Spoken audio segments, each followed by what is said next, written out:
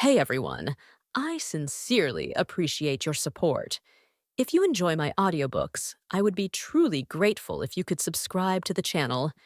And if you'd like to support even further, you're welcome to become a Patreon member, where you can access audiobooks of novels as long as they are freely available on the internet. Your kindness and support mean so much. Thank you. Ye Qingqing smirked upon seeing the woman wielding a colossal sword's decision to gang up on them. Ye Qingqing had no interest in fighting them, so she turned around and disappeared into a streak of sword light that rushed toward Ye Guan. Ye Guan jumped into the tiny pagoda, and Ye Qingqing grabbed it, vanishing into the horizon. Ye Guan and Ye Qingqing's strategy finally became clear to the time reversers. They were going to employ a hit-and-run strategy and would never fight for too long lest they be surrounded. The woman wielding a colossal sword revealed a soured look at Ye Qingqing's escape. The time reversers got ready to give chase, but she stopped them and asked, "How long do we have to wait until they arrive here?" An old man not too far away from her said, "Half an hour." "Too slow," the woman wielding a colossal sword said and closed her eyes slowly. She felt helpless just then. She had exchanged quite a few moves with Ye Qingqing, and Ye Qingqing was so strong that the woman wielding a colossal sword felt despondent. She had been relying on the ancient mirror sovereign to barely restrain Ye Qingqing. However, the ancient mirror sovereign was dead, and Ye Qingqing had chosen to employ a hit-and-run tactic against them. A top-tier supreme elite employing sneak attacks was truly terrifying. A swordsman like her was now an assassin. At first, they held the advantage, but now, the scales had shifted to Ye Qingqing and Ye Guan's favor. The time reversers revealed grim expressions. They had lost too many comrades. The woman in the black dress was terrifying enough, but Ye Guan's strength had increased significantly as well. Just then, the woman wielding a colossal sword asked, "What did the clan leader say?" A shadowy figure materialized next to her and answered, "The clan leader has issued a time arrest warrant. Whoever kills Ye Guan will receive 3 strands of ancestral origin as a reward." The woman wielding a colossal sword was stunned. "A time arrest warrant?" The shadowy figure nodded. "Yes, it's an arrest warrant effective throughout the time river. 3 stands of ancestral origin." The woman wielding a colossal sword gasped with narrowed eyes. She had to admit that it was indeed a tempting offer. A strand of ancestral origin could significantly boost anyone's cultivation base and extend anyone's lifespan. Lifespan was incredibly important for time reversers like them, and ancestral origin was one of the few divine treasures capable of extending the lifespan of supreme elites like them. The gazes of the nearby time reversers turned fiery, evidently tempted by the promise of ancestral origin. Their relentless efforts all this while had been all for the sake of extending their lifespan. The woman wielding a colossal sword looked up and muttered, "Some of those old monsters are coming." Multiple strands of ancestral origin were just too tempting to resist. "Are we not going to chase them? They're going to escape at this rate," someone asked. The gaze of the woman wielding a colossal sword remained calm. "Someone is keeping an eye on them. If they manage to retreat," someone muttered, expressing concern. "They can't go back," said the woman wielding a colossal sword with a smirk.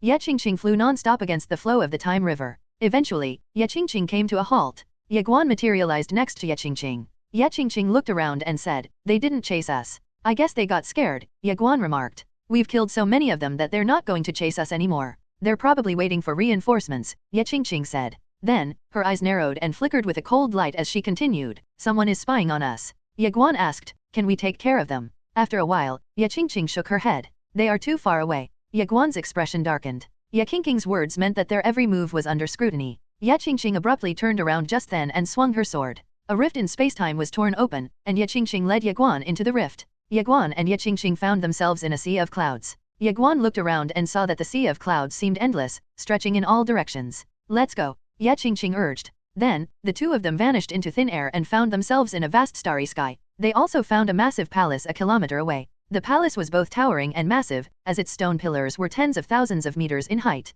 It towered over everything as if it were a colossal celestial beast, and it exuded an ancient, desolate aura. Ye Guan couldn't help but feel a sense of awe. "Let's go and take a closer look," Ye Qingqing suggested. With that, the two of them arrived at the palace's entrance. The towering gate was tens of thousands of meters in height, and they seemed as small as a speck of dust compared to it. Ye Guan craned his neck to look up at the grand gates. It was crafted from an unidentified metallic material that was infused with a peculiar energy that made it emit a faint, ethereal glow. Towering pillars spanning hundreds of meters were on both sides of the gates, and each pillar was covered in crimson runes that eerily resembled congealed blood. Ye Qingqing waved her sleeve, unleashing a surge of sword energy that pushed open the massive gates. The grand hall was expansive and desolate, and it featured 12 colossal pillars on each side. The iron pillars were at a staggering height and width of a few hundred meters at the very least, creating a majestic sight. Ye Guan looked around and saw mysterious figures stationed between the iron pillars. The mysterious figures clad in golden helmets and thick armor held spears in their hands with eyes shut tightly. The iron pillars were covered in strange crimson runes, seemingly sealing something. Ye Guan pointed out. This seems to be a civilization under a seal. Ye Qingqing nodded. Her gaze shifted from the pillars to a throne situated a few hundred meters away. A colossal sword stood upright behind the throne. Ye Qingqing's furrowed brows trembled in confusion upon seeing the colossal sword. Ye Guan's eyes landed on the throne just then. Before he could speak, a man suddenly appeared on the throne. The man was wearing a long robe, and he looked a bit pale. The man frowned in displeasure upon seeing Ye Qingqing. Disturbing me again, the man muttered, and a terrifying aura swept toward Ye Qingqing. Ye Qingqing's eyes turned cold, and she tapped on the hilt of her sword, sending her sword flying toward the terrifying aura. Hum! A resonant sword hum echoed, and the man's terrifying aura was torn apart. The man's eyes flickered in surprise. So another swordsman. Ye Qingqing glared coldly at the man and was about to make another move when the man stood up from the throne and stared wide-eyed at Ye Guan. Why you? The man stammered. Ye Guan frowned. Do you know me? The man was unwittingly transfixed on Ye Guan. You are you Ye Guan? Wait, you actually know me. Ye Guan was stunned. He truly didn't expect that the man would end up recognizing him.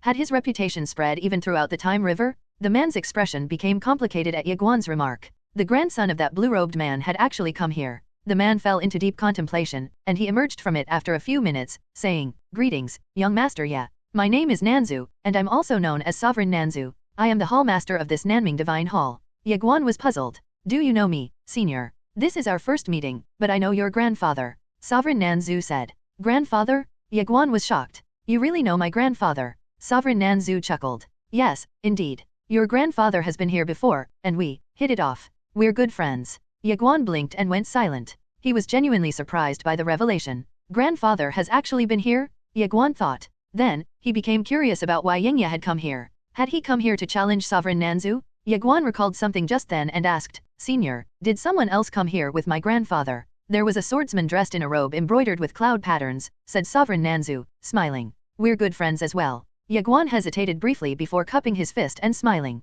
I didn't expect that you're a good friend of my grandfather, senior. In that case, you're considered one of us, senior. Sovereign Nanzu quickly replied, Yes, I'm on your side. Ye Guan sighed just then. Sovereign Nanzu was puzzled. What's wrong? Ye Guan appeared hesitant, seemingly quite troubled. Sovereign Nanzu chuckled and asked, Are you in some kind of trouble? Ye Guan nodded. Senior, to be honest, we sought refuge here. Sought refuge? Are you being chased? Ye Guan confirmed. Yes, a few time reversers are chasing us. A few? Ye Qingqing glanced at Ye Guan but remained silent. Sovereign Nanzu's expression turned stern. How audacious of them to chase after the grandson of my old friend. A formidable aura suddenly manifested outside. Ye Guan hurriedly asked, Am I troubling you, senior? Sovereign Nanzu was somewhat offended by the remark. What do you mean troubling? We're on the same side. You're not troubling me at all. Those who dare harm my old friend's grandson are tired of living. Wait here, I'll go and fetch their heads for you. Sovereign Nanzu turned around and walked away, heading outside. Senior. Ye Guan called out and warned, They're pretty strong. Sovereign Nanzu laughed heartily. Fear not, I'm no weakling. I'll be back in just a few moments. Indeed, Sovereign Nanzu returned after just a few moments. However, his cheerful demeanor was no more, replaced by a somber demeanor. He stared deeply at Ye Guan, and he sounded concerned as he asked, Are you sure there are only a few people chasing after you? Ye Guan stayed silent. A few? Sovereign Nanzu was in disbelief. When he walked out, he was greeted by hundreds of elite time reversers. Their leaders were particularly strong. A few? Sovereign Nanzu was utterly dumbfounded. Ye Guan sounded serious as he asked, How many are outside? Sovereign Nanzu gazed deploy at Ye Guan and replied, A few hundred. Ye Guan's lips twitched, but he remained silent. Sovereign Nanzu looked at Ye Guan with a puzzled expression and asked, Why are so many time reversers chasing after you? Left with no choice, Ye Guan explained the entire situation to Sovereign Nanzu. He wanted to get Sovereign Nanzu on his side. As a top-tier supreme elite, Sovereign Nanzu's strength was probably on par with that woman wielding a colossal sword. It would be great if Ye Guan ended up winning him over. Thus, Ye Guan didn't hold back. He explained the intricacies of the situation. Trying to deceive a top-tier supreme elite was akin to insulting their intelligence. Sovereign Nanzu would end up looking at him in disdain, so Ye Guan chose to tell the truth and allow Sovereign Nanzu to make the choice himself. Honesty was the best policy. Sovereign Nanzu's expression turned extremely grim at Ye Guan's explanation. The past clan? Sovereign Nanzu was familiar with the past clan, as they were the reigning masters of the Time River. The clan leader of the past clan was especially powerful, as she had transcended the Great Dao and could kill with just a word. The past clan's goal was to overthrow the true God's order, which was great for Sovereign Nanzu, as his lifespan was running out. However, it meant becoming Ye Guan's enemy. Ye Guan had the support of those two exceptional swordsmen as well as the support of the true God and the great Daoist brush master. In other words, both sides could be considered equally strong. Caught in a dilemma, Sovereign Nanzu stood in place and stayed silent. Should I choose a side? Choosing the wrong side meant a complete disaster, but if he stayed neutral, he wouldn't be able to earn any profits. Sovereign Nanzu paced back and forth with his brows knitted in deep thought. Senior. Ye Guan broke the silence and said, "We're on the same side." Sovereign Nanzu turned to Ye Guan. Ye Guan nodded and continued, "Please lend us your support in establishing a brand new order. We'll usher in a new era of peace that will last for a long time." Locking eyes with Ye Guan, Sovereign Nanzu murmured, "If a brand new order is established, you're not going to die," Ye Guan said. Sovereign Nanzu's eyes narrowed. "Are you sure?" Ye Guan affirmed, "Absolutely." Sovereign Nanzu examined Ye Guan from top to bottom and asked, "What do you need me to do?" Ye Guan was relieved. The pressure on them would ease significantly with Sovereign Nanzu on their side. After a moment of contemplation, Ye Guan said, "Let's not confront them head-on." Sovereign Nanzu nodded. Had Ye Guan proposed a head-on clash with those time reversers, Sovereign Nanzu would have hesitated or outright chosen to remain neutral. The current situation had put them at a significant disadvantage, and at this point, a head-on confrontation would only lead to unnecessary sacrifices. Ye Guan sounded concerned as he asked, "Is there a way for us to leave this place?" "Yes," Sovereign Nanzu said, nodding. "Let's go." Sovereign Nanzu then turned to the pillars and shouted, "Guards." A burst of energy rippled through the 12 stone pillars, and 12 mysterious figures clad in dark armor awakened. Their formidable auras pervaded the hall as they opened their eyes. Ye Guan's expression turned serious. The 12 mysterious figures radiated powerful auras, and they seemed as strong as Dai Feng and Dai Lu. Unfortunately, their auras were far weaker than the aura of the woman wielding a colossal sword and the aura of the late ancient mirror sovereign. Sovereign Nanzu approached the throne calmly and placed his right hand on the armrest. The throne responded with a deafening explosion, and a brilliant blue light came to life, revealing a teleportation array. Sovereign Nanzu turned to Ye Guan and explained, "This is a teleportation array leading to the Nanming realm, which is billions of years away. We can buy some time using this array." Ye Guan produced a tiny pagoda and said, "Senior, enter this pagoda." Sovereign Nanzu glanced at the small pagoda and said nothing before instructing the 12 mysterious figures to hop into the pagoda. Sovereign Nanzu himself entered the pagoda moments later, and his expression changed upon arriving in the world inside the tiny pagoda. Ye Guan put away the tiny pagoda and entered the teleportation array with Ye Qingqing. As soon as they stepped into the teleportation array, the grand gates of the hall disintegrated with a loud noise. The woman wielding a massive sword walked into the hall. Ye Guan locked eyes with the woman wielding a colossal sword, but the latter didn't move and merely stared at Ye Guan until he vanished into the teleportation array with Ye Qingqing. The time reversers behind her revealed dark expressions. Ye Guan and Ye Qingqing had eluded them once again. However, the woman wielding a colossal sword remained calm. She stared at the teleportation array, seeming in deep contemplation. True Universe. The True Universe's major arrays were activated, and the supreme elites of the True Universe had gathered in the True God realm. Thousands of supreme elites exuding powerful auras surpassing those of great destiny sovereigns hovered above the True Universe. A middle-aged man in a magnificent robe stood at the helm. The middle-aged man's gaze was cold and indifferent, and his long hair flowed freely behind him. The middle-aged man was none other than the second most powerful individual of the Dai clan Dai Yang. Thousands of corpses floated freely in the starry sky. They were the corpses of the True Universe's supreme elites and the corpses of the time reversers. Of course, the majority of the corpses were from the True Universe. The time reversers dared not to set foot in the True Universe because of the True God's deterrence.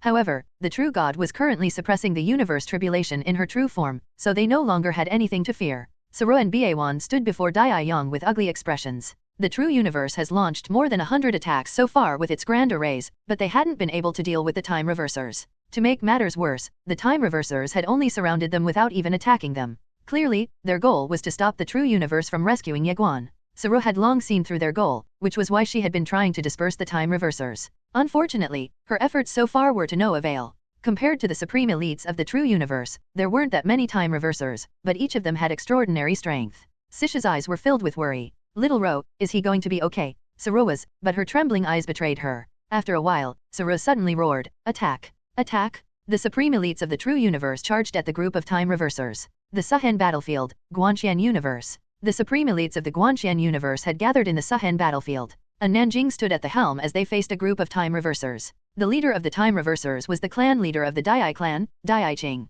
Dai Qing cast a solemn and astonished gaze upon a Nanjing in the distance. At first, he thought the people of the tiny and weak Guanxian Universe would be weak as well. However, he couldn't have been more mistaken. The Guanxian Universe was packed with powerful supreme elites. The surprise had led to them losing quite a few time reversers. 3 supreme elites of the Guanxian Universe had managed to escape their encirclement as well, which was the reason Dai Qing's expression was as dark as the bottom of a kettle. At the same time, Dai Qing's eyes flickered in wariness and worry. Those 3 supreme elites were undeniably powerful. A Nanjing looked up at the vast expanse of stars in the distance, and her eyes carried a touch of concern as well. Their opponents were a bit too powerful to underestimate. 3 figures streaked across the time river, going against its flow to go somewhere. The three individuals were none other than Slaughter, White Skirt Destiny, and Area, and Nanjing had immediately instructed them to break through the encirclement and assist Ye Guan. The three were an unstoppable force, slaughtering every single time reverser daring enough to block them. Rumble! The space-time ahead suddenly distorted. The leader of the three-woman team, Slaughter, glared coldly at the distorted space-time up ahead and slashed out.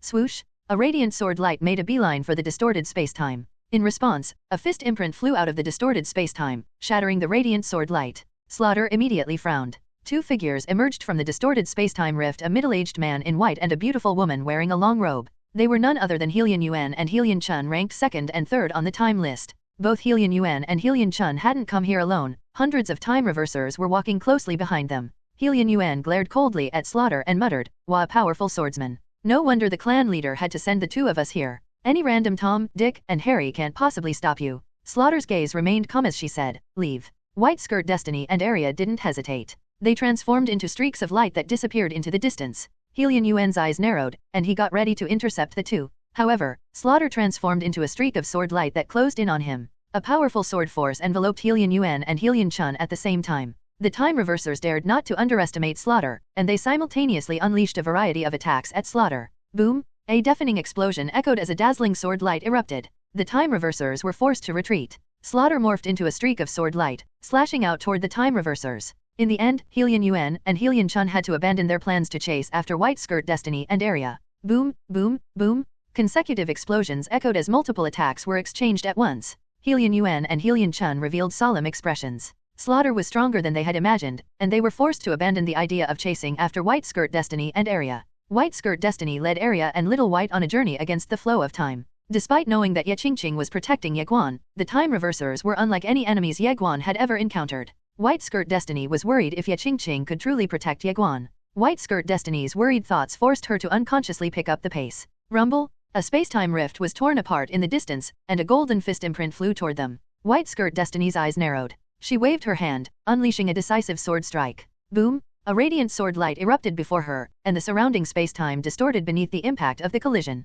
White Skirt Destiny looked up and saw a robed man standing in the distance. The robed man's right hand was behind him, and he was exuding a dangerous martial aura. The robed man was Gu Wu, an ancestor of the Ancient Time Clan. The supreme elites of the Ancient Time Clan stood behind Gu Wu. The lineup was quite astonishing, as they were all top-tier supreme elites. Gu Wu stared into White Skirt Destiny's eyes, and his gaze was ablaze with the intense desire for battle. White Skirt Destiny turned to Area and said, "Area, take Little White with you and go." Area swept her gaze across the enemies before nodding. "All right." She then transformed into a streak of light that disappeared into the distance with Little White. Even though Area and Little White would soon help Ye Guan, White Skirt Destiny was still worried. Have they ever been reliable? Gu Wu couldn't stop Area and Little White, as White Skirt Destiny's sword aura was boring down on them. Moments later, White Skirt Destiny took a stance with her sword and charged at Gu Wu. Area flew against the flow of time alongside Little White. Fortunately, they had yet to encounter any enemies. Little White waved her tiny paws just then, and Area came to a halt in response. Little White pointed at somewhere with her tiny paw and waved the other paw in excitement.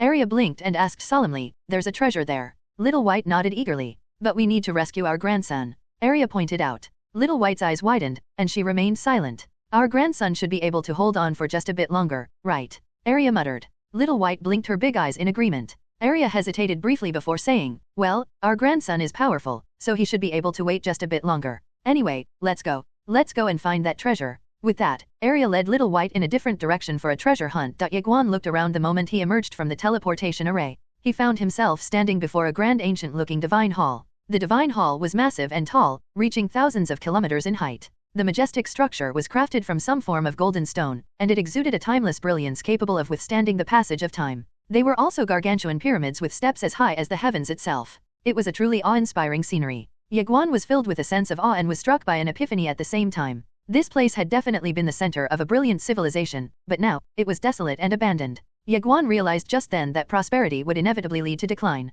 Any civilization, no matter how magnificent, would eventually fade into insignificance under the ruthless passage of time. Ye Qingqing looked around, slightly surprised. She had seen many sights after traversing the vast expanse by herself for many years. Sovereign Nanzu appeared next to Ye Guan just then, and his gaze was a mixture of complex emotions upon seeing the scenery before them. Ye Guan couldn't help but ask, "Senior, was this once your home?" Sovereign Nanzu nodded and replied, "Once upon a time, this was a realm that enjoyed unparalleled prosperity." "What happened?" "The evil Dao," Sovereign Nanzu answered. "The universe tribulation?" Ye Guan asked.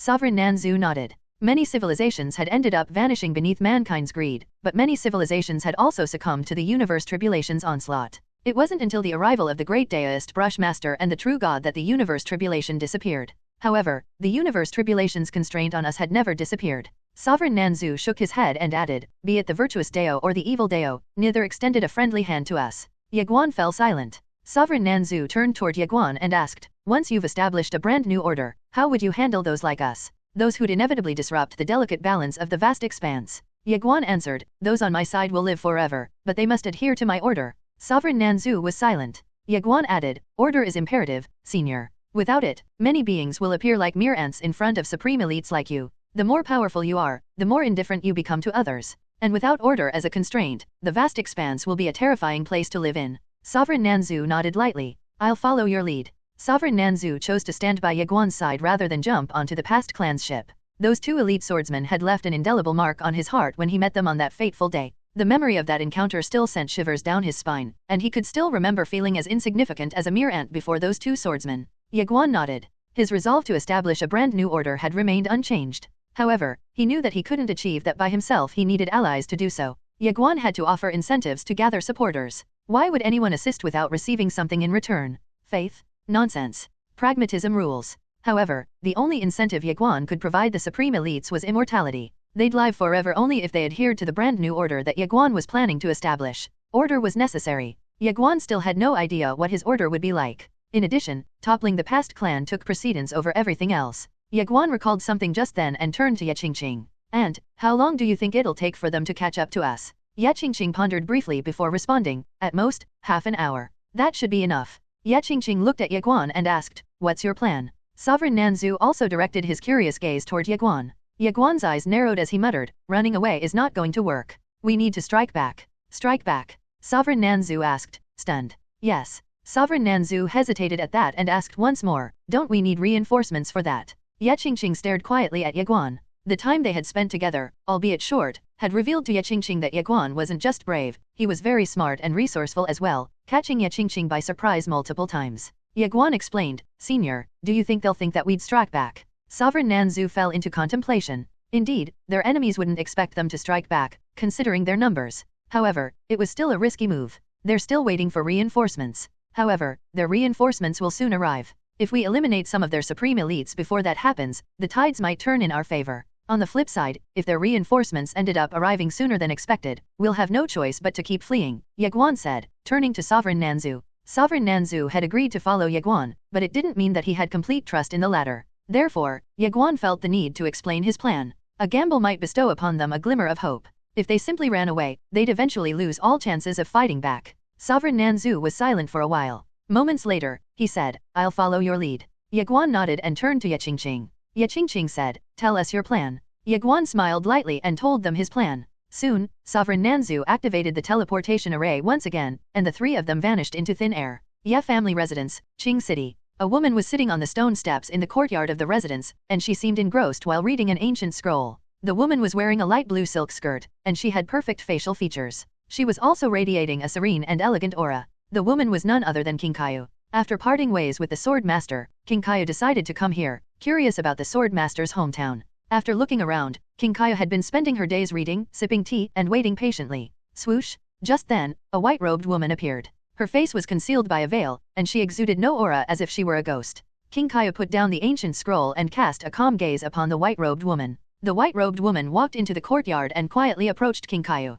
King Kaiyu smiled. Take a seat. The white-robed woman sat quietly in front of King Kaiyu. She seemed unwittingly transfixed on King Kaiyu. King Kaiyu stared quietly at the white-robed woman. After a while, the white-robed woman shattered the silence, saying, they want to reincarnate. Yes. The white-robed woman stared at King Kaiyu and asked, are you not concerned at all? Miss, are you here to sow discord? King Kaiyu asked, smiling. The white-robed woman shook her head. I'm not that bored, just curious. It's just 100 years, King Kaiyu said, chuckling. Then, she added, he owes her. Plain skirt destiny had sacrificed the most for Ye Xian. Therefore, it was normal for Ye Xian to be biased toward her. Even though Ye Xian had chosen to reincarnate, it wasn't strange that she had chosen to accompany him. The white-robed woman observed King Kaiu's smiling face and quietly confirmed some of her assumptions. She then stood up and said, I thought you'd go and save his son, but it seems that you have no plans of doing so. The white-robed woman walked away. Do you not believe that he'd eventually become invincible? King Kaiyu asked. The white-robed woman came to a halt and turned around to stare at King Kaiyu. I only believe in myself, she said before turning around once more.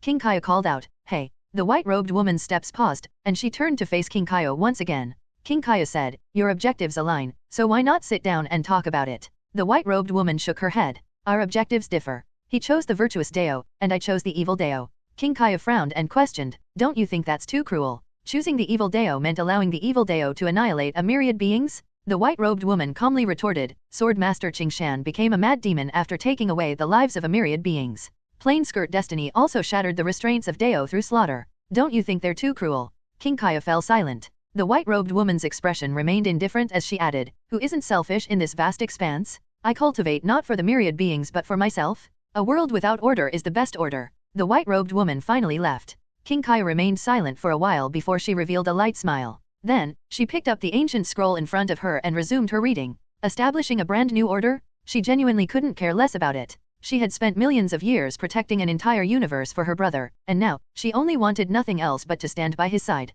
Reincarnation. A mysterious smile tugged at King Kaiyu's lips. It was a promising idea. Just then, a young woman emerged from a nearby room and cast a curious gaze at the gates of the courtyard. Sister King Kaiyu, who was she? King Kaiyu smiled. She's from the past. The young woman raised an eyebrow and asked, is she strong? King Kaiyu nodded quietly. The young woman walked over to King Kaiyu and teased, is she more powerful than you? King Kaiyu chuckled and changed the topic. Linger, is the meal ready? The young woman replied, yes, I just finished cooking. For today's meal, I made brother's all-time favorite egg noodles. King Kaiyu put down the ancient scroll in her hands and smiled. His favorite? Then, I'm definitely eating that. Let's go. King Kaiyu held the young woman's hand as they walked toward the house. Just then, the young woman revealed a look of worry. Sister King Kaiyu, what about Little Guan? King Kaiyu smiled reassuringly and said, no need to worry about him. Someone has been quietly setting things in motion for him, so he's going to be fine. However, the young woman still appeared uneasy. What if that woman attacked him? King Kaiyu grinned and decided to tell the young woman a secret. Do you know why she's still alive? King Kaiyu asked. The young woman looked up at King Kaiyu. King Kaiu's grin became playful as she explained, because we want her alive. That's the only reason she's still alive. Linger looked puzzled at the reply. King Kaiyu ruffled Linger's hair and said softly, if we want to have some fun, we have to make sure that everyone gets a chance to play. That little guy and the others around him need opponents as well. Think of it as training. If we're no longer in the mood to play, both the virtuous Dao and the evil Dao, even shattering the Dao's restraints, can be discussed. However, it wouldn't be that fun anymore if they had no opponents to handle. And that is exactly why they still exist. It's all because we want to have some fun. King Kaiyu winked playfully and added, of course, we have to keep this a secret from Little Guan. We've talked about it beforehand, and we agreed to pretend like we're weak in front of him. The time reversers were gathered somewhere. The woman wielding a colossal sword stood at the helm of the group, and an old man was standing next to her. The old man was none other than Sovereign Ku Xian, and the Heavenly Sovereign as well as the Earth Sovereign stood next to him. Dai Feng and Dai Lu were also present. 100 time reversers stood around them. Sovereign Ku Xian turned to the woman wielding a colossal sword and asked, Great Sword Sovereign, why are you not chasing after them? The Great Sword Sovereign cast a nonchalant glance at Sovereign Ku Xian and calmly replied, we're waiting for people. Sovereign Ku Xian frowned and asked, who are you waiting for? We're waiting for two sovereigns. One, the Great Sword Sovereign said. Sovereign Ku Xian looked at her with puzzlement. With our strength, aren't we more than capable of dealing with them? Sovereign Ku Xian, you'd best not underestimate them, the Great Sword Sovereign warned. They killed the ancient Mirror Sovereign not too long ago. Sovereign Ku Xian was visibly taken aback. He was familiar with the ancient Mirror Sovereign. Although the ancient Mirror Sovereign wasn't exactly extremely strong in their circle, his weapon the ancient Heavenly Mirror was a powerful divine item. Sovereign Ku Xian was truly surprised to hear that the ancient Mirror Sovereign had fallen. At the same time, he no longer regarded Ye Guan and Ye Qingqing with disdain. The Great Sword Sovereign's eyes were cold as she stared into the distance. Her exchanges with Ye Qingqing had told her not to underestimate the latter. The Great Sword Sovereign knew better than to make the same mistake. She had decided to wait until everyone was here, and then she'd strike at them by then. The Great Sword Sovereign was no longer willing to take any chances. The Great Sword Sovereign recalled something and asked, where is the Great Daoist Brush Master? He's stuck in the Great Dao realm, Sovereign Ku Xian answered. The Great Sword Sovereign's eyes narrowed. Are you certain? Absolutely. Sovereign Ku Xian nodded solemnly. Our clan leader has also issued a warning to him. I'm sure he doesn't dare to make a move. The Great Sword Sovereign nodded lightly in acknowledgement. She was wary of the Great Daoist Brush Master because she was well aware of the latter's true strength. In fact, the Great Daoist Brush Master had unraveled the secrets of the Great Dao before the true god could do so. Before establishing his order, the Great Daoist Brush Master had once fought the time reversers. However, those exchanges were mere skirmishes at best, as the great Daoist brush master had yet to establish his order at the time. To make matters worse, the true god toppled him before he could dominate the vast expanse. Although the great Daoist brush master's fate was pitiable, those who had crossed paths with him knew better than to underestimate him. There were only a few people throughout the vast expanse capable of defeating the great Daoist brush master. Unfortunately, the great Daoist brush master was an expert when it came to stumbling upon those few people. The great sword sovereign sensed just then. Watch out! A resonant sword hum echoed, and a sword appeared next to Sovereign Ku Xian. The sword was swift as lightning, and it manifested like a ghost, startling everyone. Sovereign Ku Xian's hair stood on end, and his heart was gripped by a profound sense of shock. Who was daring enough to sneak attack him? Sovereign Ku Xian asked himself, but he responded almost immediately, creating a barrier. If the barrier could withstand the oncoming sword attack for even a split second, Sovereign Ku Xian would definitely survive the attack. Unfortunately, a mysterious force sprang up just then, enveloping everyone. A sword domain? Sovereign Ku Xian's pupils constricted, surprised by the appearance of a sword domain. Before he could react, the oncoming sword effortlessly shattered his barrier and pierced his glabella. Boom! The sword's terrifying power crushed all vitality within him, annihilating both his fleshly body and soul. The Great Sword Sovereign's expression darkened, and she glared at Ye Qingqing. The Great Sword Sovereign was deeply shaken, as she truly didn't expect that Ye Qingqing would ambush them once again. Mournful screams echoed all of a sudden. The Great Sword Sovereign turned and saw Ye Guan killing several time reversers in the blink of an eye. It turned out Ye Guan emerged from hiding and made a move while everyone's attention was on Sovereign Ku Xian. Ye Guan's attack had truly caught them off guard. Nonetheless, the time reversers reacted swiftly and suppressed Ye Guan. The Great Sword Sovereign's expression grew even darker upon seeing Ye Guan. She truly didn't expect that they'd do the same trick once again. To make matters worse, Ye Guan was smiling confidently at the Great Sword Sovereign. The sight made everyone feel wary. Had his reinforcements arrived? The Great Sword Sovereign also felt cautious. There had to be a deeper reason behind Ye Guan and Ye Qingqing's decision to attack them. The Great Sword Sovereign looked around with a glare and mustered a powerful sword might to protect herself. At the same time, her divine sense spread out like a net. However, she couldn't find anyone else. The discovery made her frown deeply. Ye Guan smiled at the Great Sword Sovereign before dashing toward Ye Qingqing and entering the tiny pagoda. Ye Qingqing took the little pagoda and flew away. No one dared to stop them. If Ye Guan were outside and Ye Qingqing was inside the pagoda, they would have chased after Ye Guan.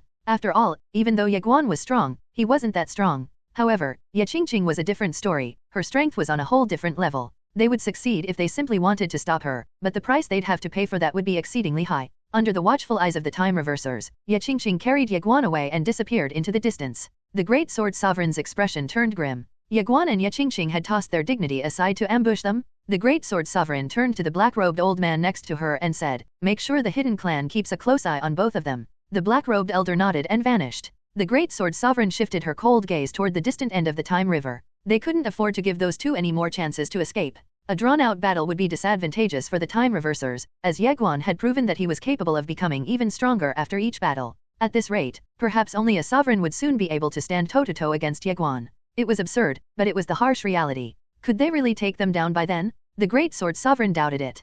Could we really kill him? The Great Sword Sovereign frowned deeply. Soon, her eyes narrowed into slits. For some reason, she felt like 3 sovereigns too wouldn't be enough to kill Ye Guan and Ye Qingqing. No, this can't go on. The Great Sword Sovereign made up her mind and decisively declared, "You all stay put here. I'm going to see the clan leader." The Great Sword Sovereign turned around and left. She couldn't afford to give them any more chances to escape. They had to die in the next battle. Swoosh! A phantom suddenly materialized in front of the Great Sword Sovereign just as she was about to leave. The Great Sword Sovereign's expression changed upon seeing the phantom. "Saint Counselor," said the Great Sword Sovereign. The Saint Counselor nodded. "Great Sword Sovereign, the clan leader is aware of the situation here. Just wait here. The Heavenly UN Sovereign, the Warlord Sovereign, and the top-tier supreme elites of the Ancient Clan will arrive in 30 minutes. The Ancient Clan?" The Great Sword Sovereign's expression changed. "The Ancient Clan is coming." The Saint Counselor nodded. "The Ancient Clan has pledged support to our cause." The Great Sword Sovereign was both thrilled and excited. The most powerful clan throughout the deep history of the vast expanse had always been the Past Clan, and there were 2 halls and 4 clans just below the Past Clan.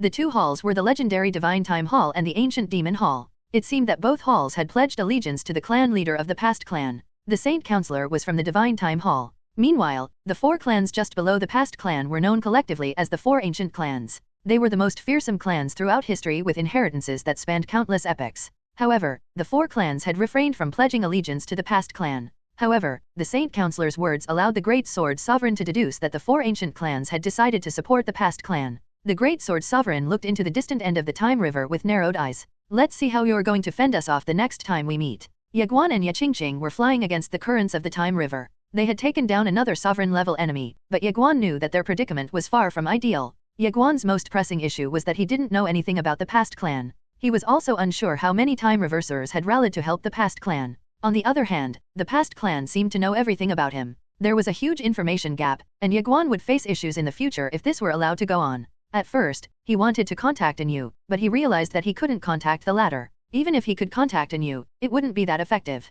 Ye Guan reckoned that even the Immortal Treasures Pavilion wouldn't be that useful. His enemies were the past clan and the time reversers, after all. Even reinforcements from the Guanqian universe and the True Universe were still stuck fighting against the time reversers, so how could the Shadow Department of the Immortal Treasures Pavilion reinforce them? Ye Qingqing saw Ye Guan's pensive expression and patted his head, asking, "What's on your mind?" Ye Guan chuckled wryly. "I'm thinking about how to break through this predicament. Figured it out yet?" Ye Qingqing asked. Ye Guan shook his head. Ye Qingqing glanced at him from the corner of her eye and said, "Then keep thinking." Ye Guan's expression froze. Ye Qingqing looked up and stared into the distance, and her eyes betrayed a hint of contemplation as she observed the boundless flow of time. Ye Guan suddenly asked, "And, do I have other aunts?" Ye Qingqing turned to Ye Guan. Ye Guan was about to speak but Ye Qingqing beat him to the chase. "Yes, you have many aunts." Ye Guan's face lit up. "Really?" Ye Qingqing calmly added, "Yes, in your dreams." Ye Guan was stunned speechless. Ye Qingqing then pinched Ye Guan's ear. "Enough of these random chit-chats, got it? Do you understand? 1. The word sovereign here seems to be a title rather than related to the cultivation. Although Ye Guan's fleshy body was strong, Ye Qingqing was even stronger than him, so the pinch still felt painful. Ye Guan hurriedly said, "I was just asking, aunt." Ye Qingqing snorted coldly and retorted, "Just asking? What? Do you really think I'm not strong enough to help you? Then go and find your plain skirt aunt." Ye Guan was truly at a loss for words. He didn't expect that his aunt was the jealous type. Ye Qingqing looked away and stared into the distance with a frosty expression. Ye Guan saw that and hesitated briefly before saying, "Aunt, you've risked your life many times now just to save my life. If it hadn't been for you, I would have died long ago. Why would I think that you're not strong enough to help me? You're strong, very strong. It's actually my fault. If it weren't for me dragging you down, those riffraff wouldn't stand a chance against you." However, Ye Qingqing remained silent. Ye Guan suddenly felt uneasy. "Aunt?" he asked, sounding hesitant.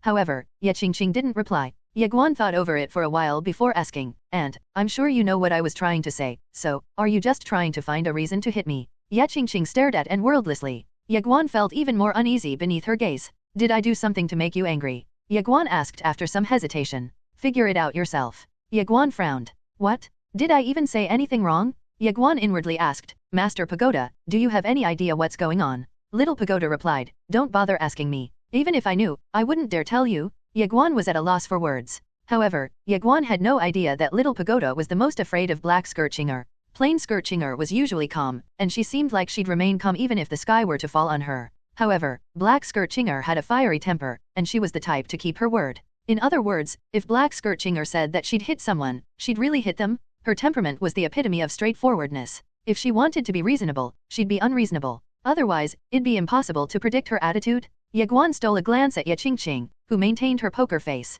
Ye Guan decided to lighten the mood, saying, "Aunt, want to hear a joke?" Ye Qingqing cast a serious gaze at Ye Guan. "You'll have to deal with the consequences if it doesn't make me laugh." Ye Guan's expression froze. "Seriously? Why is she bullying me like this?" Ye Qingqing raised an eyebrow. "Go on." Ye Guan hesitated. Ye Qingqing glared at him. "Hurry up, or I'm going to hit you." Ye Guan smiled nervously. The cogs in his mind turned haphazardly, and in the end, he decided to share a tale he had once read in an ancient book he found in the Milky Way. Once upon a time, a scholar and a young lady were deeply in love. The scholar was handsome and brilliant, while the young lady was stunningly beautiful. One day, they set out for a leisurely stroll, but they got caught in a downpour. The two sought refuge in an abandoned shelter, but the rain continued into the night. Ye Guan glanced at Ye Qingqing and saw that she seemed genuinely interested in the tale. The sight invigorated Ye Guan, and he continued. They eventually found themselves a place to sleep, but there was only one bed in the room. Despite their mutual affection, they had been keeping things wholesome. The young lady, out of compassion for the scholar, shyly invited him to share the bed.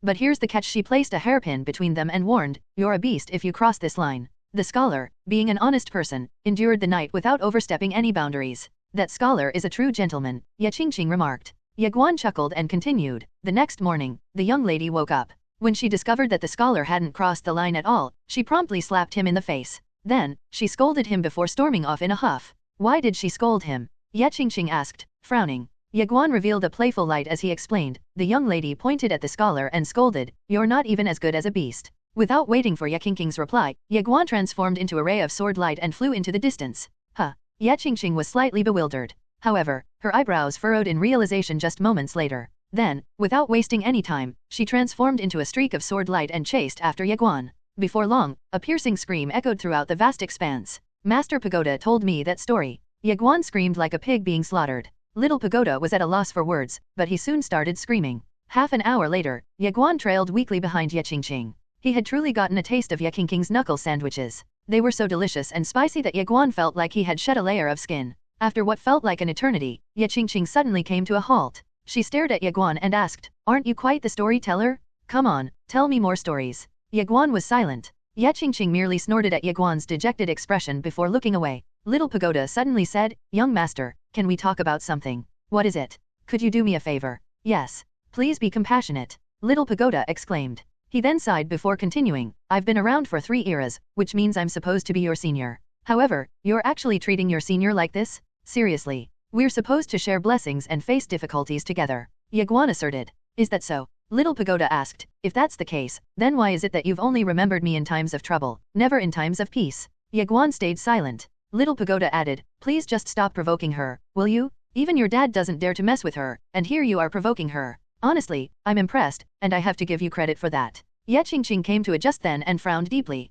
Ye Guan's heart jumped, and he hastily asked, "What's wrong?" Ye Qingqing turned around, and the spacetime in the distance quivered violently. A tiny spacetime rift was torn open, and a scroll drifted over slowly from the rift. Ye Qingqing opened her palm, and the scroll appeared in her hand. She unfurled it and was surprised after giving it a quick read. Ye Guan approached Ye Qingqing and peeked at the scroll. The scroll contained information about the past clan, the 2 halls, and the 4 ancient clans. It also introduced the strength and current location of notable sovereigns. The scroll contained comprehensive information about the time reversers. Ye Guan glanced at Ye Qingqing, who was frowning. "And, do you have any idea who sent this scroll to us?" Ye Qingqing shook her head. Ye Guan was perplexed. Who sent this scroll? Is it the great Daoist Brush Master? The first person who crossed Ye Guan's mind was none other than the great Daoist Brush Master. The latter seemed to be the only one capable of doing something like this. However, it was highly unlikely, and Ye Guan's gut feeling told him that the sender wasn't the great Daoist Brush Master. Moreover, if he were the clan leader of the past clan, Ye Guan would definitely make sure that the great Daoist Brush Master wouldn't be able to interfere. If it's not the great Daoist Brush Master, then who sent this scroll? Ye Guan pondered, but he couldn't find an answer. Ye Qingqing suddenly said, "The ancient clan is on its way here." The ancient clan? Ye Guan stared at the scroll in his hand with knitted brows. The scroll said that the ancient clan was one of the 4 ancient clans, and it was an exceptionally power clan. The entire ancient clan had actually mobilized just to chase after Ye Guan. An entire clan is coming for me? Fuck. Ye Guan couldn't help but curse. Was the past clan out of their mind? "What's your plan?" Ye Qingqing asked. Ye Guan sighed as a sense of powerlessness washed over him. "They really don't want to give me any chances. They want to obliterate me to make sure that I will never be able to stage a comeback." Ye Qingqing nodded. "Indeed." Ye Guan fell silent. Fight? Ye Guan truly felt helpless. There were too many enemies, and they weren't leaving him with any openings to exploit. Escape? What if I keep traveling against the flow of time until I reach the era of the past clan? Ye Guan smiled wryly and shook his head at the absurd thought. Ye Qingqing asked, scared. Ye Guan remained silent. Ye Qingqing turned to face Ye Guan and asked, "What do you think?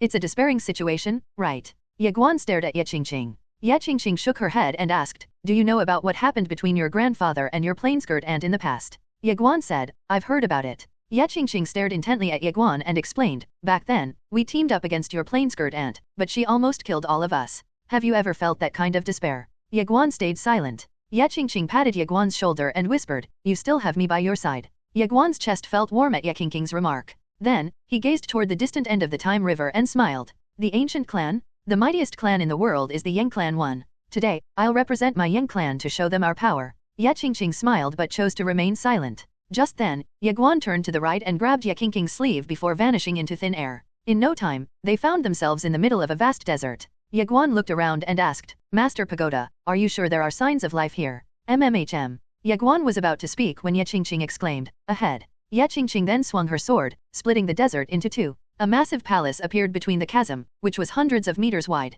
Ye Guan was astonished at the sight. However, Ye Qingqing was frowning as she stared at the massive palace. Ye Guan's curiosity was piqued. "What's wrong?" Ye Qingqing answered, "There's a powerful aura in there." Ye Guan suggested, "Let's go check it out." Ye Qingqing nodded, and the 2 transformed into streaks of sword light, flying toward the massive palace. Soon, the 2 found themselves standing before the massive palace. The palace was built in a way that made it appear both eerie and ominous, as its design resembled the design of palaces one could only find in the underworld. Ye Guan looked up and saw a plaque above the palace gates that read Underworld. Ye Guan then turned to Ye Qingqing. Ye Qingqing said, "That aura is coming from here." Ye Guan faced the palace and cupped his fist, saying, "Hello, my name is Ye Guan." A sinister voice echoed from within the palace. "You're Ye Guan." Ye Guan was momentarily stunned, but he quickly replied, "Yes." The palace gates swung open, and a middle-aged man in a red robe appeared. The red-robed middle-aged man stared at Ye Guan and asked, "May I ask if your grandfather is a blue-robed swordsman?" "Yes." Ye Guan nodded and said, "He is my biological grandfather. Blood is thicker than water." Ye Guan was truly overjoyed at the revelation that the red-robed middle-aged man seemed to be familiar with Yingye. The red-robed middle-aged man had to be one of the allies whom Yingye had left behind for him. "He truly is my dear grandpa?" The red-robed middle-aged man stared at Ye Guan for a long time before saying, "That blue-robed man was quite audacious. He even claimed that I was too weak to even defeat his grandson. I don't believe it. Come here, let me beat you up." One author has been using family and clan interchangeably. Ye Guan was dumbfounded upon hearing the red-robed middle-aged man. What in the world was going on? Is this some kind of a joke? Or did grandfather set me up? The red-robed middle-aged man stepped forward and an overwhelming force bore down on Ye Guan. Ye Guan's heart jumped, but he unsheathed his sword quickly, unleashing Heaven Rend. The overwhelming force shattered, but the red-robed middle-aged man suddenly appeared before Ye Guan, and he tapped Xianyuan with his finger. Bzzzt, Xianyuan violently, and an immense force sent Ye Guan flying hundreds of meters away. Surprisingly, the red-robed middle-aged man didn't chase after Ye Guan. When Ye Guan came to a halt, he glanced at his right arm, which had gone completely numb. Ye Guan was utterly shocked by the red-robed middle-aged man's overwhelming strength. The red-robed middle-aged man stared at Ye Guan and said, "You don't quite live up to what your grandfather told me about you." With that, the red-robed middle-aged man turned around and casually walked away. Ye Guan's figure turned blurry, and a kaleidoscope of sword lights erupted from him. His sword lights distorted 2 layers of space-time at the same time and used it as a sling to reach the red-robed middle-aged man in the blink of an eye. The red-robed middle-aged man turned around and saw the oncoming sword lights. The red-robed middle-aged man's eyes narrowed as he swung his fist. A thunderous explosion boomed, and the red-robed middle-aged man staggered backward. The nearby pillars crumbled from the shockwaves generated by the collision. Ye Guan didn't attack again and calmly stared at the stationary red-robed middle-aged man in the distance.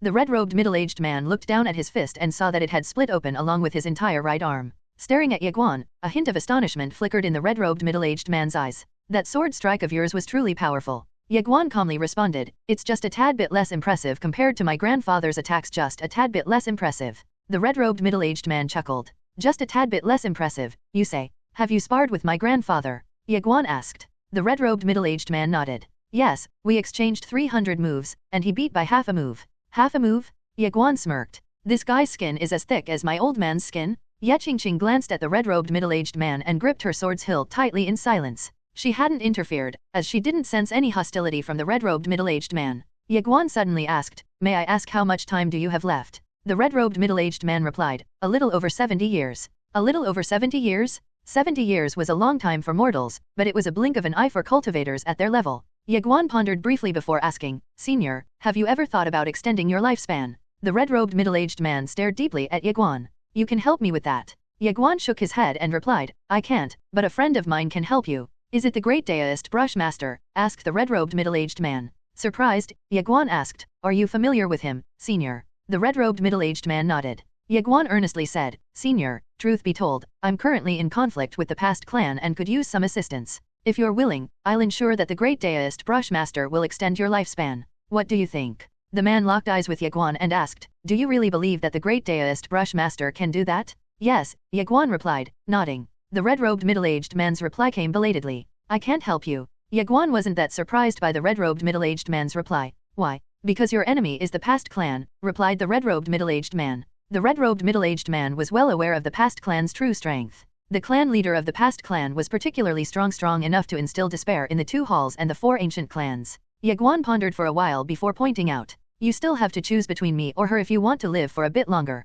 The red-robed middle-aged man stared wordlessly at Ye Guan. The red-robed middle-aged man had heard of the time arrest warrant on Ye Guan. It was declared that Ye Guan's killer would obtain a few strands of ancestral origin as a reward, and they could use strands of ancestral origin to extend their lifespan. However, the red-robed middle-aged man wasn't enticed by the reward, as he was familiar with the 2 swordsmen standing behind Ye Guan. The true god had chosen Ye Guan as well. The strands of ancestral origin were tempting, but he wouldn't be able to live a long life even if he somehow succeeded in killing Ye Guan and brought his head over to the past clan for his rewards. The red-robed middle-aged man weighed the pros and cons for a long time. In the end, he deduced that the wisest course of action was to remain uninvolved. Having made up his mind, the red-robed middle-aged man turned around and walked away. Ye Guan called out, "Senior." The red-robed middle-aged man came to a halt and turned around to face Ye Guan. "Senior, you've reached such a high cultivation base after many hardships, so are you genuinely content with dying in just a few decades?" Ye Guan asked. The red-robed middle-aged man chuckled and replied, "No, but what can I do? The great Dao comprises of the virtuous and evil Daos.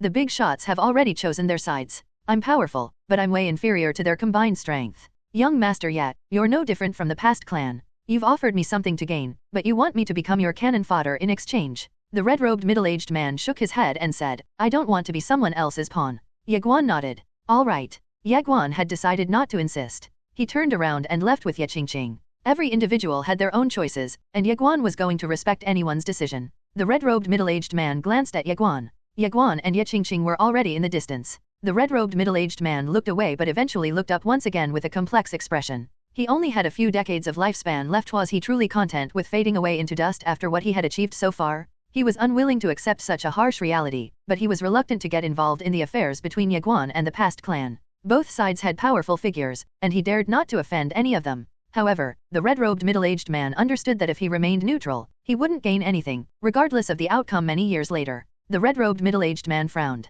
He only had a few decades of lifespan left, so why not take a gamble? If he met his end prematurely, then it didn't really matter, as he would only die a few decades in advance. If his gamble paid off, however, he would gain a ton of profit. The red-robed middle-aged man seemed annoyed. Young people these days truly had no patience. The red-robed middle-aged man had refused, yes, but couldn't Ye Guan attempt to convince him, at the very least? A little persuasion could have made the red-robed middle-aged man relent. The red-robed middle-aged man watched as Ye Guan and Ye Qingqing became blurry figures in the distance. In the end, he sighed and chased after them, calling out, "Young Master Ye, wait. I'm a close friend of your grandfather." Ye Guan came to a halt. Then, he turned around and saw the red-robed middle-aged man. Ye Guan regarded the red-robed middle-aged man with a confused look. The red-robed middle-aged man explained, "Young Master Ye, the truth is that I'm an old friend of your grandfather." Ye Guan nodded but remained silent. The red-robed middle-aged man hesitated before Ye Guan's silence, but he eventually spoke up, saying, "The past clan is chasing after you, young Master Ye." Ye Guan nodded. Yes. The red-robed middle-aged man sounded sincere as he said, "You're the grandson of an old friend of mine, so I cannot stand idly by as you suffer injustice. Young Master Ye, if you don't mind, I'm willing to lend you a hand." The red-robed middle-aged man still chose to stand on Ye Guan's side, as the latter had allies that were more powerful than some of the most powerful figures of the past clan. Ye Guan smiled at the red-robed middle-aged man's remark. "I couldn't ask for more than a hand," Ye Guan said. The red-robed middle-aged man was at least as strong as a sovereign. He was slightly weaker compared to the woman wielding a colossal sword, but he was significantly stronger than the other time reversers. It seemed the figures that Yang Ye and the unfettered swordsman had sought out were sovereigns at the very least. Ye Guan's brow furrowed at the revelation. Yang Ye and the unfettered swordsman had traveled against the flow of time, and they had definitely encountered many sovereigns on their way to their destination. If the two had left a favorable impression on each of them, Ye Guan's eyes suddenly lit up. "My grandfather is amazing." Ye Guan's eyes lit up as a plan formed in his mind. Ye Guan allowed the red-robed middle-aged man entry into the world inside the tiny pagoda. Then, he left with Ye Qingqing and continued their journey against the time river's current. Ye Qingqing glanced at Ye Guan and asked, "Are you planning to recruit more allies?" Ye Guan nodded.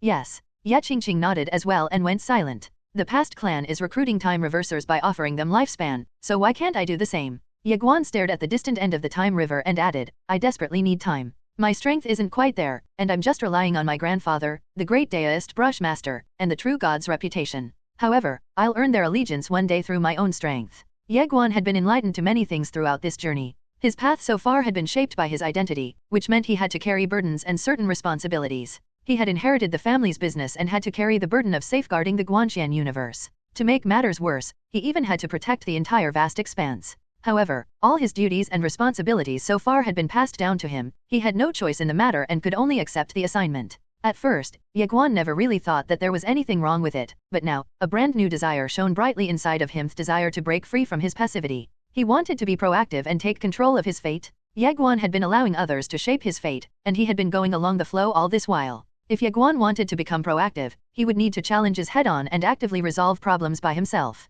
Ye Guan realized that if one's goal wasn't becoming invincible, then their efforts in cultivation would eventually amount to nothing. There were many powerful cultivators out there, but despite their immense strength, they were still beneath the Great Dao. They could only watch helplessly as their lifespan ebbed away. They had no means to stop it, so they could only resign themselves to their fate. However, living in resignation meant living in weakness. Ye Guan closed his eyes, and his invincible sword Dao became even firmer. A faint sword intent billowed out of Ye Guan, but it wasn't as sharp as a sword. It was akin to a gentle and refreshing breeze. Ye Qingqing glanced at Ye Guan, astonishment visible in her eyes. Ye Guan's sword Dao had just reached a whole new level. Ye Guan was truly an extraordinary talent. Over the years, Ye Qingqing had encountered numerous prodigies, including the 2 generations of the Yang family. However, Ye Guan was more talented than any of them. Unfortunately, Ye Guan wasn't as ruthless as Ying Yan or as crafty as Ye Xian. Ye Qingqing felt the urge to humble Ye Guan a bit. She quickly came up with a plan to do so, as she couldn't let him become too complacent. Ye Guan opened his eyes just then. He took a deep breath, and an unprecedented sense of relaxation spread throughout him. Ye Qingqing's playful voice echoed all of a sudden. Tell me a joke. Ye Guan froze at the remark. Ye Qingqing stared at Ye Guan and added, I want to hear something inappropriate for children, like last time. Something inappropriate for children? Ye Guan's face darkened. Had she already forgotten what she did to me earlier? Wait, what if she just wants a reason to beat me up? Ye Guan was convinced that it had to be the case. Ye Qingqing urged, come on, tell me more of such jokes. Isn't that kind of inappropriate? Asked Ye Guan. Ye Qingqing frowned. Why is it inappropriate? Come on, I like jokes that are inappropriate for children. Ye Guan had no idea what to say. I guess I dug my own grave. Hurry up and tell me a joke. Ye Qingqing urged impatiently. Ye Guan shook his head repeatedly. No, no, no. Swing. Ye Qingqing unsheathed her sword with knitted brows, and her powerful sword force suppressed Ye Guan. Ye Guan's expression changed drastically, and he hurriedly said, it's too inappropriate. Ye Qingqing coldly chuckled. I want it very inappropriate. Ye Guan's face stiffened. I'll give you 3 seconds, or I'm going to beat you up, Ye Qingqing declared. Ye Guan shook his head. Ye Qingqing was just looking for a reason to beat him up. If he really told her an inappropriate joke, she would break his legs. 3 seconds later, Ye Qingqing didn't beat him up. Instead, she calmly asked, I have a little story here that is highly inappropriate for children. Do you want to hear it? Ye Guan was curious. Ye Qingqing stared at Ye Guan. Do you want to hear it? Ye Guan quickly shook his head. No, I don't want to hear it. He didn't want to keep digging his own grave. Ye Qingqing smiled coldly before turning around and walking away without saying anything. The previous beating had told Ye Guan a lesson, and he had learned not to speak nonsense before his aunt. Aunt Ye Qingqing was a swordsman, but her knuckle sandwiches were incredibly delicious. The two continued their journey against the flow of the Time River. Actually, it was more like Ye Qingqing was navigating the Time River by herself. Ye Guan was too weak to navigate the tumultuous currents of the Time River. In addition, they had to move as swiftly as possible to make sure that the Great Sword Sovereign and her group wouldn't catch up to them, so Ye Guan had no choice but to cultivate in the world inside the tiny pagoda. Of course, Ye Guan wasn't really complaining. Ye Qingqing swiftly against the current of the Time River, and she moved at an incredible speed that didn't allow any run-of-the-mill cultivator to catch up to her. An unknown amount of time passed, and the journey came to a halt when Ye Qingqing suddenly stopped upon sensing something. Ye Qingqing turned around and transformed into a ray of sword light, tearing apart a space-time rift. Ye Qingqing disappeared into the space-time rift and found herself in the middle of a boundless sea. Ye Guan suddenly appeared next to Ye Qingqing. He looked around, looking somewhat puzzled. Ye Qingqing pointed down below. Ye Guan looked down and was stunned. The deep sea actually had a submerged palace surrounded by hundreds of warrior statues, each a few kilometers tall. It was an ancient ruin. Ye Guan turned to Ye Qingqing and asked, "Are there any signs of life?" Ye Qingqing nodded. "Yes, but it's very faint." Ye Guan thought about it before suggesting, "Let's go down and take a look." Then, Ye Guan rushed downward, plunging into the sea with Ye Qingqing following closely behind him. The submerged palace was magnificent and grand. It also had an expansive estate, which resembled a city more than just a mere estate. The warrior statues towering thousands of meters tall were actually wielding colossal sabers, and each of them exuded an incredibly domineering aura. Ye Guan was about to step forward when Ye Qingqing raised her hand, stopping him.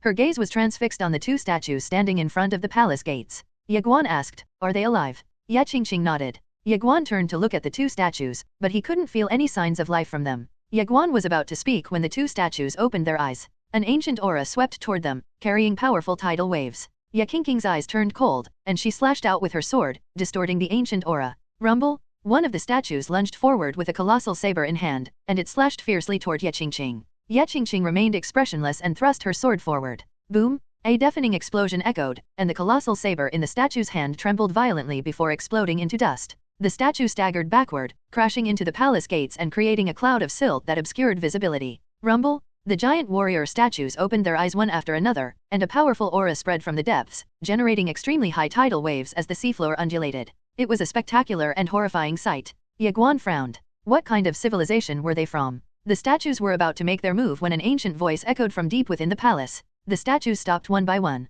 Then, they turned slowly to face the palace and bowed respectfully before ceasing all movement. Ye Guan and Ye Qingqing exchanged looks before walking into the inner palace. The statues they encountered along the way remained frozen and silent. The interior was dimly lit, evoking a heavy sense of oppression and an eerie atmosphere. Ye Guan looked into the distance and saw that the main hall was brightly lit. Simeon was inside the main hall. Ye Guan glanced at Ye Qingqing and smiled, but he didn't say anything. Ye Qingqing turned to look at him and asked, "What was that smile?" "I'm smiling because I'm feeling a sense of security." Ye Guan chuckled. Ye Qingqing furrowed her brows slightly. "A sense of security. I feel secure being around you," Ye Guan explained. Ye Qingqing stared indifferently at Ye Guan without responding to his remark. "Aunt, I wouldn't dare to enter this palace if you weren't here with me," Ye Guan said. It was true that he would definitely think twice about entering ancient worlds like this world. After all, old worlds that had withstood the ruthless passage of time definitely had powerful supreme elites safeguarding them. However, Ye Qingqing was with him, so Ye Guan had nothing to worry about at all. "If I gather all my aunts and have them come with me," Ye Guan smiled at the thought. Ye Qingqing suddenly asked, "Do you feel safer following me, or do you feel safer following your plain-skirt aunt?" Ye Guan's mind went blank at the question. Here she goes again. Ye Qingqing stopped in her tracks and stared at Ye Guan, waiting for his answer. Ye Guan could only say, "I feel safe with the both of you." Ye Qingqing shook her head. "I'm not satisfied with that answer, so you better give me a better answer." Ye Guan's expression froze. Ye Qingqing stared deeply at Ye Guan, waiting for his response. "I feel the safest when I'm with plain-skirt aunt," Ye Guan replied. The temperature around the two plummeted instantly. "However, I like being with you," Ye Guan added. Ye Qingqing was slightly taken aback. "Why?" Ye Guan grinned. "I don't know. I just really like being with you." Ye Qingqing glanced at Ye Guan before turning around and walking toward the distant hall. Ye Guan breathed a sigh of relief. Aunt Qingqing is really scary. And she's the type to keep her word, so if she said that she's going to beat you up, she's really going to beat you up until you're clinging on to life by a thread. Soon, the two arrived in front of the brightly lit main hall. Ye Guan cupped his fist and said, "Hello." He received no response. Ye Guan was puzzled, and he tried again. "Senior." There was still no response. Ye Guan pondered briefly before saying, "Excuse me." With that, Ye Guan gently pushed the door open and was stunned by the scene inside. A bronze coffin was inside the main hall, and 4 guards stood around the coffin. The guards were dressed in golden armor, and they held golden swords in scabbards hanging from their waists. They stood like statues around the bronze coffin. Ye Guan swept his gaze across the 4 guards before walking slowly toward the bronze coffin. The 4 guards opened their eyes just then and unsheathed their swords halfway. 4 powerful sword auras rushed toward Ye Guan, engulfing him. Ye Guan's heart skipped a beat. What a terrifying sword aura! Ye Guan carefully examined the 4 guards and found that they didn't seem to be living beings. Their eyes were open, but they lacked the vitality of the living. They looked as though they were puppets, but their sword aura was real. Ye Guan suddenly recalled a certain term, living dead. The bronze coffin suddenly trembled, and the 4 guards' swords returned to their scabbards. Afterward, they stepped backward and stood behind the coffin. Ye Guan glanced at the 4 guards before walking toward the bronze coffin. He pushed open the lid and saw an unparalleled coffin. A young lady dressed in a pure white dress was in the coffin. She had the perfect facial features, and her skin resembled jade. She lay quietly in the coffin, and her clear eyes were staring curiously at Ye Guan. Ye Guan was slightly startled by the sight. "Miss," he muttered hesitantly. The young lady stared at Ye Guan. "Do you see the jade pendant on my chest?" Ye Guan looked at the young lady's chest and saw a palm-sized blood-red jade pendant. A character written in black ink was carved on the gem Dao. "Dao jade?" Ye Guan frowned slightly. The young lady asked, "Can you help me take it off? Is this jade suppressing you?" Ye Guan asked. "MMHM. Are you going to beat me up afterward?" The young lady blinked at Ye Guan and replied, "No." Ye Guan unhesitantly removed the jade pendant, and he wasn't really afraid about getting beaten up. Ye Qingqing was with him, after all. The young lady sat up once the jade pendant was removed. She hopped out of the coffin and took a deep breath. "I'm finally free," exclaimed the young lady. Ye Guan cast a wary gaze upon the young lady. The young lady turned to Ye Guan just then and said, "You're very handsome." The young lady turned around and started walking toward the entrance of the main hall. Her eyes were filled with sorrow as she looked out. "So everyone has gone. Miss, are you?" Ye Guan trailed off. The young lady turned to Ye Guan and smiled. "My name is Jing Shui. They call me Princess Jing, but you can call me Jing Jing." Ye Guan nodded. "Lady Jing Jing, my name is Ye Guan." Jing Shui interrupted and smiled. "Yuri Ye Guan, right? I've been waiting for you." Ye Guan was stupefied, and even Ye Qingqing couldn't help but frown at the sight. Ye Guan looked at the young lady in front of him, utterly confused. Does she actually know me? Many burning questions popped up in Ye Guan's mind. Just then, Jing Shui walked up to Ye Guan. She examined him carefully and smiled. "You're really quite handsome." Ye Qingqing suddenly asked, "Are you trying to seduce him?" Ye Guan's face darkened. "Seduce? Do you really have to use that word, aunt?" Jing Shui's stunning face blushed, and she looked incredibly beautiful, akin to a blooming peach blossom. However, Ye Qingqing frowned at Jing Shui's reaction. "So you really want to seduce him, huh?" Ye Qingqing asked. Jing Shui lowered her head and twirled her fingers shyly, feeling embarrassed. Ye Qingqing's expression became strange, and she looked at the confused Ye Guan. What is she trying to do? Ye Qingqing stared quietly at Ye Guan and sneered. Ignoring Ye Qingqing, Ye Guan walked up to Jing Shui and asked, Lady Jing Shui, how come do you know me? Jing Shui smiled. My master instructed me to wait for you here. Ye Guan furrowed his brows in confusion. Your master? Yes. Who is your master? Asked Ye Guan. Jing Shui lowered her head slightly and remained silent. Ye Guan's expression became peculiar just then. He had a nagging feeling that he had fallen into someone's scheme. Who was scheming against him? The first person he thought of was the great Daoist brush master. However, he wasn't really sure. Ye Guan looked at Jing Shui silently, awaiting her reply. Jing Shui's reply came belatedly. I have the adverse Dao physique, and no one could release me from this physique during my era, so my master sealed me here and instructed me to wait for you. My master said that you have many powerful figures backing you, and I wouldn't be affected by adverse Dao misfortune if I followed you. Ye Guan asked, who is your master? Jing Shui opened her palm, and a portrait appeared in front of Ye Guan. Ye Guan froze in shock upon seeing the individual in the portrait. The great Daoist brush master? Damn it, it's actually him? Goosebumps broke out all over Ye Guan. This young lady is the great Daoist brush master's disciple. Does that mean his scheme started many years ago? Ye Guan's hair stood on end, and he suddenly felt that he had been too naive. If it hadn't been for his father and his plain-skirt aunt suppressing the great Daoist brush master, the latter would have manipulated even his underwear. The great Daoist brush master. Ye Qingqing frowned as well. Of course, she knew about the great Daoist brush master. Right now, only a handful of people could suppress the great Daoist brush master. However, what caught her off guard was the great Daoist brush master's scheme that ran deep and had been ongoing for a long time. To think he'd even take into account Ye Guan's existence in his scheme, even though the latter was yet to be born at the time. Ye Qingqing felt that she had underestimated the great Daoist brush master. No wonder that woman wanted to suppress the great Daoist brush master. It was probably the great Daoist brush master's punishment for being so scheming. Ye Guan's expression was a bit ugly. Jing Shui saw that and asked, are you angry? Ye Guan remained silent. Jing Shui lowered her head slightly, looking despondent. Ye Guan looked at Jing Shui and asked, did he say anything else to you? Jing Shui glanced at Ye Guan and replied, he asked me to help you. Ye Guan furrowed his brows slightly. Help me? Jing Shui nodded. Yes. How are you going to help me? My father left me behind 12 saints, 4-time divine guards, and 9 secret guards. He left them for me, but they can be at your disposal. Jing Shui said, smiling. What are your conditions? Jing Shui stared deeply at Ye Guan. I want to follow you, and I want you to help me avoid the adverse Dao misfortune. Ye Guan was puzzled. What's the adverse Dao misfortune? It's a curse from the adverse Dao. Ye Guan was taken aback. You've been cursed by a Dao? The adverse Dao? Yes. Ye Guan was confused. Why? Jing Shui sighed softly, looking sorrowful as she explained, I was born with the adverse Dao physique. If you want to know why, then I can't tell you because I don't know. I've asked Master, and he said that it's because I did too many bad things in my past life, so I'm having such a miserable life in this lifetime. Ye Guan's expression became strange. You did too many bad things in your past life. That's what Master said to me, but I'm not sure, Jing Shui said with a nod. Ye Guan walked up to Jing Shui just then and grabbed her hand. Jing Shui was slightly startled, and her expression became somewhat unnatural. Don't misunderstand. I just want to see whether your constitution is truly the embodiment of the adverse Dao. Jing Shui stared into Ye Guan's eyes. Upon seeing that his eyes were as clear as a placid lake and contained not even a trace of lust, Jing Shui eventually relented, allowing Ye Guan to hold her hand. Ye Qingqing glanced at Ye Guan and sneered coldly, but she didn't say a word. After a while, Ye Guan quietly withdrew his hand. Jing Shui asked, how is it? I couldn't sense anything. Jing Shui's expression froze. You held her hand for such a long time, but you couldn't sense anything. Ye Qingqing asked. Ye Guan turned to Ye Qingqing and said, Aunt, it's your turn. Swing. Ye Qingqing drew her sword and smacked Ye Guan's arm with the dull part. Smack. A crisp noise echoed followed by a miserable howl. Ye Guan ran away with Ye Qingqing hot on his heels. Aunt, what's wrong? I have no ill intentions. Master Pagoda can vouch for me. Soon, another miserable scream pervaded the air. Little Pagoda truly had no idea what to say. The miserable screams lasted for almost an hour before they disappeared. Ye Guan sat quietly on a stone step. A tiny pagoda was on the ground in front of him, and Ye Guan couldn't hear any noises from it. Ye Qingqing's jade-like face was cold and indifferent as she stood by the main hall's doorway with her sword in hand. Jing Shui stood not far from Ye Qingqing, glancing at Ye Qingqing and then at Ye Guan, curiosity flickering in her eyes. Little Pagoda shattered the silence just then, saying, Young master, at this rate, I might really rebel against you.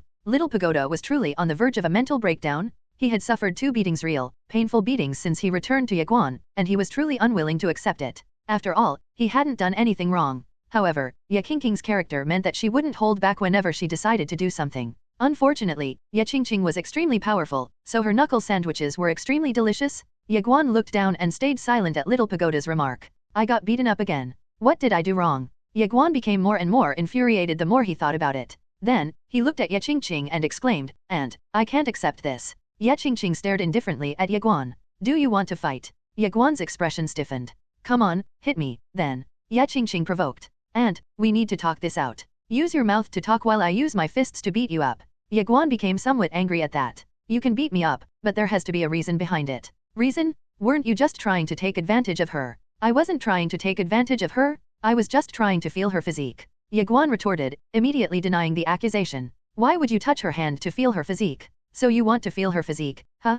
Why don't you just touch her chest, then if you really want to feel her physique? Ye Qingqing asked. Ye Qingqing glared coldly at Ye Guan. How come you learned such nonsense from your father of all things? If it weren't for your father, I wouldn't care. Ye Qingqing stopped mid-sentence. However, it was too late as Ye Guan's expression had already changed. Sitting on the stone steps, Ye Guan stared quietly at the Little Pagoda in front of him. Little Pagoda remained silent as well. Ye Qingqing's words made Ye Guan realize quite a few things. The atmosphere in the hall changed subtly. Ye Qingqing stared at Ye Guan and hesitated. She wanted to say something when Ye Guan took a deep breath and stood up slowly. Then, he bowed deeply to Ye Qingqing, saying, Thank you for your help so far, Aunt. From here on out, you need not worry about me. With that, Ye Guan turned around and picked up the tiny pagoda before transforming into a ray of sword light that disappeared into the distance. Ye Qingqing watched as the sword light vanished into the horizon. She gripped her sword tightly and revealed a contemplative look. Jing Shuai glanced quietly at Ye Qingqing. Ye Guan left the realm and entered the time river. He finally realized just how difficult it was to go against the flow of time. Ye Qingqing had been the navigator, so Ye Guan had never really tried to go against the flow of time himself until now. It turned out that the flow of the time river was more terrifying than he initially thought. However, Ye Guan remained steadfast. He suddenly recalled Sijhen, and he finally understood the meaning behind Sijhen's words on that fateful day, and what she had done for him. Don't call for help. Don't call for help. Don't call for help. Ye Guan exclaimed. Father can ask my aunts for help, but what about me? Can I do so with a clear conscience? No, I can't. The reason they're helping me is because of my father, not because they truly wanted to help me. Ye Guan chuckled self-deprecatingly. He was a talented young man who had garnered many accolades despite his young age. He inherited the family business before the age of 20 and was surrounded by a bunch of impressive relatives. Ye Guan had always been reminding himself not to lose sight of himself, but it seemed that he had inadvertently lost sight of a few parts of himself. No, they've become clearer in my eyes, clearer than ever, but I've been refusing to face them. Ye Guan looked up at the endless time river, and his vision became somewhat blurry. Sijhen? Ye Guan whispered, it's better to have your own umbrella than to seek shelter under someone else's roof.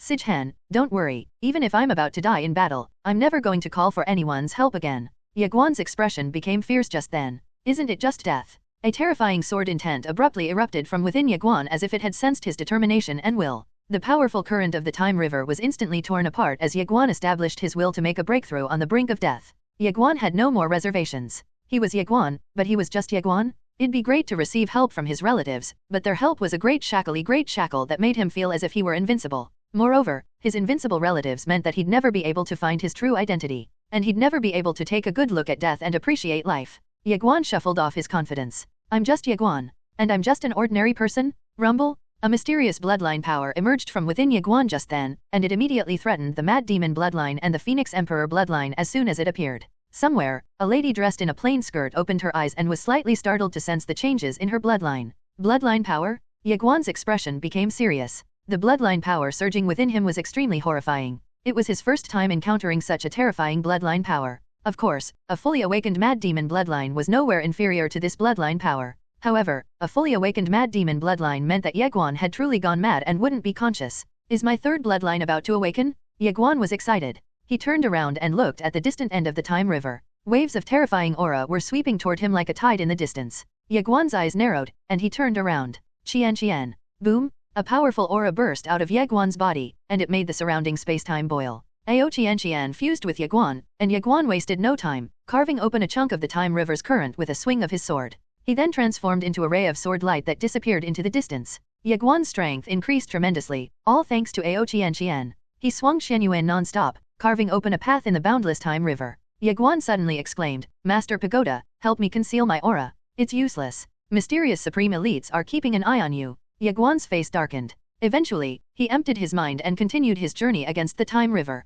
The powerful auras in the distance were getting closer and closer. It was only a matter of time before they caught up to him. All of a sudden, Ye Guan changed directions, tearing open the spacetime on his right. Then, he transformed into a stream of sword light, entering the spacetime rift. Ye Guan soon found himself in an unknown star field. He looked around and was about to fly away when the bloodline power within him surged crazily. It really is about to awaken? Ye Guan's expression turned grim. If his bloodline ended up awakening right now, things would become troublesome. Ye Guan was worried that the three bloodlines would start fighting each other for supremacy inside of him. The signs were already there as well. The Mad Demon bloodline and the Phoenix Emperor bloodline were stirring waves inside of him, seemingly standing up against the mysterious third bloodline. Ye Guan didn't dare to waste time. He turned around and disappeared into the depths of the star field. Master Pagoda, do you know about my third bloodline? Ye Guan asked. Little Pagoda replied, I know a little. Then, why have you never told me about it? Because you've never asked me. Ye Guan's face darkened. Your third bloodline is actually very special. Ye Guan asked, how is it special?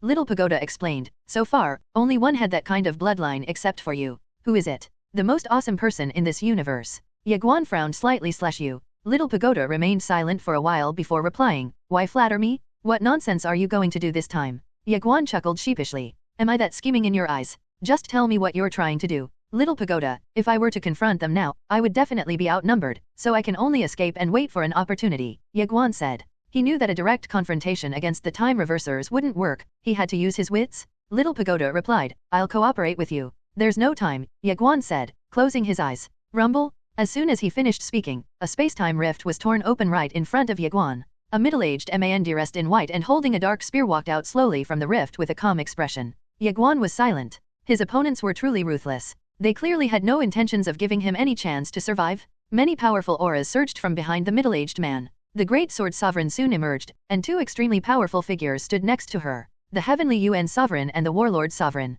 The Baixiang Sovereign was also standing behind the Great Sword Sovereign. A total of 4 sovereigns were here. The Great Sword Sovereign looked at Ye Guan and frowned. Everyone, be careful of that woman in black. The Great Sword Sovereign had been fooled once. With Ye Guan as bait, the woman in black ambushed them, killing one of their sovereigns. The time reversers immediately became wary. They had already lost 2 sovereigns and quite a few time reversers, so they dared not underestimate Ye Guan. At this point, underestimating Ye Guan wouldn't be arrogance but foolishness. Ye Guan stared at the Great Sword Sovereign. Shall we have a one-on-one? The Great Sword Sovereign smiled coldly. What trick are you trying to pull? A genuine one-on-one fight, no tricks whatsoever, Ye Guan replied. The Great Sword Sovereign stared at Ye Guan and said, everyone, be careful. He's trying to pull some kind of trick here. Ye Guan was speechless. I'm finally being honest, but you're actually not going to believe me? The time reversers were extremely cautious, afraid that the woman in black would appear behind them and take their heads. The Great Sword Sovereign stared at Ye Guan. Ye Guan, are you sure she's not coming out? Ye Guan calmly replied, she's not here.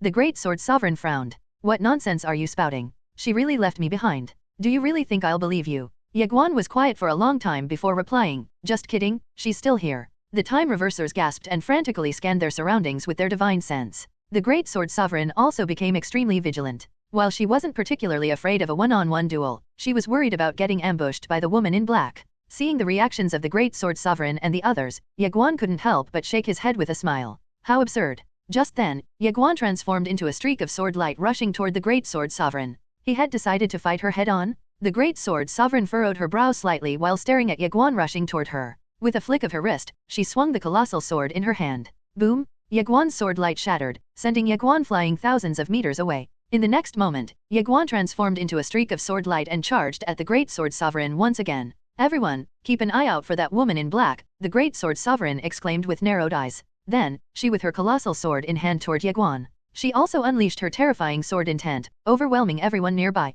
However, Ye Guan showed no fear in the face of her formidable sword intent. His figure suddenly became ethereal, and a kaleidoscope of sword lights burst out of him as he unleashed Heaven Rend with maximum stacks compressed into 2 space overlaps. Boom! A radiant sword light erupted on the battlefield, and the generated shockwave swept across everyone, forcing them to retreat rapidly. Ye Guan and the Great Sword Sovereign were forced to retreat, but while the Great Sword Sovereign stopped after retreating 1,000 meters, Ye Guan rolled for at least 10,000 meters away. Blood trickled down the corners of Ye Guan's lips, and he was stupefied to find that he couldn't feel one of his arms. The Great Sword Sovereign was horrifyingly strong. Meanwhile, the Great Sword Sovereign stared at Ye Guan in shock. She never thought that Ye Guan would become so much more powerful in such a short period of time. If they were to let him go, who would be able to fight him in the future? The Great Sword Sovereign's eyes emitted thick, killing intent. She had decided to take Ye Guan seriously and make sure that he'd die today. Swoosh! Ye Guan vanished just then, and a cold glint flashed in the Great Sword Sovereign's eyes. In the next moment, she lifted her colossal sword and charged at Ye Guan, performing a downward slash.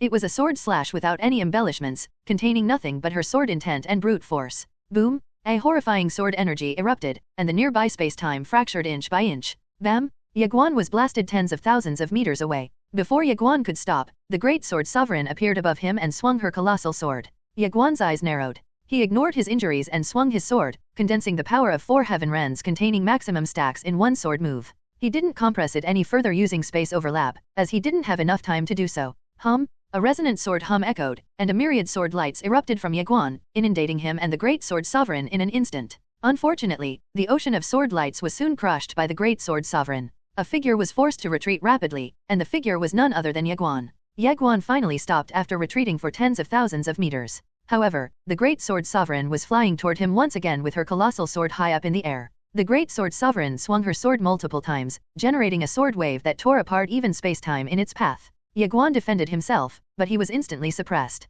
However, Ye Guan wasn't entirely passive during the exchange of blows. Ye Guan would always attack the Great Sword Sovereign after blocking one of her attacks. Just like that, the two exchanged over 100 moves in the blink of an eye. Ye Guan was still being suppressed, so he had no choice but to keep retreating. Soon, everyone realized that something was off. Ye Guan was becoming even stronger rather than weaker as he exchanged more moves with the Great Sword Sovereign. The Great Sword Sovereign noticed it as well. She swung her colossal sword powerfully, sending Ye Guan flying away. However, unlike what she had been doing for quite a while now, she chose not to chase after Ye Guan. I can feel a strong bloodline power surging inside you, said the Great Sword Sovereign while staring at Ye Guan. She had witnessed the power of Ye Guan's bloodlines, and she knew that Ye Guan had 2 incredibly powerful bloodlines. However, it was the Great Sword Sovereign's first time sensing such a bloodline undulation. Could it be that Ye Guan had a third bloodline? The Great Sword Sovereign frowned. Just what the hell are you? How come you have so many bloodlines? A cultivator with 1 bloodline was bound to become a powerful cultivator, but Ye Guan actually had 3, they were incredibly powerful, to boot.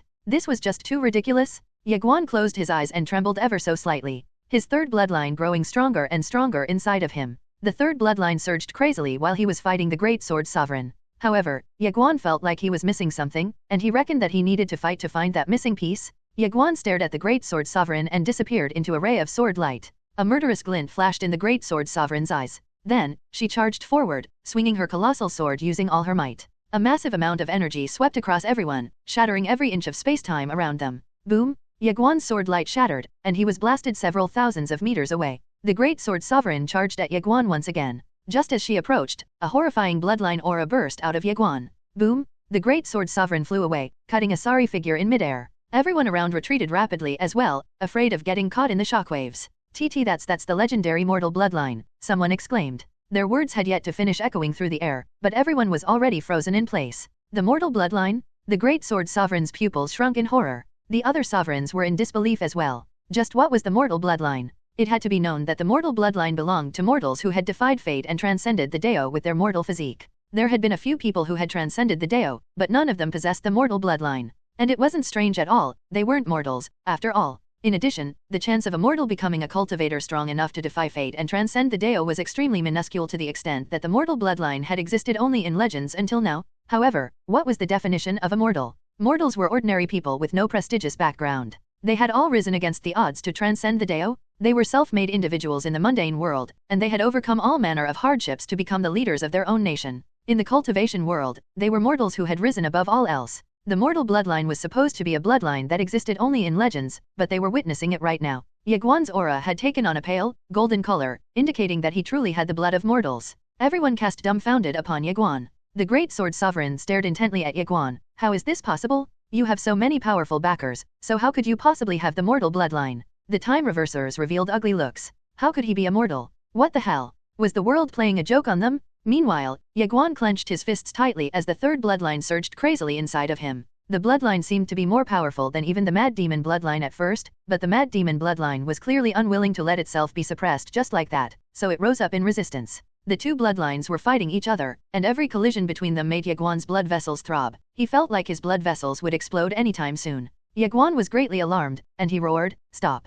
At this rate, he would explode into a bloody mist, but the two bloodlines showed no signs of stopping as they clashed against each other. They were enjoying the fight, but Ye Guan begged to differ. He truly felt like he was about to burst into a bloody mist. His bulging blood vessels resembled wriggling earthworms, creating an extremely horrifying sight. The Great Sword Sovereign and others frowned. What was he doing? He's struggling to control the three bloodlines inside of him, the Heavenly Yuan Sovereign exclaimed. Everyone's expressions became strange. Ye Guan actually couldn't control his three bloodlines. Was he going to die just like that? The Great Sword Sovereign smirked. It's retribution. Have some sympathy? Everyone thought. Meanwhile, a pale, golden aura and a crimson aura enveloped Ye Guan. The two bloodlines were still fighting each other, inflicting extreme pain on Ye Guan. If it weren't for Ao Qianqian, Ye Guan would have died long ago. His fleshly body was just too weak to withstand the power of the two tyrannical bloodlines. In fact, his fleshly body and soul were on the cusp of destruction, despite Ao Qianqian's support. The two bloodlines were just too terrifying for his fleshly body and soul to withstand. This is absurd.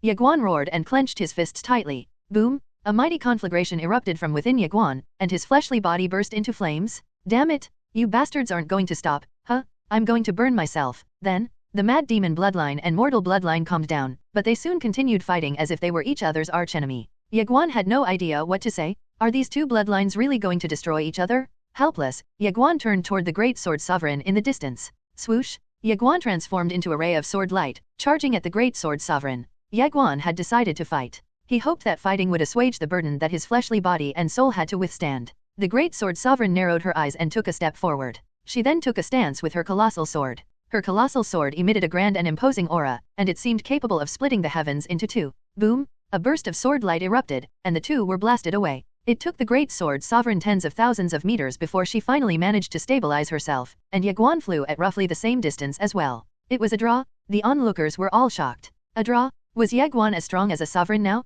The time reversers exchanged astonished looks, and their hearts were filled with disbelief. The great sword sovereign's eyes narrowed ever so slightly as she glanced at her numb arm. She looked up and stared quietly at Ye Guan in the distance. However, her heart was overcome with shock. Ye Guan's rate of improvement was just too absurd. Meanwhile, Ye Guan was thrilled. He had just realized that he could unleash the power of both bloodlines. Without any enemies outside, the two bloodline powers would fight each other inside of him. If there were any enemies outside, the two bloodlines would work together to help Ye Guan. The two bloodline powers were about to turn on each other again, so Ye Guan immediately charged at the great sword sovereign, leaving behind a trail of radiant sword light. Ye Guan was emitting an aura several times stronger than earlier, and his attacks had become no less powerful than the attacks of a bona fide sovereign. The remaining three sovereigns were about to take action, but the great sword sovereign shouted, "I'll handle this myself." With that, she charged at Ye Guan and swung her sword. Boom! A powerful sword force akin to a tempestuous storm erupted, sweeping across everyone nearby. The great sword sovereign had decided to go all out, and she was going to kill the young man before her with her own two hands. Boom! A terrifying explosion of sword light erupted, and the powerful shockwave sent both of them flying away. The great sword sovereign didn't bother stabilizing herself as soon as possible. Instead, she hurled her colossal sword at Ye Guan. Whoosh! The colossal sword shattered space-time, and it carried with it the momentum of a mountain as it made a beeline for Ye Guan. Ye Guan stared intently at the oncoming colossal sword. Just then, he drew his sword and swung it repeatedly, unleashing a series of sword lights that collided with the oncoming colossal sword. The sword lights pelted down the colossal sword like a waterfall, but they were instantly shattered by the colossal sword. Left with no choice, Ye Guan had to retreat. However, the great sword sovereign appeared next to her colossal sword. She grabbed her sword firmly with both hands and took to the sky, swinging her sword downward toward Ye Guan's head with all her might. Whoosh! Multiple layers of space-time shattered one after another as the downward slash descended. The realm where they were fighting even became illusory. It couldn't withstand the great sword sovereign's sword. Ye Guan's pupils constricted, and he could smell death standing next to him. However, Ye Guan had no plans of giving up just like that. He immediately took on a stance, and his figure became blurry, seemingly illusory as he drew his sword, unleashing a powerful sword move Heaven Rond, max stack, double space overlap. At first glance, it seemed that Ye Guan's all-out attack hadn't really changed. If one were to look closely, however, one would realize that although the process hadn't changed, the attack had become several-fold stronger than before. It was all thanks to the help of Ye Guan's two powerful bloodlines. Boom! A deafening explosion echoed. It was so loud that it briefly deafened everyone, and the resulting shockwave spread for millions of kilometers. The realm where they were fighting as well as the star field above them fractured and crumbled. Ye Guan was sent flying away by the terrifying force, and he plummeted to the ground down below. The great sword sovereign retreated just then, retreating tens of thousands of kilometers away. Everyone scrambled to defend themselves against the residual shockwaves. After a moment, they quickly leaned over to look down below. A ray of sword light glistened in the chasm down below, and it took to the sky, heading straight for the great sword sovereign. The great sword sovereign's eyes narrowed and flashed with a fierce glint. She decisively lifted her colossal sword and charged at Ye Guan once again. Boom! Boom! Boom! Soon, the battlefield was filled with deafening explosions as the two clashed from the sky to the ground and then from the ground back to the sky. They even inadvertently returned to the Time River, and they kept fighting there. However, Ye Guan was no longer at a disadvantage. He was evenly matched with the Great Sword Sovereign. The Heavenly Yuan Sovereign frowned as he stared at Ye Guan and the Great Sword Sovereign fighting in the distance. In addition to his 3 bloodlines, he also has several precious divine treasures. He has also established a contract with someone from the dragon race. The implied message was unmistakable. The heavenly Yuan sovereign assumed that Ye Guan's formidable strength was related to his bloodlines and those divine treasures. Just then, the warlord sovereign calmly pointed out his age. His age? The heavenly Yuan sovereign fell silent. How old is Ye Guan? He's barely in his 20s? The warlord sovereign looked at Ye Guan in the distance and continued, he is truly the true god's chosen one. There is a good chance that he may transcend the Dao, establish a brand new order, and suppress the evil Dao in just 100 years. The heavenly Yuan sovereign's frown deepened, and killing intent flashed in his eyes. The great Daoist brush master's goal was to protect the virtuous Dao and allow the supreme elites to die once they had exhausted their lifespan. It was all for the sake of the vast expanse, but the time reversers couldn't tolerate his efforts. I worked hard to cultivate up to this point, so why should I obey your order?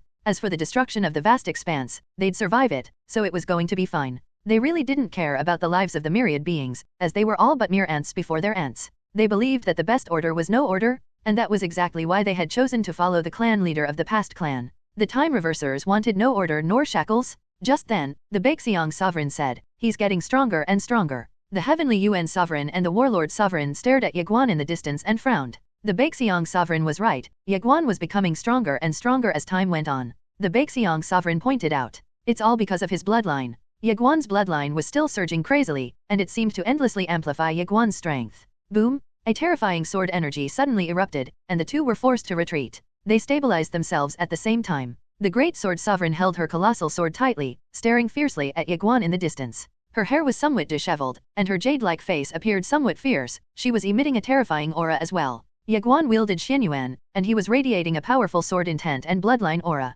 His bloodline was surging crazily like a tide, and each wave was bigger and stronger than the previous wave. Ye Guan glared at the great sword sovereign, and his eyes were filled with a high that could only be felt from fighting. He was exhilarated, and he wanted to keep fighting. Ha ha ha. Ye Guan laughed. Come on. Bring it on. As his voice fell, he transformed into a ray of sword light that disappeared into the distance. A kaleidoscope of sword light descended toward the great sword sovereign. The great sword sovereign swung her sword. Boom! The kaleidoscope of sword lights shattered, and Ye Guan was sent flying away. The great sword sovereign staggered from the sheer force of Ye Guan's attack. Just as Ye Guan came to a stop, a figure clad in black appeared behind him. A dagger was thrust toward Ye Guan's lower back. The dagger was so sharp that it pierced the ancient heavenly dragon armor as if it were a hot blade piercing butter. The dagger then pierced Ye Guan's flesh. How dare you! A roar abruptly reverberated throughout the battlefield, and a terrifying aura rushed toward the figure in black behind Ye Guan. Everyone was shocked, and it was all because the attacker was none other than the Great Sword Sovereign. The Great Sword Sovereign moved extremely fast and reached the figure in black in a second.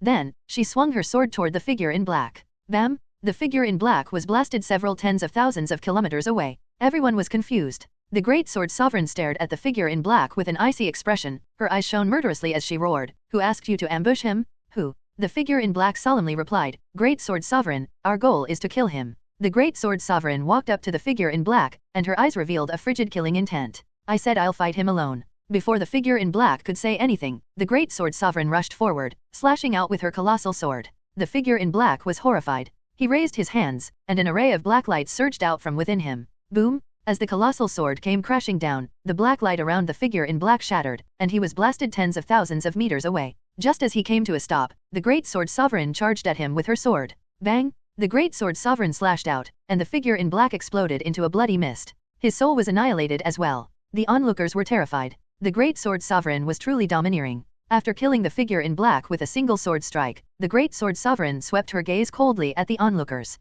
"I'm going to fight him by myself. If anyone else interferes, I will treat them as my enemy, and I'm going to kill them." With that said, she turned to Ye Guan and said, "I'll give you half an hour to heal." Ye Guan glanced at the Great Sword Sovereign before nodding without hesitation. He then sat down cross-legged to absorb spiritual energy in the air as the divine tree of nature patched him up. The Great Sword Sovereign stood opposite Ye Guan, holding her colossal sword with an icy expression. Silence descended upon the crowd. They didn't agree entirely with the Great Sword Sovereign's actions. Their goal was to kill Ye Guan, not to fight him one by one. In addition, the Great Sword Sovereign seemed to be struggling to kill Ye Guan. However, no one dared to confront the Great Sword Sovereign. After all, she was far stronger than the majority of them. The other sovereigns also wouldn't antagonize her over such a small matter, as Ye Guan wouldn't be able to escape under their watch. Half an hour passed in the blink of an eye, and Ye Guan finally stood up with his eyes still closed. The Mad Demon bloodline and his third bloodline were still fighting inside him, and they were still growing even stronger. The Mad Demon bloodline hadn't been able to take the upper hand, as it needed Ye Guan to go completely mad for it to awaken completely. Meanwhile, the third bloodline had no prerequisites, so it was growing stronger at a faster pace compared to the Mad Demon bloodline. Ye Guan took a deep breath. He didn't suppress the two bloodline powers within him, but it wasn't like he could actually suppress them. The only way he could assuage the impact of the two bloodlines on his soul and fleshly body was by fighting. Ye Guan looked up at the Great Sword Sovereign in the distance and saw that she was looking at him as well. They didn't waste any words, both vanished into thin air at the same time. Buzzing noises echoed throughout heaven and earth as the two exchanged multiple moves at once. Deafening explosions erupted, and dozens of shockwaves spread out, pushing back the nearby cultivators. Ye Guan and the Great Sword Sovereign were sent flying. Ye Guan had yet to stop when he saw a colossal sword descending toward him. Ye Guan's figure became ethereal just then, executing heaven rend with two space overlaps. A kaleidoscope of sword lights erupted, and they converged at one point, bursting open with force comparable to a tempestuous typhoon. Bang! The sword lights shattered. Ye Guan and the Great Sword Sovereign flew away upon impact. Their powerful sword intent billowed out of them as they retreated, and their sword intent was as sharp as swords, slicing through every inch of space-time in their way. The time reversers nearby dared not to approach them. After coming to a stop, Ye Guan looked down at his numb right arm. How powerful, Ye Guan muttered as he stared at the Great Sword Sovereign in the distance. Her sword was awe-inspiring, and each strike carried a power capable of sundering the heavens. If it weren't for Aoqian, Ye Guan would have lost long ago against the Great Sword Sovereign. Ye Guan truly couldn't quite believe that even with the power of his two bloodlines, his fleshly body still couldn't withstand the Great Sword Sovereign's attacks unless Aoqian was merged with him. The Great Sword Sovereign cast a shocked gaze upon Ye Guan. Ye Guan's strength had increased by leaps and bounds. She couldn't help but marvel at how the awakening of Ye Guan's bloodline had brought about such a massive change. The two exchanged glances with no words spoken. Swoosh! Ye Guan's figure transformed into a streak of sword light that rushed across the battlefield. The Great Sword Sovereign's eyes narrowed. Then, she quietly stepped forward and gripped her sword with both hands before slashing out. Boom! The overwhelming sword force within her burst out, sweeping toward Ye Guan like a raging river. Ye Guan flew away, cutting a sorry figure in midair. However, the Great Sword Sovereign charged forward once again. She swung her colossal sword at lightning speed, and it carried with it sharp winds akin to a violent storm, leaving Ye Guan with no chance to catch his breath. Ye Guan felt immense pressure from the oncoming attack. The woman wielding a colossal sword was truly a terrifying supreme elite. Aoqian was supporting him, but he still found her to be quite overwhelming. However, Ye Guan noticed that his third bloodline was surging rapidly, and it was growing stronger as he fought the Great Sword Sovereign. The third bloodline also contained a mysterious power that seemed to be reforming his fleshly body. Unfortunately, the battle was too intense for Ye Guan to pay attention to such minute details. He also couldn't afford to think too much into it, as the Great Sword Sovereign didn't want to give him any time to breathe.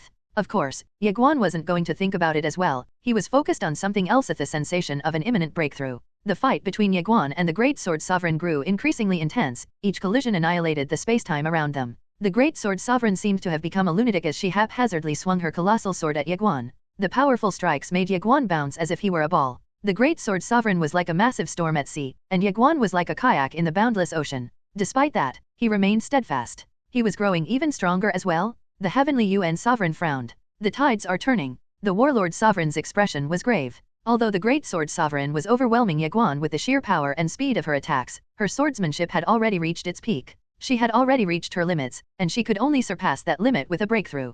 Could she make a breakthrough during this fight? It was highly unlikely. After all, for a top-tier supreme elite like the Great Sword Sovereign to go even further beyond was akin to overturning the heavens, which was exceptionally difficult. If the Great Sword Sovereign failed to make a breakthrough, Ye Guan would inevitably defeat her as the latter was growing stronger by the second. The Warlord Sovereign suddenly asked, "Shall we make a move?" They had a huge chance of slaying Ye Guan once they made a move. The Heavenly Yuan Sovereign shook his head. "Let's wait a bit more. Ye Guan can't escape us, anyway. If they were to interfere prematurely, it'd mean antagonizing the Great Sword Sovereign. If she were alone, there'd be nothing to worry about." However, the Great Sword Sovereign had a powerful backer, so forming a vendetta with her wasn't a worthwhile endeavor at all. The Warlord Sovereign nodded at the Heavenly Yuan Sovereign's remark and went silent. At this point, neither of them wanted to become enemies with the Great Sword Sovereign. Just then, a terrifying burst of sword light erupted from afar, and a sword light struck Ye Guan in the chest. Ye Guan flew as if he were a kite with its strings cut. As soon as he stopped, blood dripped down the corner of his mouth. The Great Sword Sovereign took to the air and slashed downward, aiming to split Ye Guan's head into two. Ye Guan's eyes narrowed, and he slashed out fiercely with his sword. Boom! The sword light shattered, and Ye Guan was blasted thousands of meters away. The Heavenly Yuan Sovereign's face immediately darkened. The Great Sword Sovereign's momentum was slowing down. The tide was about to turn. Sure enough, Ye Guan charged forward and slashed out toward the Great Sword Sovereign. Bang! The two of them flew in opposite directions. Before the Great Sword Sovereign could stop, however, Ye Guan reappeared in front of her. A radiant sword light erupted, blinding everyone briefly. When they opened their eyes once more, the Great Sword Sovereign had been blasted a few kilometers away. The faces of the Heavenly Yuan Sovereign and the Time Reversers darkened at the sight. The tables were about to turn. As expected, Ye Guan took advantage of that opportunity. He attacked the Great Sword Sovereign like a madman, forcing the Great Sword Sovereign to retreat beneath his flurry of attacks. The Great Sword Sovereign turned pale. Her colossal sword was no longer as fierce and as domineering as before, and she could only defend passively. However, the Great Sword Sovereign's eyes emitted the same fierce light. Just like that, Ye Guan forced the Great Sword Sovereign to defend passively for more than 30 minutes. The Heavenly Yuan Sovereign and the Time Reversers revealed ugly looks upon discovering that Ye Guan's sword energy had become several times stronger than before. Ye Guan was a monster of combat. It had to be known that monsters of combat were capable of growing stronger after each battle and during a battle. A monster of combat was terrifying, as they were capable of bestowing surprises on their enemies in a long, drawn-out battle. This is bad, the Baixiang Sovereign exclaimed. The Heavenly Yuan Sovereign and the Time Reversers stared unwittingly at Ye Guan and the Great Sword Sovereign. The latter was still being suppressed, but her sword energy was no longer as fierce and as rigid as before, it had become soft and flexible like water. The Baixiang Sovereign stared intently at the Great Sword Sovereign. She's about to make a breakthrough. A breakthrough? The Heavenly Yuan Sovereign and the Time Reversers gasped. The Great Sword Sovereign was already a sovereign. If she ended up making a breakthrough, then boom! A gargantuan sword force blossomed from the Great Sword Sovereign, and everyone was shocked to discover that her sword force was going through a qualitative change. She was about to make a breakthrough? We're screwed. Little Pagoda shouted, "Young master, how about we ask for help? If you're afraid of going against your principles, it's okay. I'll ask for help. I'm not trying to brag here, but even the 5 swords will have to give me face." Ye Guan ignored Little Pagoda and transformed into a ray of sword light, vanishing from where he was standing. Swing! A sharp, tearing sound echoed throughout the battlefield. Ye Guan had vanished, but the faces of the Heavenly Yuan Sovereign and the Time Reversers changed drastically because they could feel a terrifying aura from somewhere. Ye Guan's sword attack was unprecedentedly stronger than the ones he had executed before. Under everyone's shocked gazes, Ye Guan unleashed a sword move containing 3 heaven rends with maximum stacks condensed into 3 sword overlaps all in one sword move. This one sword move represented Ye Guan's limits. More accurately, it represented the limits of what he could achieve with Ao Tianqian inside of him. An incomparably radiant light erupted, and the faces of everyone changed drastically. The Great Sword Sovereign was in the middle of a breakthrough, and she wouldn't be able to withstand the oncoming sword attack. The Heavenly Yuan Sovereign and the Time Reversers couldn't help her at all, the attack was just too strong for them to do anything in time. The Great Sword Sovereign's pupils constricted, and she went beyond pallid in the face of the oncoming sword attack. She knew that there was no way she could block the oncoming attack. If she were allowed to make a breakthrough, the oncoming sword attack wouldn't be a threat to her at all. However, she was still in the middle of a breakthrough, so the sword attack was certainly capable of taking her life. Unfortunately, Ye Guan had no plans of allowing her to make a breakthrough. Just a few seconds more, and she'd be able to defy fate and reach new heights. It was a pity, but Ye Guan was not going to give her that chance. In the face of certain death, the Great Sword Sovereign didn't choose to stand idly by. She flicked her wrist and was about to attack Ye Guan with her sword, but Ye Guan suddenly whipped around, redirecting his attack toward the distant starry sky. Boom! A vast expanse of stars were annihilated at once. What's going on? The Heavenly Yuan Sovereign and the Time Reversers frowned, looking bewildered. What is Ye Guan trying to do here? The Great Sword Sovereign was puzzled as well, and she watched as Ye Guan's face became as pale as a sheet of paper. Ye Guan's all-out attack just now had truly pushed him to his limits, and he felt utterly exhausted. The Great Sword Sovereign glared at him. What are you doing? Ye Guan wiped away the blood at the corner of his lips. I'm letting you make a breakthrough. The Great Sword Sovereign's glare became fierce. Are you mocking me? An overwhelming sword force enveloped Ye Guan.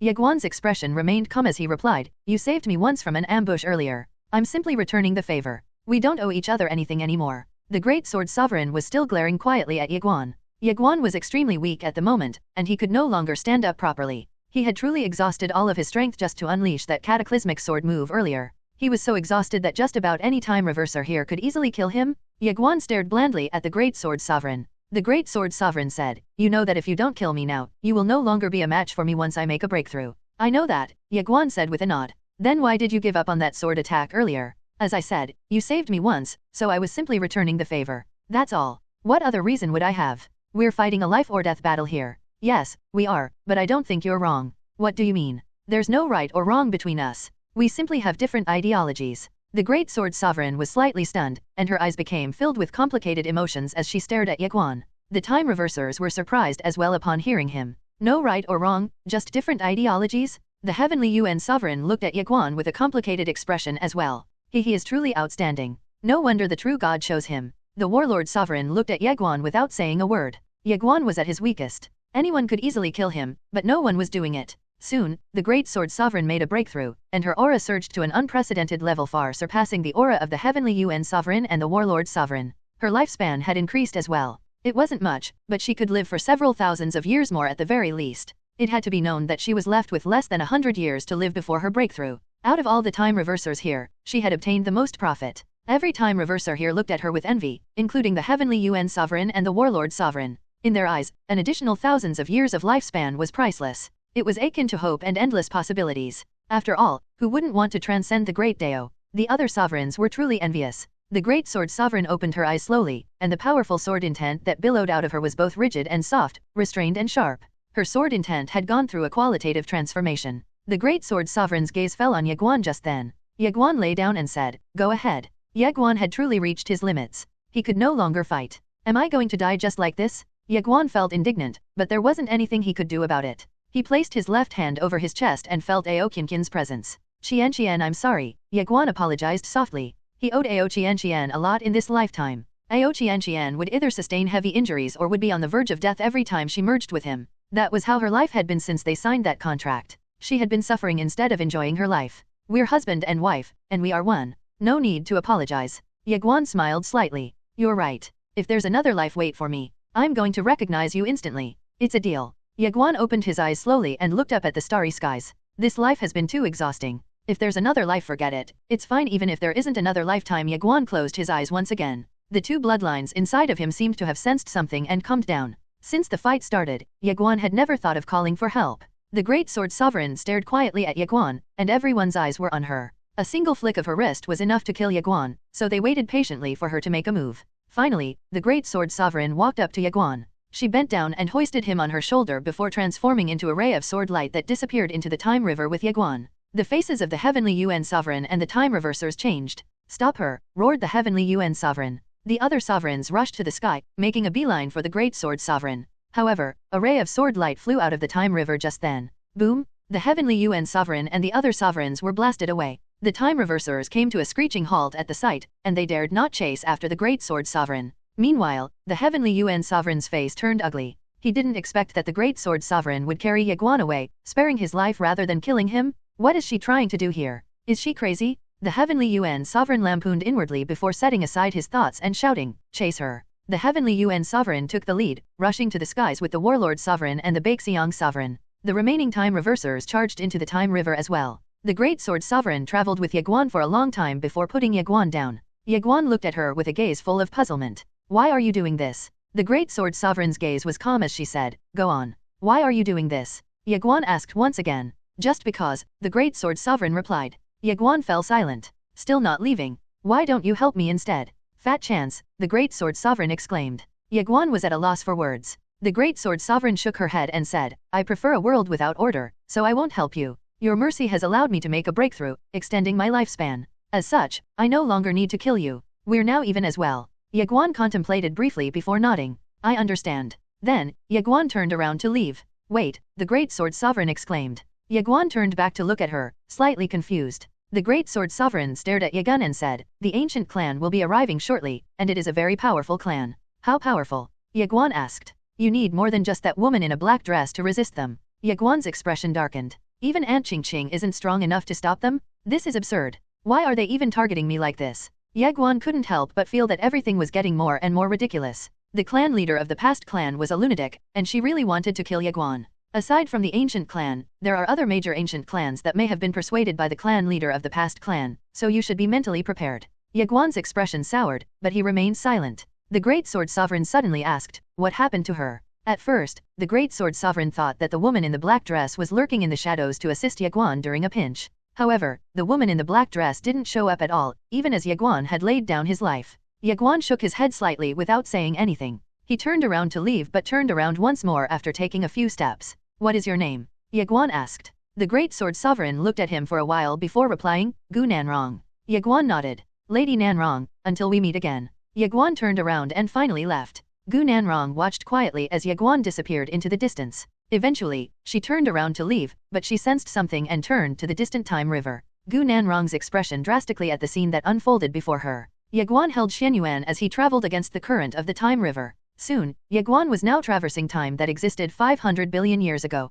If it hadn't been for Ao Qianqian, this journey would have been impossible. In fact, he was already feeling a bit exhausted. Ye Guan slashed out just then, carving open a spacetime rift. Then, he transformed into a ray of sword light that vanished into the spacetime rift. Ye Guan arrived in the middle of a seemingly endless mountain range. He looked around and sat down cross-legged. Master Pagoda, can you help me conceal my aura? Ye Guan had to conceal his aura. Otherwise, it'd be difficult for him to escape death even if he activated all three of his bloodlines. Moreover, he wasn't sure about his third bloodline's power, as he had yet to grasp it completely. Little Pagoda replied, "No, I can't." Ye Guan fell silent. "My concealment technique is incredibly high level, so the fact that the enemies can still track you down means that no concealment technique can possibly hide from their gazes," Little Pagoda explained. Ye Guan nodded slightly. "I understand." Sovereign Nanzu appeared beside Ye Guan and said, "You should go to the Grand Heavenly World." Ye Guan's brows furrowed.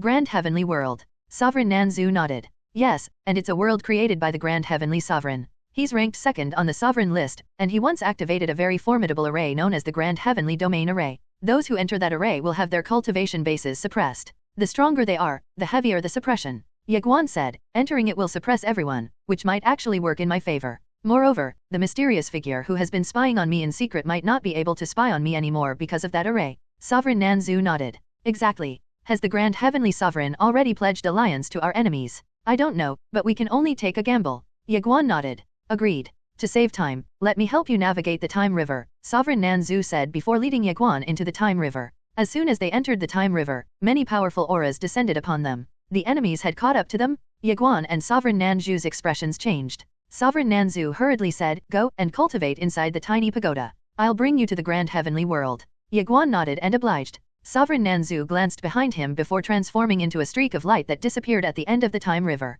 Ye Guan sat cross-legged inside the tiny pagoda. He took off his clothes and looked at his own body, realizing that his fleshly body had changed massively. He was covered with faint golden web-like patterns. Shockingly, the patterns had blood flowing within them as if they were blood vessels. "What's going on?" Ye Guan was shocked. The red-robed sovereign appeared just then. He stared at Ye Guan and said, "This is the legendary transformation of the mortal bloodline into a mortal physique. Your blood is changing your physique." Ye Guan asked, "Senior, what is a mortal physique?" The red-robed sovereign explained, "Those with mortal physiques have defied their fate and transcended the Great Dao." Ye Guan frowned. "I have yet to transcend the Great Dao. One of your ancestors must have done it." Ye Guan fell silent. Could it be father? Impossible? Ye Xian was the king of relying on others, so there was no way he would have the mortal physique nor the mortal bloodline. Grandfather? Is he a self-made man? I think he's half a self-made man. Grandfather seems to be rather extraordinary, but if it isn't father and grandfather, then who is it? Ye Guan's eyes widened just then. My plain-skirt aunt? Fuck. How did I forget her? Ye Guan's plain-skirt aunt had transcended the Great Dao with her mortal physique, but they weren't direct relatives.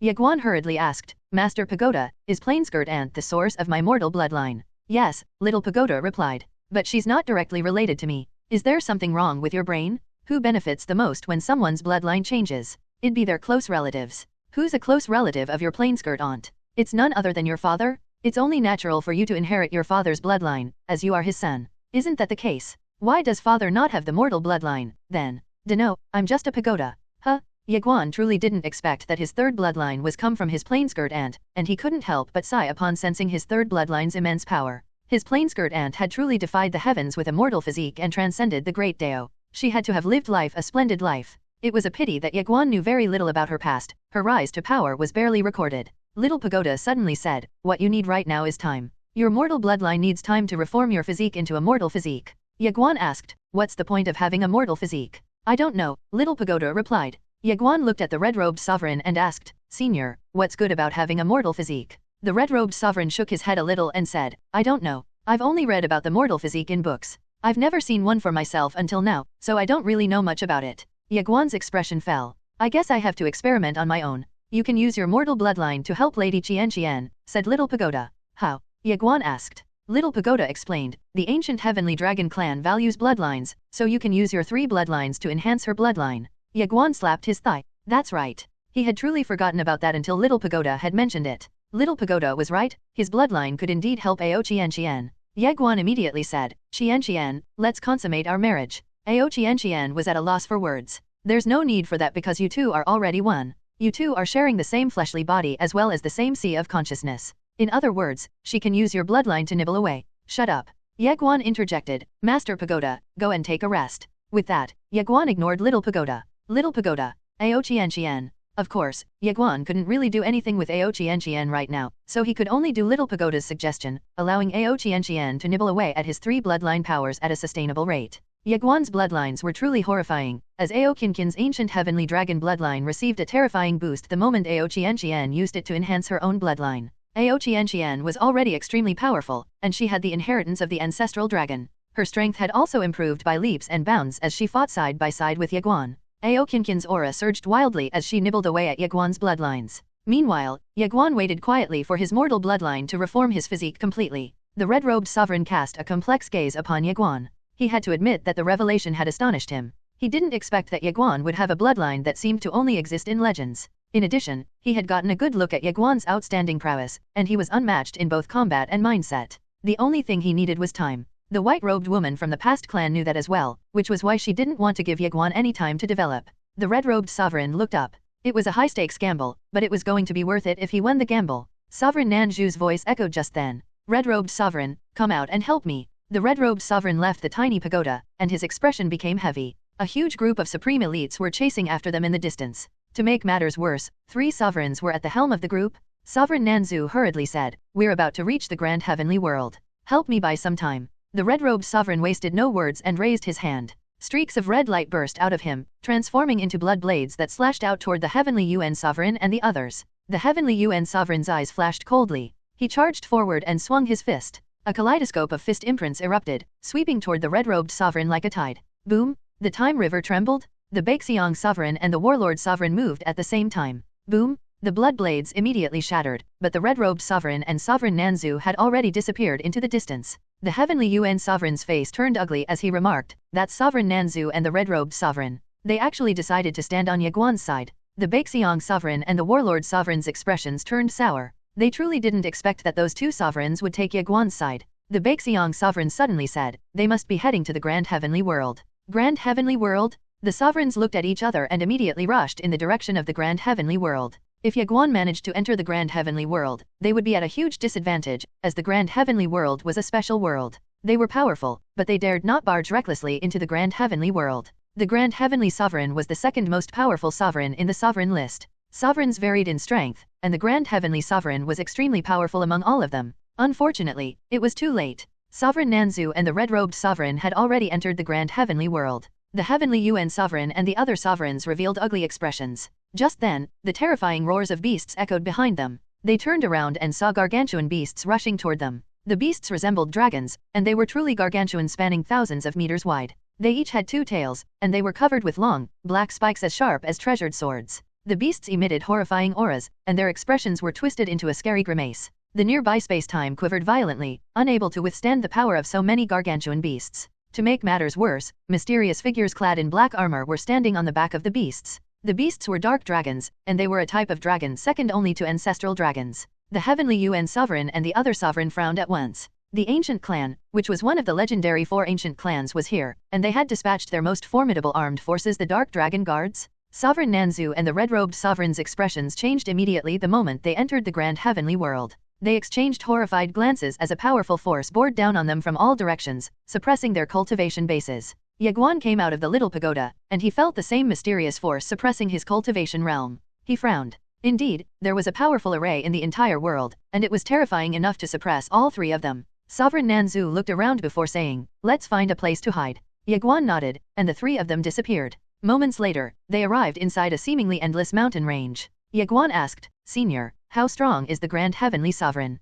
Sovereign Nanzu replied, "He's very powerful. He's ranked 2nd on the sovereign list." "Who's ranked 1st? Sovereign Nanzu and the red-robed sovereign's expressions changed at Ye Guan's question, and the sight made Ye Guan feel even more curious. Sovereign Nanzu said, "She's a bit special." "Special?" Ye Guan asked. The red-robed sovereign nodded. "Yes, she rose in power from out of nowhere. I remember it was about 2 billion years ago. She entered the Time River and traversed against its current, defeating top-tier supreme elites until she eventually became a sovereign herself." The red-robed sovereign seemed to have remembered something. "Are you from the Guanxian universe?" "Yes," Ye Guan replied with a nod. The red-robed sovereign said, "She's from the Guanxian universe as well." Ye Guan was shocked. "She's from the Guanxian universe?" "Yes. In fact, she's extremely ruthless. She once got into a conflict with a major clan, and do you know what she did in the end?" Ye Guan shook his head. "She massacred the entire clan. She didn't spare even the ant hills there. She flushed the ants with boiling water," the red-robed sovereign added. Ye Guan was astonished. The red-robed sovereign shook his head and laughed. "It is a bit exaggerated, I know, but it is undeniable that she was ruthless and violent.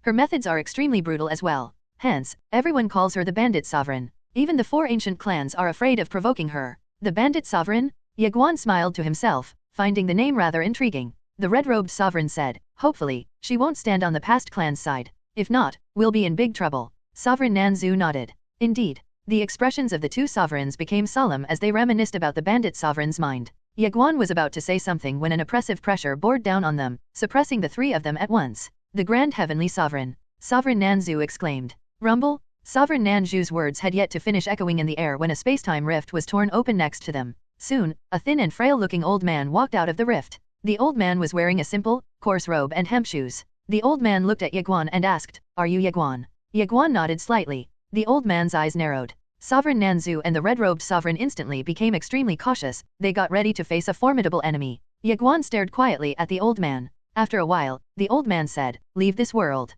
Then, the old man turned around to leave. Ye Guan called out, "Senior." The old man turned around and asked, "What?" "The great deist Brushmaster has strands of ancestral origin," Ye Guan said. "Strands of ancestral origin?" Sovereign Nanzu and the red-robed sovereign cast a surprised gaze at Ye Guan. Of course, a tinge of greed filled their eyes as well, and it couldn't be helped. Strands of ancestral origin were just too tempting for people like them. The old man stared at Ye Guan. Strands of ancestral origin. Ye Guan nodded. "Are you trying to strike a deal with me?" "Yes. It's impossible." "Why?" "The ancient clan's Dark Dragon Guards are already outside." "The Dark Dragon Guards?" The 2 sovereigns frowned. The red-robed sovereign even exclaimed, "Are they crazy? They're actually going all out against just a few of us." Sovereign Nanju's face was equally grim. The fact that the ancient clan had brought the Dark Dragon Guards here was a clear indication that they didn't wish to give Ye Guan any chances of survival. Ye Guan had no idea what the Dark Dragon Guards were, but they had to be a formidable force, judging from the expressions of the 2 sovereigns. Deducing that, Ye Guan stared at the old man and asked, "Senior, I don't think you're afraid of the Dark Dragon Guards.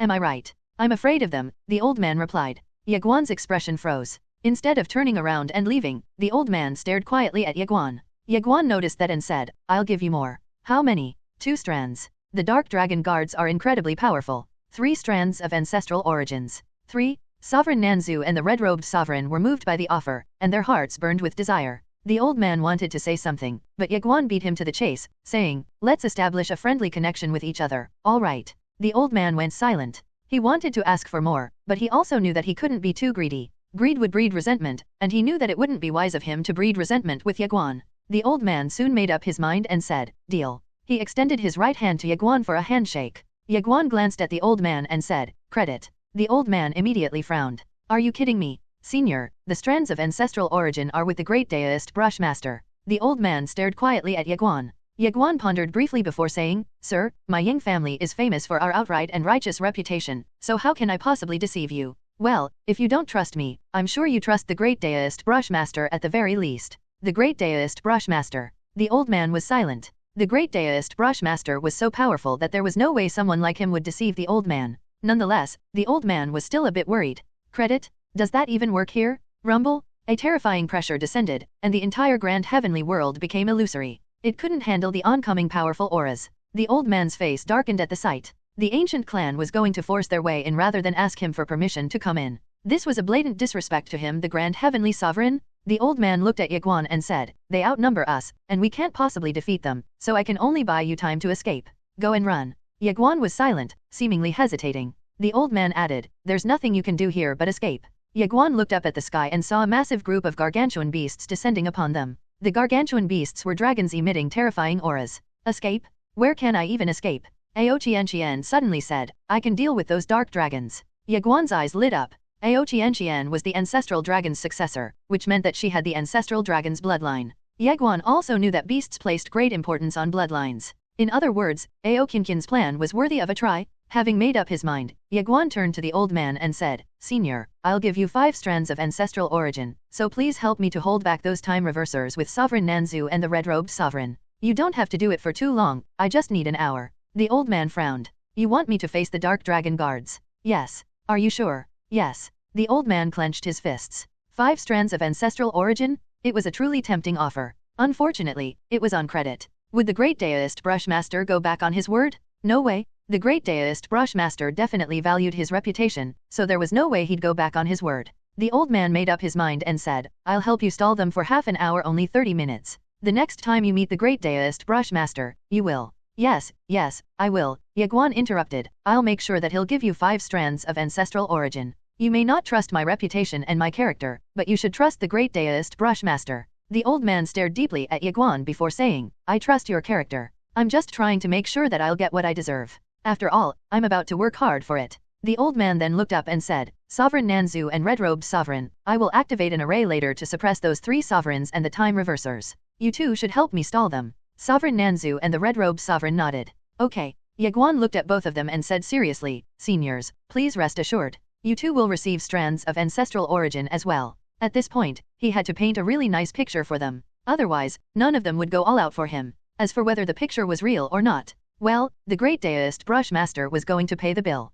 The Red-Robed Sovereign and Sovereign Nanzu were overjoyed upon hearing Ye Guan's remark. They wanted to receive strands of ancestral origin as well, but they dared not to ask for it directly. It was a good thing that Ye Guan had mentioned it, and they were truly delighted upon hearing Ye Guan's promise. Let's go, the old man exclaimed. Then, he transformed into a ray of light and vanished. Moments later, a powerful and terrifying force sprang up, enveloping the entire grand heavenly world. The Red-Robed Sovereign and Sovereign Nanzu vanished as well, rushing toward the sovereigns in the sky. The Heavenly Yuan Sovereign frowned. He didn't expect that Ye Guan and his group would dare to resist them, despite their overwhelming numbers. Who gave them the guts to resist? Are they perhaps up to something? The Heavenly Yuan Sovereign couldn't help but feel uneasy, and he warned, Be careful, everyone. The Heavenly Yuan Sovereign glanced at the supreme elites of the ancient clan. The time reversers of his group dared not underestimate Ye Guan, but the ancient clan supreme elites were a different story. They had no idea about Ye Guan's true strength. If they dared to underestimate Ye Guan, they'd suffer greatly from their folly. Unfortunately, the supreme elites of the ancient clan ignored the Heavenly Yuan Sovereign's words.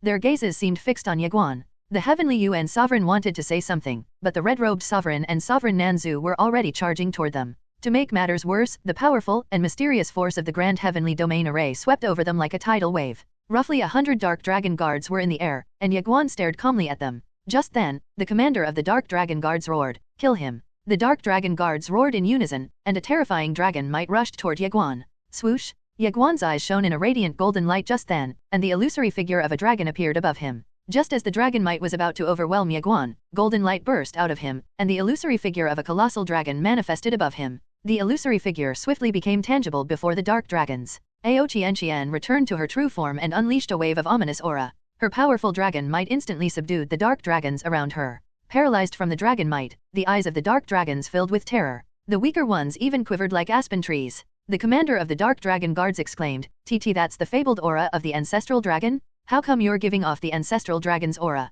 The commander of the Dark Dragon Guards was on the verge of losing his composure. Dark dragons were the mightiest among many of the other dragons, so those capable of suppressing them through bloodline alone were exceedingly rare. The ancestral dragon, the progenitor of all dragons, was one of the few capable of suppressing dark dragons. It was akin to a father disciplining his son. Ao Qian roared, and a dreadful bloodline aura swept across the dark dragons, bringing about a primal fear from the depths of their souls. The dark dragons submitted to Ao Qian, and they cowered on the floor, trembling. The commander of the Dark Dragon Guards bellowed, Rise. However, not a single dark dragon stood up. They dared not to stand up before the successor of the ancestral dragon. Ye Guan was both shocked and bewildered at the astonishing sight. He didn't expect that Ao Qian's bloodline was actually strong enough to suppress the dark dragons until they dared not put up a resistance. Ye Guan initially wanted to slaughter them while they were unmoving, but an idea jumped into his head. He opened his palm, and the tiny pagoda appeared. Ye Guan then instructed, Master Pagoda, gather them for me. The tiny pagoda quivered, and a burst of golden light swept across the dark dragons. In the next moment, the dark dragons disappeared into the tiny pagoda.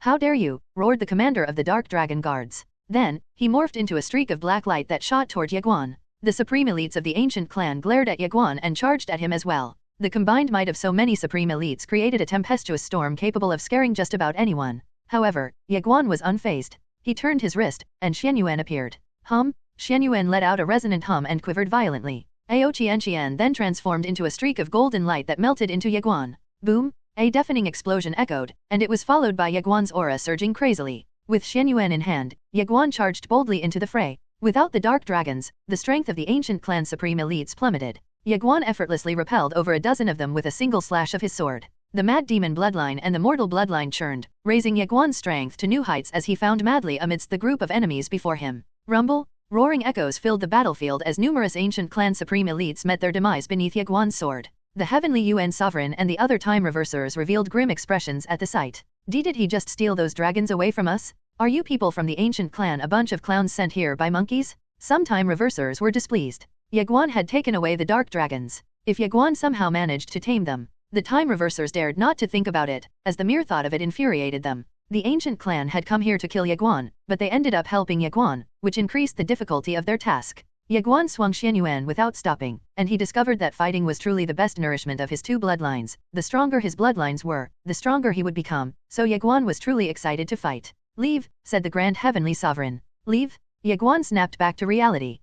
Yeah, I have to leave. The battle was exhilarating, but the red-robed sovereign and Sovereign Nanzu couldn't hold out for much longer. If those two were to end up getting into a pinch, Ye Guan would be in serious trouble. Ye Guan bellowed, "Seniors, let's go." Ye Guan's voice had yet to finish echoing in the air, but he was already moving, carving open a path with his sword. Ye Guan went straight for Sovereign Nanzu and the red-robed sovereign. Then, a golden light enveloped the sovereigns as they disappeared into the tiny pagoda.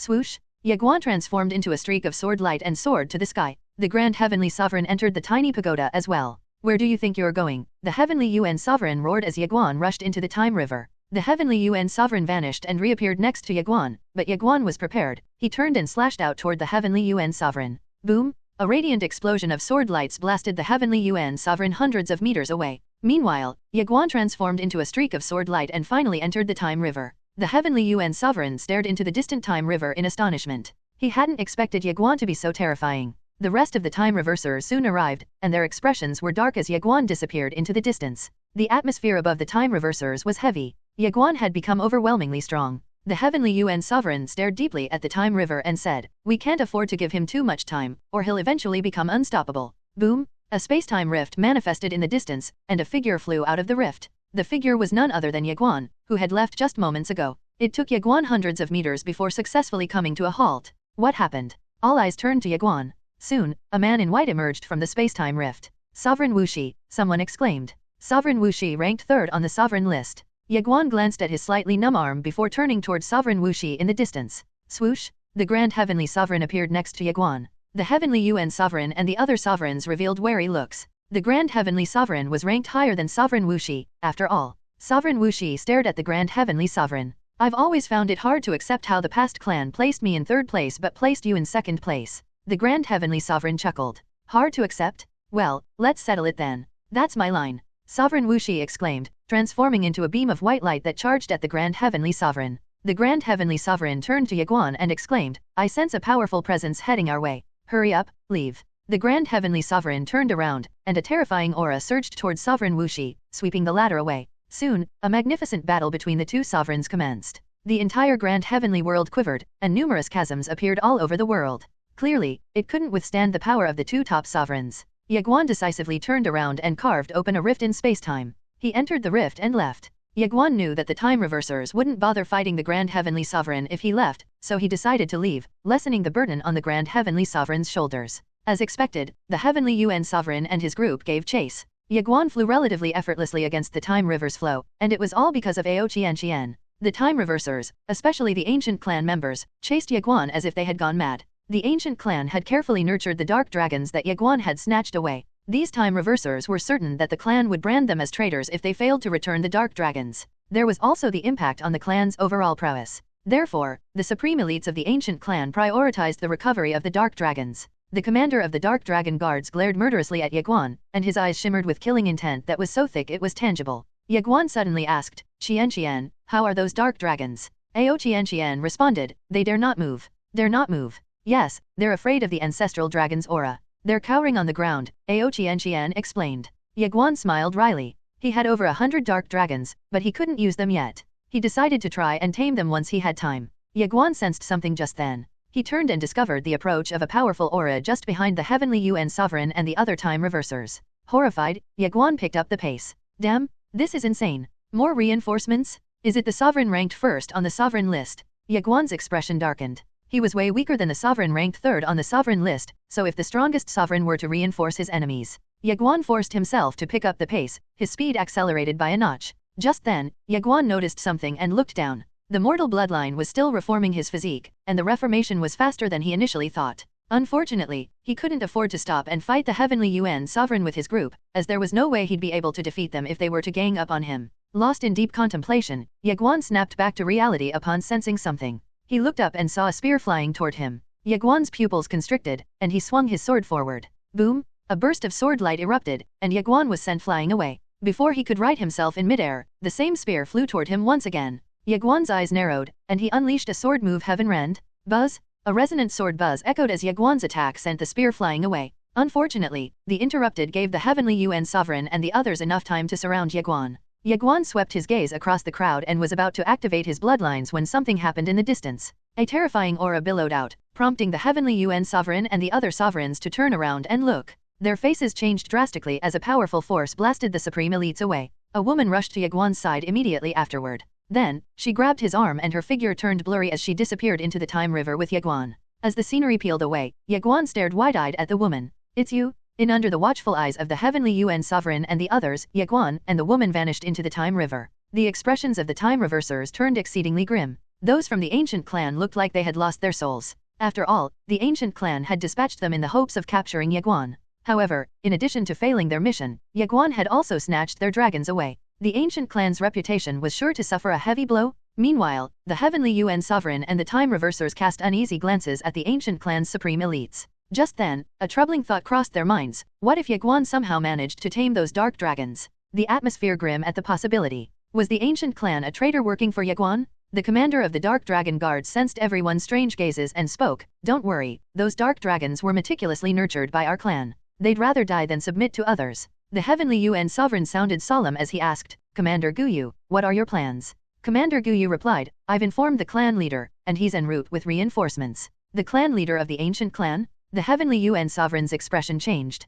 Commander Guyu inquired, "Heavenly Yuan Sovereign, who was that woman just now? Are you familiar with her?" "Yes," the Heavenly Yuan Sovereign said, sounding grave. "And she's a formidable woman." Meanwhile, Ye Guan finally came to a halt. A woman dressed in a black dress stood not too far away from Ye Guan, and she was none other than Ye Qingqing. She had on her signature calm and composed visage. Ye Guan looked at Ye Qingqing in surprise. He didn't expect that Ye Qingqing would show up to rescue him. Ye Qingqing met Ye Guan's gaze but remained silent. The atmosphere between them was a bit awkward compared to their first meeting. Ye Guan shattered the ice, saying, "Thank you." Regardless of the circumstances, Ye Qingqing had saved him more than once. Even though Ye Qingqing had only saved him because of his father, Ye Guan knew that repaying benefactors with gratitude was the norm. Ye Qingqing stared wordlessly at Ye Guan. Ye Guan pondered briefly before saying, "Aunt Qingqing, thank you for coming to my aid multiple times. If it hadn't been for you, I would have fallen into the hands of the time reversers long ago. Regardless of the reason behind your help, I still truly appreciate it. I want to repay you, but I have nothing to offer and you don't want me to intervene again, do you?"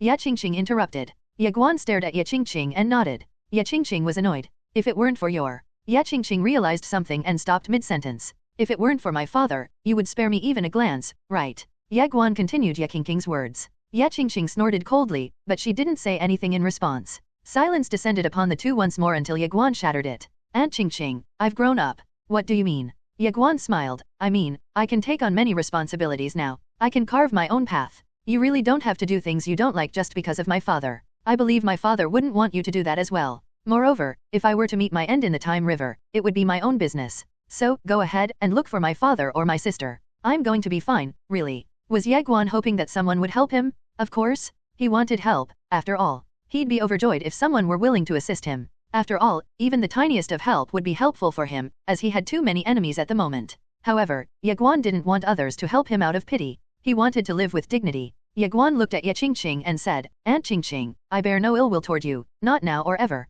I respect you, and I'm grateful for your assistance along the way. Thank you so much." With that, Ye Guan bowed deeply and walked away. Ye Qingqing gripped her sword tightly as she stared at Ye Guan walking into the distance. Little Pagoda suddenly said, "If you're not going to accept any help, then, I'll die." Ye Guan interrupted. He looked up and stared at the infinite time river. "Wherever death awaits, that's where I'll rest." Ye Guan transformed into a streak of sword light, vanishing into the distance. For some reason, Little Pagoda felt an unprecedented sense of unease. He sensed that Ye Guan had genuinely resolved himself to embrace death at any given moment. Ye Guan had truly let go of his burdens and had convinced himself that he was nothing but Ye Guan, an ordinary human being. Death? He was ready for it. Staring at the fading streak of sword light in the distance, Ye Qingqing suddenly found herself overcome with a wave of irritation. She became especially annoyed when she was reminded of the day Ye Guan had chosen to sacrifice himself for her. At the time, Ye Guan had truly considered her to be a part of the family. What about her? Ye Qingqing pondered over it, and she became even more irritated. Just then, Jing Shui appeared next to Ye Qingqing.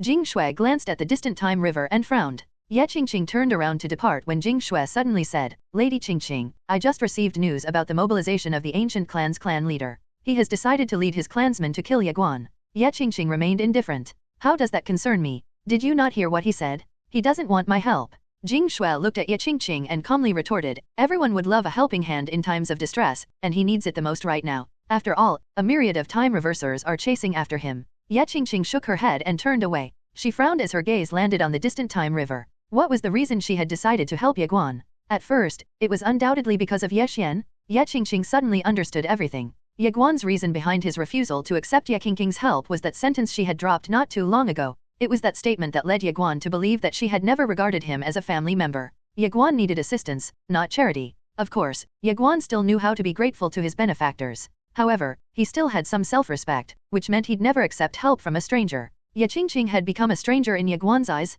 Ye Qingqing could still remember how Ye Guan seemed afraid of him whenever she frowned even in the slightest. Then, he'd go and console her to assuage her irritation. However, everything had changed. Ye Guan was no longer afraid of her. He was still respectful to her, but there was a sense of estrangement between them. Unfortunately, it seemed that their relationship could no longer go back to what it was before she dropped that sentence. Ye Qingqing sighed and turned around. Then, she disappeared into the distance. Jing Shui followed closely behind Ye Qingqing but said nothing. Ye Guan was still flying against the flow of the time river. Ao Qinqin's help and his own prowess allowed Ye Guan to glide effortlessly against the current of time. Ye Guan stared into the distance with a determined gaze. I have to become stronger. Ye Guan had no other thought in mind except for that. Ye Guan asked, Master Pagoda, how long do I need to become invincible? Little Pagoda chuckled and teased, getting impatient. Yes, replied Ye Guan with a light smile. Little Pagoda replied, actually, your Aunt Qingqing isn't all that bad. She has a carefree and straightforward nature, so she speaks her mind without any reservation. I really think that you don't have to worry. Her help to you is not charity at all.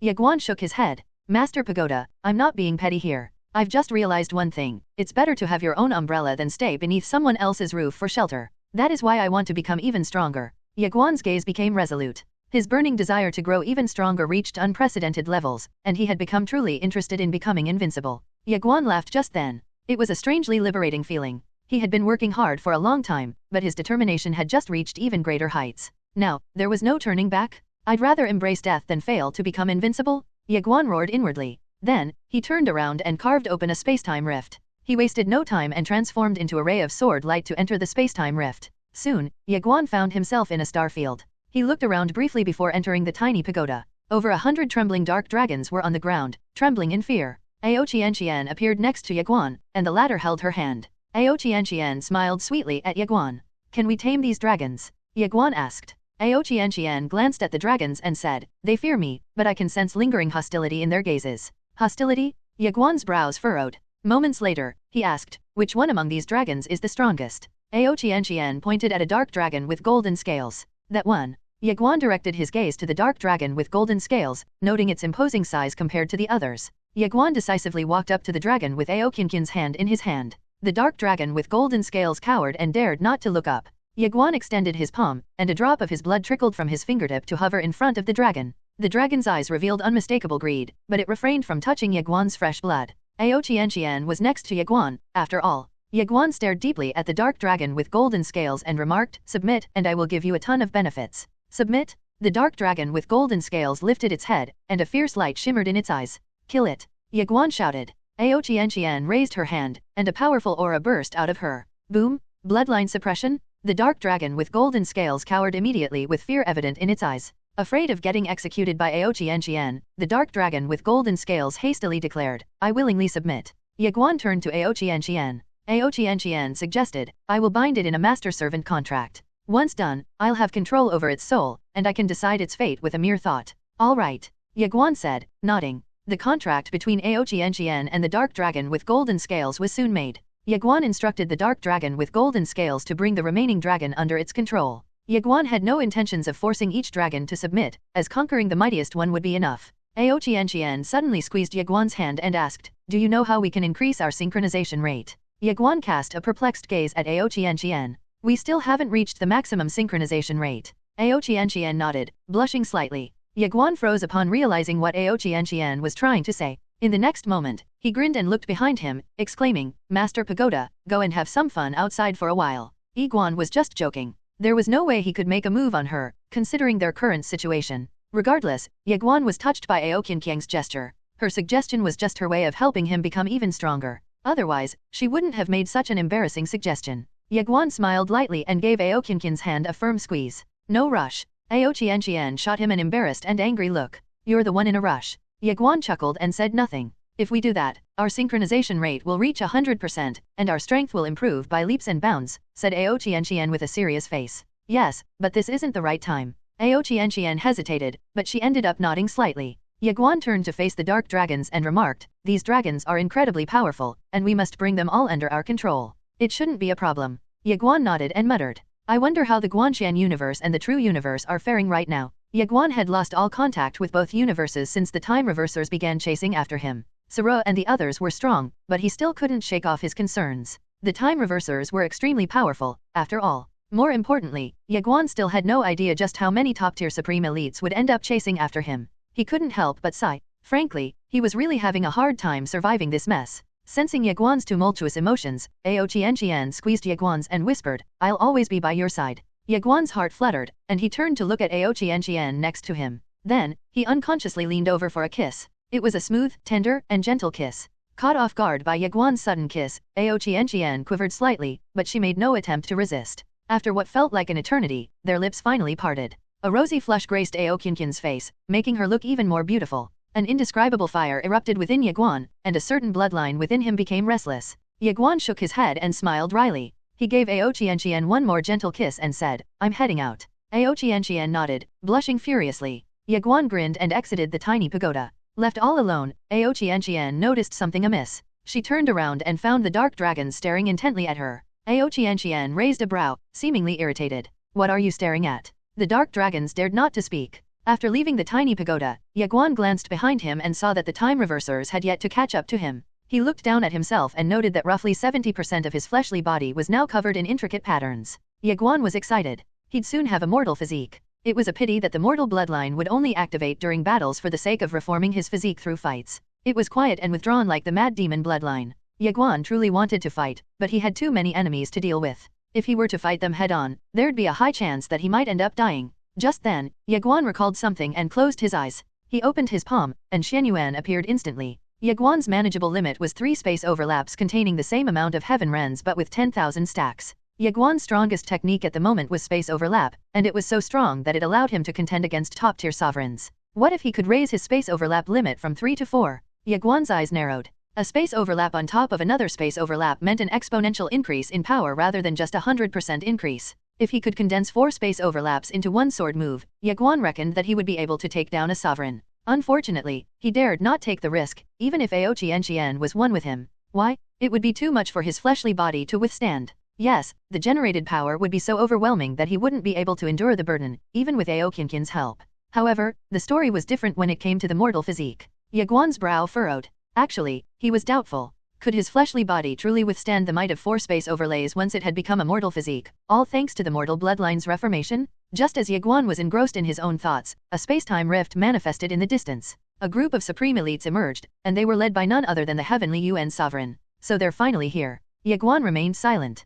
Clearly, the lurkers keeping tabs on his location were far more powerful than he initially thought. Otherwise, they wouldn't have been able to locate him consistently. The Heavenly Yuan Sovereign frowned. You've been waiting for us here. Yes. The Heavenly Yuan Sovereign scrutinized Ye Guan and asked, what kind of tricks are you trying to pull? Ye Guan smiled wryly. What tricks can I possibly pull when there are so many of you? Are you thinking of taking us all on by yourself? Asked the Heavenly Yuan Sovereign. Ye Guan shook his head and replied, rumors about your unparalleled strength have piqued my interest. I've been waiting for you, as I want us to exchange some moves. A challenge? Surprisingly, the Heavenly Yuan Sovereign refused. I won't accept your challenge. Why not? Because I don't want to give you any chances. The Heavenly Yuan Sovereign smirked and roared, attack. At the Heavenly Yuan Sovereign's command, the supreme elites rushed toward Ye Guan.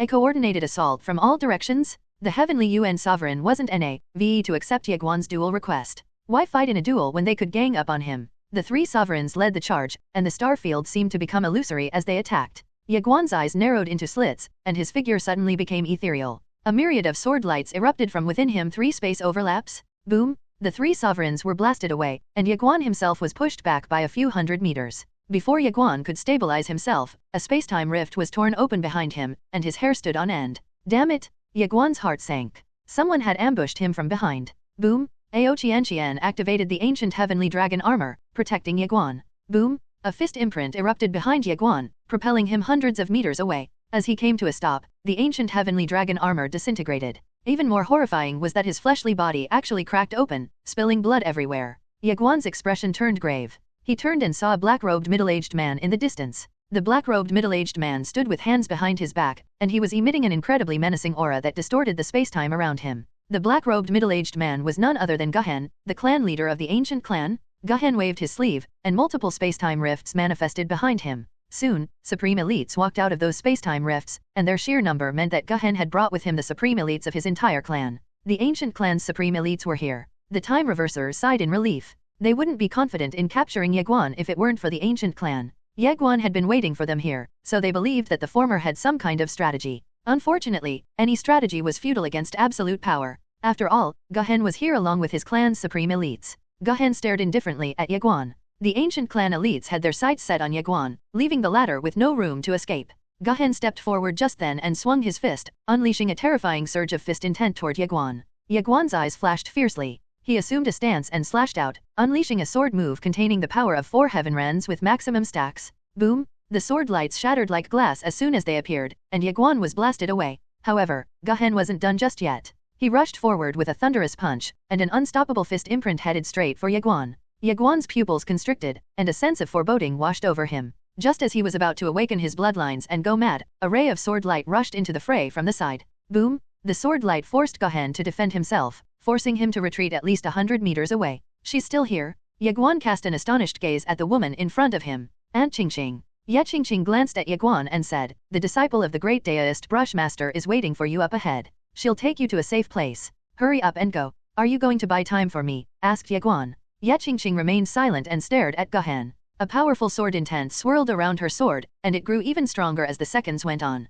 However, Ye Guan remained unmoving. Ye Qingqing frowned and pointed out, you're not helping me by staying here. Ye Guan shook his head. Ye Qingqing turned around and stared at Ye Guan. Do you not want to be indebted to me? Asked Ye Qingqing. Ye Guan was silent. Think about the Guanqian universe, think about your friends and family. Ye Guan shook his head. A trace of annoyance fleeted across Ye Qingqing's eyes as she said, my tongue simply slipped at the time. Are you really nursing a grudge against me because of that mistake? I'm not holding a grudge against you. Do you even believe what you're saying right now? I don't. Ye Qingqing sneered, but she didn't say anything. Ye Guan pondered briefly before saying, Aunt Qingqing, I was really happy when you decided to help me. I've always considered you as family, and I thought our feelings were mutual. I liked you, I respected you, and I revered you. However, your words at the time made me realize that you've never really considered me as family. Your help was just charity, and it was all because of my father as well, but... Ye Guan shook his head and continued. I still like and respect you. I didn't say that. Ye Qingqing retorted after a moment of silence. You said it at the time, and I still remember it, Ye Guan reminded. Ye Qingqing raised brows. When did I say something like that? Little Pagoda? Did I say something like that? Little Pagoda, damn it, don't involve me in your aunt and nephew spat. Little Pagoda was dumbfounded. He dared not to speak, much less reply. Ye Guan was at a loss for words as well. Aunt Qingqing is really trying to turn the tables on me. Isn't it normal for people to make mistakes in the heat of passion? Ye Qingqing asked. Ye Guan was silent. I'll make your father apologize to you later, Ye Qingqing said. Ye Guan and Ye Xian, what? Ye Qingqing stared nonchalantly at Ye Guan. Is that acceptable? Ye Guan shook his head with a smile. He wasn't genuinely upset. Ye Qingqing's tongue was just too sharp for him to handle. Of course, Ye Guan understood that Ye Qingqing's tongue was only sharp for a select few people. Ye Guan truly had no intentions of changing Ye Qingqing's attitude, as that was a feat that was more challenging than defeating her. Aunt Qingqing, let's team up and escape, Ye Guan suggested with a smile. However, Ye Qingqing shook her head slightly. She turned to look at Guhen in the distance, who had chosen to refrain from making a move. Why? He was waiting as well, waiting for reinforcements capable of contending with Ye Qingqing? Guhen had received information about Ye Qingqing, so he was aware of the latter's power. Of course, Guhen would still make a move if Ye Guan attempted to escape. Ye Guan walked up to Ye Qingqing and said, they're waiting for reinforcement. Ye Qingqing nodded. Ye Guan asked, do we have reinforcements? Yes. Ye Guan hurriedly asked, who? Arya and Little White. Shit. Ye Guan cursed unknowingly, and his expression as his heart plummeted into the abyss. The good news was that they would have reinforcements. The bad news was that their reinforcements were Arya and Little White. Arya was incredibly strong, so she could certainly fight many opponents on her own. In addition, Ye Guan had yet to see her transforming into her true form, and he reckoned that Arya was invincible while in her true form. Meanwhile, Little White was the ultimate support character. In addition to assisting Ye Guan, she could also supply him with unlimited divine items. Unfortunately, Arya and Little White weren't exactly the most dependable duo. Ye Guan reckoned that the two had ended up getting distracted and had wandered off somewhere. Otherwise, there would be no explanation as to why it was taking them such a long time to reinforce Ye Guan. Let's go and escape together, Ye Qingqing suggested, knowing that Ye Guan wouldn't let her stay here and buy time for him.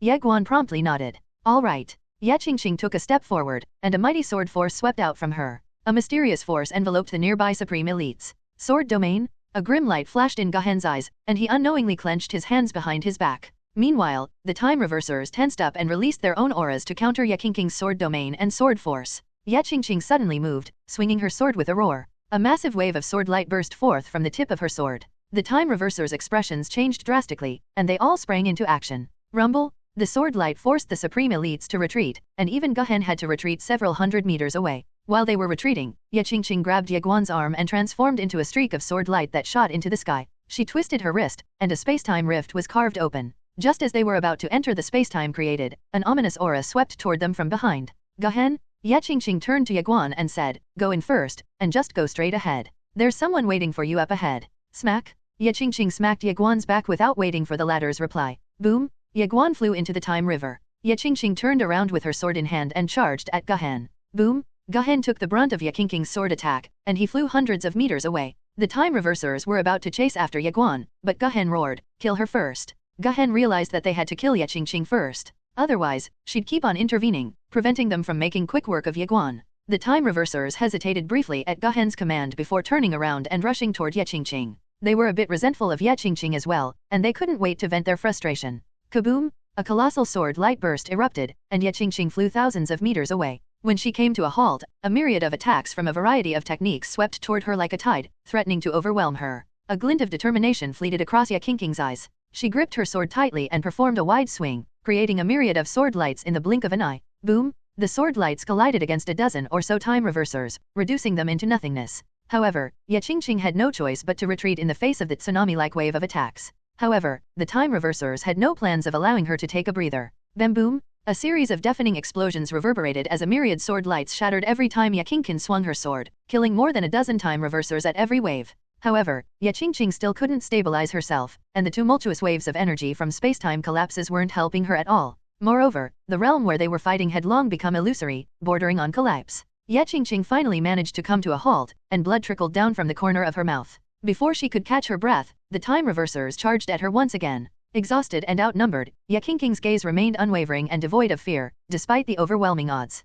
Ye Qingqing deployed her sword domain, and a kaleidoscope of sword lights erupted. The expressions of the time reversers fell, but they could no longer retreat. They had no choice but to fight with all their might to try and shatter Ye Qingqing's sword domain by brute force. Boom! A series of deafening explosions erupted once more, followed by heart-wrenching shrill cries. Space-time collapsed incessantly, creating powerful shockwaves that swept those who were injured away. Ye Qingqing was no exception, and blood dripped incessantly from the corner of her lips. Her beautiful face had become as pallid as a sheet of paper as well. Ye Qingqing had just painstakingly stabilized herself in midair, but Gahen was already flying toward her with a fist emitting a dazzling fist light. Then, he decisively swung his fist toward Ye Qingqing's face. Gahen wasn't going to give her any opportunity to survive. Ye Qingqing was just too strong. She had killed dozens of them in the proverbial blink of an eye, so Gahen knew that he had to take advantage of the opportunity to kill her while it was available. Ye Qingqing's eyes flashed fiercely in determination. Ignoring the extreme pain, she swung her sword forcefully toward the oncoming fist light. She chose to confront Gahen head-on. Boom! Sword light shattered into innumerable light fragments, and Gahen was blasted away as a result.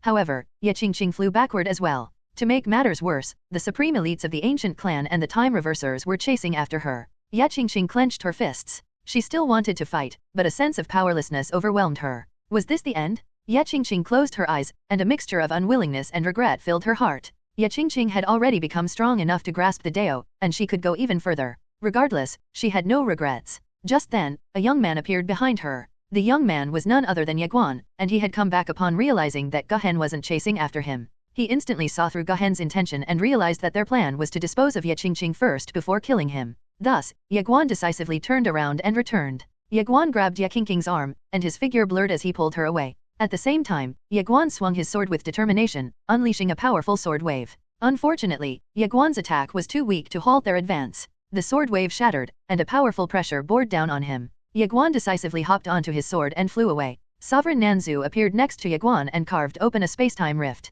The three then entered the spacetime rift and flew across the time river as quickly as possible. Where do you think you're going? Guhan bellowed and swung his fist, sending a fist imprint toward Ye Guan. Ye Guan was about to make a move when Jing Shue's voice came from inside Ye Qingqing's storage ring. Young Master Ye, please leave first. Moments later, 4 towering statues manifested. They wielded colossal sabers that they swung toward the time reversers. Meanwhile, Ye Guan transformed into a streak of sword light that rushed deeper into the time river. Boom! Powerful explosions echoed behind them, and the towering statues were soon reduced to ashes. However, Ye Guan had already disappeared into the time river. Guhan's expression became ugly as he roared, "Chase him!" At his command, everyone took to the sky and entered the time river. After entering the time river, Ye Guan handed the tiny pagoda to Sovereign Nanzo, instructing him to travel along the time river in search of the person who was supposed to be waiting for Ye Guan. Afterward, Ye Guan helped Ye Qingqing into the tiny pagoda and retrieved the divine tree of nature. He placed the divine tree of nature in Ye Qingqing's sea of consciousness, allowing the divine tree of nature to heal her. Ye Qingqing's expression soon improved. Staring at Ye Guan, Ye Qingqing asked, "Why did you come back? Why did you save me?" Ye Guan asked back. Silence descended upon the two. After a while, Ye Qingqing calmly asked, "Not angry at me anymore. If you weren't my father's sister, I wouldn't even be bothered with you." Ye Qingqing's brow raised, and she cast a stern look upon Ye Guan. Ye Guan chuckled and went silent. "Just wait until I recover."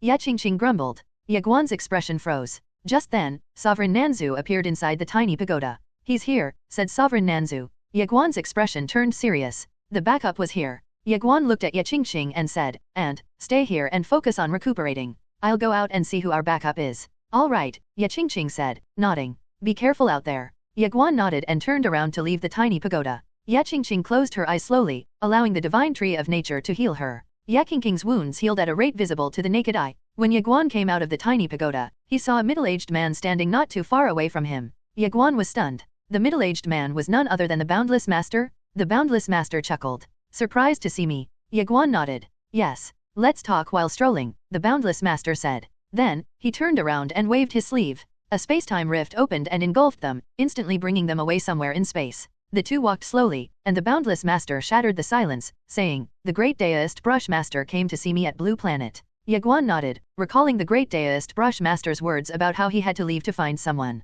He had to have been referring to the Boundless Master at the time. "Senior, weren't you unwilling?" Ye Guan trailed off. "That was indeed the case, but I realized." The Boundless Master trailed off, smiling. He looked at the distant end of the time river and said, "A great man should aspire to save the vast expanse and the myriad beings." However, Ye Guan was unconvinced. "Did the Great Daoist Brush Master offer you some benefits?" The Boundless Master's expression froze. Ye Guan realized that his assumption was correct. The Boundless Master chuckled. "Well, yes, he did indeed offer me some benefits. Anyway, we're talking about my aspiration here. Hey, what's with that look on your face? Unlike your dad, I never lie." Ye Guan shook his head with a smile. The Boundless Master's face suddenly became serious. "We're in a dire situation. The elites from the True Universe and the Guanxian Universe are busy fighting them, which means that we cannot count on them for help." Ye Guan replied, "My aunt told me that Little White and Area managed to escape their encirclement and that they're coming to assist us." The Boundless Master looked at him blandly and said, "We can't count on them, either. The best thing they can do for you is not to create more trouble for you to handle."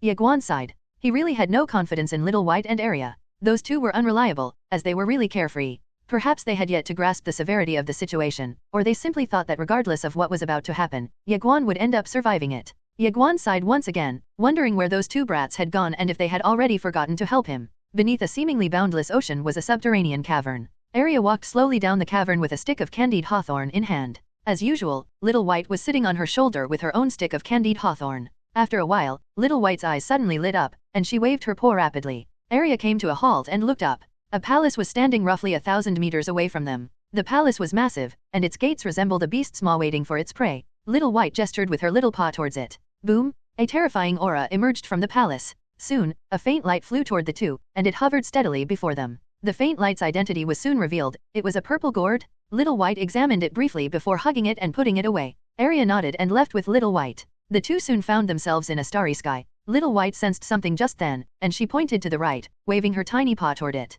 Arya hesitated before saying, "I think we still have to go and rescue Ye Guan." Little White blinked and waved her paw rapidly, trying to express something. "He should be fine, right?" Arya asked, sounding hesitant. Little White blinked quietly. She wasn't sure of it either. Logically speaking, however, Ye Guan ought to be fine. "Let's flip a coin to decide. Heads, we'll go rescue him. Tails, we'll go retrieve that treasure before rescuing him," Arya replied. Little White nodded. They could simply blame the Count if anything were to go wrong. If a Nanjing wanted to blame them, they'd hand over the coin to her and tell her that the coin had told them to postpone Ye Guan's rescue. Arya took out a silver coin and flicked it upward with her thumb. The coin flew up before landing steadily in her palm. They both looked at the coin and saw its head. Heads? They looked at each other and blinked. How about we flip it again? Best of 3? Arya asked. Little White had no idea what to say. Ye Guan was walking down with the Boundless Master against the flow of the Time River. Eventually, he decided to return to the tiny pagoda to check up on Ye Qingqing. Ye Guan sat quietly next to Ye Qingqing. Her wounds had healed considerably, and her cheeks had become rosy.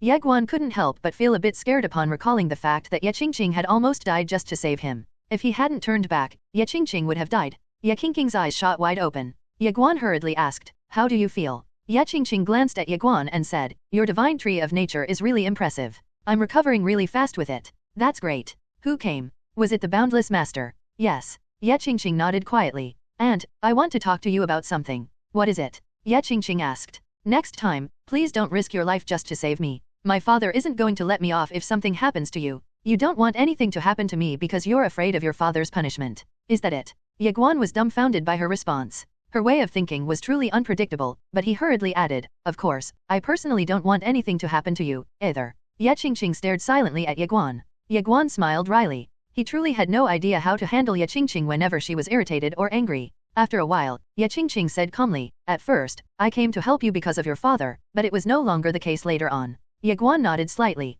"No matter what, I do not wish for anything to happen to you. Also, I hope that we'll face any obstacles together. Death isn't a big deal, but I won't be able to live peacefully, even in the afterlife if you end up dying because of me. I haven't thought that far. Regardless, we'll face everything together. Stop nagging, all right? I'll do whatever I feel like doing, do you understand?" "Oh okay." Ye Guan agreed hesitantly. He still ended up relenting, as he knew of his aunt's stubborn personality. If he were to argue with her, they'd argue for a long time. Ye Qingqing asked, "What is the great Daoist brush master planning on doing?" Ye Guan replied in a low voice, "The Boundless Master said that he'd take us to a special place. He didn't specify where exactly. He only said that it's all according to the great Daoist brush master's plan." "Okay," Ye Qingqing said with a slight nod. Ye Guan seemed to have thought of something and suddenly tore open his clothes, revealing his muscular body. Ye Qingqing frowned and asked, "Are you trying to unleash your wild side?" "Huh?" Ye Guan was dumbfounded. "What do you mean? Unleash my wild side?" Ye Qingqing glared coldly at Ye Guan. "I'll have you know, but I'm your aunt, so I just wanted to show you these strange patterns on me." How did you even end up thinking of that? Goodness. Ye Guan was stupefied, and he suddenly felt terrified of Ye Qingqing. Meanwhile, Ye Qingqing's face flushed red upon realizing that she had misunderstood, but she quickly composed herself and glared coldly at Ye Guan. "Couldn't you have said something before stripping?" Ye Guan's face darkened. "How would I know what you were going to think? It's your fault." Ye Qingqing insisted. Ye Guan dared not speak, afraid that Ye Qingqing would reach another terrifying misunderstanding if he were to speak. Ye Qingqing glared at Ye Guan for a while before examining his torso with a frown, but moments later, she exclaimed, "Mortal physique." "Yes," Ye Guan said, nodding. "When my bloodline awakened, it began reforming my fleshly body. And, do you know anything about this so-called mortal physique?" "A little," Ye Qingqing replied. "Tell me more." "Only those with mortal bloodlines possess mortal physiques. So far, there has only been one person with a mortal physique. Plainskirt Ant." "Yes. What is so special about the mortal physique?" "I don't know." Ye Guan frowned. Ye Qingqing explained, "It's a physique that was once unique to that woman. Aside from you, I haven't seen anyone else with a mortal physique apart from her. It is unfortunate, but I think she doesn't think too highly of such a physique. As a result, she hasn't really done any research about it, which means she may not know that much about it as well." Ye Guan fell silent. Ye Qingqing stared at Ye Guan and asked, "Why are you in such a rush? Your mortal physique will soon be completed. Just wait a bit longer, and you'll soon find out." Ye Guan nodded. There was nothing much he could do right now aside from waiting, but he still couldn't help but feel really curious. If only his plainskirt ant have had such a physique until now, then it had to be a special and formidable physique. Ye Guan became giddy with anticipation. Once his fleshly body was fully reformed, he'd have a great time defeating those supreme elites. Ye Guan felt more and more excited at the thought of dominating the time reversers. Ye Qingqing glanced sideways at Ye Guan and asked, "How come you're so excited at the idea of obtaining a mortal physique? What's there to be excited about that?" Ye Guan smiled and wisely chose not to retort nor provoke her. Ye Qingqing was hot-tempered, and she was more than willing to resort to violence once angered. "Little bastard, we're here," said the Boundless Master from outside the tiny pagoda. "Little bastard?" Ye Guan immediately frowned. When Ye Guan left the tiny pagoda, he saw the Boundless Master standing in front of him. The Boundless Master looked to the right. Ye Guan followed his gaze and saw a space-time rift that had been torn apart. Evidently, the Boundless Master had torn it up. "Let's go," said the Boundless Master. He disappeared into thin air, whisking away Ye Guan with him. Soon, they appeared above a seemingly boundless sea that stretched infinitely into the horizon. Ye Guan asked, "Where are we?" The boundless master shook his head and admitted, "I don't know. Where is the great Daoist brush master? Someone is holding him back. Is it the clan leader of the past clan?" The boundless master nodded. Ye Guan fell silent. It seemed like the great Daoist brush master was in trouble. The boundless master said, "He can't help you openly, he can only plan things out for you." "I see," Ye Guan muttered, nodding. The boundless master disappeared together with Ye Guan, and they reappeared in the deep sea. They dove for a few kilometers more until they found themselves in the middle of an abyss. Ye Guan tried to use his divine sense to examine what was within the abyss, but his divine sense was blocked by an invisible force as soon as it neared the abyss. Ye Guan frowned and turned to look at the boundless master.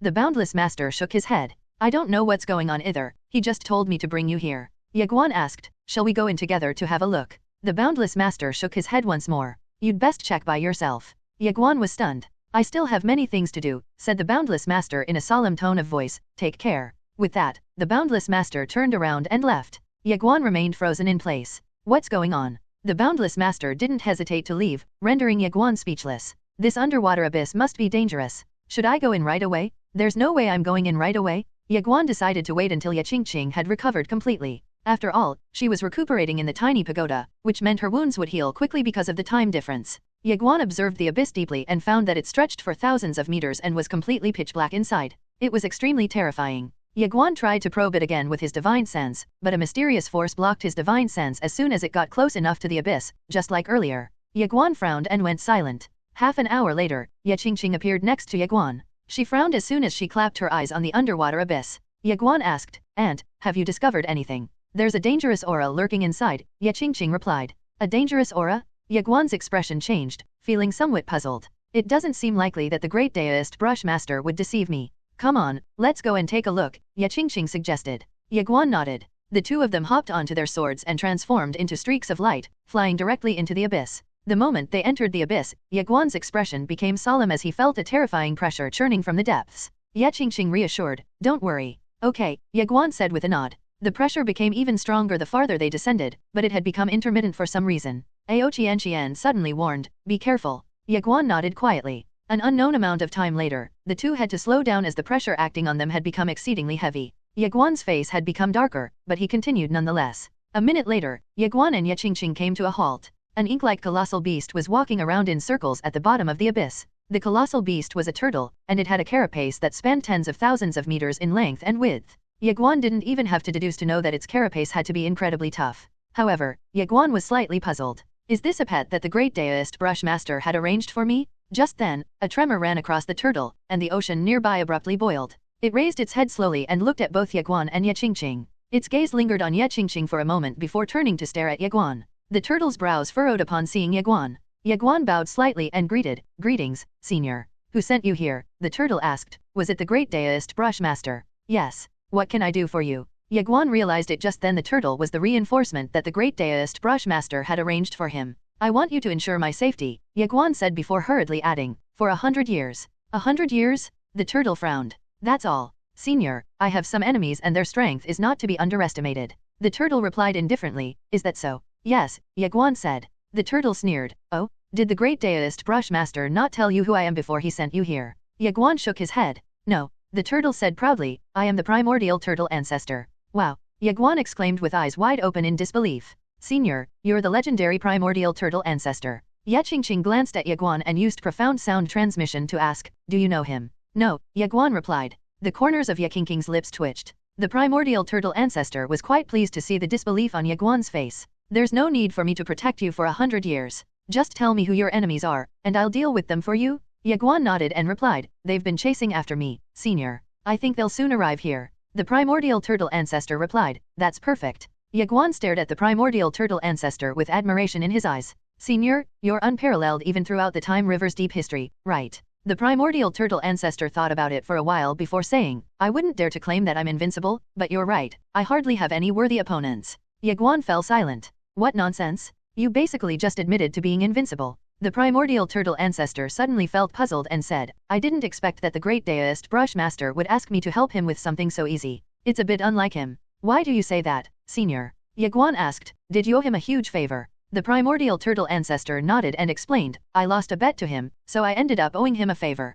He said he'd ask me to help him with something in the future. Ye Guan remarked, I see. The primordial turtle ancestor looked at Ye Qingqing and said, this girl standing next to you is pretty strong. Ye Guan smiled slightly. Yes, and she's my aunt. The primordial turtle ancestor nodded. As for you, you're quite weak. Ye Guan's expression froze. This turtle is terrible at talking to people. Where's the great deist brush master? Asked the primordial turtle ancestor. He's busy at the moment, but he'll come over when he's done, Ye Guan replied. The primordial turtle ancestor was about to say something when a terrifying pressure descended from above. Ye Guan's eyelid twitched. These guys are seriously really fast? The primordial turtle ancestor's eyes flashed coldly. Let's go. The sea churned, and towering waves were born instantly, creating an extremely terrifying scene. With the primordial turtle ancestor's help, it only took them a few moments to exit the underwater abyss and reach the surface. Guhen and thousands of time reversers were waiting for them on the surface. Of course, the supreme elites of the ancient clan were there as well along with 5 sovereigns. The primordial turtle ancestor was stunned.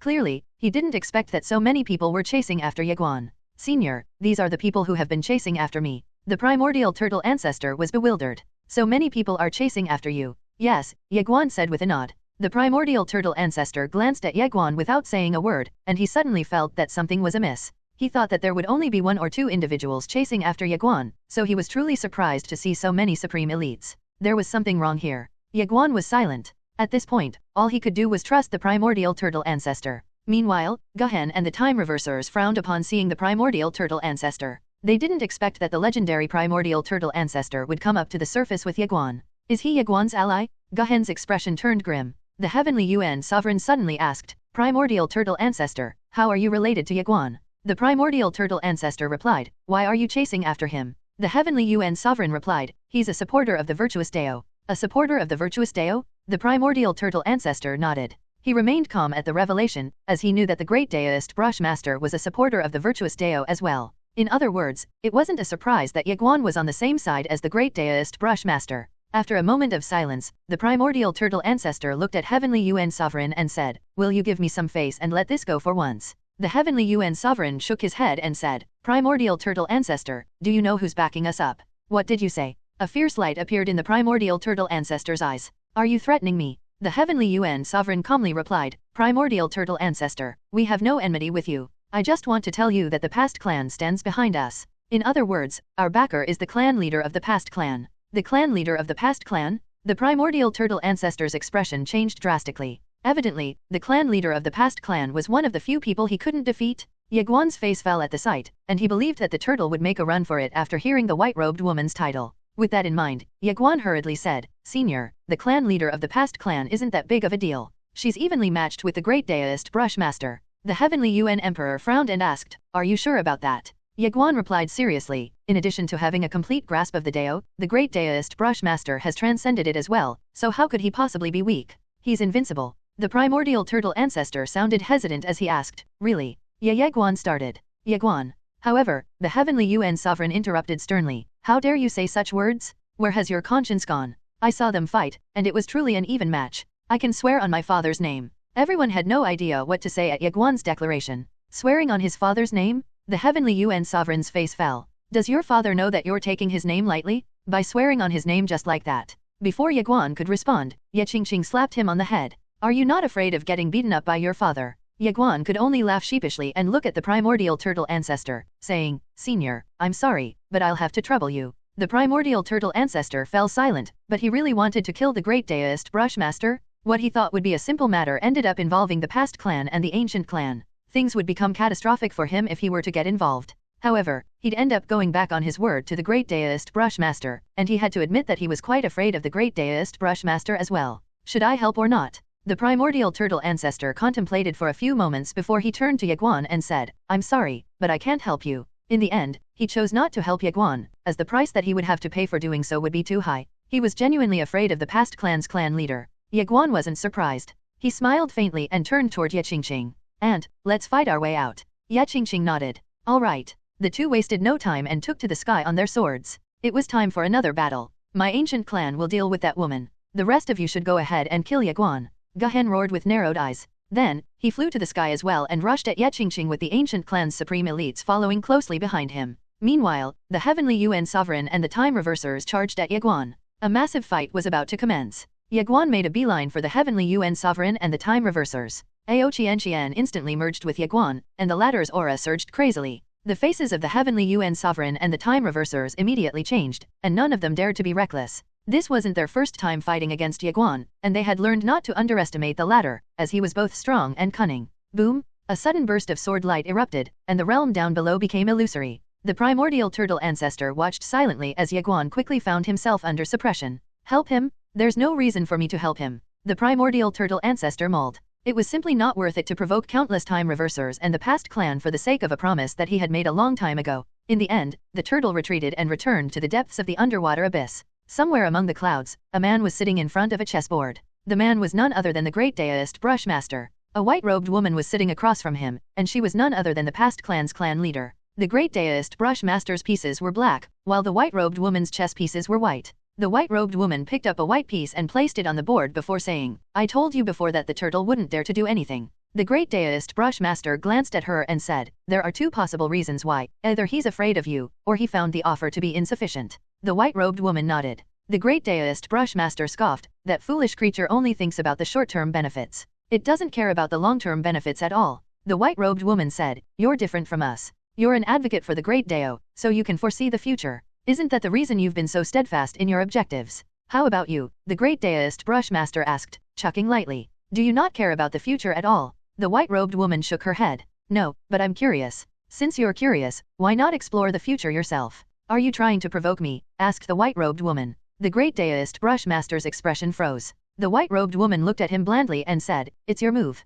The great Daoist Brushmaster stared quietly at the chessboard. Then, he said, "The vast expanse truly needs an order." "It's going to be fine without one," said the white-robed woman. "Wouldn't the vast expanse become quite dull without a diverse array of cultivators?" "Dull is good." The great Daoist Brushmaster fell silent. The white-robed woman glanced at the chessboard before standing up and looking up at the distant sea of clouds. Regardless of whether the Dao is virtuous or not, is there really any point in keeping her alive? No one is infallible, and it applies to the great Dao as well. Then, she should be wary not to make any mistakes in her next life, replied the white-robed woman. The great Daoist Brushmaster sighed. "I know you still have a trick up your sleeve. Go ahead and use it," the white-robed woman said. Then, she flew away and disappeared. Just then, a man appeared next to the chessboard, and he was none other than the Boundless Master. "What do we do with the primordial turtle ancestor?" asked the Boundless Master. The great Daoist Brushmaster calmly replied, "Back then, that turtle committed a myriad of evil deeds. I let him off the hook in exchange for a favor. I spared him from suffering the bad karma of his actions.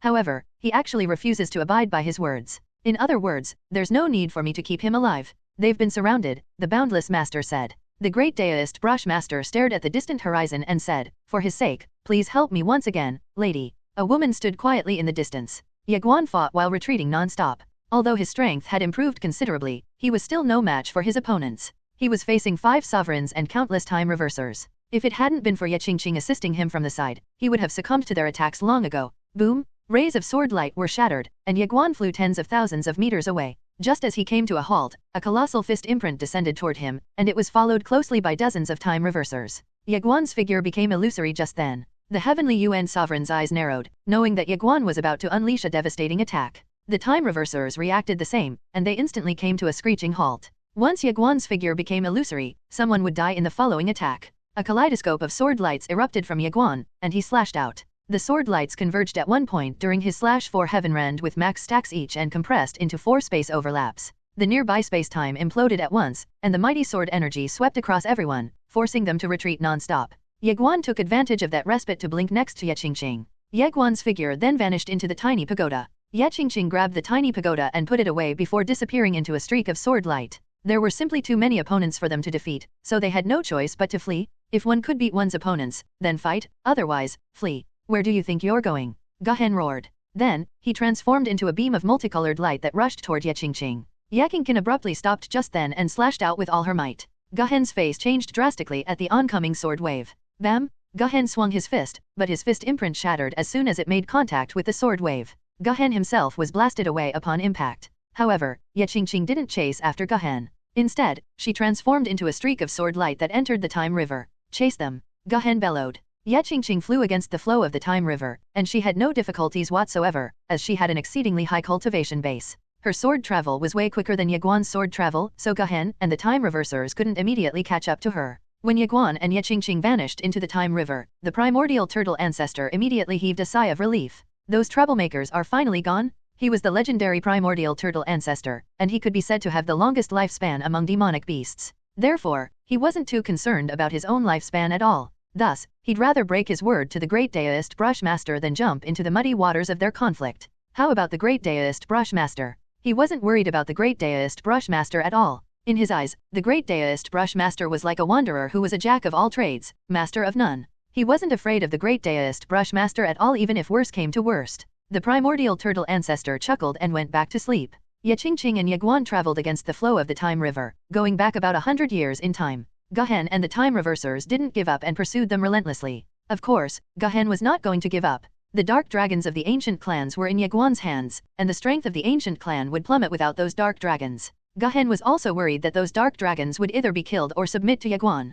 Actually, Guhen had another motive as well. The clan leader of the past clan had increased the reward stated in the time arrest warrant to 5 strands of ancestral origin. The reward was so generous that no one could resist it, which was why the Heavenly UN sovereign and the other sovereigns had decided to go all out. Of course, they also wanted to see a world without any order, but it was a long-term goal that was too far from their arms at the moment. Meanwhile, the strands of ancestral origin were right in front of them. They just had to kill Ye Guan, and those strands of ancestral origin would become theirs. 5 strands of ancestral origin were enough to increase their lifespan by thousands of years, and they would have hope in transcending the Great Dao with so much time in their hands. The chance was extremely low, but it was there nonetheless. Their ultimate goals were to transcend the Great Dao, become invincible, and become immortal. More and more time reversers were tempted out of their hiding spots, and some of them were powerful sovereigns in the time list. Meanwhile, Ye Guan was standing before the group of dark dragons inside the tiny pagoda. Unbeknownst to Guhen, the dark dragons had already submitted to Ao Qianqian. Ao Qianqian swept her gaze across the dragons before saying, "They've sworn loyalty to me, and they're ready to participate in battle."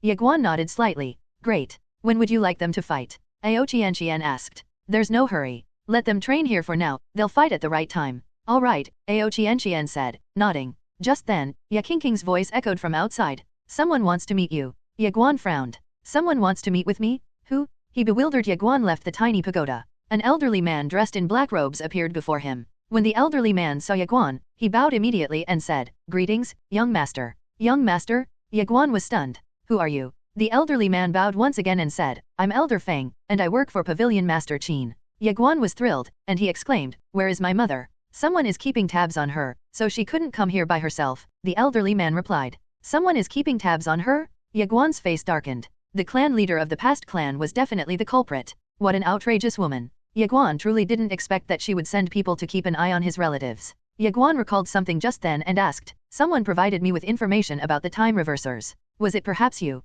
Elder Feng nodded and explained, "Pavilion Master Qin has been secretly investigating the time reversers and the sovereigns on their side. Why did mother send you to find me? Did something happen? We just received news that a mysterious army is heading this way. They're extremely powerful, so we came here to help you flee. What are they? Can you tell me more about them?" "I can't tell you more about them because we don't know much about them. They're also too strong for us to approach, so we haven't been able to gather decent information about them." Ye Guan's face darkened even further. "The past clan's clan leader has increased the rewards for your time arrest warrant to 5 strands of ancestral origin. Many time reversers were tempted by the reward and have decided to come out and hunt you down. Most importantly, there are quite a few unknown supreme elites among them." Ye Guan frowned. "Unknown supreme elites?" "Yes," the elderly man said, nodding. "They're time reversers who have decided to seal themselves to conserve what little lifespan they have, so it's been a while since any of them have made an appearance. However, they decided to unseal themselves to participate in the quest to hunt you down." "Just how many time reversers are after me? Do you know any specific figures?" Ye Guan asked.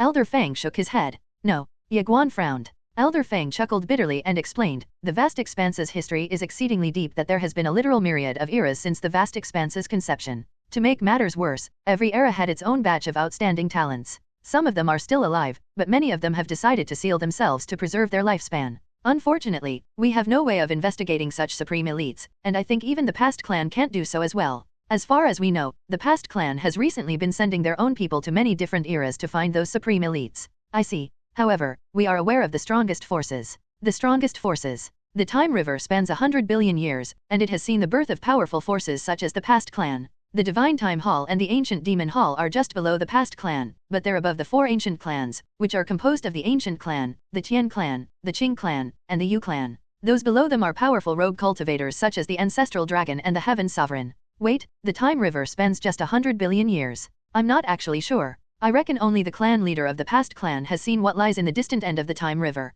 Ye Guan nodded, and he was about to say something else when Elder Feng beat him to the chase, saying, "Young master, please follow me." Elder Feng then turned to Ye Qingqing and said, "Please carve open a road for us." Ye Qingqing nodded and slashed out, creating a space-time rift. The three of them soon disappeared into thin air. As they were flying away somewhere, Ye Guan noticed two black-robed figures behind them. However, those black-robed figures weren't chasing after them. Elder Feng explained, "They're covering our rear. But that's dangerous." Ye Guan muttered. Elder Feng smiled slightly. "Young master, rest assured. They won't fight head-on." Really, Ye Guan started. However, a terrifying cacophony of explosions erupted behind them just then. Ye Guan turned around and saw dozens of terrifying mushroom clouds blotting out the entire Time River. To make matters worse, the currents of the Time River itself began to boil behind them. Ye Guan's eyelids twitched. They're actually setting off explosives. A group of cultivators had no choice but to retreat in the face of the mushroom. The group of cultivators was none other than Guhen and the Time Reversers. They had to retreat for tens of thousands of meters before finally stopping.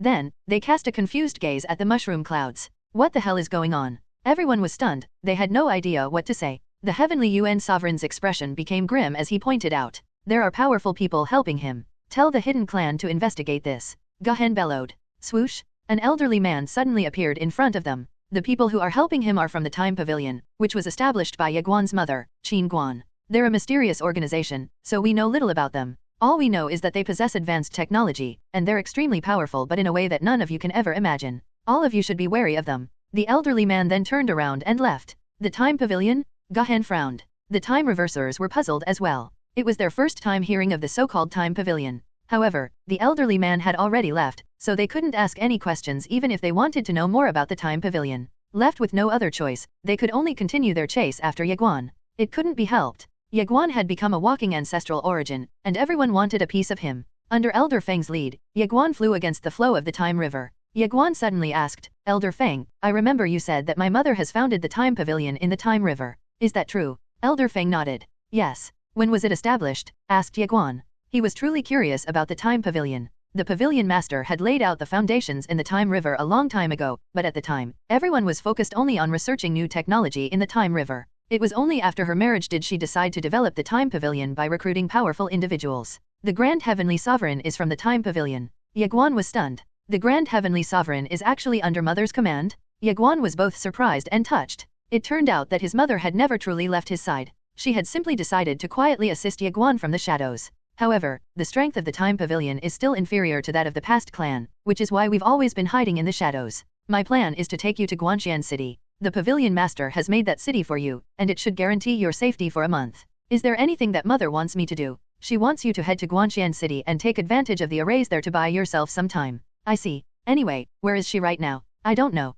Her exact whereabouts have always been a mystery. We've never known her whereabouts. She can contact us, but we can never contact her." Ye Guan nodded. "I see." Elder Feng stared at the distant end of the Time River with a serious expression. "We're almost there," Elder Feng remarked. Rumble? Rumbling noises echoed just then as dozens of powerful auras swept toward them from behind. Elder Feng's face changed drastically. "The mysterious army is here. I didn't expect that they'd catch up to us so quickly." Ye Qingqing looked behind and saw the faint outlines of dozens of figures in the distance. Ye Qingqing's expression became heavy, which was a rare sight to see. Just then, 3 black-robed people rushed toward them. Ye Guan's expression changed, and he was about to make a move, but Elder Feng hurriedly said, "Hold on, young master. They are our people." The 3 black-robed people rushed past them and charged at the mysterious army. Moments later, over a dozen mushroom clouds erupted, and the scorching heat of the explosion swept in all directions. Ye Qingqing's eyes narrowed, and she waved her sleeve. A burst of sword light erupted and enveloped the 3 of them. Ye Guan looked at the terrifying mushroom clouds in shock. "Senior, are they taking down those people with them?"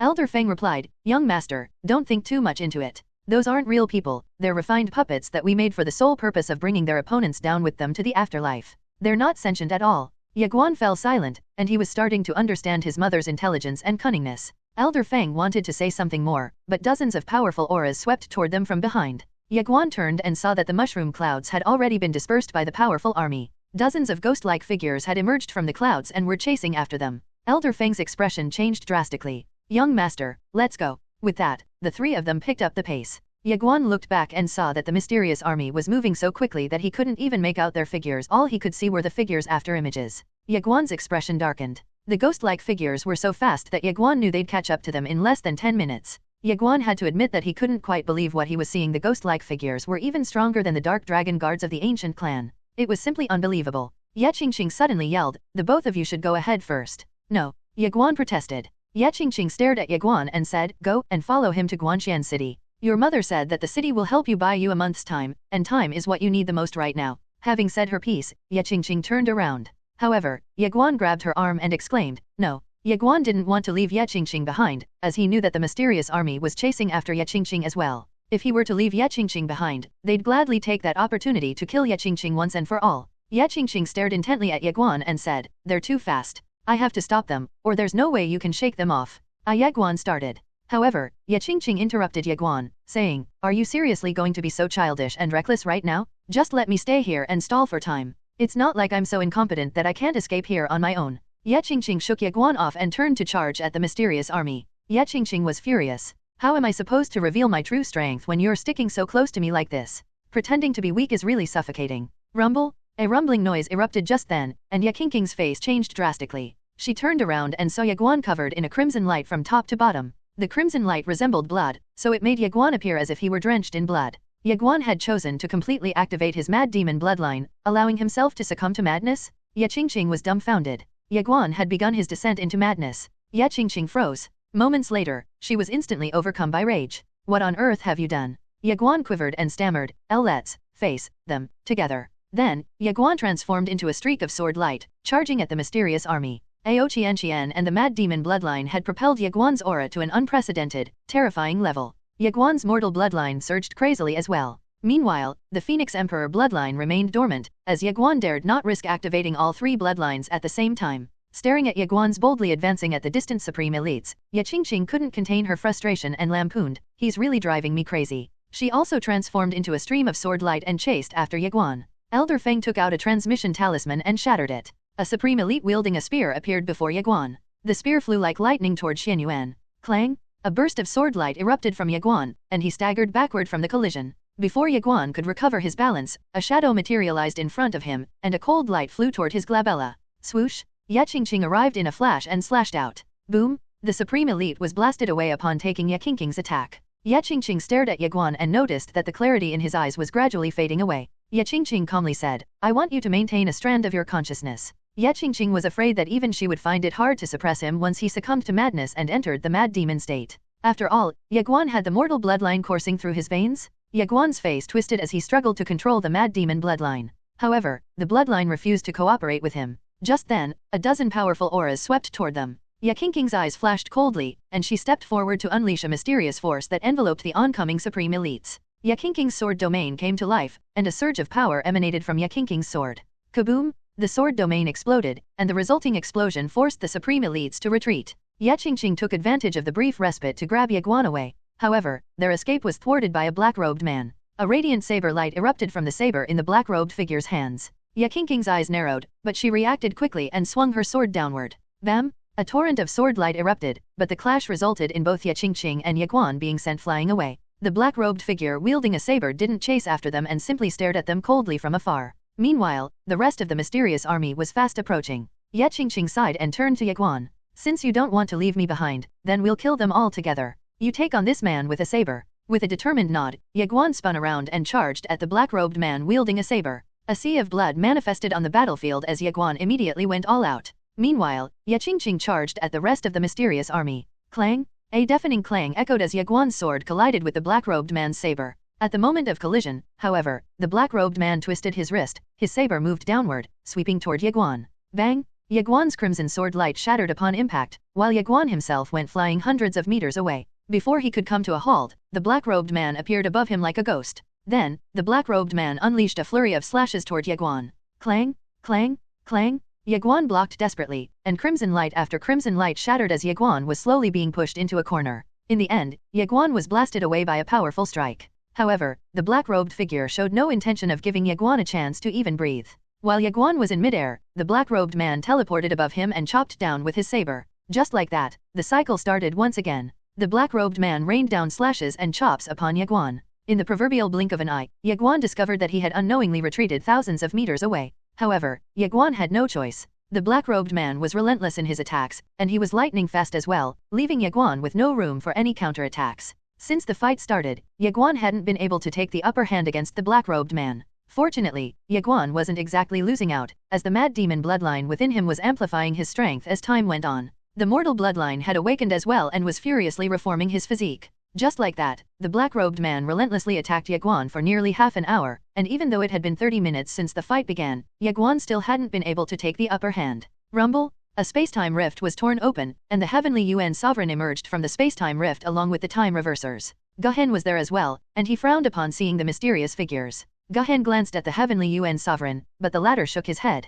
In other words, the Heavenly Yuan Sovereign had no idea where these mysterious figures had come from. Guhen's expression darkened. Where had the past clan found these men? The Heavenly Yuan Sovereign asked. Clan leader Gu, you don't recognize them, too. Guhen shook his head. The Heavenly Yuan Sovereign said, what about the Divine Time Hall or the Ancient Demon Hall? Are they from either of them? I can't say for sure. I've never really met them, Guhen replied. The Heavenly Yuan Sovereign stared at Ye Guan in the distance. Should we help them? You should ask him. Guhen stared at the black-robed man. The Heavenly Yuan Sovereign stayed silent and decided to observe in the meantime. The black-robed man was fighting Ye Guan one-on-one, so if they intervened, the black-robed man could end up seeing them as an enemy. After all, Ye Guan was worth 5 strands of ancestral origin. Guhen suddenly suggested, he can have the 5 strands of ancestral origin if he manages to kill Ye Guan. Otherwise, he can't blame us for taking the bounty for ourselves. The Heavenly Yuan Sovereign nodded. He was slightly dissatisfied with the arrangement, but he knew that they couldn't do anything other than watch for now. After all, it'd be foolish if they intervened and allowed Ye Guan and Ye Qingqing to escape their grasp once again by antagonizing the mysterious figures.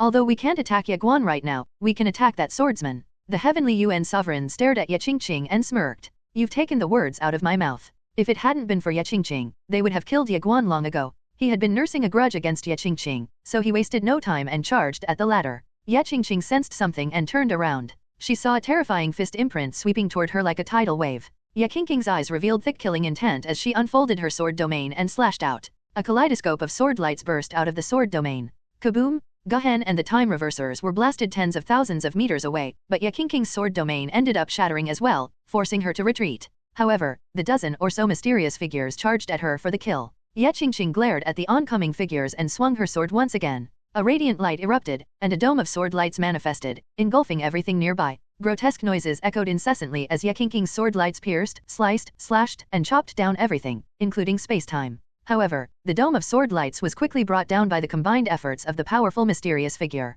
Swoosh! Just then, a colossal fist imprint flew in from the side, heading straight for Ye Qingqing. The fist imprint carried with it a terrifying force that obliterated every inch of space-time in its way. Ye Qingqing's jade-like face turned ferocious. She raised her sword up high and swung down. Boom! The fist imprint burst into pieces, but Ye Qingqing flew thousands of meters away, cutting a sorry figure in midair. Before she could stabilize herself, hundreds of supreme elites were already charging at her. Ye Qingqing's sword intent bloomed once more, and her face became pallid at the exertion. There were just too many supreme elites to suppress. Left with no other choice, Ye Qingqing swung her sword, and a myriad of sword lights flew out. A cacophony of deafening explosions filled the air, and shockwaves spread in all directions, pushing back the oncoming enemies. Ye Qingqing was forced to retreat amidst the chaos. Ye Qingqing soon managed to stabilize herself and found that she had suffered quite a few injuries. Blood trickled slowly from her lips, and her dress was soaked in blood. Her face had become beyond pallid as well. Ye Qingqing had always been fighting against overwhelming numbers ever since she rescued Ye Guan. Right now, she was reaching her limits.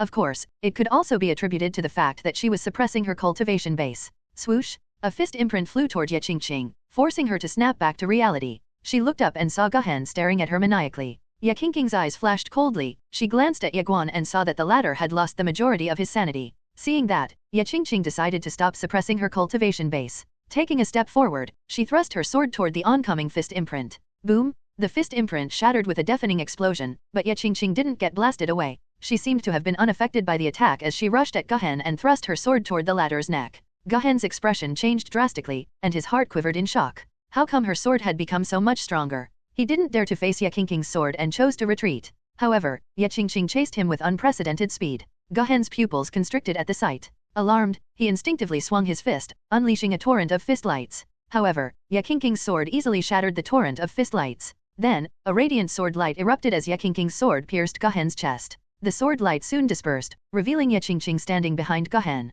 Guhen's eyes were filled with a hodgepodge of shock and bewilderment. How come she suddenly became so strong? Ye Qingqing's sword annihilated Guhen's soul. Moments later, a myriad of attacks flew toward Ye Qingqing. Ye Qingqing remained calm in the face of so many attacks. She raised her sword slowly and slashed out horizontally. Boom! The sword wave obliterated the attacks, and the crowd of supreme elites was pushed back. However, they charged at Ye Qingqing once again. Clearly, they were not going to stop until Ye Qingqing was dead. Ye Qingqing's gaze suddenly became as cold as a 1,000-year-old icy cavern as she stared at the oncoming enemies. The next moment, the sword in her hand trembled violently. As Ye Qingqing was about to unleash her full power, a surge of crimson light suddenly erupted from a distance, racing toward her at incredible speed. The light arrived in front of her in an instant, and it was none other than Ye Guan. Ye Guan wielded his sword with both hands, and he slashed forward thrice, unleashing 3 space overlaps in the blink of an eye. The enemies at the front, including the Heavenly Yuan Sovereign, recoiled in alarm at the sight. They knew about the devastating might of Ye Guan's ultimate sword move, so they decisively retreated upon seeing it. A deafening boom echoed as Ye Guan's sword descended, and the entire space-time in front of him disintegrated at once. Taking advantage of the brief respite, Ye Guan pulled Ye Qingqing away and shoved the divine tree of nature into her hands. Ye Qingqing stared at Ye Guan, who was drenched in blood. She wanted to say something, but Ye Guan pushed her into the tiny pagoda. Once Ye Qingqing was inside, Ye Guan's figure blurred, and he retreated into the distance. However, Ye Guan felt a shiver down his spine just then. He turned around and saw an oncoming saber aura racing toward him, a lightning bolt. The attacker was from the mysterious army, and his attack was so fast that Ye Guan had no choice but to defend himself by raising his sword horizontally in front of his chest. Boom! The collision shattered Ye Guan's sword light, and Ye Guan's arms felt numb from the sheer force of the impact. Ye staggered backward as well, and before he could stabilize himself, the mysterious attacker was already in front of him. A torrent of saber light descended, engulfing Ye Guan. Boom! Ye Guan was forced to retreat, but a colossal fist imprint descended toward him. The colossal fist imprint was so strong that it locked Ye Guan in place, making him feel suffocated. In the face of the massive fist imprint, Ye Guan didn't retreat. He unsheathed his sword and slashed out 4 heaven rends with 1,500 stacks, compressed into 4 space overlaps in one sword move. A resonant sword hum echoed, and the nearby space-time was obliterated in an instant. Kaboom! A thunderous explosion followed as Ye Guan's sword light and the oncoming fist imprint collided. The impact created powerful shockwaves that forced the nearby supreme elites into retreat. None of them dared to approach. Ye Guan flew backward upon getting caught by the shockwave. Soon, a powerful saber aura bore down on him from above. Ye Guan's pupils constricted, and his figure became illusory space overlap. Ye Guan had no choice but to keep using space overlap. Otherwise, he wouldn't stand a chance against the relentless assault of the saber wielder. The opponent's mastery of the saber was exceedingly high, and his attacks were stronger than the Baixiang sovereign's fists. A saber descended slowly toward Ye Guan, but the collision shattered Ye Guan's space overlap. Ye Guan flew like a kite that had its strings cut, while the saber wielder transformed into a ray of saber lights that flew toward Ye Guan. Then, the saber wielder wasted no time, raining down a barrage of saber lights toward Ye Guan. Ye Guan's expression turned grim. A mighty conflagration erupted within him as he chose to ignite his fleshly body. Rumble! A dreadful aura surged from within Ye Guan as his fleshly body burned brightly like the sun. Ye Guan then gripped his sword tightly and slashed out toward the saber wielder. Ye Guan was going to confront him head-on. A thunderous roar reverberated as both sword light and saber light shattered at the same time, forcing the two to retreat simultaneously. A glint of shock fleeted across the eyes of the saber wielder. Meanwhile, before Ye Guan could come to a halt, the Heavenly Yuan Sovereign and the Time Reversers were already flying toward him. At first, they were concerned about provoking the saber wielder, but the saber wielder had been fighting Ye Guan for quite a while now without any success, which led them to make the drastic decision to intervene. Ye Guan took a deep breath while staring at the Heavenly Yuan Sovereign. A resolute gleam flashed in his eyes as his figure became illusory. The expressions of the Heavenly Yuan Sovereign and the Time Reversers changed drastically at the sight. Some turned around to retreat, but the Heavenly Yuan Sovereign bellowed, "Don't retreat. If we retreat now, we're only giving him an opportunity. Let's work together. If we combine our strength, there's no need for us to be afraid of him." The Heavenly Yuan Sovereign took the lead and charged forward. Knowing that hesitation at this critical juncture meant granting Ye Guan a chance to escape and survive, the Heavenly Yuan Sovereign spurred everyone into action. They had to kill Ye Guan before the woman in black recovered, or it would become too difficult for them to kill Ye Guan by then. In other words, this was their golden opportunity. Glances were exchanged among the Time Reversers, and all of them threw all caution to the wind, going all out for the sake of ending Ye Guan's life. A stream of golden light wrapped around Ye Guan just then. Ao Qianqian had decided to make a move upon sensing the change in the tides of the battle. The stream of golden light transformed into armor resembling dragon scales, and the faint illusory figure of a dragon could be seen on the golden armor. The dragon was none other than Ao Qianqian, and she had decided to protect Ye Guan with her fleshly body. Ye Guan charged forward, unleashing a sword move containing unprecedented strength, 4 heaven rends with maximum stacks compressed into 4 space overlaps and performed in just one sword move. A myriad array of sword lights erupted before converging at one point. Ye Guan had just drawn out his sword, but the nearby space-time had already imploded. His attack continued on its path, and he was going to face them head-on. Boom! A deafening explosion reminiscent of thunder erupted, and a terrifying shockwave spread outward in an instant, pushing back everyone in the distance. Among the flying figures, Ye Guan flew the farthest, covering thousands of meters in an instant. When he came to a halt, the dragon armor around him shattered and fell to the ground. His fleshy body had cracked open as well, drenching him in his own blood. However, Ye Guan had ignited his fleshly body, so his blood erupted into flames rather than dyeing the ground crimson. Ye Guan gripped Xianyuan tightly with both hands and braced himself for any attacks. Ye Guan was undeniably exhausted. It might have been a different story if he had the divine tree of nature. Unfortunately, the divine tree of nature was with Ye Qingqing, so he had no choice but to rely on his natural recovery. Ye Guan was essentially running on fumes, as he had ignited his fleshly body. Just then, the time reversers dashed toward Ye Guan in a frenzy. Their eyes glowed with intense greed and a thirst for blood. Ye Guan was worth 5 strands of ancestral origin, and 5 strands of ancestral origin meant a chance to change their fates. Ye Guan closed his eyes in the face of the oncoming attacks. He took a deep breath and got ready for a last-ditch effort to break through. Rumble! Dozens of formidable auras abruptly swept toward them from the distance. The heavenly Yuan sovereign swiftly turned and saw numerous silhouettes flying toward them not too far away. A glint of fear fleeted across the heavenly Yuan sovereign's eyes, and he almost retreated instinctively. However, he gnashed his teeth and chose to kill Ye Guan first upon seeing the latter's condition. Having made up his mind, the heavenly Yuan sovereign reached out for Ye Guan, and his hand was just a few inches away from Ye Guan when a radiant sword light erupted from within the latter. Boom! The heavenly Yuan sovereign's expression changed drastically, and he hastily raised his arms in defense. However, the radiant sword light still managed to send him away. The heavenly Yuan sovereign looked up in shock and saw that the sword light had come from Ye Qingqing. Ye Qingqing grabbed Ye Guan's arm and retreated frantically. The time reversers contemplated pursuit, but a group of mysterious supreme elites charged at them. Boom! A mighty mushroom cloud erupted, sending waves of scorching heat that overwhelmed the time reversers. At the sight, Ye Qingqing dragged Ye Guan toward Elder Feng. Follow me. Elder Feng cried out and led both Ye Qingqing and Ye Guan away in a mad dash, covering millions of kilometers in the blink of an eye. Puppets would appear behind them occasionally to stall their pursuers. The time river was filled with mushroom clouds as far as the eyes could see, and the nearby space-time could no longer heal itself, disintegrating into nothingness. Soon, the trio arrived at Guanxian City through a space-time rift. Upon arrival, Ye Qingqing immediately pushed Ye Guan into the world inside the tiny pagoda. Ye Guan sprawled out on the ground, naked. His fleshly body had fissures all over, which spewed out fresh blood. The fresh blood erupted into crimson flames, and Ye Guan's aura became incredibly weak as if he was hanging on to life by a thread.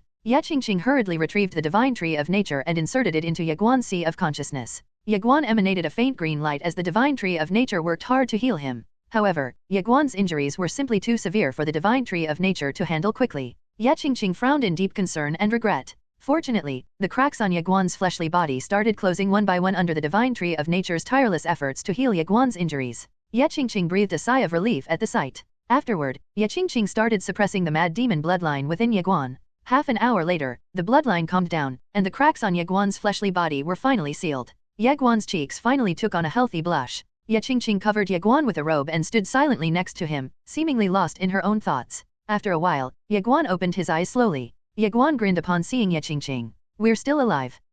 Ye Guan shook his head and chuckled. He genuinely didn't expect that they'd end up surviving this time. Ye Guan closed his eyes once again. What are you thinking about? Ye Guan opened his eyes slowly and asked, "And, can we win this battle? What do you think?" Ye Guan smiled quietly. Regardless of our chances, I'll fight by your side. I'm too weak. I've been nothing but a burden to you. Ye Qingqing frowned, displeasure evident in her eyes. You always talk about such pointless things. All right, I won't say that again. Ye Qingqing nodded. We're family, so don't speak like that. It makes me feel uncomfortable. Okay. Ye Qingqing smiled gently. Heal up. Once you've recovered, we'll go out and annihilate them together. Ye Guan felt a bit awkward at the soft version of Ye Qingqing, and he subconsciously said, "And, I think you should be a bit more fierce." Ye Guan caught himself too late, and he repeatedly cursed at himself. Am I not fierce enough? Ye Qingqing smiled coldly. Ye Guan shook his head hastily. Ye Qingqing glared at him. Who do you think is fiercer, me or your plain skirt ant? Ye Guan was silent. Another trick question? Ye Qingqing frowned. Is it that difficult to answer?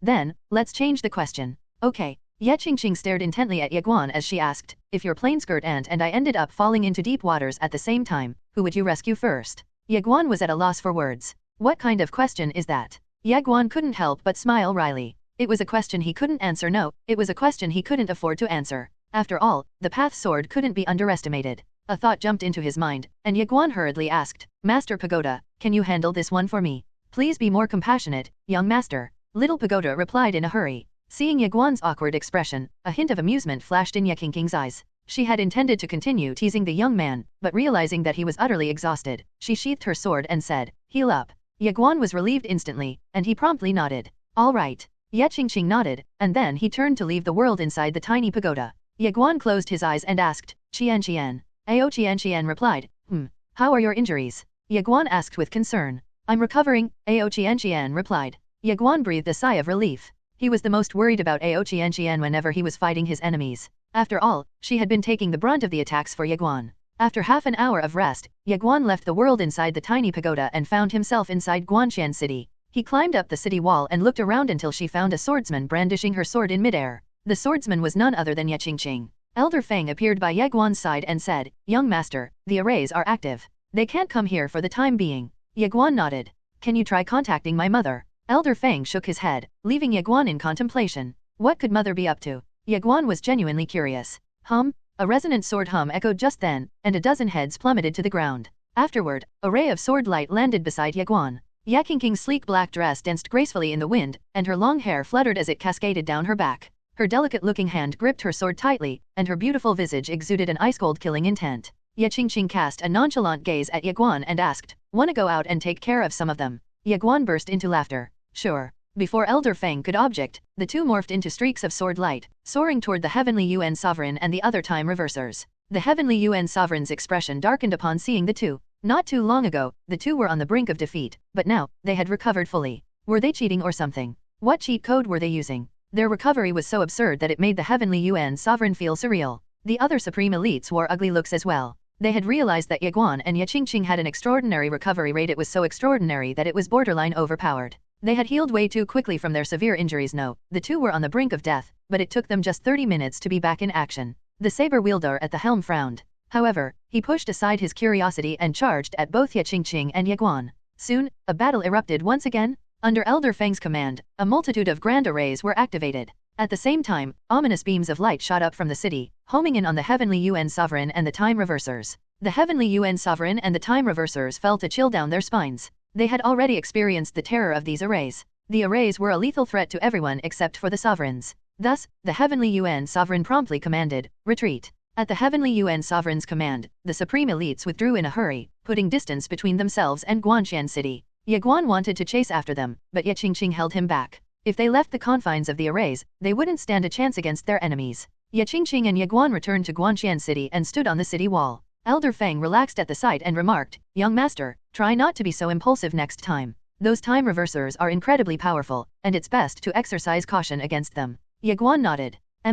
Ye Guan acknowledged that the time reversers were strong. After all, they had almost killed him on multiple occasions. Of course, he wasn't going to underestimate them anytime soon. Upon collecting his thoughts, Ye Guan said, "Elder Feng, find a way to contact the True Universe and the Guanxian Universe. I need the latest information about them." Elder Feng nodded. "Understood. How long can the city's arrays withstand their attacks?" "A month." Ye Guan pondered briefly and declared, "We can't afford to wait idly. Those time reversers aren't going to wait for a month. If my hunch is right, they have reinforcements on the way here." Ye Guan stared at Elder Feng and said, "Issue a bounty. Anyone willing to come to Guanxian City to assist me will receive a strand of ancestral origin as long as they are sovereigns." Elder Feng hesitated briefly before saying, "Young master, we don't have any strands of ancestral origin. Tell them it's on credit." Ye Guan retorted. Elder Feng's expression froze, and he cast a bewildered gaze at Ye Guan. Ye Qingqing stared at Ye Guan and pointed out, "I doubt anyone will believe you. Use the name of the great deist Brushmaster," Ye Guan suggested. Ye Qingqing merely glanced at Ye Guan. No one would bother responding to Ye Guan's call, as his name was basically nothing in the eyes of the time reversers. However, the great deist Brushmaster was a different story. "Young master, does the great deist Brushmaster have strands of ancestral origin?" Elder Feng asked. Ye Guan calmly replied, "It's going to be his problem." Ye Guan then turned toward the distant horizon where Heavenly UN Sovereign and the other time reversers were standing and said, "We're out of options. We'll have to lure them here first. It's a win if we can deceive even at least one of them." Elder Feng hesitated, but he eventually nodded. "All right." Ye Guan added, "And spread the word." "Spread the word." Elder Feng looked puzzled. "Spread the word that the clan leader of the past clan and the great deist Brushmaster are evenly matched, both excelled in a showdown, but neither could take the upper hand against the other." Elder Feng blinked. "Why?" Ye Guan calmly explained, "They won't dare to oppose the past clan without a rumor like that. We need to make them believe that the great deist Brushmaster and I are formidable opponents." Elder Feng glanced at Ye Guan, and he couldn't help but think that Ye Guan was extremely cunning for his age. Ye Qingqing also cast a glance at Ye Guan, acknowledging the latter's mischievous nature.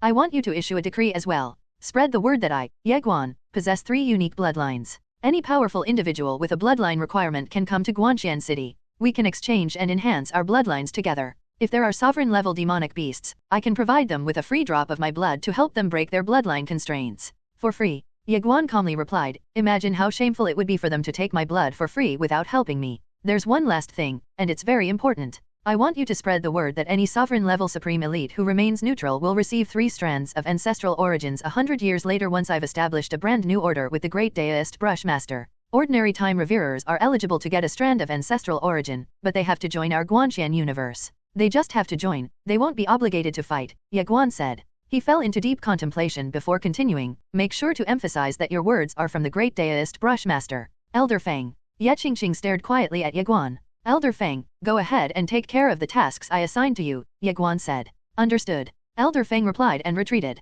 Ye Qingqing finally asked, is this really okay? It's fine. Ye Qingqing was puzzled. Why? Human nature. Ye Qingqing looked at Ye Guan. That's all you have to say. Ye Guan smiled and explained, do those time reversers really want to be our enemies? No, I don't think so. There are 2 reasons we're enemies. First of all, it's because of the difference in ideologies. They follow the evil Dao, while we follow the virtuous Dao. Secondly and lastly, their lifespans have been exhausted, so they're desperate to obtain strands of ancestral origin. That is exactly why they're desperately trying to kill me. Ye Guan paused briefly before continuing, I've simply decided to give them an opportunity. They just have to cease all attacks against me and wait 100 years to obtain a strand of ancestral origin. They wouldn't need to fight so desperately, and they would still obtain a strand of ancestral origin. Think about it. With that proposal in mind, are they really going to serve the past clan and risk their lives for a potential reward, even though there's a way to receive a guaranteed reward? Ye Qingqing fell silent at Ye Guan's remark. Eventually, she asked, wait, but does the great deist brush master really have so many strands of ancestral origin?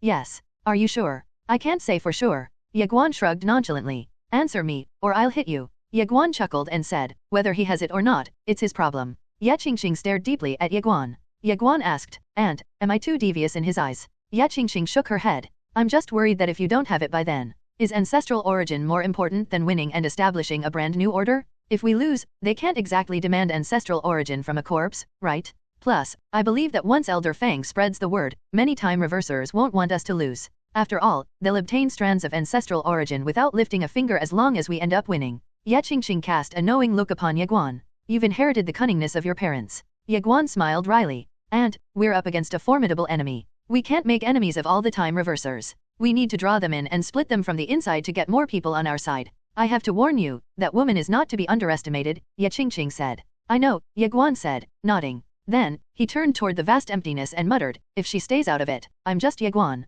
However, if she dares to intervene personally, then I'll become the king of relying on others and overturn the tables. She's invincible, but she's alone. Meanwhile, I have 6 invincible relatives, so the odds are in my favor. Ye Guan knew very well that if the white-robed woman were to make a move, he would be no match for her at all. Perhaps even the great deist brush master wasn't her match. Thus, if the white-robed woman were to make a move, he would throw all caution to the wind. Damn it, I'm going to give up everything? Let's all give it up together? For now, however, it seemed that the white-robed woman had no intention of making a move. Let's go inside the pagoda, Ye Qingqing said just then. She led Ye Guan into the world inside the tiny pagoda. The two soon found themselves standing in the void just above the world of the tiny pagoda. Ye Qingqing stared at Ye Guan and said, come, let's spar. Okay, Ye Guan replied. Swoosh. Ye Qingqing vanished into thin air, and a radiant sword light erupted. Ye Guan's face changed drastically, and he raised his sword to defend himself. Clang! The sound of metal clashing against metal echoed, and Ye Guan was forced to retreat by the sheer force of the impact. The nearby space-time trembled as well.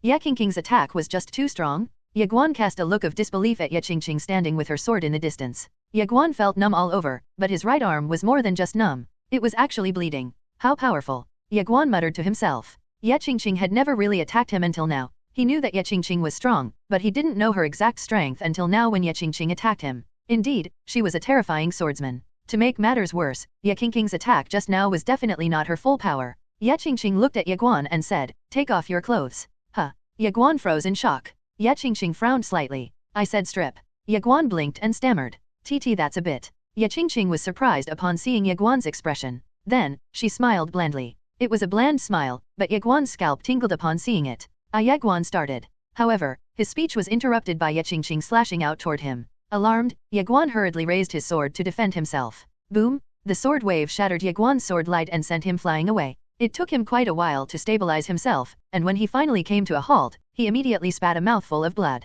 Ye Guan went completely numb. Ye Qingqing stared at Ye Guan and asked, "I told you to strip so I can see the progression of your mortal physique." Ye Guan nodded at that and instantly stripped off all his clothes. Ye Qingqing walked up to him and examined him closely. The patterns on Ye Guan's body had enveloped his chest, and they were very intricate patterns. Moreover, every stroke seemed to contain a myriad of runes. Ye Qingqing furrowed her brows slightly at the sight. She reached out and stroked one of the patterns. The next moment, Ye Qingqing's expression changed slightly. "What's wrong?" Ye Qingqing's expression became serious. "These patterns contain an extremely powerful might." "An extremely powerful might?" Ye Guan was curious. "What is it?" Ye Qingqing shook her head. "I don't know." Ye Guan fell silent. Ye Qingqing looked up at Ye Guan and said, "Only that woman knows the secrets of the mortal physique." Ye Guan smiled bitterly. Ye Qingqing was right. Ye Guan's plain-skirt aunt was the only one with a mortal physique until now, so no one understood the mysteries of the mortal physique better than her. Unfortunately, Ye Guan reckoned that his plain-skirt aunt didn't care about such a physique at all. Ye Qingqing suddenly asked, "How is your mortal physique progressing?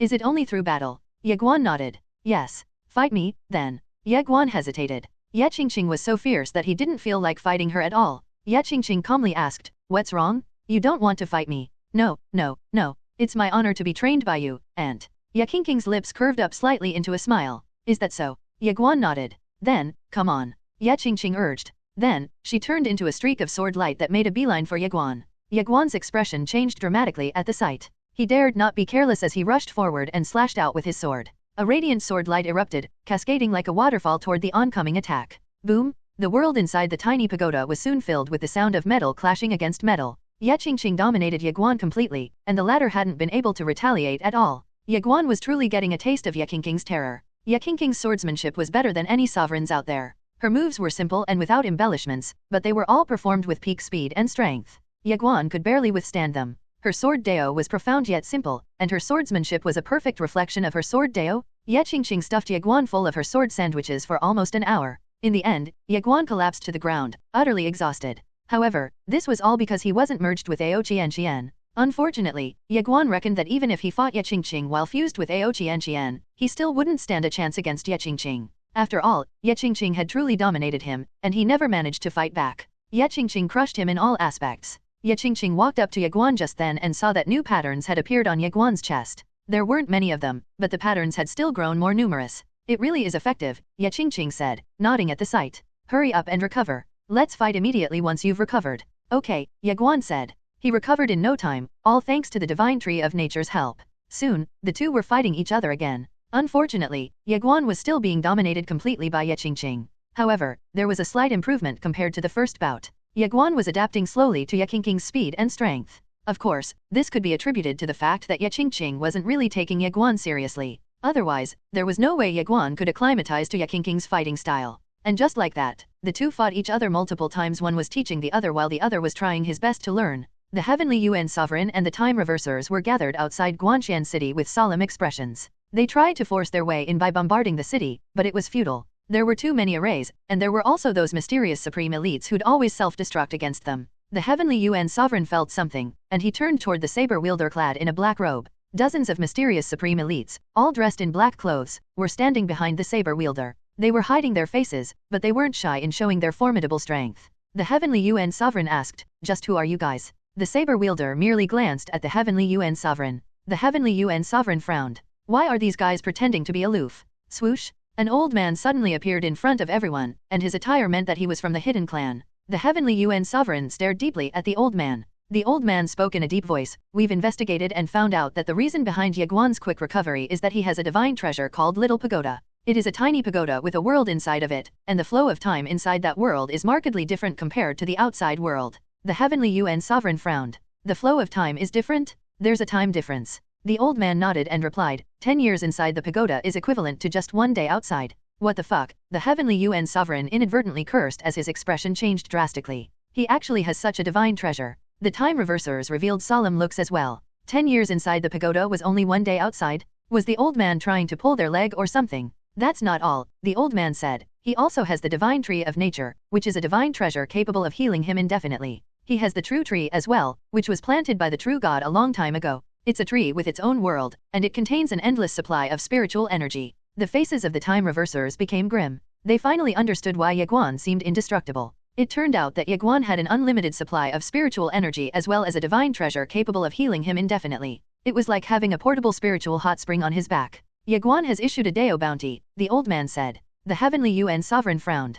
A Dao bounty. The old man nodded and explained. The expressions of the time reversers changed drastically at the explanation. They would be guaranteed a strand of ancestral origin so long as they refrained from fighting and waited 100 years? That was amazing. The Heavenly Yuan sovereign stared deeply at the old man. Did he really say that? The old man nodded. Yes. Everyone fell silent. They'd obtain a strand of ancestral origin so long as they go neutral, while sovereign-level cultivators would obtain 3 strands of ancestral origin 100 years later by doing the same? Can we trust Ye Guan's words? Someone asked. A middle-aged man said in a deep voice, Ye Guan is cunning and deceitful. His words cannot be trusted at all. I think it's believable, an old man said. Ye Guan is the king of the Guanxian universe as well as the true god and the great Daoist Brushmaster's chosen one. Moreover, he's a swordsman as well. Can he really deceive us? But does he really have that many strands of ancestral origin? Someone asked. The same old man replied, would the great Daoist Brushmaster and the true god not have enough strands of ancestral origin for us? Everyone went silent. There was no way Ye Guan would have so many strands of ancestral origin, but it was a different story when it came to the great Daoist Brushmaster and the true god.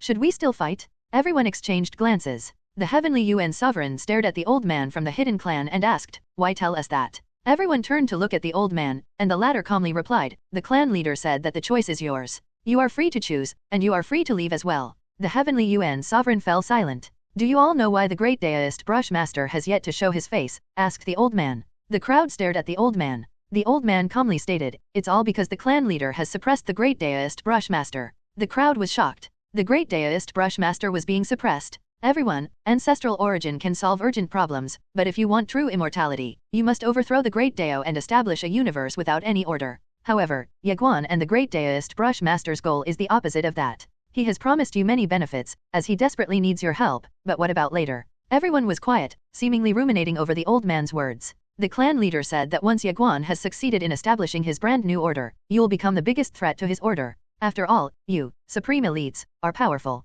The emperors of the secular world have done something similar. Who among them didn't promise the wealth and prosperity of their subjects while they were busy conquering lands? Once the conquest was done, how many of those heroic subjects had ended up surviving to enjoy their promised wealth and prosperity? The crowd contemplated silently, saying nothing. The clan leader said that a world without order is the best order. You will enjoy unprecedented freedom without the restriction of an order. At that time, you can go even further, you can enjoy the endless resources of the universe. The old man then looked at the Heavenly Yuan sovereign and said, all of you should make your own decision, and the clan leader will respect your decision. She's not going to hate you for taking Ye Guan's side. In fact, she doesn't even hate Ye Guan. Yes, Ye Guan is our enemy, but she said that neither side is wrong. It's just a difference in ideologies, and the clan leader respects the ideologies of others. Everyone fell into deep thought at the old man's remark. Truthfully speaking, Ye Guan's bounty was very attractive to them. After all, obtaining a strand of ancestral origin without having to fight for their lives would be a huge blessing. However, the offer was so absurd that it was unbelievable. Was Ye Guan really so nice? Just then, a space-time rift was torn open in front of them. They looked up and saw 2 figures walking out of the rift slowly. The 2 figures were none other than Ye Guan and Ye Qingqing. As usual, Ye Qingqing was wearing a black dress and was exuding a cold and charming aura. Ye Guan was wearing a white robe, and his demeanor was elegant and restrained as usual. The old man from the hidden clan frowned. Ye Guan glanced at the old man and smiled. Then, he looked at the Heavenly Yuan sovereign and the time reversers. Are you all hesitating? He asked. The Heavenly Yuan sovereign and the time reversers stared wordlessly at Ye Guan. Evidently, they were still very wary of him. How many lives have been sacrificed since you people started chasing me? Asked Ye Guan. The Heavenly Yuan sovereign and the time reversers frowned. You've been chasing after me for such a time now, and what have you obtained? Nothing. Just now, the old man here said that I'm counting the chickens before they hatch. Forgive me for being blunt, but isn't the clan leader of the past clan doing the same thing? Silence fell upon the time reversers. Indeed, so many of their comrades had fallen in their chase after Ye Guan that they could no longer count the deceased. Ye Guan was right as well. The clan leader of the past clan had been counting her chickens even though they had yet to hatch. The time reversers suddenly felt sad at the realization. In the eyes of ordinary people, they were revered as invincible time reversers. However, they knew all too well that they were nothing more than pawns in the eyes of certain figures. A time reverser stepped forward just then and stared earnestly at Ye Guan. Young Master Ye, are your promises genuine? All eyes landed on Ye Guan. Ye Guan nodded and explained, of course, it's true. 100 years later, any time reversers will obtain a strand of ancestral origin. Sovereign-level supreme elites will obtain 3 strands. Of course, the condition is not to be hostile to me. Upon hearing Ye Guan's words, the time reverser clasped his fist and said, "Young Master Ye, I believe in you. I apologize for my previous actions. I hereby promise that from this moment on, I will no longer target you or anyone related to you." With that, he bowed deeply and left. He chose to leave because he still had nearly 100 years of lifespan, so he wasn't in a hurry. He also didn't want to become anyone's pawn. Right now, he only had one priority: survival. The time reverser left one after another. Clearly, none of them wanted to be someone else's pawn. The old man from the hidden clan remained calm and didn't stop anyone.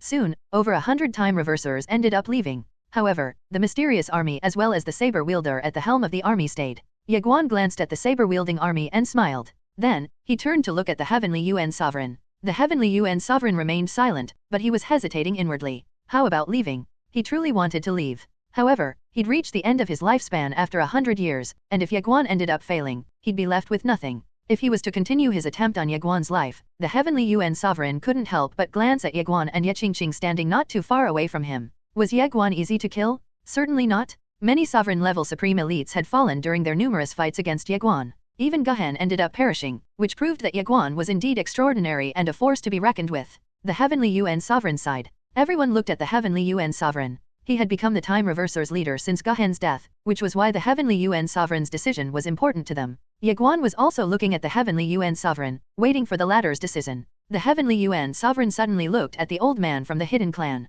Ye Guan's brows furrowed, and his gaze grew cold at the sight. Obviously, the Heavenly Yuan Sovereign wanted to earn more by negotiating with the hidden clan. However, the old man from the hidden clan stared coldly at the Heavenly Yuan Sovereign. He naturally understood what the Heavenly Yuan Sovereign was trying to do. Ye Guan's offer was already generous, but the Heavenly Yuan Sovereign wasn't exactly satisfied with it, so he wanted to see what the hidden clan could offer to him. The Heavenly Yuan Sovereign was being greedy. The old man stared wordlessly at the Heavenly Yuan Sovereign. The Heavenly Yuan Sovereign was shocked upon seeing the old man's gaze. He wasn't a fool, and he reckoned that both Ye Guan and the old man had already caught on to what he was trying to do here, which meant that both sides were now unhappy with him. In other words, he had thought too highly of himself. The Heavenly Yuan Sovereign immediately looked at Ye Guan and clasped his fists. "Young Master Ye, please forgive me for my transgressions so far." With that, the Heavenly Yuan Sovereign turned around and fled. In the end, he decided to leave, as he couldn't really see any hope of killing Ye Guan. Ye Guan was becoming more and more monstrous after each fight, and he had many tricks up his sleeve. The Heavenly Yuan Sovereign had lost confidence in continuing the fight. He reckoned that if he had stayed, he would probably meet his end here. Ideologies? He had his own ideology as well, but it seemed far-fetched for him right now. The Heavenly Yuan Sovereign decided that it would be better for him to focus on his survival in the meantime. The Baixiang Sovereign and the Warlord Sovereign exchanged looks. Eventually, they sighed and left as well. The past clan had the advantage in numbers, but they really didn't want to risk their lives anymore. To make matters worse, Ye Guan wasn't exactly weak. If Ye Guan were weaker, they'd certainly be willing to bully him in exchange for some benefits. Unfortunately, fighting Ye Guan meant risking their lives, and they no longer wanted to risk their lives. The sovereign-level supreme elites had chosen to depart, so the remaining time reversers left one after another. They dared not to stay here, as even the sovereign-level supreme elites had chosen to leave. The old man from the hidden clan didn't even stop them, much less attempt to stop them. Ye Guan's expression became solemn at the sight, and he couldn't help but become even more wary. This old man isn't doing anything? Does this mean that those time reversers aren't important to them at all? Ye Guan's brows knitted as more and more time reversers left the scene. However, the mysterious saber-wielding army remained motionless. Once the time reversers had left, the old man from the hidden clan turned to Ye Guan and calmly said, "Master Ye, the clan leader has asked me to pass on a message to you." "What is it?" "The evil in humans is beyond your imagination, and so is its power." With that, the old man left with the mysterious saber-wielding army. What does that mean? Ye Guan pondered quietly over the old man's words. Ye Guan seemed to have recalled something and exclaimed, "The Dao." Ye Qingqing looked at Ye Guan and asked, "The Dao?" Ye Guan nodded. If it hadn't been for Sister Zhen's help, the virtuous Dao would have been no match for the evil Dao. Evil beliefs. Ye Guan looked up at the sky. Were there more evil beliefs than virtuous beliefs in this world? Ye Guan shook his head. "Let's continue with our spar, Aunt." With that, Ye Guan and Ye Qingqing returned to the city and entered the world inside the tiny pagoda to continue with their routine. Although the time reversers had left, Ye Guan dared not relax. His intuition was telling him that the war with the past clan had probably just begun. He had to become even stronger as soon as possible. Ye Guan and Ye Qingqing continued their sparring inside the tiny pagoda. As usual, Ye Guan still had no choice but to eat Ye Qingqing's knuckle sandwiches. Ye Qingqing's sword was just too sharp, accurate, fast, and strong. He couldn't resist at all. However, Ye Guan's defeats had ignited his fighting spirit. His mortal bloodline was also constantly reforming his physique, and more intricate patterns appeared on his torso. Clang! Just then, Ye Guan was sent flying by Ye Qingqing's sword. Ye Qingqing's expression was cold as she said, "You're moving too slow, and your reaction speed is too slow. If I hadn't held back, you would have died. Anyway, get back up, and let's continue." Swoosh! Ye Qingqing transformed into a streak of sword light and attacked Ye Guan. From afar, Ye Guan got up and rushed toward Ye Qingqing once again. Sparring with Ye Qingqing was exhilarating, but it was exhausting as well. Ye Qingqing seemed capable of becoming even stronger along with her opponent. Ye Guan had seen multiple glimmers of hope in defeating Ye Qingqing, but Ye Qingqing would always pour a bucket of cold water on him, making Ye Guan feel despair. Sparring with Ye Qingqing honed not just Ye Guan's strength but his willpower as well. Just like that, Ye Qingqing sparred with Ye Guan every day, and Ye Guan's strength improved by leaps and bounds under her guidance. A woman in a white robe stood quietly among the clouds with her hands behind her back. The clouds drifted slowly, passing by her. Just then, an old man from the hidden clan and a black-robed figure with a saber appeared behind the woman. The two bowed respectfully to the white-robed woman. "Master, did all of them end up leaving?" asked the white-robed woman. "Yes," replied the old man. He hesitated briefly before asking, "If you don't mind me asking, Master, why did you let them go?" The white-robed woman calmly replied, "If I had forced them, what would be the difference between us and the virtuous Dao?" The old man bowed slightly, remaining silent. "Open the illusion domain," the white-robed woman announced. The old man's pupils constricted in astonishment. The black-robed figure wielding a saber also looked up at the white-robed woman, and his eyes were filled with astonishment as well. The old man hesitated briefly before saying, "But, Master, they're not of our kind." The black-robed figure wielding a saber was worried as well. "Master, what if we attract unwanted attention by opening the illusion domain?" The white-robed woman commanded, "Just do as I say." The two of them glanced at the white-robed woman and said nothing before retreating. A woman dressed in plain robes was standing quietly in a star field somewhere. Just then, a mysterious figure clad in black appeared not too far away from the woman. The mysterious figure bowed respectfully and reported, "Master, I've come with the latest news. The clan leader of the past clan has ordered the opening of the illusion domain." "The illusion domain?" The woman's eyes narrowed, and she roared, "Summon everyone." Boom! A gargantuan space-time rift was abruptly torn open, and tens of thousands of formidable warriors clad in dark golden armor emerged from the space-time rift. They all knelt down on one knee to pay respects before saying, "Greetings, Master." The woman's expression was cold. "Everyone, all of you shall immediately proceed to Guanxian City." "As you wish, Master," the mysterious figures exclaimed and dispersed. "Spread the word. Those who owe favors to the Yang family must repay those favors now. Those who haven't incurred any debts to the Yang family, we will owe them a favor as long as they come to assist us." The mysterious figure bowed respectfully before disappearing into thin air. "Spread the word.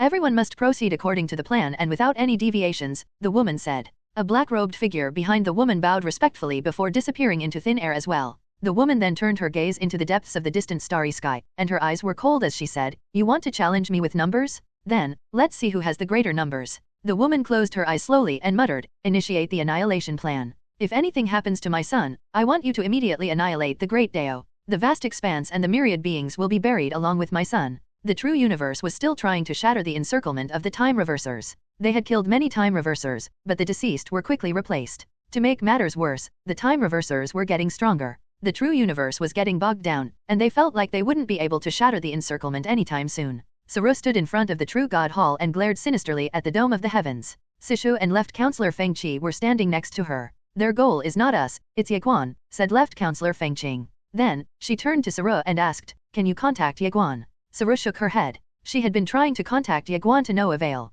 All she knew was that Ye Guan had fled into the Time River, and it was a piece of information she had obtained from a mysterious supreme elite of the Time Pavilion. Saru wasn't even familiar with the Time River, much less the Time Pavilion from the Time River. The cultivators from the Time River dared not enter the true universe when Sijhen was still around. At the time, Sijhen was suppressing not just the universe tribulation but some of the big shots from the Time River as well. The cultivators of the Time River were already happy as long as Sijhen didn't disturb them, so they truly dared not enter the true universe at the time. Unfortunately, it became the reason why Sijhen barely knew anything about them. Sijhen's departure meant the gradual emergence of the cultivators from the Time River. Sisha was truly worried, and she muttered, "I'm worried about little Jing." Saijing was the only one from the true universe who managed to escape the encirclement. "She's going to be fine," said Saru. Sisha held Saru's hand and said, "I'm very worried about them." They never had to worry about anything else when Sijhen was still around, but now, Saru looked up with a hint of worry in her eyes. It had been such a long time since they heard any news from them. Rumble? Just then, a space-time rift was torn open in the distance.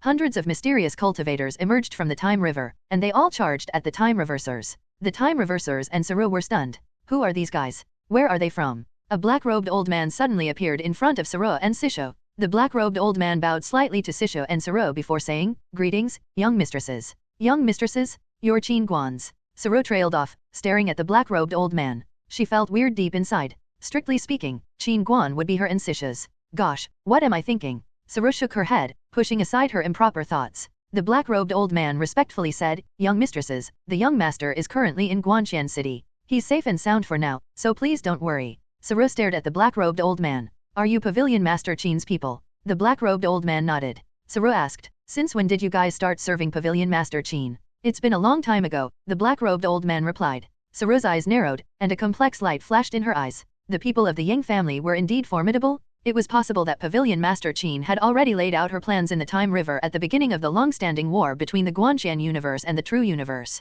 Of course, it wasn't a surprise. Ye Guan was an extraordinary woman. If it hadn't been for her assistance, the Sword Master wouldn't have stood a chance against the True Universe. Saru turned to Sishu. "Stay here and keep an eye out. I'll go to Guanxian City." Sishu immediately shook her head. "No, you." Saru interrupted Sishu. "I must go." Sishu looked at Saru without saying a word. Saru then explained, "I'm sure they need all the help that they can get, and I'll be able to help them a bit if I go there. You and left Counselor Feng Qi should stay here." Sishu was quiet for a long time before saying, "You and Ye Guan must take care." Saru nodded. Then, she stared at the black-robed old man and said, "Take me to Guanxian City." The black-robed old man hesitated. Saru calmly asked, "Is there a problem?" The black-robed old man smiled bitterly and said, "Young mistress, a journey there is very dangerous at the moment. We're currently in the Time River, and the Hidden Clan has been keeping an eye on us. We've fought them many times, and we've suffered many casualties. Moreover, we just received news that the past clan has decided to open the illusion domain." Saru interrupted, "Take me there." The black-robed old man started.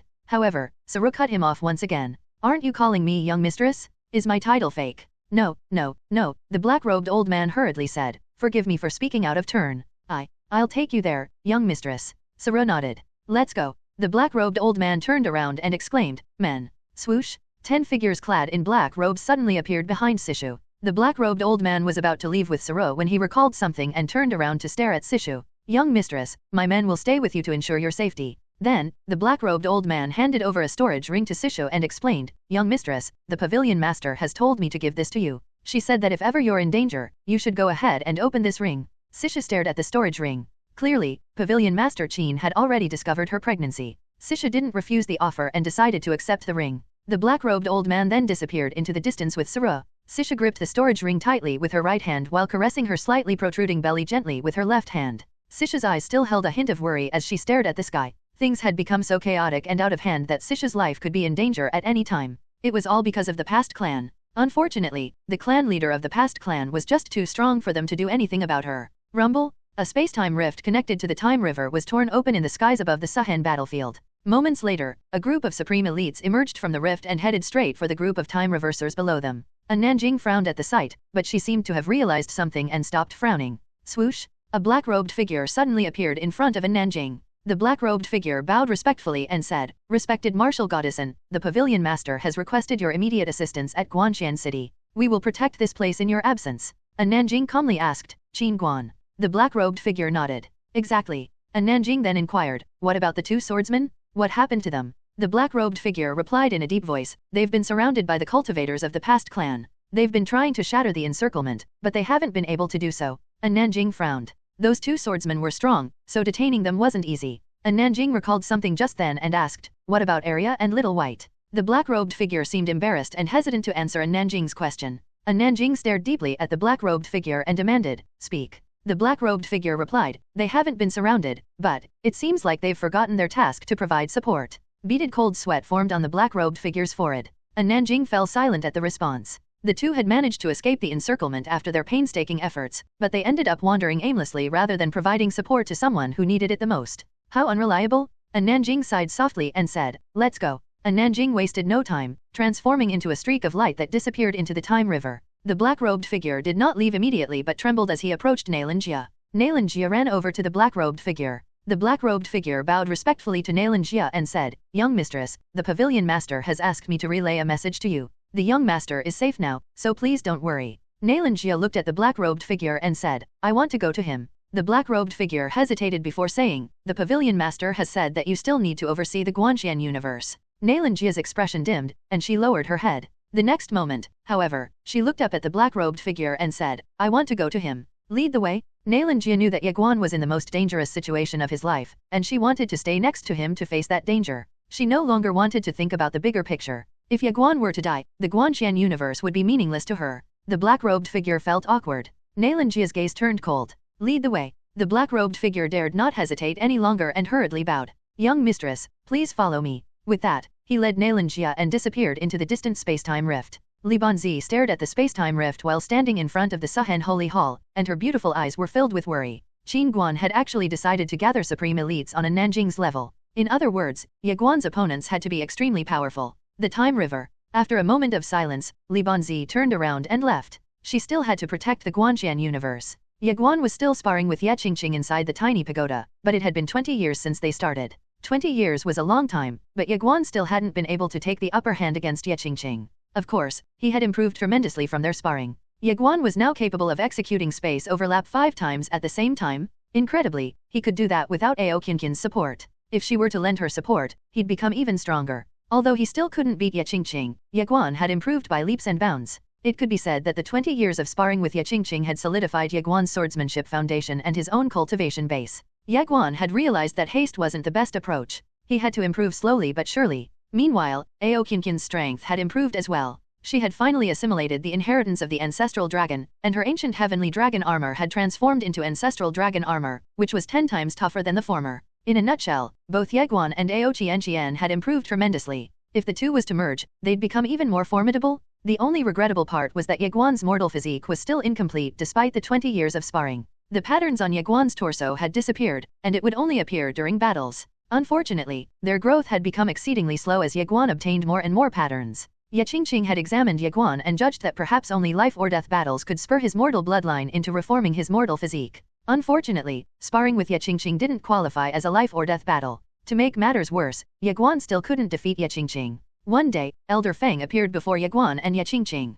Elder Feng stared at Ye Guan with an extremely solemn expression and said, "Young master, they're coming." Ye Guan looked at Elder Feng. "Them." Elder Feng nodded, his expression grave. "Today, the clan leader of the past clan has opened the illusion domain." Ye Guan sheathed his sword and asked, "Tell me more about the illusion domain." Elder Feng nodded slightly and explained, "As far as we know, the illusion domain was the territory of a super race who called themselves members of the Gui clan 7 billion years ago. Back then, they swept through the Time River, killing many powerful beings and plundering many strands of ancestral origin. Moreover, they even fought the Great Dao." Ye Guan narrowed his eyes. "They fought the Great Dao?" "Yes." Ye Guan's voice deepened as he said, "Tell me more." Elder Feng continued, "The Gui clan was a radical bunch, and they believed that only their kind should exist throughout the vast expanse. They killed everyone except for their kind, wiping out countless civilizations in the Time River. In a nutshell, they were the enemies of all races. Did they confront the Great Dao in the end?" "Yes, they disappeared after getting suppressed by the Great Dao and a group of time reversers at the time," replied Elder Feng. "They disappeared after getting suppressed? Not killed?" Elder Feng replied gravely, "Yes." Ye Guan narrowed his eyes. "So the Great Dao could only suppress them?" "Yes." "And now, that woman wants to let the members of the Gui clan out?" Ye Guan asked. "Yes, and you're the condition for their release, young master." Ye Guan went silent. Moments later, he asked, "How soon will they arrive here?" Elder Feng stared intently at Ye Guan and said, "Very soon." "Very soon." Ye Guan went silent and turned to look at Ye Qingqing. "And, let's go." Ye Qingqing nodded slightly, and the three of them left the world inside the tiny pagoda to reappear on Guanxian City's city wall. A crimson vortex had appeared in the distance, and an ominous aura could be felt from the vortex. The nearby space was annihilated by the mere shockwaves coming from the vortex as soon as it was repaired, creating a terrifying sight. A mysterious cultivator was standing next to the crimson vortex. Ye Guan identified him as the saber wielder, the leader of the mysterious army of supreme elites. As expected, the saber wielder's troops were standing just behind him. Ye Guan stared at the crimson vortex. The ominous aura was very powerful, but the owners of those auras were still far away. After a moment of silence, Ye Guan turned to Elder Feng. "Can you hold them back?" Ye Guan needed more time. If he was given a few more days, he reckoned he'd be able to perform 6 space overlaps at the same time once he emerged from the world inside the tiny pagoda. "I don't know," Elder Feng said solemnly. "We don't know the strength of the Gui clan." Ye Guan nodded slightly. "Let's wait for them to come out, then." With that, Ye Guan turned and stared at the mysterious saber wielder in the distance. The next moment, he turned into a ray of sword light and appeared 100 meters away from the mysterious saber wielder. Ye Guan stared at the mysterious saber wielder and said, "Simir, let's spar." The saber wielder stared at Ye Guan without saying a word. Swoosh! The saber wielder disappeared, transforming into a ray of saber light that made a beeline for Ye Guan. Boom! The nearby space shattered inch by inch as the saber wielder rushed at Ye Guan. Meanwhile, Ye Guan's figure abruptly became illusory. Moments later, a kaleidoscope of sword lights erupted from Ye Guan as he slashed out, starting off with his ultimate move. The mysterious saber-wielder's face changed drastically at the sight. He didn't expect Ye Guan to start off the fight with his ultimate move. Are we not even going to warm up? Rumble? A low rumbling echoed, and the collision generated a terrifying shockwave that spread out for millions of meters in the proverbial blink of an eye. Fortunately, Guanshan City was equipped to the teeth with protective arrays. Otherwise, the shockwaves alone would have annihilated the city. Meanwhile, the mysterious saber-wielder flew tens of thousands of meters away. As soon as he stopped, Ye Guan was already in front of him and had taken on a stance. Rumble? Both heaven and earth seemed to quiver as Ye Guan slashed out with 5 heaven rens containing 3,000 stacks each, further compressed into 5 space overlaps, which converged at one point, transforming into a lone, forceful, and tyrannical sword move. The pupils of the mysterious saber-wielder constricted in horror. Had Ye Guan used some kind of cheat code? How come he had become so terrifying when it hadn't even been 2 days since they last fought each other? Wait, no. 20 years had passed in the world inside the tiny pagoda? The mysterious saber-wielder finally recalled Ye Guan's overpowered divine treasure, which contained a world where 1 day in the outside world was equivalent to 10 years inside of that world. 2 days had passed outside, but in reality, Ye Guan had been working hard for 20 years. Damn it! He's cheating? The mysterious saber-wielder roared inwardly, but he dared not underestimate the oncoming attack. He mustered all of his strength, and his saber intent erupted, transforming into a colossal saber that the saber-wielder immediately swung. The mysterious saber-wielder had decided to fight head-on. Boom! The colossal saber shattered with a thunderous boom. Bang! The mysterious saber-wielder flew like a kite that had lost its strings, and he cut a sorry figure in midair as every inch of space-time on his way shattered inch by inch, a testament to the ferocity of the collision just now. Ye Guan charged at the mysterious saber-wielder, performing the same attack. Ye Guan had gotten strong enough to perform space overlap up to a maximum of 3 times in a row. Swoosh! The air let out a shrill cry as Ye Guan's sword made a beeline for the mysterious saber-wielder. The latter's pupils shrank to needlepoints. This was no longer a sparring in Ye Guan's eyes. No, it had never been a sparring at all. Since the battle started, Ye Guan's goal had always been to take the mysterious saber-wielder's life. The mysterious saber realized just then that he got a bit too careless. The mysterious saber-wielder roared and wielded his saber with both hands. Then, he raised it up high and slashed forward, unleashing a torrent of saber energy that blotted out the sky. Another head-on clash? There was no escaping Ye Guan's sword, and the mysterious saber-wielder could only face Ye Guan's attack head-on now. If he was to retreat, he'd simply receive severe injuries. Once severely injured, he would have no chance of turning the tide. The 20 years of training had clearly changed Ye Guan. Swoosh! Ye Guan's sword descended. Bang! Under everyone's gaze, the sword energy exploded into a cataclysmic explosion that shattered the mysterious saber-wielder's saber light. The mysterious saber-wielder's saber shattered with a crisp noise, and he flew away, crossing thousands of meters in the blink of an eye. To make matters worse, his fleshly body disintegrated in midair. Ye Guan had destroyed his fleshy body? Of course, Ye Guan immediately took advantage of that opportunity. He ignored the pain all over him and charged at the mysterious saber-wielder. The troops of the mysterious army glared at Ye Guan with ugly looks. They were about to make a move and intervene when Ye Qingqing suddenly appeared in front of them. Ye Qingqing swept a cold gaze across them and said, "I'll kill whoever dares to move." Boom! A deafening explosion echoed in the distance. Everyone turned and saw a dimming sword light disappearing slowly into nothingness. When the dazzling sword light vanished, the scene shrouded by the light was revealed. The mysterious saber-wielder stood with a sword buried in his glabella. Ye Guan was standing in front of the mysterious saber-wielder, who seemed to be in a daze. "You've become much stronger," remarked the mysterious saber-wielder. Ye Guan chuckled. "I have to thank my aunt for that." Far away, Ye Qingqing gave Ye Guan a sidelong glance. "Stop flattering me. I'm not buying it." Ye Guan laughed heartily. The mysterious saber-wielder wanted to say something when Ye Guan suddenly asked, "Are you serving the clan leader of the past clan because you have the same ideology as her?" The mysterious saber-wielder shook his head and replied, "It's out of obligation." Ye Guan asked, "Do you want to live?" The mysterious saber-wielder looked at Ye Guan and said, "No need." Shuai! The mysterious saber-wielder's soul form abruptly went up in flames before disappearing into nothingness. Ye Guan was silent, but he was surprised by the mysterious saber-wielder's choice. He truly didn't expect that the latter saber cultivator would choose to die. It seemed that he had underestimated the determination of his enemies. After a moment of silence, Ye Guan turned around and stared at the mysterious army in the distance. "Want to kill me? Come on then!" Ye Guan exclaimed. Swoosh! A mysterious figure in black charged at Ye Guan, and the rest of the troops followed closely behind him. Before Ye Guan could make a move, Ye Qingqing's figure turned blurry as she disappeared into a ray of sword light that cleaved the lives of the mysterious figures in black. Ye Guan grinned and jumped into the fray with his sword in hand. A large-scale battle started, and Ye Guan's goal was simple: annihilate the mysterious troops before the Gui clan found its way here. The mysterious army was formidable, and Ye Guan knew that he had to annihilate them as soon as possible. Ye Guan and Ye Qingqing worked together, reaping the lives of the mysterious figures in black. Over the past 20 years, not only had Ye Guan's strength greatly improved, but Ye Qingqing had gotten even stronger as well. The two were unstoppable as they worked together. Ye Guan noticed something amiss while he was fighting, and it was the fact that his blood seemed to be boiling. The Mad Demon bloodline and Mortal bloodline had activated by themselves. Fused with Ao Qian, Ye Guan's fleshly body could withstand all three bloodlines. However, Ye Guan was going to keep that as a trump card. He wasn't going to activate all three bloodlines so easily. More than a dozen mysterious figures in black were cut down in less than 15 minutes. The swordsmanship of both Ye Guan and Ye Qingqing was just too formidable for the saber wielders to resist. Retreat, a mysterious voice exclaimed. The mysterious figures in black retreated like a tide. Naturally, Ye Guan wouldn't miss this opportunity, so he charged at them, but Ye Qingqing stopped him. Ye Qingqing looked up at the strange crimson vortex in the distant sky. Let's retreat for now, she said before grabbing Ye Guan with her to the city wall. The two stared at the distant crimson vortex and saw that it was turning. It was also emitting a terrifying aura that made the surroundings become illusory. Elder Feng's face changed drastically, and he roared, "Activate the arrays." Boom! A column of light erupted and transformed into a dome that protected the entire Guanxian city. Elder Feng's expression was extremely solemn as he stared at the crimson vortex. Ye Qingqing's eyes also showed a rare hint of seriousness. The ominous aura within the vortex was extraordinary even in her eyes. Ye Guan was quiet as he stared at the crimson vortex. Boom! A crimson aura reminiscent of blood rushed out of the crimson-red vortex just then, flying straight toward Guanxian City like a lightning bolt and colliding against the light dome.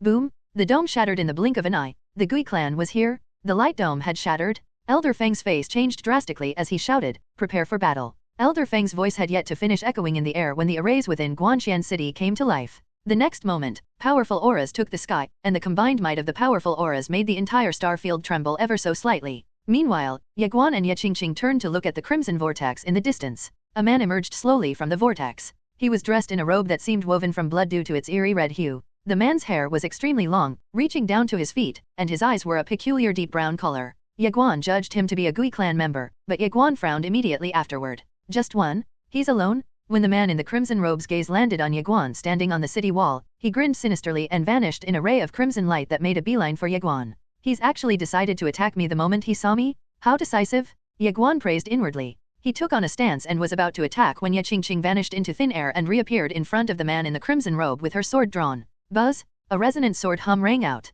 Clang! The man in the crimson robe was forced backward by Ye Qingqing's sword. After coming to a stop, the man in the crimson robe looked down at his right hand and saw a deep sword wound. The man in the crimson robe was a bit shocked as he looked up at Ye Qingqing. "A swordsman," he muttered. Ye Qingqing didn't bother speaking and simply raised her sword, slashing down with it. Clang! The man in the crimson robe flew a few kilometers away upon getting hit. The attack had kicked up a huge cloud of dust, and when it dissipated, Ye Guan was astonished to find a chasm spanning thousands of meters right in front of Ye Qingqing. Meanwhile, the man in the crimson robe's face became extremely ferocious. He glared fiercely at Ye Qingqing and growled, "You've successfully angered me?" Swoosh! Ye Qingqing raised her sword and vanished. Whoosh! A tiny space-time rift instantly manifested next to the man in the crimson robe and out came a ray of sword light. The man in the crimson robe's pupils constricted. He clenched his hands tightly and raised his right foot. Blood gushed out of him, and his blood quickly created a shield above him. Ye Qingqing's sword finally landed. Clang! The blood shield shattered with a loud noise, and the man in the crimson robe was sent flying away by the impact. Ye Qingqing took a stance with her sword and chased after the man in the crimson robe. She was about to strike down when she sensed something, prompting her to look up. A blurry figure was flying toward her. A cold and fierce light flashed in Ye Qingqing's eyes. She waved her sword with her right hand and sent a sword wave toward the oncoming figure. Boom! Both heaven and earth seemed to implode upon collision. When the shockwaves vanished, Ye Qingqing looked up to find an old man dressed in a brown robe standing next to the man in the crimson robe. The brown-robed old man was staring at Ye Qingqing with his hands hidden in his sleeves, and his gaze was cold with a tinge of seriousness. Ye Qingqing stared calmly at the brown-robed old man. Then, she looked up and stared at the strange crimson vortex. Rumble! A low rumbling echoed from the vortex just then, and it trembled violently as powerful auras swept out of the vortex like a tidal wave. Ye Qingqing suddenly turned around and returned to Ye Guan's side. Ye Qingqing turned to look at Ye Guan. "The arrays here can't hold them back." Ye Guan was silent. Ye Qingqing was about to say something more when Ye Guan asked, "And, can we escape?" "I don't know." Ye Guan smiled. "Then let's fight." Ye Qingqing said nothing. Just then, a middle-aged man walked out slowly from the crimson vortex. The world seemed to become illusory as soon as he appeared. The middle-aged man was none other than the clan leader of the Gui clan. The clan leader of the Gui clan looked around, seemingly bewildered. It couldn't be helped as they had been sealed over the past 7 billion years. 7 billion years, it was an incredibly long time that most people would find hard to grasp. The clan leader of the Gui clan seemed to have recalled something and stared at Ye Guan on the city wall. "Kill him," he roared. He didn't bother saying anything else, as there was no need to do so. He had no idea of Ye Guan's identity nor did he care to know. All he knew was that they had to kill him, and the Gui clan would truly be free once more. A beam of crimson surged out from the crimson vortex, and it headed for Guanxian City. Elder Feng standing on a city wall roared, "Attack!" Swoosh! A myriad beams of light suddenly took to the sky, rushing toward the beam of crimson light. Boom, boom, boom, multiple explosions echoed, shaking both heaven and earth. The arrays had been activated. Meanwhile, Ye Guan was staring calmly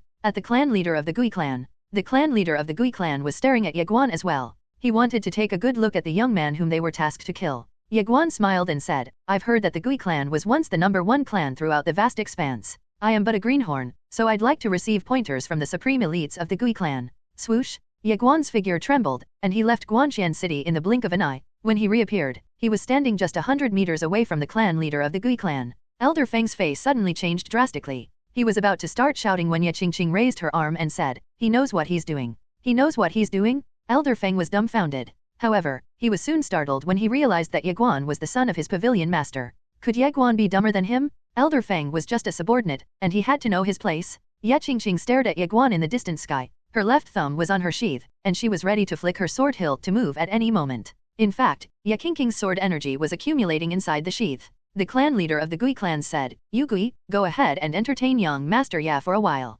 Understood. Rumble? A space-time rift manifested next to the clan leader of the Gui clan, and a young man walked out slowly from the rift. The young man stared at Ye Guan in the distance and chuckled. I really want to see just how talented the people outside have become. The clan leader of the Gui clan frowned, but he didn't say anything as he stared at Ye Gui. Ye Guan stared at Ye Gui and said, Please enlighten me. Ye Gui grinned and clenched his right hand into a fist. Then, a kaleidoscope of fist imprints erupted from his fist. The fist imprints swiftly converged above Ye Guan, creating a cage to trap him. Ye Guan's figure became illusory, and he slashed out at lightning-fast speed. Boom! The cage shattered, and a sword made a beeline toward Ye Gui's neck. Ye Gui's expression changed drastically. He didn't expect that Ye Guan would be able to make quick work of his cage made out of his fist intent. Before he could recover from his shock, Ye Guan's sword was already a few meters away from him. A sense of foreboding gripped Ye Gui's heart. He no longer dared to underestimate Ye Guan as he clenched his right hand, swinging it at the oncoming attack. He had chosen to face Ye Guan's sword head-on. Bam! Ye Gui's fist energy shattered with a thunderous boom, and he was blasted away.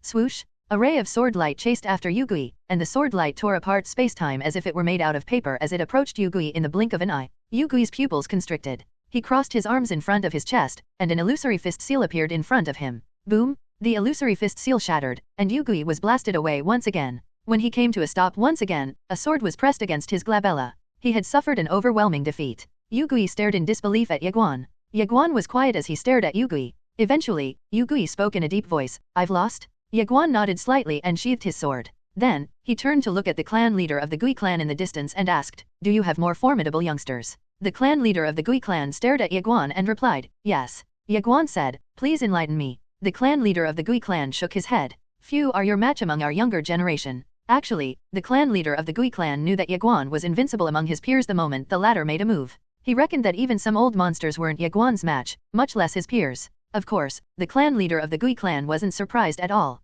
Those capable of earning the white-robed woman's respect couldn't possibly be an ordinary individual. Ye Guan nodded slightly at the clan leader of the Gui clan's words. Then, he turned around and left. He didn't challenge the clan leader of the Gui clan because he was sure that he couldn't beat the latter. Ye Guan didn't really have a penchant for stirring up unnecessary trouble. Swoosh! Dozens of Gui clan cultivators suddenly blocked Ye Guan's path. Ye Qingqing's eyes revealed deep killing intent at the sight. Ye Guan turned to look at the clan leader of the Gui clan. The clan leader of the Gui clan calmly said, Let him go. The Gui clan cultivators immediately retreated. Ye Guan glanced at the clan leader of the Gui clan before returning to the city wall. The arrays from both sides were still fighting fiercely in the sky. Ye Guan calmly asked, And, can you sense how many cultivators they have? Ye Qingqing glanced at the vortex and shook her head. I can't. Ye Guan frowned. Ye Qingqing looked at Ye Guan, Are you scared? Even if the devil himself appears, I will not be scared as long as you're next to me. Ye Qingqing calmly pointed. I think you're referring to your plain-skirt aunt. Ye Guan froze. Little Pagoda laughed out loud. This bastard. I think only Ye Qingqing can handle him. Just then, Ye Guan said, Aunt Qingqing, Master Pagoda told me long ago that you're an unreasonable person and that you have a hot temper. He also said that you're easily jealous and you often throw tantrums. Now that I've gotten to know you, though, I don't think you're like what he described at all. What the fuck? Little Pagoda felt like going crazy. What the fuck? Ye Qingqing's eyes narrowed. Moments later, she disappeared into the world inside the tiny pagoda, and Ye Guan soon heard heart-wrenching screams coming from the pagoda. The screams were so terrifying that it made Ye Guan's heart tremble. Eventually, Ye Qingqing emerged and appeared in front of Ye Guan. Aunt Yug. Ye Guan couldn't speak as Ye Qingqing smacked the pommel of her sword into Ye Guan's chest. What the fuck? Ye Guan cursed, but his cursing was soon replaced by screams of agony that reverberated loudly from the city wall. Ye Qingqing chased after Ye Guan as if she had gone mad with her sword in hand. Ye Guan was running away while begging for mercy. The Gui clan cultivators were bewildered. What's happening? Why are they fighting among themselves? Ye Qingqing eventually stopped, but the damage was done. Ye Guan's fleshly body was riddled with bruises, and he couldn't help but cast an aggrieved gaze upon Ye Qingqing. However, Ye Qingqing remained expressionless and silent. I think she's really angry. Ye Guan regretted making that kind of joke. Ye Qingqing suddenly said, I'm indeed unreasonable, hot-tempered, and easily jealous. I like to throw tantrums as well, so it's not strange for you to dislike me. Ye Qingqing looked up at the distant starry sky with a hint of exhaustion in her eyes as she continued, I'll leave once you're completely safe, and you will never see me again. You won't be bothered by me anymore. Ye Guan's face changed the moment he heard Ye Qingqing's words. Things had gone too far. Ye Qingqing was genuinely angry at him. Little Pagoda scoffed, look at what you've done. I really want to see just how you're going to appease her. I have no choice but to sacrifice you now, Ye Guan thought. Little Pagoda. Ye Guan didn't dare to keep joking. He walked up to Ye Qingqing. However, Ye Qingqing ignored him completely. Ant. Ye Guan called out after much hesitation. Ye Qingqing stared into the distance without saying anything. Actually, compared to plain-skirt Ant, I master Pagoda and I prefer being with you. Little Pagoda trembled at Ye Guan's remark. What the fuck? Why are you dragging me down with you, you little bastard? Ye Qingqing's expression changed slightly, and she stared at Ye Guan. Why? Ye Guan earnestly replied, plain-skirt Ant is very powerful. She's beautiful and kind, but I mean, Master Pagoda and I somehow feel that she's a little distant from us even though we're standing right in front of her. I'm really happy to be with you because you feel more like a genuine person, like a real, living person. Your temper can be like what Master Pagoda said, you can be a little temperamental, but I guess that makes you an authentic person. You have a sharp tongue, but you have a soft heart, so, you're a good person. Little Pagoda went completely numb. Is this guy the devil? Whenever there's danger, he always drags me into it. However, when it's time to bootlick, it's always all about himself. This bastard has inherited his parents' wits? This is absurd. Ye Qingqing stared quietly at Ye Guan, who was staring at her with a sincere expression. Ye Guan's heart was pounding madly against his chest. He was afraid that he would end up offending both Ant Qingqing and plain-skirt Ant. Little Pagoda even pointed out. Are you not afraid that your plain-skirt Ant might have heard what you just said? Ye Guan replied, no, I'm not afraid. Don't worry, Master Pagoda. Plain-skirt Ant has already reincarnated with father. Little Pagoda retorted, if you aren't afraid, then why did you drag me into it? Ye Guan was rendered speechless. So, you don't think I have a bad temper? Ye Qingqing asked. Ye Guan quickly shook his head and replied, not at all. I've never seen you get angry for no reason. You don't think that I'm hot-tempered. No, you just have a strong personality. I'm always jealous of that woman. Well, it's because you care about us. Otherwise, you wouldn't even talk to us, considering your personality. So I don't think you're jealous at all. You just see us as your family. If you could only have one aunt, who would you pick? Fuck. How can I answer that? Damn it. Ye Guan's expression stiffened. He knew that he'd end up offending all of his aunts if he were to answer that question. It was both unfortunate and fortunate that he had so many powerful aunts. Moreover, all of them had lent a helping hand to him as well. Ye Qingqing stared at him and demanded, answer me. Ye Guan broke out in a cold sweat. Little Pagoda laughed coldly, enjoying this situation. Ye Guan thought for a moment before saying, Aunt Qingqing, you're unique in my heart and so are my other aunts. All of you are my family. I can only say that all of you are equally important in my heart, but I can't say the same for my father. What the fuck? Little Pagoda couldn't help but curse. Whenever he can't resolve a conflict by himself, he diverts attention away from himself. He's a genius indeed. Ye Qingqing couldn't help but smile at Ye Guan's attempt to dodge the question. However, her smile disappeared in an instant, and her expression became serious as she asked, once the arrays are broken, let's fight together and break out of here. Yes, let's do that, Ye Guan said, nodding. He sighed inwardly in relief. He dared not joke about something like in the future. Aunt Qingqing wasn't easily fooled. Ye Guan turned and saw that the arrays were still locked in a fierce battle. Ye Guan then glanced at Elder Feng and saw the latter's ugly expression. Elder Feng's expression alone told Ye Guan that the arrays couldn't hold out for much longer. Just then, hundreds of mysterious black-robed individuals appeared all over the city walls. Elder Feng turned to look at Ye Guan, and he sounded serious as he said, Young master, they'll help you escape once the fighting begins. Ye Guan fell silent. They'll help me escape? Where am I supposed to go? The entire vast expanse seemed to be under the white-robed woman's control. Ye Qingqing suddenly said, let's follow what he says and escape. Ye Guan looked at her with a puzzled expression. I'll take you somewhere. Ye Guan smiled and asked, are we going to find Aunt Qingqiu? Surprise fleeted across Ye Qingqing's face, but she didn't respond. Aunt Qingqing, I don't want to run away anymore. Why not? No reason. I just don't want to be on the run anymore. Let's fight to the end, then. All right. Boom. Just then, a crimson light fell into Guanxian City, and the entire city disintegrated. Ye Guan looked up and saw a spacetime rift behind the clan leader of the Gui clan. Soon, a myriad of supreme elites rushed out of the spacetime rift. The clan leader of the Gui clan stared directly at Ye Qingqing and said, I will handle that woman. The rest of you should go ahead and kill that young man. Be careful. The clan leader of the Gui clan took one step forward, and the space-time around Ye Qingqing became illusory. Ye Qingqing transformed into a ray of sword light and rushed out. Elder Feng yelled, "Protect the young master." The mysterious black-robed individuals immediately rushed toward the supreme elites and exploded into dozens of mushroom clouds at the same time. While the puppets were busy handling the supreme elites from the Gui clan, Ye Guan retreated away to avoid the shockwaves from the mushroom clouds. The Gui clan's supreme elites clearly didn't expect such an attack, and they were blasted away, sustaining varying degrees of injuries. The realm couldn't withstand the explosions and crumbled slowly. Ye Guan had just come to a halt, but a spear was already flying toward him. Ye Guan drew his sword and slashed out. Boom! A myriad of sword lights erupted, and the figure before him flew away. The next moment, however, the space-time around Ye Guan was torn apart. Then, multiple afterimages rushed out of the rift and charged at him. Ye Guan remained expressionless as he yelled, "Qian Qian." Boom! A terrifying dragon aura surged out of Ye Guan as he merged with Ao Qian Qian. He wasted no time and charged out, slashing out fiercely with his sword. Clang! The attack sent quite a few supreme elites backward, while the unfortunate Gui clan member who took the brunt of the attack exploded into a bloody mist. Their soul wasn't spared and was annihilated along with their fleshly body. Ye Guan's strength was at a terrifying level under Ao Qianqian's support. Ye Guan's simple swing contained enough strength to overwhelm ordinary elites. Ye Guan attacked relentlessly, and there would be casualties with every swing of his sword. Ye Guan single-handedly suppressed more than a dozen supreme elites. Meanwhile, an old man was observing Ye Guan silently in the distance. The old man was none other than that old man of the hidden clan. There were 3 old men wearing grey robes were standing behind him. The old man was shocked. He had to admit that Ye Guan's strength had improved by leaps and bounds. Even the sovereign-level supreme elites of the Gui clan couldn't do anything to him, which was an unbelievable sight. To make matters worse, Ye Guan was just 20 years old. He was just 20 years old, but his strength was already at such a high level. If he were given more time. The old man frowned deeply at the thought. A grey-robed old man behind him asked, "Shall we make a move, clan leader?" The clan leader of the hidden clan replied, "Let's wait a bit longer." The grey-robed old man looked puzzled. Just then, the space-time around Ye Guan imploded as a powerful supreme elite wielding a saber charged at Ye Guan from a blind spot. Ye Guan turned around quickly and thrust his sword toward the oncoming enemy. Bam! The rays of saber light and sword light clashed with each other, and the impact sent Ye Guan staggering backward.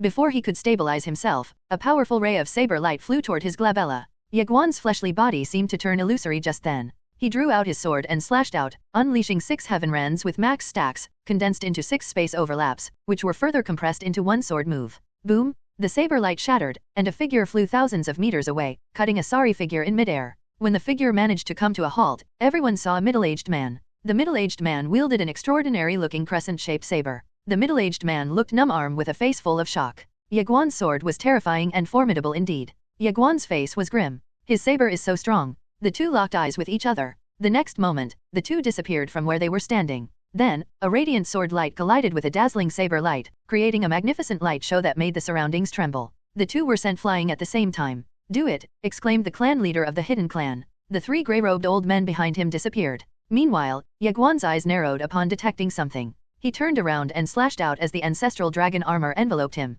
Boom! Ye Guan's attack was shattered, but the clan leader of the hidden clan couldn't be happy at all. The ancestral dragon armor had successfully protected Ye Guan from the attack of 3 sovereign-level supreme elites of the hidden clan. Blood trickled down the corners of Ye Guan's lips as he came to a halt. He looked around and saw that the supreme elites of the Gui clan charging at him. "Kill him!" yelled the middle-aged man wielding a crescent-shaped saber. Then, he wasted no time and charged at Ye Guan. He had no intentions of fighting Ye Guan by himself. He was going to attack Ye Guan with his comrades. The combined auras of hundreds of supreme elites created an extremely oppressive air that bore down on Ye Guan. Rumble! A low rumbling swept across everyone just then, and the distant starry sky seemed to be boiling. The next moment, a voice echoed in everyone's ears. "Who dares touch our young master?" Terrifying auras inundated everyone like a lightning bolt from out of the blue. The enemies had overwhelming numbers? So what? The Yang clan was never afraid against any odds. Ye Guan was stunned upon hearing the voice. "Has my backup arrived? Has the true universe and the Guanxian universe shattered the blockade of the time reversers?" Ye Guan looked up and saw a myriad of supreme elites rushing toward them. The supreme elites all exuded inscrutable auras, which meant that they were incredibly powerful. However, Ye Guan recognized none of them, they were all new faces. Elder Feng explained, "Young master, they're from the Time Pavilion. They're my mother's people?" Ye Guan was stunned. Then, he felt touched as it turned out that his mother hadn't forgotten him at all. The clan leader of the hidden clan frowned, and his expression soured when he saw the individual power of the group of supreme elites. Then, he looked up at the clan leader of the Gui clan, who was busy fighting Ye Qingqing, and said, "Clan leader of the Gui clan, you should open up spacetime rifts for the supreme elites of your clan. The clan leader of the Gui clan waved his right hand, and dozens of spacetime rifts manifested around him. Soon, more supreme elites of the Gui clan rushed out of the spacetime rift. The sovereign-level supreme elites charged decisively at Ye Guan the moment they saw the latter. A cold, killing intent flashed in Ye Guan's eyes at the sight. He was about to make a move when the spacetime behind him was torn open. 9 sovereigns clad in white armor rushed out of the spacetime rift and charged straight at the sovereign-level supreme elites of the Gui clan. Ye Guan got ready to stroke, but a woman appeared next to him before he could do anything. The woman was wearing white armor with a spear in her hand. Her eyes were both cold and composed as she grabbed Ye Guan's arm and said, "Young master, the pavilion master has said that you have to go to the Time River." Ye Guan asked, "Where's my mother?" The woman didn't answer. Instead, she turned around and thrust at the spacetime in front of Ye Guan. The resulting spacetime rift revealed the distant Time River. Ye Guan raised his head to look at Ye Qingqing. "Aunt, you go ahead first," Ye Qingqing said. Ye Guan's face darkened. He was about to say something when the woman in white armor said, "Young master, we have to leave now. A group of mysterious elites are headed this way." The woman in white armor didn't even wait for Ye Guan's reply as she pulled him into the Time River. Ye Guan glanced behind him and saw that more and more Gui clan supreme elites were flying out of the spacetime rifts. Ye Qingqing would soon be in a disadvantageous position, but Ye Guan fell silent and decided to follow his mother's arrangements. Qin Guan definitely had a better grasp of the situation compared to him, and getting him to leave had to be a part of her plan. Ye Guan was worried about Ye Qingqing, but he believed that she wouldn't fall into any harm, as the target was him not her. The two had just entered the Time River when they saw a black-robed old man standing a kilometer away from them.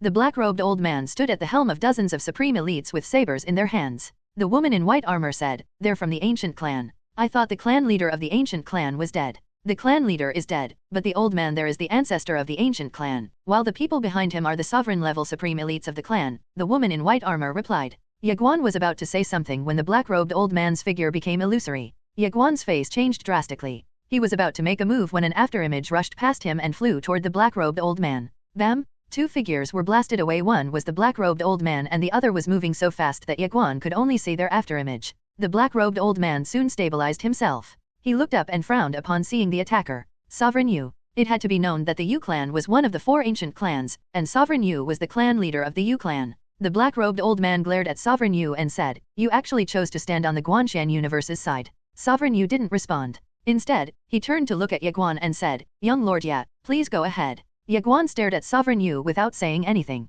Eventually, he turned and followed the woman in white armor into the distance. The black-robed old man yelled, "Stop them." The sovereign-level supreme elites of the ancient clan chased after Ye Guan and the woman in white armor. However, dozens of sovereign-level supreme elites from the Yu clan emerged and blocked the path. Meanwhile, Ye Guan and the woman in white armor had already disappeared into the distant end of the Time River. The black-robed old man's face turned grim. He glared at Sovereign Yu and asked, "Do you even know what you're doing?" Sovereign Yu calmly replied, "Of course." The black-robed old man stared quietly at Sovereign Yu, but he was bewildered deep inside. How come Sovereign Yu has brought his own clan members to help Ye Guan? That's equivalent to going against the past clan. How come he dared to do such a thing? "Let's exchange a few moves," Sovereign Yu said blandly before disappearing into a streak of light that flew toward the black-robed old man. The black-robed old man's face darkened. He knew that Sovereign Yu was here to stall him, but he had no choice but to fight the latter. Soon, a fierce battle erupted, and the nearby space-time seemed to boil beneath the combined powers of the two forces. Ye Guan and the woman in white armor flew as fast as possible against the Time River's current.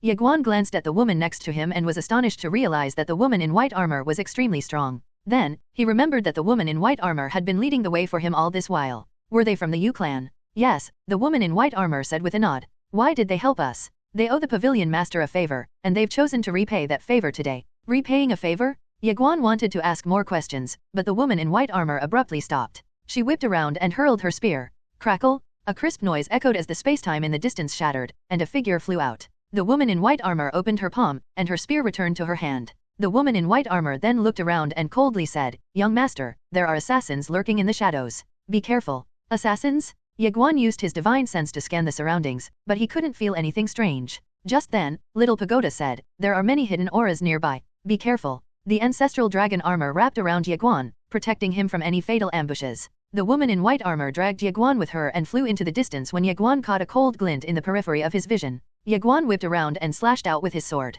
Boom! Spacetime was shattered, and a figure was sent flying away. The next moment, however, afterimages charged at Ye Guan from all sides. They appeared out of nowhere like ghosts, and there wasn't a sign of their presence until they appeared. Ye Guan's expression changed in stupefaction. Such terrifying assassins? Ye Guan dared not to be careless as his figure briefly became illusory. A kaleidoscope of sword lights erupted from within him, forcing the attackers away. Unfortunately, Ye Guan was sent flying as well. Before he could come to a halt, a cold light flew toward him. To make matters worse, the attacker had calculated Ye Guan's flight path and was flying to greet him with attacks as soon as he stopped. In addition, it turned out that there wasn't just one attacker. There was a group of them, and Ye Guan soon found himself engulfed by cold lights. Fortunately, the ancestral dragon armor was too strong, and Ye Guan didn't perish from the ambush. Nonetheless, Ye Guan's face still darkened. The ancestral dragon armor had taken the brunt of the attack, suffering severe damage. In other words, Ye Guan's attackers were a terrifying group of extremely powerful assassins. If it hadn't been for Ao Qianqian activating the ancestral dragon armor earlier, Ye Guan would have died just now.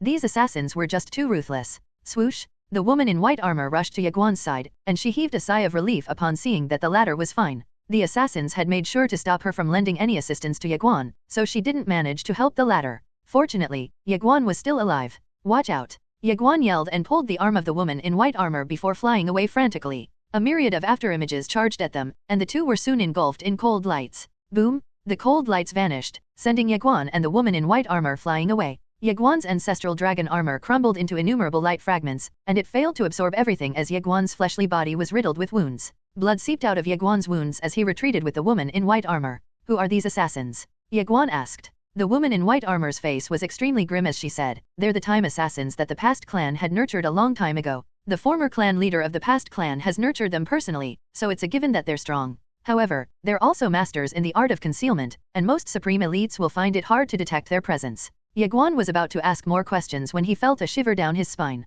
He pulled the woman in white armor behind him and roared. Then, he drew his sword and slashed out Heavenrand. A terrifying force burst out of Ye Guan and was channeled outside through Xianyuan, transforming into a sword wave that struck the afterimages, reducing some of them into ashes upon contact. Unfortunately, Ye Guan was once again engulfed by the cold lights. The woman in white armor's face changed drastically, but before she could make any moves whatsoever, a colossal creature abruptly manifested in front of her. The creature was none other than a dragon. Ao Qianqian had chosen to transform into her true form to protect Ye Guan with her fleshly body at the critical juncture. The woman in white armor heaved a sigh of relief at the sight. Moments later, Ao Qianqian transformed into a ray of golden light that melted into Ye Guan's glabella. Ye Guan hurriedly asked, "Are you okay?" Ao Qianqian, "I'm fine, just be careful." Ye Guan looked around, but he couldn't see anything at all. The time assassins were truly a terrifying bunch. Ye Guan couldn't feel their presence at all. Just then, the woman in white armor walked up next to Ye Guan. "Our people are here, young master." Ye Guan was puzzled. However, his question was soon answered when dozens of figures clad in dark armor emerged from a space-time rift. The figures in dark armor held spears in their left hand and shields in their right hand. They rushed up to Ye Guan and created a circle formation with the former in the middle. The leader of the figures in dark armor said, "The secret guards are late. Please forgive us, young master." Secret guards? Ye Guan cast a doubtful gaze at the woman in white armor. The woman in white armor explained, "The Time Pavilion has 3 armed forces. I'm part of the Guanxian guards, while they're part of the secret guards." Ye Guan asked, "What about the third one?" "Only the pavilion master knows them," said the woman in white armor, shaking her head. Then, she stared into the distance and said, "Young master, the pavilion master is waiting for you up ahead. We have to go now." With that, the two escaped under the escort of the secret guards. During their journey, the assassins ambushed them multiple times, but they were all thwarted by the secret guards. Unfortunately, there were always some casualties among the secret guards with each ambush. Half an hour later, Ye Guan sensed something and stopped in his tracks. His expression was grim as he stared at the distant end of the Time River. Ye Guan could feel a formidable aura reminiscent of a towering mountain in the distance. The woman in white armor's expression turned grim as well, but she recovered her composure upon receiving a message.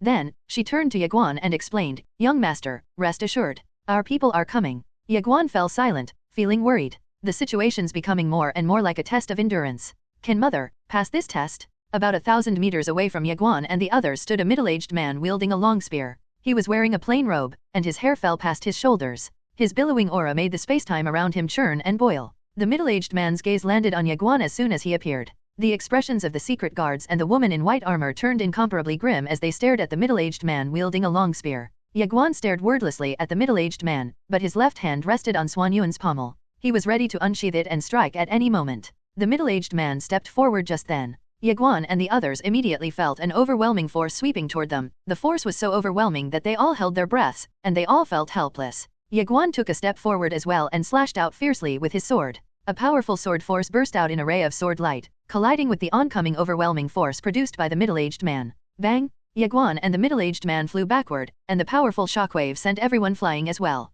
Before Ye Guan could come to a stop, he suddenly felt a chill down his spine. The assassins had come for him once again. A golden light surged out of Ye Guan. Rumble! A colossal dragon emerged and shielded Ye Guan with her body. At the same time, countless cold lights engulfed the colossal dragon. Boom! The cold lights struck Ao Qianqian, and clanging noises echoed incessantly as the cold lights collided against Ao Qianqian's thick, durable scales. Ao Qianqian swung her tail across the assassins, shattering the cold lights and sending the assassins flying away like kites that had lost their strings. The middle-aged man wielding a long spear charged at Ao Qianqian. Before he could get close, however, a spear streaked across space-time, making a beeline for the middle-aged man. The middle-aged man's eyes narrowed at the sight. The spear contained a terrifying power that threatened even him. Not daring to ignore it, he swung his spear toward the oncoming spear. Boom! A deafening noise echoed. The flying spear was deflected, but the middle-aged man had to retreat. He looked to his right and saw a mysterious figure clad in black armor. The middle-aged man's eyes as he asked, "Who are you?" The figure clad in black armor ignored him and turned to Ye Guan.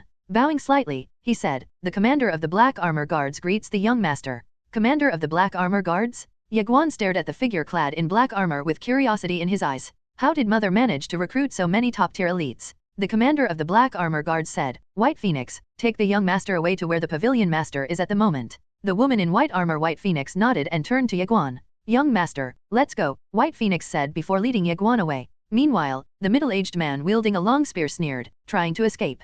Swoosh! The middle-aged man disappeared, rushing toward Ye Guan. However, the commander of the Black Armor Guards vanished as well, and a radiant spear light erupted, making a beeline for the middle-aged man wielding a long spear. Boom! A terrifying force erupted, and the space-time around them collapsed. The middle-aged man wielding a long spear was forcibly stopped in his tracks. He looked at the commander of the Black Armor Guards with a hint of astonishment and said, "It's you?" The commander of the Black Armor Guards chuckled. "You recognize me?" The middle-aged man wielding a long spear stared deeply at the commander of the Black Armor Guards and pointed out, "You're Gan Mo, the former captain of the Divine Time Hall's Divine Knights." Gan Mo merely smiled. The middle-aged man wielding a long spear was puzzled. "You actually betrayed the Divine Time Hall to join the Guanxian universe." Gan Mo grinned and asked, "You Ran, you actually joined the past clan despite having such a high rank on the time list." Yu Ran stared coldly at Gan Mo. "You will regret the decision that you've made. You and I are fighting for our respective ideologies. Neither of us will have regrets. Then, let's fight." Yu Ran vanished. Gan Mo smiled and disappeared as well.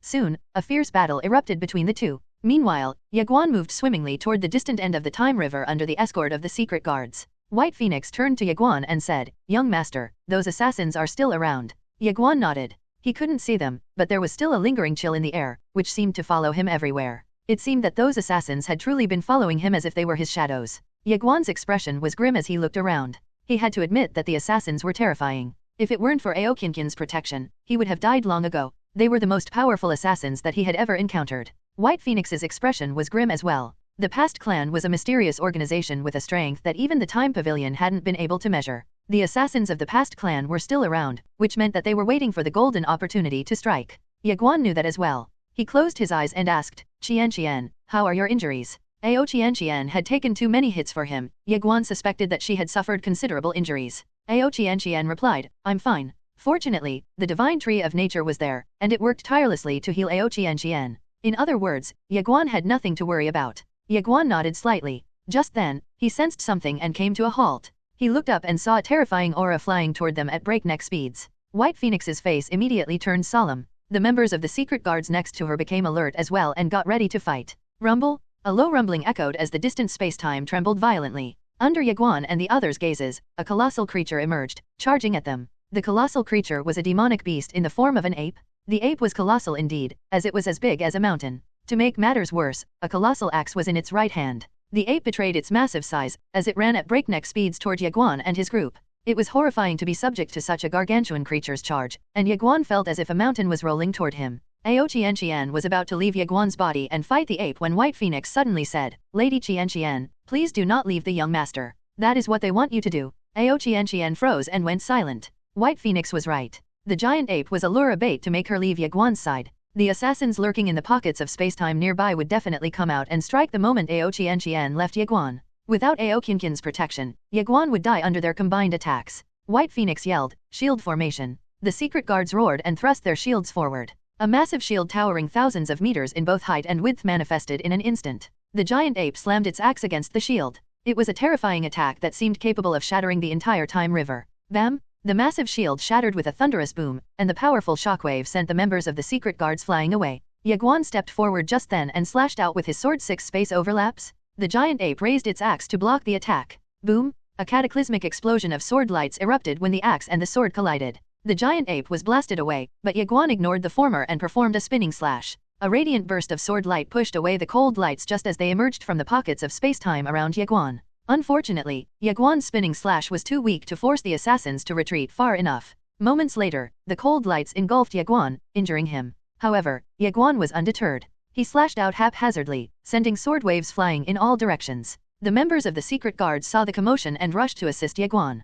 Soon, the sound of metal clashing against metal pervaded the battlefield. Eventually, Ye Guan and the secret guards managed to break out of the dense, cold lights. However, they all sustained severe injuries. Ye Guan himself was riddled with dozens of deep wounds, and he was drenched in blood. Meanwhile, the assassins decided to retreat and hide once more, waiting for another opportunity to strike. The assassins' modus operandi became clear just then. If they couldn't kill Ye Guan with a single strike, they'd retreat immediately. The assassin's retreat was timely as the giant ape in the distance had finally managed to stabilize itself and was charging at Ye Guan and the others once again. Ye Guan's eyes narrowed into slits. The giant ape was here to distract them from the assassins lurking in the shadows. The assassins lurking in the shadows were the real threat. Left with no choice, Ye Guan said, "Stay in formation and stand your ground. Do not lose your footing." Ye Guan vanished, transforming into a ray of sword light that charged at the giant ape. A fierce light fleeted across the giant ape's eyes. The next moment, it jumped and smashed down with its axe toward Ye Guan. The giant ape was furious and disgruntled when Ye Guan sent it flying away with just a slash of his sword, so it decided to confront Ye Guan head-on for some payback.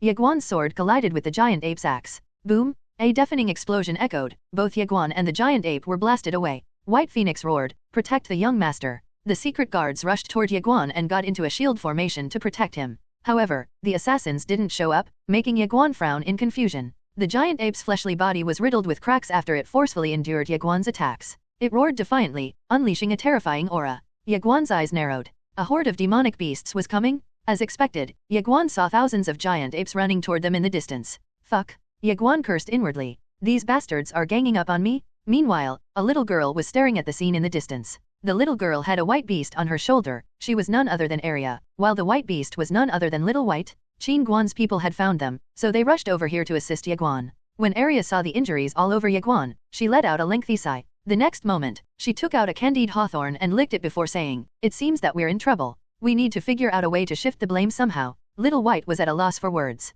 They had truly taken their sweet time. They thought Ye Guan was doing well, but he actually got a pretty good beating. What do we do? Arya's mind raced. Little White's big eyes glimmered in worry as well. It seemed that they were really going to get scolded this time. As Little White wondered if they were going to get a good beating, she unconsciously patted her behind. Arya's eyes lit up just then, and she exclaimed, "I got it." Little White hurriedly looked at Arya. Arya blinked and said, "I have a plan." Then, Arya opened her palm, and a drop of blood was squeezed out of her palm. She used her other hand to smear that blood on the corner of her lips. She wiped some blood on the corner of Little White's lips as well. Afterward, Arya messed up her hair and tore her clothes. Moments later, Arya finally looked like she had just gone through hundreds of battles. Arya then put away the candied hawthorn and pinched Little White's cheeks, saying, "Stop smiling. You need to look a bit miserable and downtrodden." Little White was speechless. Arya rushed forward and shouted loudly, "Ye Guan, I'm here." Ye Guan took a deep breath and was about to slash out when he heard Arya's voice. Ye Guan was thrilled. "Arya's finally here?" As expected, Arya was flying toward him with Little White on her shoulder. He was stunned upon seeing Arya. They must have gone through many battles and hardships just to come here, thought Ye Guan. Arya wasted no time and swung her fist at the giant ape. The giant ape was enraged. "A little girl actually dares to attack me?" The giant ape swung its fist toward Arya as well. Arya's fist seemed as tiny as a speck of dust compared to the giant ape, but when Arya's fist collided with the giant ape's fist, a deafening explosion echoed, and the giant ape was blasted away under everyone's shocked gazes. Everyone was stunned. Even the demonic beasts that the giant ape had summoned froze in place. Ye Guan's eyelids twitched. Arya's strength was truly terrifying. He reckoned that even Aochi Enchian wouldn't withstand such a punch. The giant ape's fleshly body exploded into a bloody mist, scattering blood and flesh haphazardly in the air, which created a gruesome scene. The giant ape was dumbfounded, and its eyes were wide open. "A little girl actually managed to defeat me? And no way." In the distance, Arya glanced indifferently at the giant ape before returning to Ye Guan's side with Little White. Arya examined Ye Guan from top to bottom before saying, "We aren't too late, are we?" Ye Guan was about to say something when Arya sighed and said, "We had to overcome 5 hurdles, not including the blockade at the Guanxian universe. We defeated 6 supreme elites and killed hundreds of thousands of time reversers. Sigh, it was really tough." Little White merely blinked. She dared not say anything. Hundreds of thousands of time reversers? Ye Guan was puzzled. Is she exaggerating? Are there really that many time reversers in the time river? Arya wiped away the blood from the corner of her mouth and said, I'm seriously injured. It hurts. Ye Guan and Little White were at a loss for words. Arya surreptitiously glanced at Little White. Little White quickly waved her tiny paw. Seeing Ye Guan's puzzled gaze, Little White blinked and pretended like she was convulsing. However, Little White's actions exacerbated Ye Guan's confusion rather than resolve it. Arya hurriedly explained, her injuries are more severe than mine. Ye Guan stared alternatingly between the convulsing Little White and Arya. These two are really putting on a show, aren't they? Ye Guan had no idea what to say. Arya's heart skipped a beat at Ye Guan's silence. In the end, she opted to change the subject and said, come on, let's go. Little White and I will protect you. Let's go. Ye Guan nodded slightly and emptied his mind. They had to leave as soon as possible. Arya turned to look at the giant ape in the distance. She shook her hand and swung her fist. The space-time around her trembled violently before imploding in a cataclysmic explosion that shocked the nearby supreme elites. The giant ape's expression changed drastically. It had nowhere to retreat and could only confront Arya head-on. It roared and pounded its chest. However, it seemed to have forgotten that it had suffered severe injuries from Arya's first attack, so its chest caved in and it spat a mouthful of blood. Everyone and the giant ape itself was speechless. A bizarre scene unfolded moments later. When Arya reappeared in front of the giant ape turned around and fled. It abandoned its own kind and ran away. The other giant apes were dumbfounded. Did our clan leader just run away? Arya was stunned. She also didn't expect that the giant ape would flee the battlefield so decisively. Of course, it was all thanks to Arya's first attack. The giant ape had been scared out of its wits by Arya's first punch. Unlike Ye Guan's sword attack, Arya's punch made it feel a primal fear. It had no confidence that it could withstand another one of her punches, so it escaped decisively. Dignity was important, but life was more important than anything else. The other giant apers recovered from their trance and retreated frantically. Just like that, the entire clan of giant apes disappeared into the distance. Arya shrugged, feeling somewhat disappointed. She wanted to show off, but the giant ape didn't want to cooperate with her. Ye Guan walked up to Arya. He looked around and said, Arya, can you sense any of the assassins lurking in the shadows? Arya looked around and frowned. Little White. Little White flew toward Arya. Arya then said, take one of your treasures out. Little White blinked before rummaging through her storage ring. Soon, she pulled out a pitch-black ancient-looking mirror. She knocked on it once before tossing it up high. Swoosh! A dazzling light burst out of the mirror, illuminating everything for hundreds of kilometers around it. Hundreds of shadowy figures were revealed around the mirror. They were the assassins lurking around in the pockets of space-time. Ye Guan's gaze turned cold. He was about to make a move when those shadowy figures retreated like a tide until they were no longer within the mirror's range. Ye Guan frowned. Young Master, White Phoenix said, we need to go and meet up with Pavilion Master Qin. Yes, let's go, said Ye Guan with a nod. Then, he seemed to have recalled something as she turned to look at the time river behind him. A trace of worry flashed in his eyes as he wondered how his Aunt Qingqing was faring.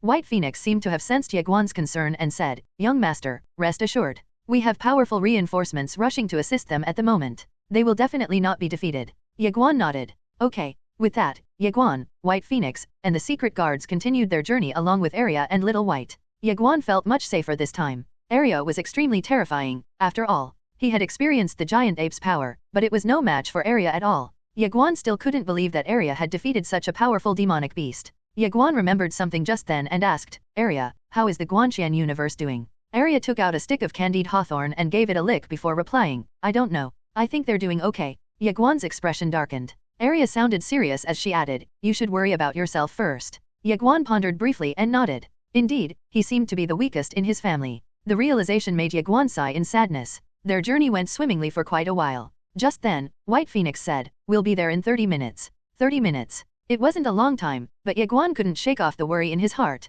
His intuition was telling him that the past clan wouldn't make it easy for him to meet up with his mother. White Phoenix's expression also became serious. Will the past clan give up so easily? Definitely not. Ye Guan looked at Arya, who didn't seem concerned at all. She was still licking her candied hawthorn with a satisfied expression. Arya's unconcerned attitude made Ye Guan feel better. In the end, they decided to pick up their pace. 15 minutes later, Arya seemed to have sensed something and frowned. She came to a halt and stared at the distant end of the time river. Ye Guan came to a halt as well and asked, what's wrong? Arya's gaze was cold as she said, there's someone up ahead. Ye Guan stared at the distant end of the time river as well, but he couldn't see anything. Swoosh! Arya flew like a cannonball, and an explosion echoed as a space-time rift was torn open a kilometer away from them. Ye Guan looked closely and saw a middle-aged man flying like a kite that had lost its string. Arya stood quietly, facing the middle-aged man wearing a tight black robe with dark gold iron wrist cuffs. The middle-aged man's expression was solemn as he stared at Arya. How powerful! Arya licked her candied hawthorn and asked, are you thinking of attacking my grandson? Ye Guan is your grandson, the middle-aged man asked with narrowed his eyes. Arya nodded.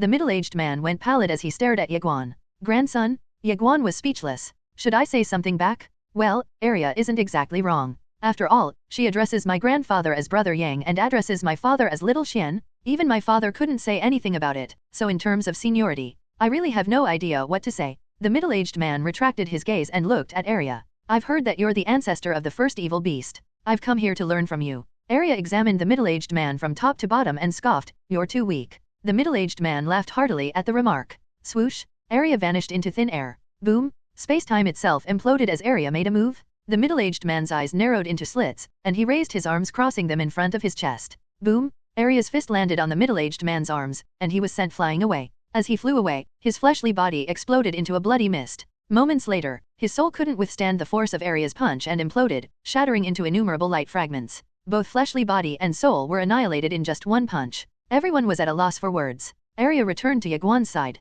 Ye Guan hurriedly praised, Arya, you're so amazing. Arya glanced at Ye Guan and said, I've always been undefeatable, so that was par for the course. Little Pagoda had no idea what to say. The sight of the Qingshan sword in his hand sent a shiver down Ye Guan's spine. The Qingshan sword was none other than his father's sword, after all. For some reason, Little White managed to summon his father's sword. Wouldn't he be able to perform a chaotic dance of destruction with his father's sword in hand? He was also clad in. With his father's sword in hand, wouldn't it be a chaotic dance of destruction? In addition, he was wearing the ancestral dragon divine armor. Who could challenge him with such gear? Ye Guan's expression turned icy seeing the red-robed old man rushing toward him. He smiled slyly and swung his father's sword. A deafening explosion occurred, and the old man was propelled backward. Upon stopping, his fleshy body cracked into two, and his soul was consumed by the might of the Qingshan sword. An instant kill? Ye Guan's heart raced with exhilaration. Once more, he felt invincible. Both the Qingshan sword and the Path sword would always bestow upon him the otherworldly feeling of invincibility. Ye Guan looked down at the Qingshan sword and realized that the sword could become his own in just 100 years, so, no, I can't have such thoughts. He couldn't entertain such thoughts. Cold sweat dripped down Ye Guan's forehead. How can I harbor such notions? This is the Mad Demon bloodline's fault. Mad Demon bloodline. Without dwelling on it any further, Ye Guan brandished the Qingshan sword and swept a cold gaze across the shadowy figures around him. The next moment, he vanished from his original position. A burst of sword light flashed in the sky. Several shadowy figures were killed in the blink of an eye. The Qingshan sword propelled Ye Guan's strength to new heights. His enemies were now insignificant compared to him, and they fell one after another. Ye Guan was unstoppable. The remaining enemies dared not advance, and they chose to retreat. Ye Guan paid them no attention and stared in Arya's direction. Arya had just sent flying the enemies that had surrounded her. After confirming that Little White was out of harm's way, Arya unleashed her full strength, delivering a relentless barrage of punches. Her strength was overwhelming, and her opponents were completely overwhelmed. The strength of Arya's fleshly body was out of this world. She had never bothered defending herself, as only a few people could breach her defenses. Just then, their enemies sensed something and promptly retreated. Ye Guan frowned at the strange sight. Arya initially intended to chase after them, but Ye Guan stopped her. Appearing alongside Arya and Little White, he cast a glance toward the distance and urged, let's go see my mother. Ye Guan had to meet Ye Guan, as she was probably the only one who could tell him anything he wanted to know about the past clan. Arya nodded. All right. They continued their journey, and they no longer encountered any obstacles. Under White Phoenix's lead, the group soon found themselves in an unknown star field. Ye Guan sensed the presence of a myriad of mysterious auras throughout the star field, and their presence made his expression become solemn. Meanwhile, Arya revealed on her face. The group traveled for a while until they arrived at a massive city. The city was expansive, and it seemed to have been built with grandeur in mind. A dozen powerful divine senses swept over the group, but they swiftly withdrew upon noticing Ye Guan. Soon, the gates of the city opened slowly, welcoming the group. White Phoenix gestured toward Ye Guan and said, young master, please. Ye Guan nodded and entered the city. A woman wearing a short-sleeved dress immediately caught his eye, and she was none other than his mother Ye Guan. A smile tugged at Ye Guan's lips upon seeing Ye Guan. Ye Guan smiled brightly and approached him. Looks like you've shed a few pounds. Ye Guan chuckled. Mother. Ye Guan grabbed Ye Guan's hand. Come with me. She guided Ye Guan, Arya, and Little White toward a distant ancient city. Meanwhile, White Phoenix and the secret guards decided to leave. Ye Guan saw numerous peculiar structures and many supreme elites flying above the ancient city. Noticing his confusion, Ye Guan explained with a smile, this place is known as Dark Emperor World, and the individuals here are members of my research team. A research team? Ye Guan's curiosity was sparked. Mother, are you back to researching new weapons again? Yes. Ye Guan grinned. I'll have to check them out when the time comes. They're all at your disposal. Ye Guan was delighted by the news. After a while, Ye Guan led Ye Guan to a hall. It was spacious, and there was no one inside the hall. Ye Guan looked at Arya and Little White beside him, saying, Lady Arya, I'll need your assistance later. Arya nodded. No problem. Ye Guan then turned her attention to Little White. And you, too. Little White grinned and waved her tiny paws rapidly. Ye Guan smiled and took a seat. Then, she looked at Ye Guan and said, bring that young lady out to meet me. Young lady? Ye Guan was puzzled, but he soon understood that Ye Guan was referring to Ao Qian. Ye Guan told Ao Qian to join them, and the latter immediately appeared outside. Ao Qian lowered her head, appearing a bit reserved before Ye Guan. It wasn't strange, as she had always regarded Ye Guan as her idol. Her idol was now her mother-in-law. It was such an unprecedented situation that Ao Qian had no idea how to navigate through it. Ye Guan grabbed Ao Qian's hand just then and gave her a storage ring with a gentle smile. I heard you two had tied the knot in the Milky Way. Blushing, Ao Qian nodded. Ye Guan chuckled. We should organize another wedding ceremony. Ao Qian was slightly surprised. Ye Guan continued, a splendid and grand wedding ceremony. Ye Guan was fond of Ao Qian, and she was genuinely moved by her numerous sacrifices for Ye Guan. Ao Qian was touched by Ye Guan's words. She wanted to express her gratitude with pleasantries, but Ye Guan beat her to the chase, saying, consider it settled, then. Ye Guan then turned to Ye Guan and said, come here. Ye Guan walked up to Ye Guan. Ye Guan sighed softly and chided, you better not stir up trouble with other women, okay? Ye Guan's expression froze. Do you think you can handle so many women? Ye Guan asked. Ye Guan did not dare to speak. Young mistress. Little Pagoda interjected, it's not entirely his fault. The majority of the fault is with the Mad Demon bloodline. The Mad Demon bloodline. Ye Guan opened her palm, and a tiny pagoda appeared. Little Pagoda's voice echoed as he continued, the Mad Demon bloodline is a bit unpredictable, so, he often loses control. Ye Guan felt an overwhelming sense of gratitude. Master Pagoda is so considerate? Ye Guan smiled knowingly. So, it's mostly the Mad Demon bloodline's fault. It's responsible for at least 80% of such incidents. Mad Demon bloodline. Ye Guan chuckled. Little Pagoda, is that your genuine opinion? Little Pagoda clarified, the young master told me to say that. Huh. Ye Guan was utterly bewildered. Damn, Master Pagoda has betrayed me? Ye Guan's gaze landed Ye Guan slowly on Ye Guan, who was sweating profusely. Little Pagoda's unexpected betrayal had put him in a tight spot. Arya chimed in, he also brought quite a few girls to meet us, claiming that they were his wives. We even had to give them gifts. Ye Guan froze like an ice statue. Shit.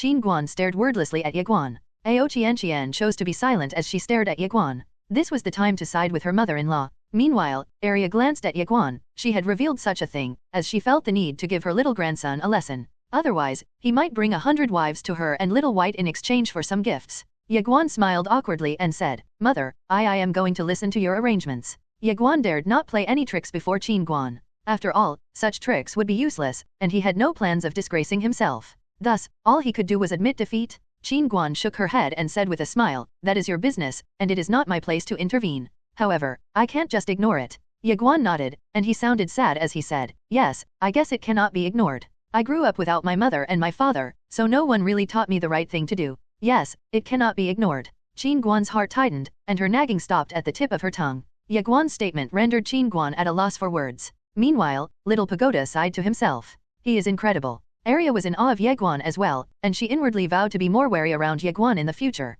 After all, he was just a bit too cunning. Ao Qian stared at Ye Guan and shook her head with a smile. Ye Guan finally said, regardless, you must not let Qian down. You understand her feelings for you better than anyone else. Ye Guan pulled Ao Qian closer to him and smiled. Mother, rest assured, I will not let down anyone, especially Qian. Ao Qian's heart filled up with sweetness at Ye Guan's remark, and she erupted into a radiant smile. Ye Guan shook her head helplessly at the sight. Mother, I think we should talk about the past clan, Ye Guan said, changing the topic. He had to change the topic as soon as possible, or Ye Guan might end up talking about the others. Ye Guan's smile faded as she said, I've had people investigate the past clan in secret. However, the past clan's history is shrouded in mystery, and even my people couldn't uncover that much information about them. Ye Guan furrowed his brows. Ye Guan nodded. Yes, they're more mysterious and powerful than I anticipated. I think it's mainly because of their clan leader. Ye Guan muttered in a grim tone of voice. He still had a deep-seated fear of that white-robed woman. Ye Guan smiled and said, that woman isn't going to harm you.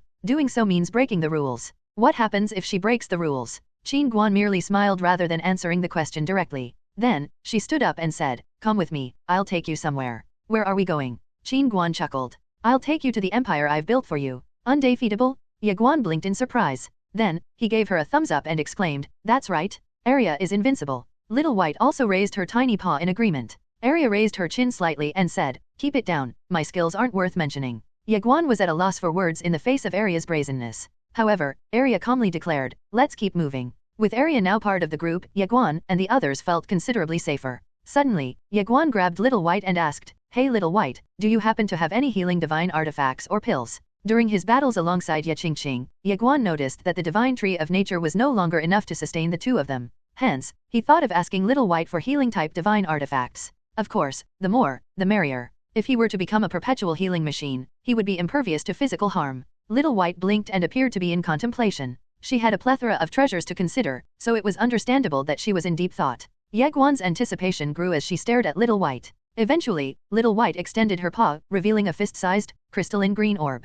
The orb emitted a soft green glow, and it was unmistakably precious. A refreshing fragrance wafted from it, pervading the air in an instant. Intrigued, Ye Guan asked, "What's this?" Arya calmly replied, "It's the divine life orb." Ye Guan looked at Arya. Arya promptly explained, "It's from the divine realm of life, which is a unique world saturated with boundless life force." The life force that had accumulated there for billions of years coalesced into the divine life orb. The divine life orb has its own consciousness, and we decided to bring it along in passing. Ye Guan eagerly asked, "What can it do?" Arya licked her candied hawthorn and replied, "It provides you with an endless supply of life force. It's definitely going to heal all your wounds, and it will not stop until you're dead. In other words, you just have to worry about getting killed instantly. Actually, it is far better than that tree inside of you." Excitement surged within Ye Guan upon hearing Arya's revelation. He reached out for the divine life orb, but Little White retracted her paw, leaving Ye Guan in confusion. "You can only borrow it. You'll have to return it once you're done with it, got it?" Arya asked. "I have to return it?" Ye Guan seemed disgruntled as he said, "Yeah, but aren't we family? Must I return what I borrowed?" Arya's eyes shimmered in a faint light as she said, "Yes, we're family, but we must not owe each other anything." Little White promptly nodded in agreement. Ye Guan pondered briefly before eventually nodding. "All right, I'll return it when the time comes." Little White then handed over the divine life orb to Ye Guan. Eager to receive it, Ye Guan took the divine life orb and dripped a drop of blood onto it, but there was no immediate reaction. Perplexed, Ye Guan looked at Arya. Arya glanced at Little White. Little White patted the divine life orb with her tiny paw. The orb immediately transformed into a ray of green light that seamlessly melted into Ye Guan's glabella. Boom! A green light erupted from within Ye Guan. He slowly closed his eyes, sensing the divine life orb floating within his sea of consciousness. Indeed, the orb contained an inexhaustible life force. The divine life orb and the divine tree of nature. Ye Guan and Ao Qianqian were practically unkillable, all thanks to these two healing-type divine treasures. Ye Guan recalled something just then and turned to Little White, asking, "Do you happen to have any armor-type divine artifacts?" Ye Guan was eager to arm himself to the teeth. "To hell with those who ganged up on me?" Little White grinned and flipped her paw. An armor giving off a mysterious sheen materialized. Ye Guan was taken aback to see the armor. For some reason, the armor contained a familiar aura. Ye Guan looked at Arya. Arya licked her candied hawthorn before replying, "It's the ancestral dragon divine armor." Ancestral dragon. Ye Guan was astonished. "It's made from the ancestral dragon's scales." "Yep. Do you guys know the ancestral dragon?" "Nope." Ye Guan was puzzled. Arya added, "But Brother Yang is familiar with that dragon." "Grandfather?" Ye Guan was stunned. Then, he shook his head and smiled. Arya explained, "The ancestral dragon gave that armor to Brother Yang, and what belongs to Brother Yang belongs to us. In other words, go ahead and use it. Consider it a gift, there's no need for you to return it." Ye Guan expressed his gratitude by saying, "Thank you." With Little White's assistance, Ye Guan finally managed to wear the ancestral dragon divine armor. The armor fused with him seamlessly. It looked heavy, but it was actually incredibly light. Ye Guan was in awe, as he felt as if he weren't wearing any armor. Arya suddenly said, "Give him a shield." Little White waved her paw and a shield manifested in the air. The shield was round and jet black in color. Moreover, it was adorned with inscrutable, mysterious-looking runes. Ye Guan looked at Arya. "The shield doesn't have a name, and we just stumbled upon it," Arya said. "They just stumbled upon it?" Ye Guan's expression froze. Moments later, he swore to tag along with Arya and Little White in their adventures. They had an uncanny ability to locate treasures, so he would certainly become rich if he were to follow them. Ye Guan called Ao Qianqian, and she appeared in front of them. "Her name is Ao Qianqian, and she's your granddaughter-in-law," Ye Guan introduced. Ao Qianqian glanced at Ye Guan and smiled playfully. Arya, in the midst of enjoying a candied hawthorn, stopped and stared alternatingly between Ao Qianqian and Ye Guan. Then, she cast a knowing look at Little White. Little White and Arya went silent. This grandson of theirs was something else? Ye Guan merely stared at Arya and Little White, but everyone understood what he was trying to say. Arya eventually asked, "Is she a dragon?" "Yes." Arya stared at Ao Qianqian and said, "Then, I'll give you some of my blood." Arya opened her palm and slit her wrist. Then, she flicked her wrist and sent 5 of her blood toward Ao Qianqian's glabella. Boom! Ao Qianqian's robes billowed as a powerful bloodline aura erupted from her. Ye Guan hastily looked at Ao Qianqian, whose face had become rosy. He could feel a powerful force boiling within her. This wasn't Ao Qianqian's first time consuming Arya's fresh blood. Otherwise, she wouldn't have become so strong in the blink of an eye. Her strength had already surpassed many of her ancestors. However, Ao Qian consumed only a drop of Aria's blood at the time.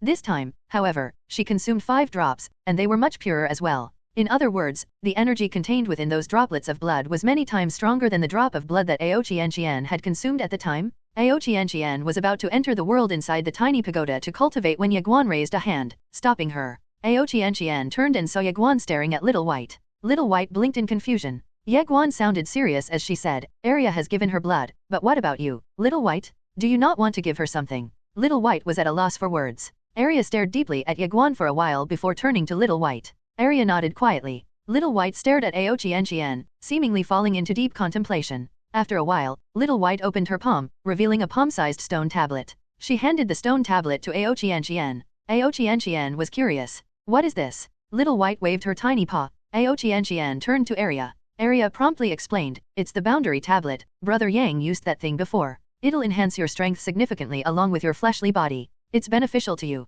Thank you, Ao Qian said, expressing her gratitude. Little White grinned, waving her paw to indicate that there was no need for thanks. Little White looked so cute that Ao Qian couldn't help but reach out and pat her tiny furry head. Ye Guan also smiled. He had to admit that Little White was truly adorable. After a while, Ao Qian returned to the world inside the tiny pagoda to absorb Aria's blood. Meanwhile, Ye Guan, Aria, and the others continued their journey to the world where Ye Guan was located. Just as they were about to arrive at their destination, the space-time around them was suddenly torn open, and countless cold lights directly shot out. The assassins had decided to make a move once more. However, Little White's mirror allowed them to see the assassins before the latter got close enough to them. Shields up! White Phoenix roared. Clang! The cold lights inundated everyone like a deluge. Aria rushed forward and threw a punch. The punch pushed back dozens of enemies. Aria prepared to strike once again when a spear flew toward them from afar. Aria squinted and threw a punch directly at the oncoming spear. Boom! The spear was sent flying, returning to its master's side. Aria looked up and saw an old man dressed in a flowing black robe just 100 meters away from them. The old man was holding a spear, and his cold gaze was fixed on Aria. Aria wasted no time and charged forward, launching a powerful punch at him. The old man remained steadfast. When Aria reached him, he twisted his wrist and thrust his spear forward a head-on clash. Boom! A thunderous boom echoed, and the old man was blasted away. Aria stumped with her right foot, propelling herself like a cannonball. The black-robed old man's eyes revealed a solemn light. His fleshy body had cracked open, and blood gushed incessantly out of his hounds. Aria was too strong. It was just a punch, but it had inflicted such severe injuries. In no time, Aria arrived in front of the black-robed old man. The black-robed old man's figure became blurry. The next moment, countless illusionary spears materialized, engulfing Aria in the blink of an eye. However, a wave of fist energy erupted, shattering the countless spears and sending the black-robed old man flying. The black-robed old man's fleshly body disintegrated in midair. Aria was about to chase after the black-robed old man, but she sensed something and turned to Little White. A red-robed old man was charging at Little White. Their goal was Little White. Aria's expression turned fierce. She turned around to assist Little White, but dozens of shadowy figures arrived in front of her, preventing her from assisting Little White. Little White was stunned to see a red-robed old man closing in on her. Moments later, she raised one of her tiny paws and chanted to herself. Sword, come, hum. A resonant sword hum echoed, and spacetime was torn open at the same time. A sword flew out of the spacetime rift and landed gracefully in Little White's palm. Little White promptly handed it over to Ye Guan instead of unsheathing it and swinging it herself. Afterward, she pointed at the red-robed old man with her tiny paw. I provide the gear, you provide the might. Attack! The group departed the Grand Hall under Ye Guan's lead. Roughly half an hour later, they arrived in an uncharted star field using a teleportation array. Moments later, Ye Guan found himself in an unknown world. He sensed something peculiar about the world, prompting a slight change in his face. Time in this world flowed at a different rate compared to the world outside. Ye Guan chuckled and asked, have you noticed something? Ye Guan's expression was serious as he replied, the flow of time here. This place is my attempt to replicate the tiny pagoda. 3 years here equals a single day outside. It falls short of your tiny pagoda, but it's still pretty useful. You're imitating the tiny pagoda, mother. Ye Guan asked in astonishment. Ye Guan nodded. Ye Guan was truly surprised. The tiny pagoda's capabilities were extraordinary, and the fact that his mother could replicate it was quite impressive. After all, the tiny pagoda had received its ability from his plain-skirt aunt. We're still in the middle of research. Progress is slow but steady. Ye Guan nodded in understanding. Surveying his surroundings, he couldn't help but acknowledge the extraordinariness of this world. Ye Guan said, someone's here. Boom! The spacetime before Ye Guan was torn open, and a middle-aged man clad in battle armor covered in flames walked out of the spacetime rift. The armor exuded a fearsome, fiery power, and the surrounding spacetime seemed to melt under its heat. 200 figures in similar armor appeared behind the middle-aged man, and their appearance made the world become illusory. Ye Guan was stupefied, and he looked questioningly at Ye Guan. Qin Guan smiled and said, they're the Flame Emperor guards, and they were trained especially for you. The Flame Emperor guards. Qin Guan explained, they're all time reversers, so the majority of them were at the end of their lives.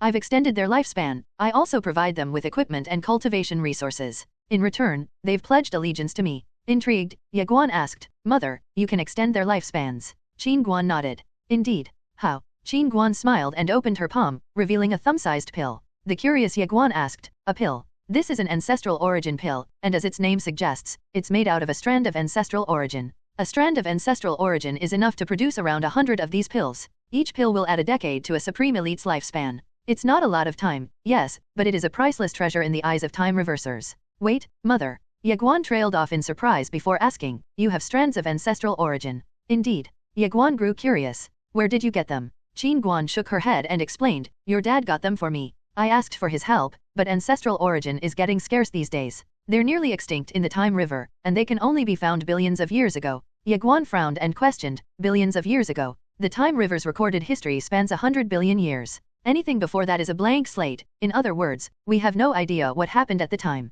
We haven't been able to gather any data before that. However, I think the clan leader of the past clan knows quite a few things. 100 billion years. Ye Guan exclaimed, Father traveled 100 billion years back in time. Yes, but due to special circumstances, he couldn't delve deeper. Intrigued, Ye Guan inquired, what circumstances? It's for your plainskirt aunt's sake. Ye Guan went silent. He knew his father and his plainskirt aunt had decided to reincarnate. Qin Guan whispered, your plainskirt aunt might be up to something. Puzzled, Ye Guan asked, what could it be? I don't know. I just know that your father is the only thing she's reluctant to leave behind. Your father is also hoping to stop her from going too far. Could it be that plainskirt aunt wants to? Ye Guan cut himself off. Qin Guan nodded slightly and said, perhaps. I guess that's why your dad is trying to find a way to prevent her from going too far. Things could become catastrophic if she becomes too reckless. Ye Guan fell into deep thought. Indeed, the consequences will be catastrophic if plainskirt aunt goes too far. Ye Guan recalled something just then and said, a strand of ancestral origin can craft over 100 ancestral origins pills? How many strands of ancestral origin do you have with you, Mother? Qin Guan instantly saw through Ye Guan's thoughts and smiled. She gave him a storage ring and explained, there are 5 strands of ancestral origin in this storage ring, and I purposely stored them for you. The rest are with Linger, and her task is to transform them into pills. It's wasteful to directly consume a strand of ancestral origin. You'd be able to squeeze everything out of just a strand by turning it into pills. Ye Guan nodded. Indeed, transforming strands of ancestral origin into pills was the best way to consume ancestral origin.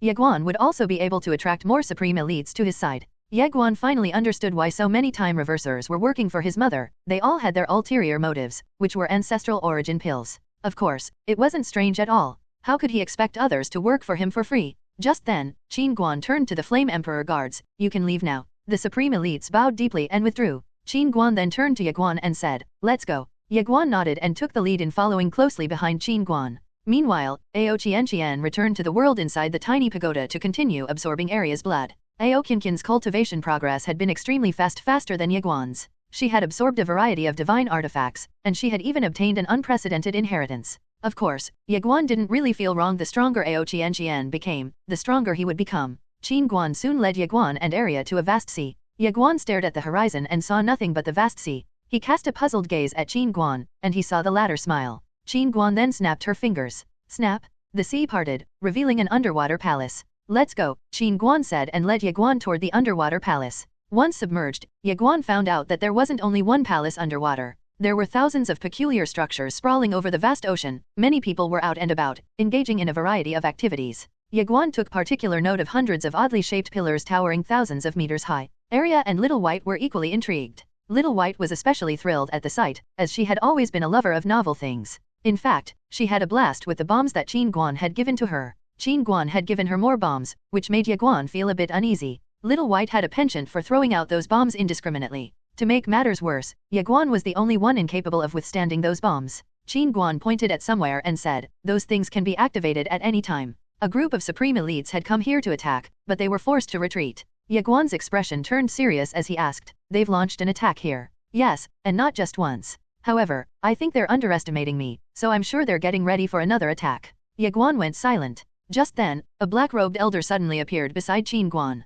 The elder bowed slightly and said in a deep voice, Pavilion Master, our people have lost, they're in the middle of retreat. Ye Guan cast a puzzled gaze at the elder. Qin Guan explained, he's talking about the Guanxian guards facing the Gui clan. Ye Guan's face darkened. The black-robed elder added, more and more Gui clan elites are popping up, and our forces can no longer hold them back. What about my aunt? Ye Guan asked. The black-robed elder replied, Lady Ye has already chosen to retreat. Even the clan leader of the Gui clan can't force her to stay if she wants to leave. Besides, she isn't their target. Ye Guan heaved a sigh of relief. Qin Guan commanded, order our people to reinforce the Guanxian guards. Understood, Pavilion Master, said the black-robed elder with a slight bow before disappearing into thin air. Soon, Qin Guan led Ye Guan toward a distant palace. The grand halls of the palace were bustling with activity, but everyone dropped whatever they were doing to face Qin Guan. Qin Guan nodded and turned to Ye Guan, saying, he's my son, and his words have the same weight as mine. Everyone hurriedly acknowledged Ye Guan and greeted, young Pavilion Master. Continue with your tasks, said Qin Guan. Everyone promptly returned to their duties. Qin Guan explained, these men are part of the Guanxian Pavilion, a crucial hub that controls the 6 branches and 3 armed forces. It can be considered the intelligence center of the Time Pavilion. Ye Guan noted that most of the workers weren't that strong.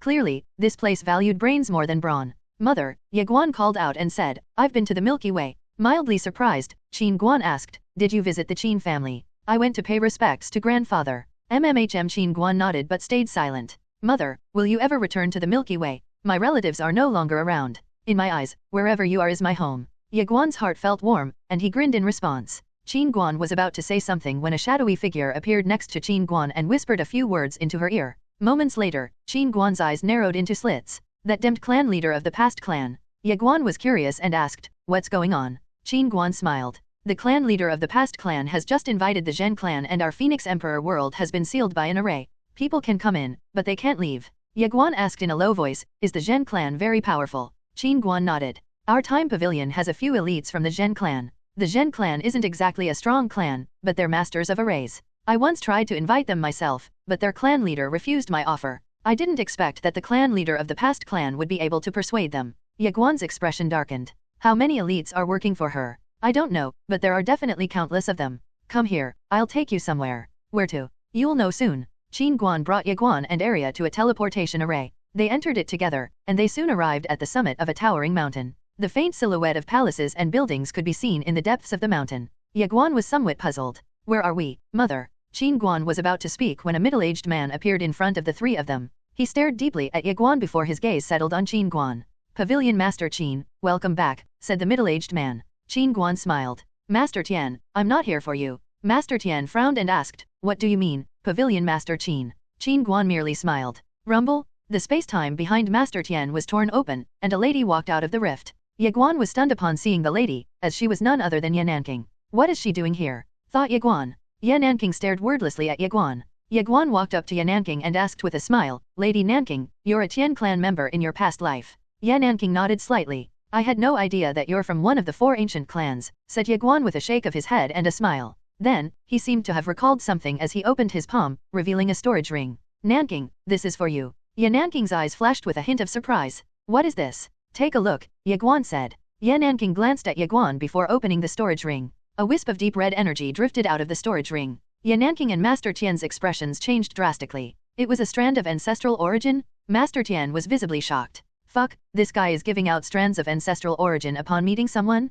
Arya's lips curled up into a smile. So this grandson of mine is trying to impress girls. Qin Guan looked at her son, smiling with a hint of helplessness. She could sense that he had no ulterior motives and was only trying to express gratitude for Ye Nanking's assistance. However, Ye Guan had no idea that his actions could make anyone out there misunderstand his intentions. A man's extraordinary generosity would always fascinate a woman. After all, and Ye Guan was more than just generous, he had decided to give away an entire strand of the most precious energy throughout the vast expanse like it was nothing. Generous? More like outrageous? Ye Nanking was shocked, and she cast a disbelieving gaze at Ye Guan. Is this for me? Ye Guan nodded. Yes. Why? If it hadn't been for your help, I would have died long ago. You saved my life, and is my life less precious than a strand of ancestral origin? Ye Nanking shook her head. You could have made it out alive even without me. I cannot accept this strand of ancestral origin. Master Tian wanted to retort. He wanted to tell her otherwise. It was a strand of ancestral origin, after all, so it would be a huge pity if she was to reject such an offer. A strand of ancestral origin would not only extend one's lifespan, but it would also greatly improve one's strength.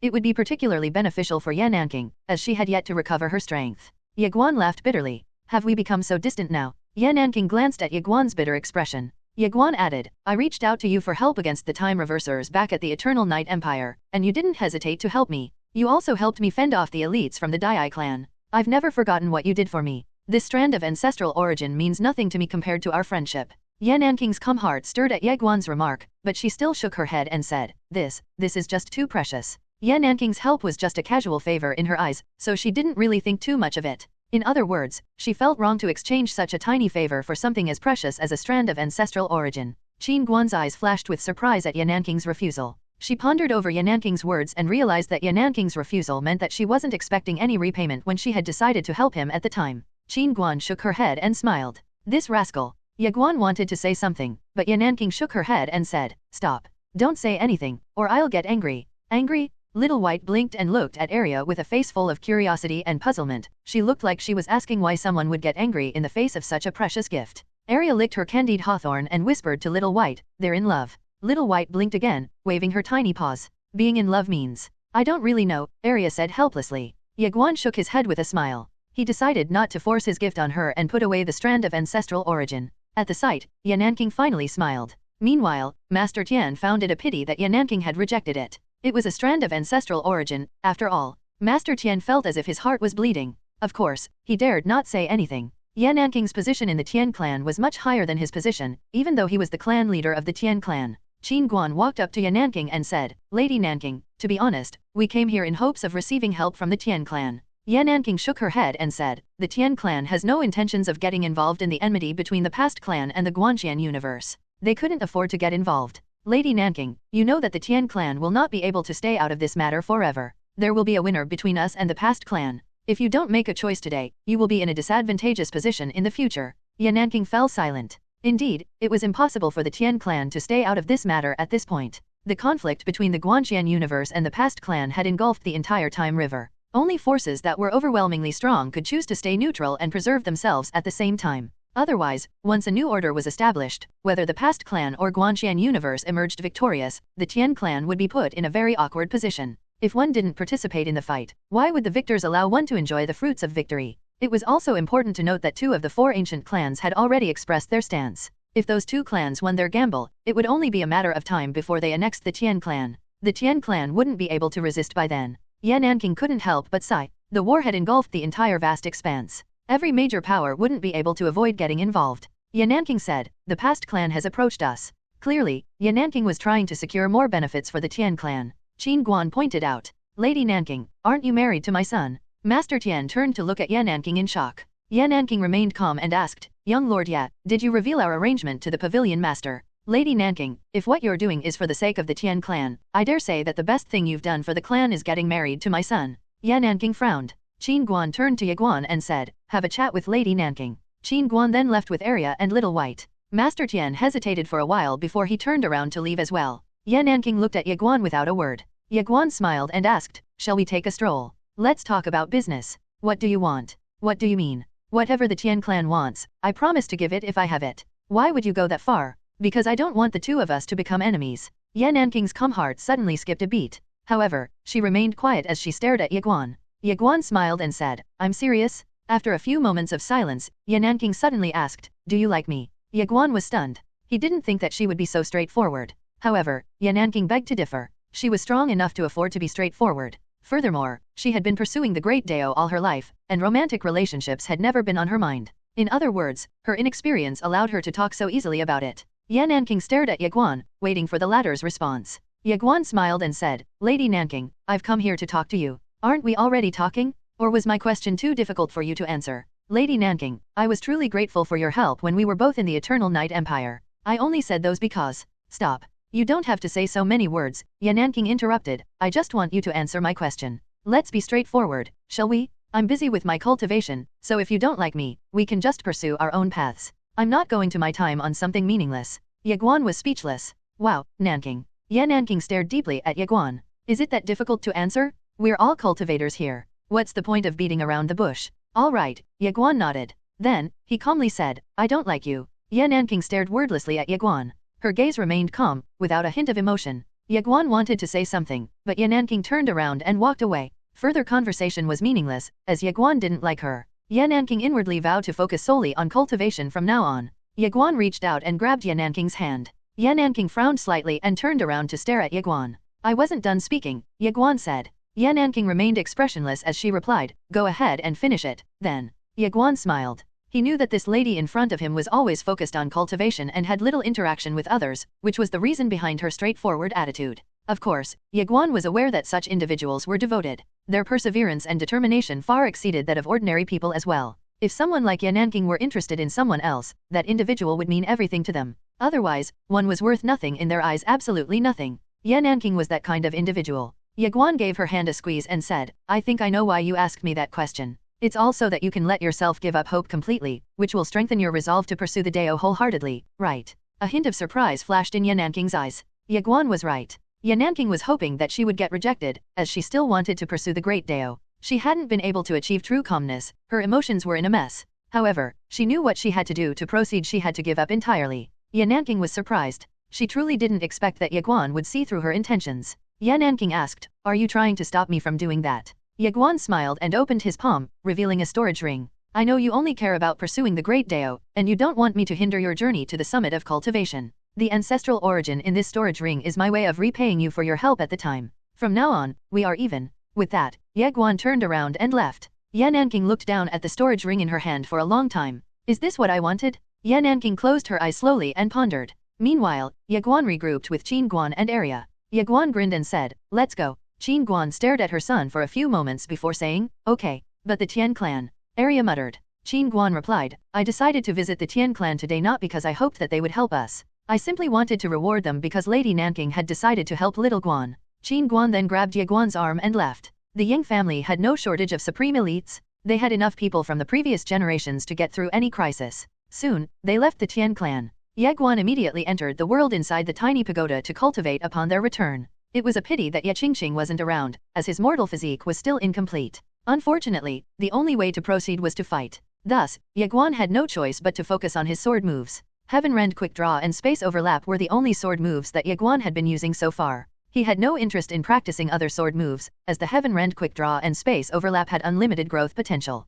Sister Zhen? Ye Guan was suddenly reminded of Sijhan. He looked up at the sky and muttered to himself, the Tribulation Realm. I'll be there soon. With that, Ye Guan cultivated like he had gone mad. A myriad of supreme elites exuding an incredibly strong aura stood outside the Dark Emperor world. The surrounding space-time could hardly withstand their presence, becoming illusory in the process. The clan leader of the Gui clan stood at the helm of the group. An elder of the hidden clan was present, and dozens of mysterious black-robed figures stood behind him. The commanding rights belonged to the clan leader of the Gui clan. He was the strongest person here, after all. The clan leader of the Gui clan stared at the Dark Emperor world and asked calmly, what is your clan leader waiting for? Waiting for someone, replied the elder of the hidden clan. Are there not enough people here to take down this so-called Dark Emperor world? The elder of the hidden clan frowned and said, clan leader of the Gui clan, are you still going to underestimate the Guanxian universe? The elder of the hidden clan had always been wary of the Guanxian universe. The Guanxian universe seemed to have an endless supply of supreme elites, and each of them had always been stronger than the previous one. Today, they were about to fight not just Ye Guan but Qin Guan as well.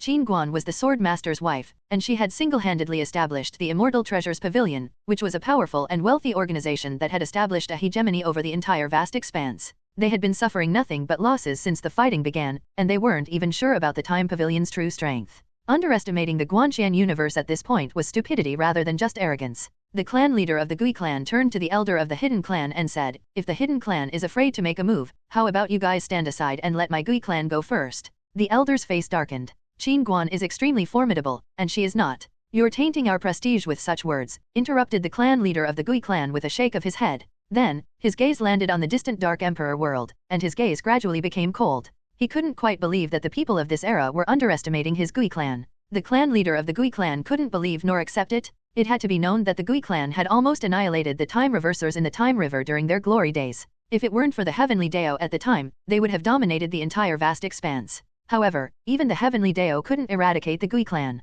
The clan leader of the Gui clan yelled, attack! The supreme elites of the Gui clan rushed toward the Dark Emperor world. The face of the elder of the hidden clan changed drastically at the sight, and he hurriedly cried out, clan leader of the Gui clan? My clan leader has ordered that without her command, no one is allowed to. Stop trying to use her authority to suppress me. The clan leader of the Gui clan roared and glared coldly at the elder. She helped us lift the seal on us, and my clan had agreed to help her kill Ye Guan in exchange. We are not her subordinates. The clan leader of the Gui clan turned around and rushed toward the Dark Emperor world. The elder of the hidden clan cursed, those bastards. Under the leadership of the Gui clan leader, the supreme elites of the Gui clan rushed toward the Dark Emperor world. As soon as they entered the Dark Emperor world, dozens of flame columns sprang up to life and made a beeline for them. The supreme elites of the Gui clan were puzzled. What are those? Before they could figure it out, the flame columns were already in front of them. The clan leader of the Gui clan swung his fist, and a wave of fist energy swept out. Boom! The fist energy struck the flame columns, but the face of the Gui clan's clan leader changed drastically. Boom! A terrifying explosion erupted, and dozens of mushroom clouds engulfed the skies in the blink of an eye. The mushroom clouds engulfed the supreme elites of the Gui clan, and a scorching heat wave spread in all directions. The heat wave was blocked by a protective barrier that covered the city down below. The supreme elites of the Gui clan suffered severe injuries, while the weaker ones were reduced to ashes in the proverbial blink of an eye. Boom! The clan leader of the Gui clan rushed out of the flames and flicked his wrist. A powerful gust of wind vanquished the flames, but his expression was extremely grim. He had instantly lost over 1,000 of his clan's supreme elites. Over 1,000? The heart of the Gui clan's clan leader ached. They were precious members of his clan? Meanwhile, the surviving supreme elites were horrified. What were those things? Attack! Roared the clan leader of the Gui clan before charging straight toward the Dark Emperor city. His clan members followed closely behind him. Ye Guan stood quietly on a city wall, and her expression remained calm as he stared at the oncoming clan leader of the Gui clan. Just as the clan leader of the Gui clan was about to enter the Dark Emperor city, a little girl took to the sky and swung her fist toward him. Boom! The punch forced the clan leader of the Gui clan to stop in his tracks, and he cast a disbelieving gaze at the little girl. The little girl was none other than Arya. Arya snickered and shouted, "Come on, let's go." Then, she charged forward like a cannonball. A ferocious look flashed in the eyes of the Gui clan's clan leader. He balled his right hand into a fist, and a black vortex appeared in his palm. The next moment, he charged forward and aimed his fist at Arya. He was going to confront her head-on. Boom! A terrifying explosion erupted when their fists made contact with each other. The two were forced to retreat, but they quickly stabilized themselves in midair before charging at each other once again. It was yet again another head-on confrontation. Boom! A deafening explosion echoed, and everything between heaven and earth trembled violently. Arya had the upper hand in terms of strength. Every single one of her punches had a terrifying destructive power. However, Arya also had the upper hand when it came to defense, as she had an impregnable defense. Arya couldn't even be bothered to defend herself, as hardly anyone could harm her fleshly body, which was why she could fight recklessly. Meanwhile, the supreme elites of the Gui clan sent wave after wave of attack on the Dark Emperor city's barrier. Boom! A thunderous boom echoed. Both Arya and the clan leader of the Gui clan were once blasted away. The clan leader of the Gui clan wanted to strike again, but he whipped around upon sensing something. Moments later, a space-time rift was torn open, and a white-robed woman walked out slowly from the rift. Arya's eyes narrowed, but she wasn't afraid. In fact, she became even more eager to fight. Before anyone could say anything, Arya charged at the white-robed woman. Ye Guan's expression changed drastically, and she yelled, "Arya, stop." But it was too late. The white-robed woman stared blandly at Arya and muttered, "Shatter." Crack! Arya's fleshly body cracked open. Arya's fleshly body cracked open, shattering inch by inch. Her flesh and blood splattered in all directions, creating a horrifying spectacle. Swoosh! A radiant ray of sword light took to the sky. It was Ye Guan. Ye Guan stood directly in front of Arya, and an overwhelming pressure bore down on him as he faced the white-robed woman. The pressure was so overwhelming that he could hardly breathe in the face of it. To make matters worse, he felt completely helpless, unable to do anything against it. He felt like a tiny boat in the middle of a gargantuan storm. He couldn't do anything other than wait for his demise. He stood no chance at all. However, Ye Guan glared defiantly at the white-robed woman. He knew that he stood no chance, but he didn't retreat. Arya would undoubtedly die if he were to retreat. The white-robed woman stared calmly at Ye Guan. Arya suddenly roared, and a terrifying aura burst out of her. The next moment, numerous dark scales all over her, and her eyes turned into an eerie blood-red color. The horns of a bull sprouted from her head, and she even grew a tail. Arya had transformed, becoming a true demonic beast. An evil aura surged out of Arya, causing everyone's expressions to change drastically. Even Ye Guan was stupefied. It was his first time feeling such an evil aura. Ye Guan finally understood why Arya had the moniker Arya Evil Beast. Arya pulled Ye Guan behind her and stared intently at the white-robed woman. The white-robed woman stared calmly at Arya. Arya rushed out decisively, swinging her fist toward the white-robed woman. Boom! The impact was so devastating that the entire Dark Emperor world crumbled except for the Dark Emperor city. The faces of every supreme elite changed drastically at the sight. Even the clan leader of the Gui clan was stupefied. Arya's power was simply unbelievable. If she had been fighting the Gui clan's clan leader using her true form, the latter would have died without being able to fight back. Arya was too terrifying. Ye Guan was shocked as well. He didn't expect that Arya's power would reach such a level after her transformation. He reckoned that he would still get crushed by Arya's attack even if he was to merge with Ao Qian. Meanwhile, the white-robed woman remained as calm as ever. Instead of using the same technique that she had used earlier, she extended a finger and pointed at Arya. Ripples of distortion appeared in the fabric of space-time, and boom! Arya was instantly blasted tens of thousands of meters away. Silence descended upon the battlefield. Blood trickled down Arya's lips as she finally stabilized herself and looked up at the white-robed woman in the distance. Ye Guan's expression darkened at the sight. Arya was overwhelmingly strong, but she still remained helpless before the white-robed woman. A hint of interest appeared in the white-robed woman's eyes as she remarked, "Your fleshly body is much stronger than that of the ancestral dragon." Arya wiped away the blood from her lips and returned to Ye Guan's side. Then, she whispered, "I'll leave her to you. You think too highly of me?" Ye Guan chuckled bitterly. Then, he heaved a sigh of relief. He was afraid that Arya would act impulsively and keep on attacking the white-robed woman. Ye Guan turned to face the white-robed woman. If she was to make a move against him, then he would no longer care about his vow and call for help. However, the white-robed woman didn't attack Ye Guan. Instead, she turned to look at the clan leader of the Gui clan. The face of the Gui clan's clan leader changed instantly upon sensing the white-robed woman's gaze. His eyes glimmered with intense fear. The white-robed woman was powerful. After all, she managed to break the seal of the Great Dao on the Gui clan. However, he didn't expect that the white-robed woman would be that formidable. The white-robed woman stared at the clan leader of the Gui clan and asked, "Do my orders mean nothing to you?" The Gui clan's clan leader revealed a sour expression. He wanted to yield, but he couldn't swallow his pride. He was the clan leader of the Gui clan, after all. In that case, then the Gui clan will have a new clan leader, the white-robed woman said, waving her sleeve. Boom! The pupils of the Gui clan's clan leader constricted, and he was reduced to nothingness before he could even react. The faces of the Gui clan's supreme elites changed drastically. They retreated like a tide while staring at the white-robed woman with fear in their eyes. Their clan leader was reduced to nothingness so easily. Ye Guan was stunned as he stared wordlessly at the white-robed woman. He truly didn't expect that the white-robed woman was capable of directly erasing someone's existence. The white-robed woman turned to look at the Gui clan's supreme elites and said, "Gui Yi, are you waiting for me to invite you out?" When her words fell, the spacetime in front of the Gui clan's supreme elites was torn open, and a white-haired old man walked out of the spacetime rift. The white-haired old man was none other than Gui Yi, the former clan leader of the Gui clan. He was a terrifying existence who had once fought against the Great Dao. The white-robed woman stared at Gui Yi and said, "If this happens again, I will annihilate the Gui clan." Gui Yi bowed slightly in acknowledgement, indicating his complete submission. The white-robed woman turned to look at Ye Guan before leaving without a word. Gui Yi glanced at Ye Guan as well before leaving with the Gui clan members. Ye Guan was silent. He knew that the matter was far from over. Soon, he returned to the city wall where Ye Guan was located.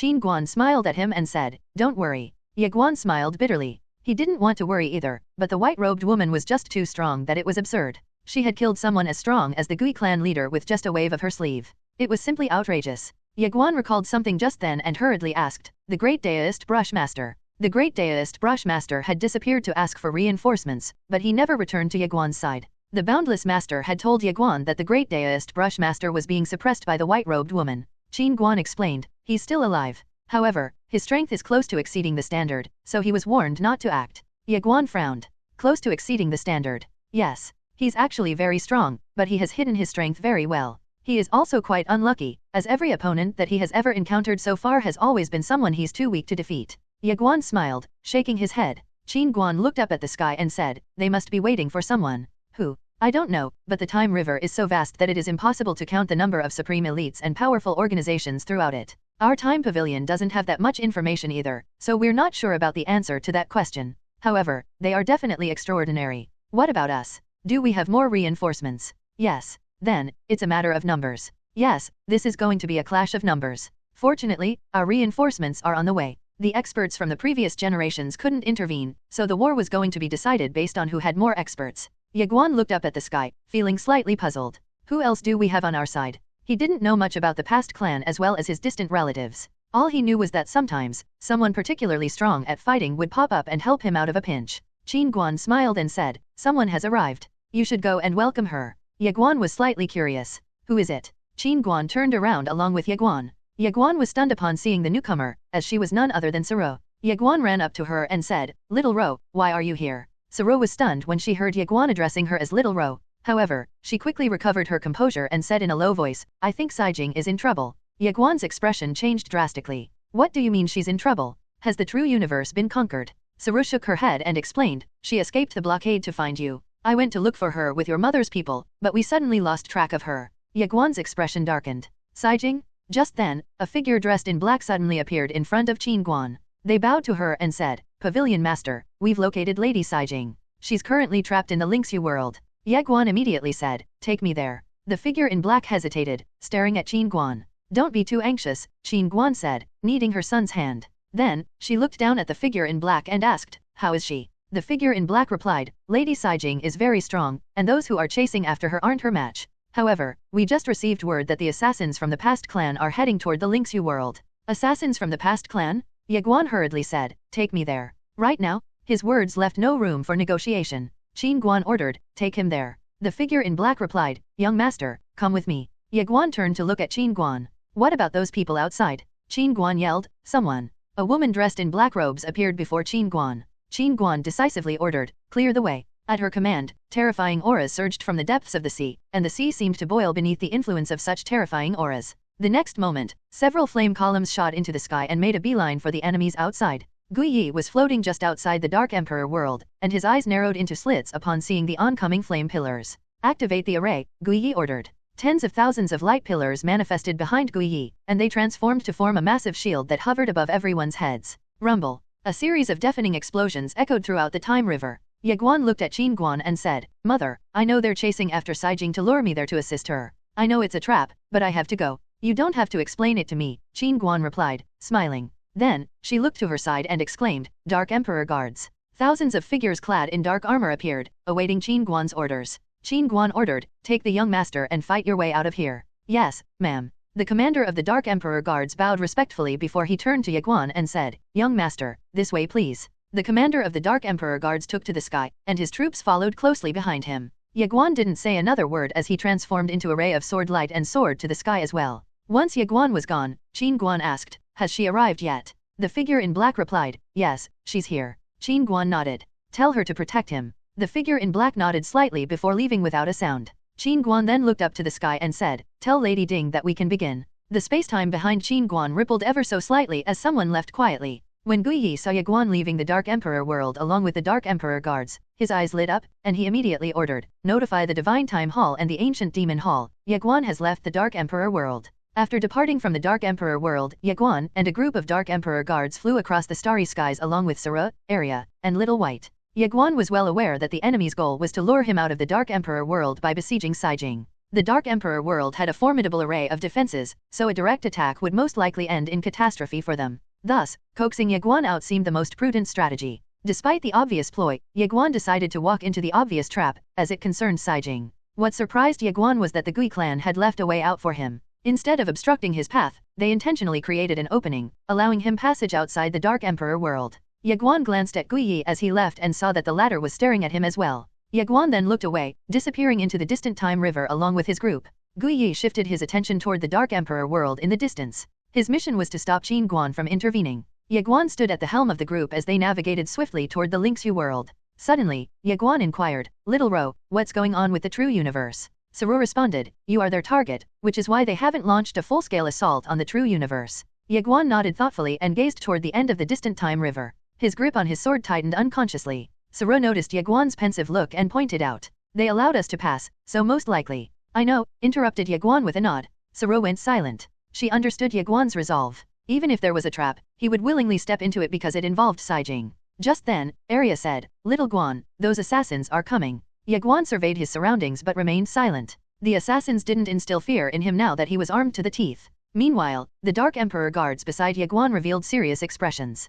They were time reversers, so they knew the power of the past clan, which meant none of them would dare to underestimate their enemies. Rumble? The spacetime before them was abruptly torn open, and a terrifying aura swept toward them like a tidal wave. The assassins were here. Ye Guan maintained his composure, and he placed his hand on the pommel of his sword, ready to unsheath it at any moment. Arya lunged forward just then, swinging her fist toward the distant threat. Boom! The spacetime in the distance collapsed. Ye Guan glanced at Arya and saw a middle-aged man clad in a magnificent robe standing a few hundred meters away from her. The middle-aged man was holding a golden ruler in his right hand. He was Ji Yiqing, the clan leader of the Divine Time Hall. Ji Yiqing's eyes were fixed on Arya. Obviously, Arya was his target. Ye Guan saw through Ji Yiqing's plan, which was to stop Arya here. Arya licked her candied hawthorn and placed Little White on Ye Guan's shoulder. Protect our grandson, Arya exclaimed. Ye Guan. Little White blinked and nodded. Arya stared at Ye Guan and urged, go. Ye Guan nodded and continued on his way with the Dark Emperor guards. Ji Yiqing didn't bother to stop Ye Guan, and his gaze remained fixed on Arya. The strongest individual in Ye Guan's camp was Arya, and Ji Yiqing's goal was simple, stop Arya from assisting Ye Guan. It was that straightforward. Once Ye Guan and the others were gone, Arya stared calmly at Ji Yiqing and said, I'm going to slaughter you. Arya stomped with her right foot, and a deafening noise echoed as the spacetime beneath her foot collapsed. Her figure became blurry as she charged at Ji Yiqing with the momentum of a tsunami. Ji Qing's eyes glimmered an unusual sheen of seriousness as he faced Arya. Ye Guan turned to a black-robed person on his left and asked, "How much longer?" "We're almost there." "Got it." Just then, the distant space-time ruptured again, and hundreds of people walked out of the rift. Ye Guan and the others came to a halt. An old man in a black robe stood at the helm of the distant group. He had a bed of white hair, and his face was marred by the passage of time through wrinkles. He was none other than Kang Yu, the clan leader of the ancient demon hall. The hundreds of people clad in black robes behind him emitted formidable auras, and Kang Yu stood at the helm while staring calmly at Ye Guan. "Young Master Ye, your journey ends here," said Kang Yu / Ye Guan was about to make a move when a voice echoed next to him. "You go first." Ye Guan turned and saw Ye Qingqing. Kang Yu seemed calm to see Ye Qingqing stepping up to fight them. Without any unnecessary words, he turned into a wisp of black energy that rushed toward Ye Qingqing. Ye Qingqing disappeared to meet the wisp of black energy. Then, she raised her hand and swung her sword. Boom! Countless sword lights erupted, colliding with the wisp of black, abyss-like energy. The nearby space-time collapsed and vanished into nothingness. Meanwhile, the powerful supreme elites of the ancient demon hall charged toward Ye Guan and his group. "Young master, you should go ahead first," said the commander of the Dark Emperor Guards. With that, he led the group of elites behind him and charged toward the formidable supreme elites of the ancient demon hall. A grand battle soon ensued. Ye Guan glanced at the Dark Emperor Guards. Seeing that they were not at a disadvantage, he pressed forward with Soro, Little White, and a black-robed individual. However, Soro's expression was increasingly solemn. The true goal of the ancient demon hall and the divine time hall wasn't to kill Ye Guan but to stop the powerful elites next to him from assisting him. And they had succeeded in their goal? Wait, Little White is still here? Soro turned to Little White, questioning the latter's combat prowess. Noticing Soro's gaze, Little White grinned and waved her paw. Soro and Ye Guan couldn't quite understand her. Little White's gestures were encrypted messages that only Arya could decipher. Just then, the black-robed individual next to Ye Guan said, "Young master, we'll reach the Lingxiu world in a bit." Ye Guan nodded, and then he turned to Soro, saying, "Go inside the pagoda." Soro shook her head in disagreement. Ye Guan was about to insist when Soro locked eyes with him and asked, "Are you trying to say that I'm weaker than you?" Ye Guan shook his head. "That's not what I meant." "Then, let's face this together." Ye Guan stared deeply at Soro without saying anything. "What's up with that serious look?" Soro asked. Ye Guan grabbed Soro's hand in response. Soro's hand trembled, but she didn't pull her hand away. And just like that, they quietly continued toward the horizon. Their relationship had always been complicated and ambiguous. Even Soro herself couldn't understand her feelings for Ye Guan. No, it was more like she didn't want to understand her own feelings. While Ye Guan and Soro were approaching the Lingxiu world, the spacetime before them abruptly quivered, forcing them to stop. "They're here?" Ye Guan gazed into the distance, where the fabric of spacetime had torn open. A middle-aged man in black battle armor emerged slowly from the rift. Dozens of spacetime rifts manifested around the group, and elites clad in armor rushed out of the rifts. Overall, they easily totaled more than 100. Ye Guan fell silent, taken aback by the past clan's might. He didn't expect that they still had so many cultivators. The middle-aged man in black battle armor stared at Ye Guan and asked, "Young Master Ye, do you have any more people standing behind you as your backers?" Ye Guan shook his head. "No." Little White patted Ye Guan's head just then and pointed at herself. "You're not human," said Ye Guan in a matter-of-factly manner. Little White blinked in momentary confusion, seemingly questioning her own existence. Ye Guan turned to Soro and said, "Go inside the pagoda." Soro was about to protest, but Ye Guan spoke earnestly, "Just listen to me this once, okay?" Not listening, Soro turned away defiantly. "I know you're strong, but I'm fully equipped. I can definitely take their attacks, so." Ye Guan trailed off, sighing. Soro shook her head. "Why does it always have to be like this whenever we're together?" Ye Guan sighed once more. He wasn't looking down on Soro. Ye Guan truly believed that he had nothing to fear in front of these enemies because of his equipment.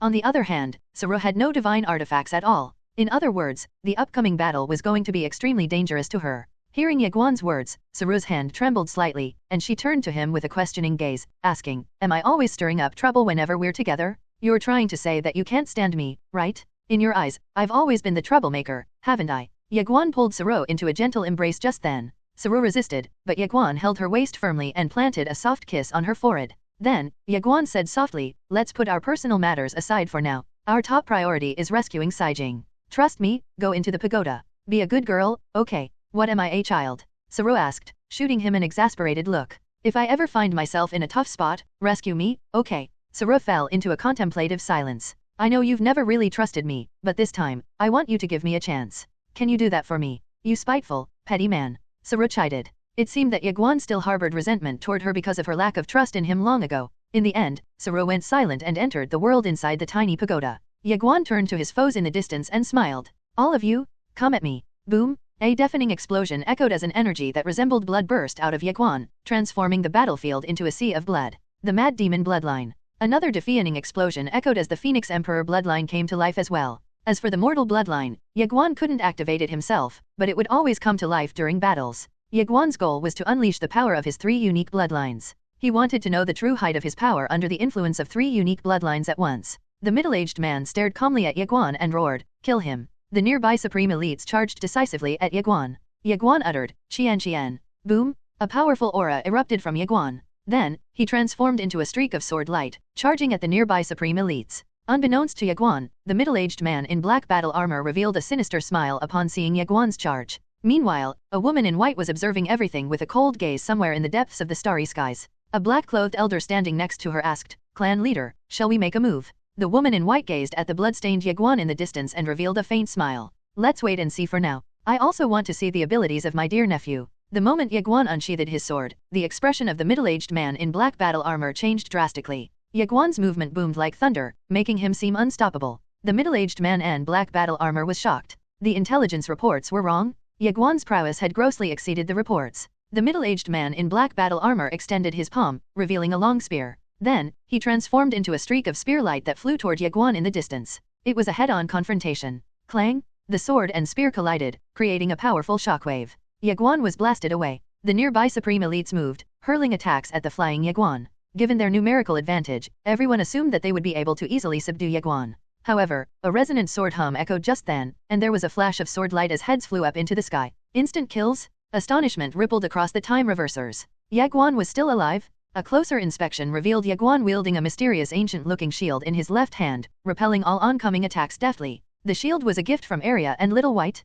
Without warning, Ye Guan transformed into a streak of sword light, vanishing from his original position. His target? The middle-aged man in black battle armor. Ye Guan's goal was clear, and it was to kill the enemy commander. Ye Guan had to eliminate the middle-aged man in black battle armor first. A cold glint flashed in the middle-aged man in black battle armor's eyes as he stared at Ye Guan flying toward him. He instantly saw through Ye Guan's intentions, and he snorted coldly at the realization. In his eyes, Ye Guan was delusional for even attempting to solo him. The middle-aged man in black battle armor flicked his wrist, and the long spear in his hand trembled violently. He thrust forward, and flames burst from the spear, transforming into a fiery sea that engulfed both Ye Guan and him. The sea of flames instantaneously melted the nearby space-time, forcing the nearby supreme elites into a hasty retreat. The time reversers revealed solemn looks at the sea of fire. Swoosh! A streak of sword light made a hole in the inferno, and the middle-aged man in black battle armor was blasted away. The faces of the supreme elites darkened. How come Ye Guan was still alive? All eyes were on Ye Guan. A shield was on his left arm, and there was a sword in his right hand.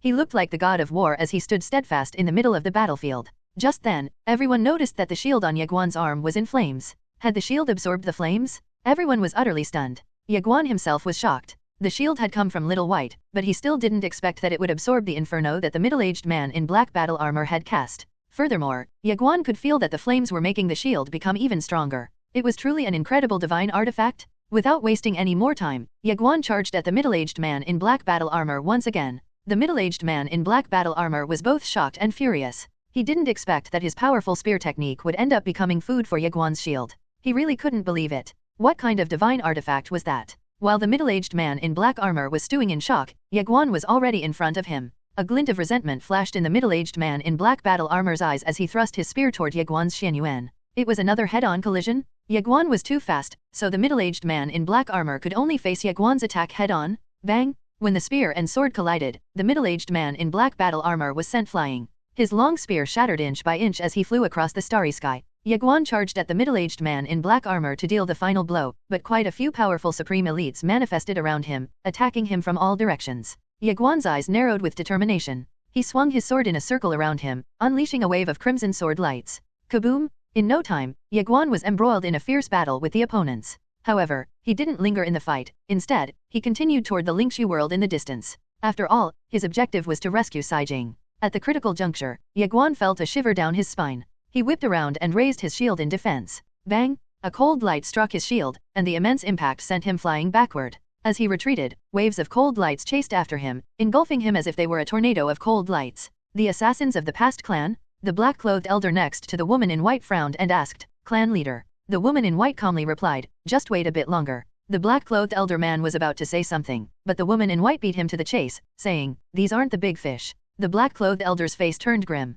The woman in white gazed coldly into the distance, but there was a smile tugging at her lips. "Interesting. The black-clothed elder didn't dare to speak any further. Clearly, the matter was far more complicated than it seemed. Meanwhile, Ye Guan had no choice but to keep defending himself. There were too many enemies, and the assassins of the past clan had returned as well, interrupting him whenever he wanted to counterattack. However, Ye Guan wasn't exactly annoyed. He remained patient as he waited for the awakening of his mortal bloodline. He could feel his mortal bloodline becoming restless from deep inside of him. Ye Guan retreated continuously as the Supreme Elites suppressed him completely. The remaining Supreme Elites, who had adopted a watch-and-learn stance, finally decided to charge at Ye Guan.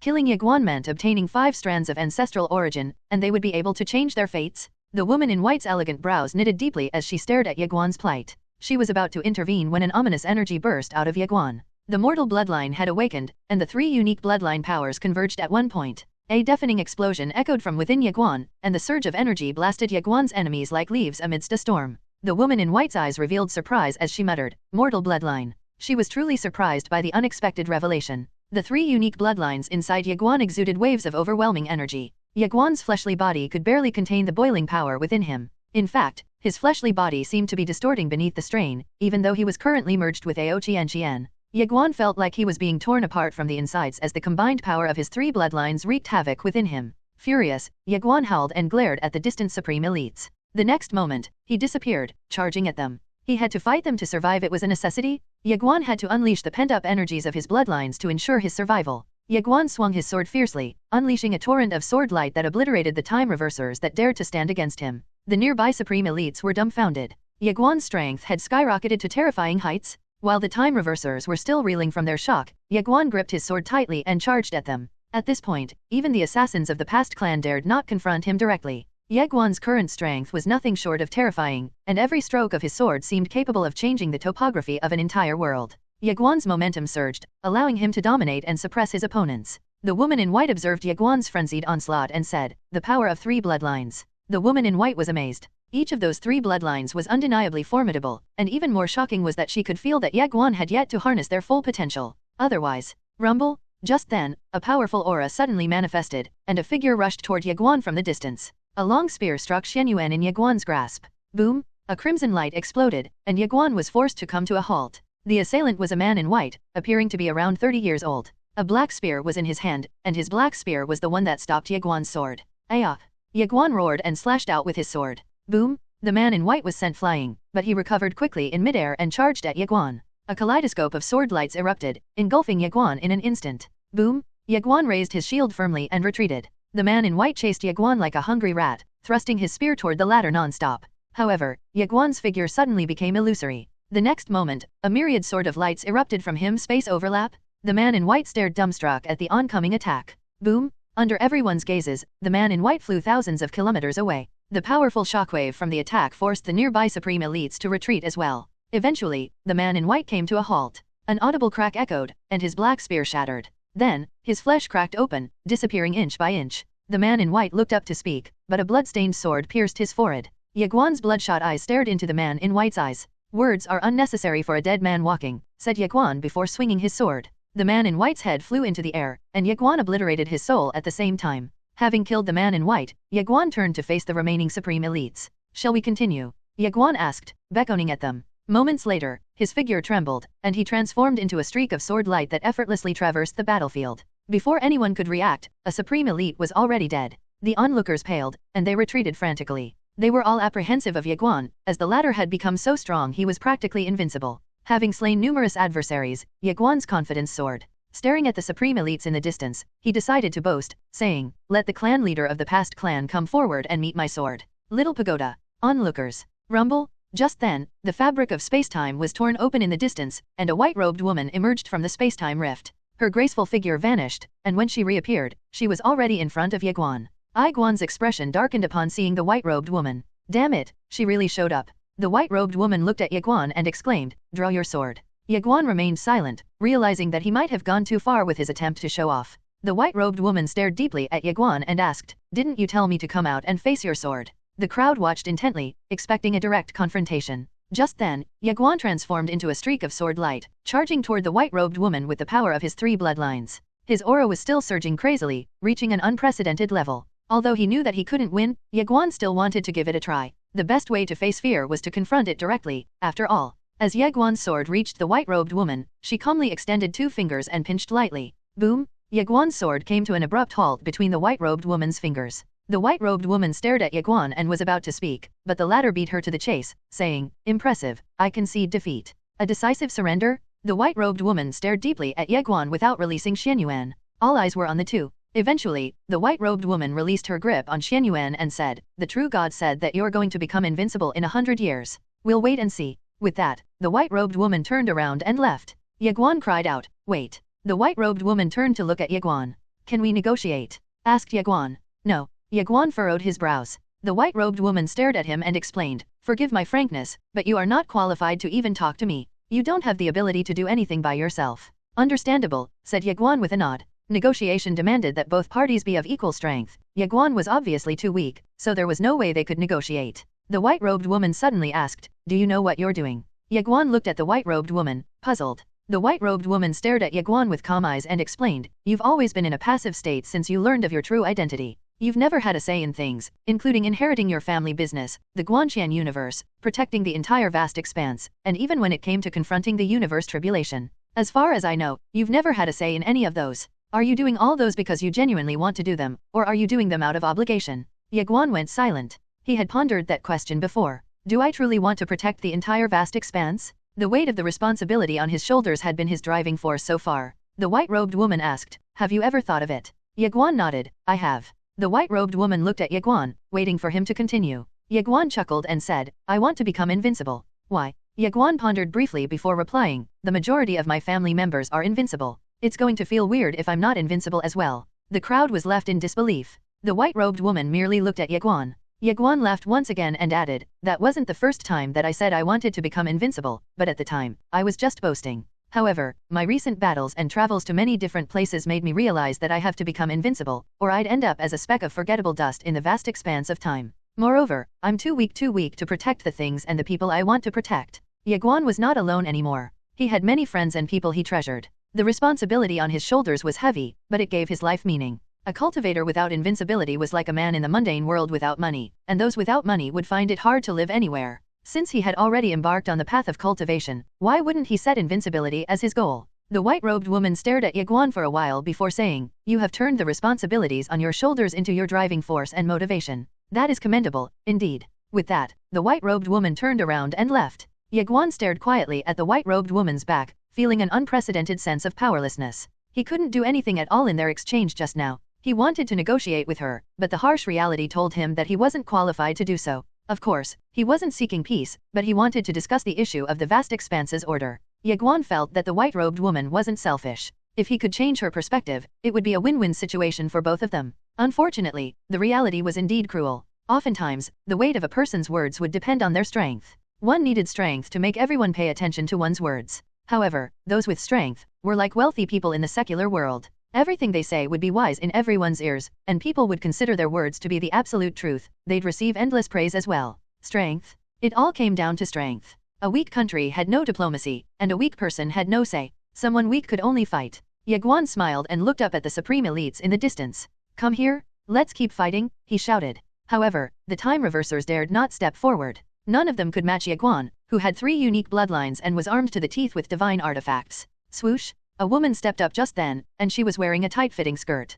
Her face was without any makeup, but her beauty was unparalleled. Her green hair flowed loosely behind her, and a black ribbon tied her hair into a bundle. Elegant, this was the most apropos word to describe her. A sheathed longsword was in the woman's left hand, which meant that she was a swordsman. Ye Guan observed her silently, not uttering a word. Swoosh! Ye Guan vanished just then. Meanwhile, the woman took a step forward and skillfully dodged Ye Guan's fearsome strike, barely escaping its lethal path. Then, she lightly flicked with her thumb, and her sword gracefully soared out, slashing toward Ye Guan's chest. Ye Guan raised his left hand and used his shield to deflect the attack. Bang! Ye Guan was forced to retreat to his initial position. He looked down at his left hand and saw that his skin had cracked from the powerful attack. Ye Guan glanced at the woman. Their eyes met, and Ye Guan saw that her gaze was clear, calm, and undisturbed. Ye Guan's expression became solemn as he called out, "Qian Qian." Ao Qian Qian reluctantly removed herself from Ye Guan. Putting aside the shield in his left hand, Ye Guan got ready for a one-on-one confrontation without relying on external tools. The 3 unique bloodlines coursing through him had long gone berserk, but he couldn't cast them aside because they were his own bloodline. However, he truly had no other choice but to unleash them, as he could no longer suppress them. The woman made no move, simply observing Ye Guan as if she was waiting for him to take the initiative. Swoosh! Ye Guan vanished into thin air. Sword light flashed, and a sword swiftly reached the woman. It carried with it the speed and power of a lightning bolt. The nearby space-time couldn't bear the impact, fracturing into a spiderweb pattern. When Ye Guan's sword neared the woman, she closed her eyes calmly. The next moment, she flicked the hilt of her sword with her thumb, and her sword elegantly took to the sky. Hum! A resonant sword hum echoed as the sword slashed toward Ye Guan. Ye Guan defended himself, but he was sent flying back to his original position. When he came to a stop, the woman was already in front of him with the same sword from earlier. Without any hesitation, the woman slashed out. Ye Guan's eyes narrowed, and he swiftly unsheathed his sword Heaven Rend. A terrifying force erupted from Xianyuan as Ye Guan unsheathed it. Space collapsed as the tip of the woman and Ye Guan's sword collided with each other in midair. Bzzzt, the two swords vibrated, and the powerful vibrations sent the two flying backward at the same time. While in midair, the woman pointed a finger at the sword in her hand, and it transformed into a streak of sword light that rushed at Ye Guan's face. Ye Guan raised his hand and slashed horizontally. Bang! A violent tremor ran across Xianyuan, and Ye Guan was forced back. The next moment, the woman leaped forward with a long sword in hand. Her figure suddenly became illusory before scattering into countless illusory figures of the woman, which easily exceeded 10,000 figures at first glance. Ye Guan's pupils constricted. The illusory figures weren't illusory, they were real? How did she do that? Ye Guan was shocked, but he dared not be careless. His figure became illusory as well, and a kaleidoscope of sword lights erupted from him. Space overlap? The two had decided to attack each other with their most powerful sword techniques. The nearby supreme elites retreated hastily, distancing themselves from the battlefield upon sensing the imminent danger. Soon, the kaleidoscope of sword lights converged at one point. Boom! A cataclysmic explosion of sword lights reminiscent of a volcanic eruption pervaded the starry skies, shattering every inch of space-time in its way. Two figures retreated rapidly amidst the dazzling afterglow, and they had to retreat for tens of thousands of meters away before finally coming to a halt. Somewhere in the shadows, the clan leader of the past clan stared at the distant figures in silence. A thin elderly man was standing next to her while staring at the two figures from afar. Third Miss Swordsmanship has improved significantly, said the thin elderly man. It turned out that Ye Guan's opponent at the moment was a disciple of the past clan's clan leader. The white-robed woman gazed into the distance with calm eyes. What about Ye Guan? His swordsmanship is extremely powerful as well, replied the thin elderly man after a brief hesitation. Then, he turned to the white-robed woman and asked, "What do you think of him, clan leader?" The white-robed woman calmly remarked, "Those who achieve great deeds, be it in ancient or modern times, have all relied on their character, talent, and luck. He has all of those, but he has something extra as well, his family background." The thin elderly man hesitated before asking, "Luck?" The white-robed woman glanced at the thin elderly man. "Do you not believe in fate?" "Well," the thin elderly man muttered, "we cultivators are fighting the heavens." The white-robed woman shook her head and said, "What you call fighting against the heavens is within the Dao. Cultivators within the Dao are like ants." The thin elderly man fell into contemplation. Glancing at Ye Guan in the distance, the white-robed woman turned around and left, but her words echoed loudly in the air. "From now on, Han Ling will have full authority over everything here, she'll handle everything." The white-robed woman had no interest in playing with Ye Guan. The younger generation would fight the next battles. The thin elderly man said, if the swords behind him are unleashed. Everyone already knew of Ye Guan's powerful backers. In fact, everyone was mocking him, saying that he was the king of relying on others. The white-robed woman sounded nonchalant as she asked, "So what if they intervene? What is there to fear? What if they intervene?" The thin elderly man cast a respectful glance at the white-robed woman and bowed slightly. The white-robed woman gazed at Ye Guan and the woman in the distance. Her eyes remained tranquil, devoid of any ripples as she said, "Since you wish to play, then play to your heart's content." The white-robed woman glanced into the distance before turning around and leaving. Boom! A burst of sword light suddenly erupted from the time river. The sword light was like a tidal wave, sweeping in all directions. Every inch of space-time that stood in its way was annihilated. The power of the two swords was terrifying, and even the dense space-time couldn't withstand it. Ye Guan became more and more thrilled as he fought, and his blood boiled as he attacked relentlessly.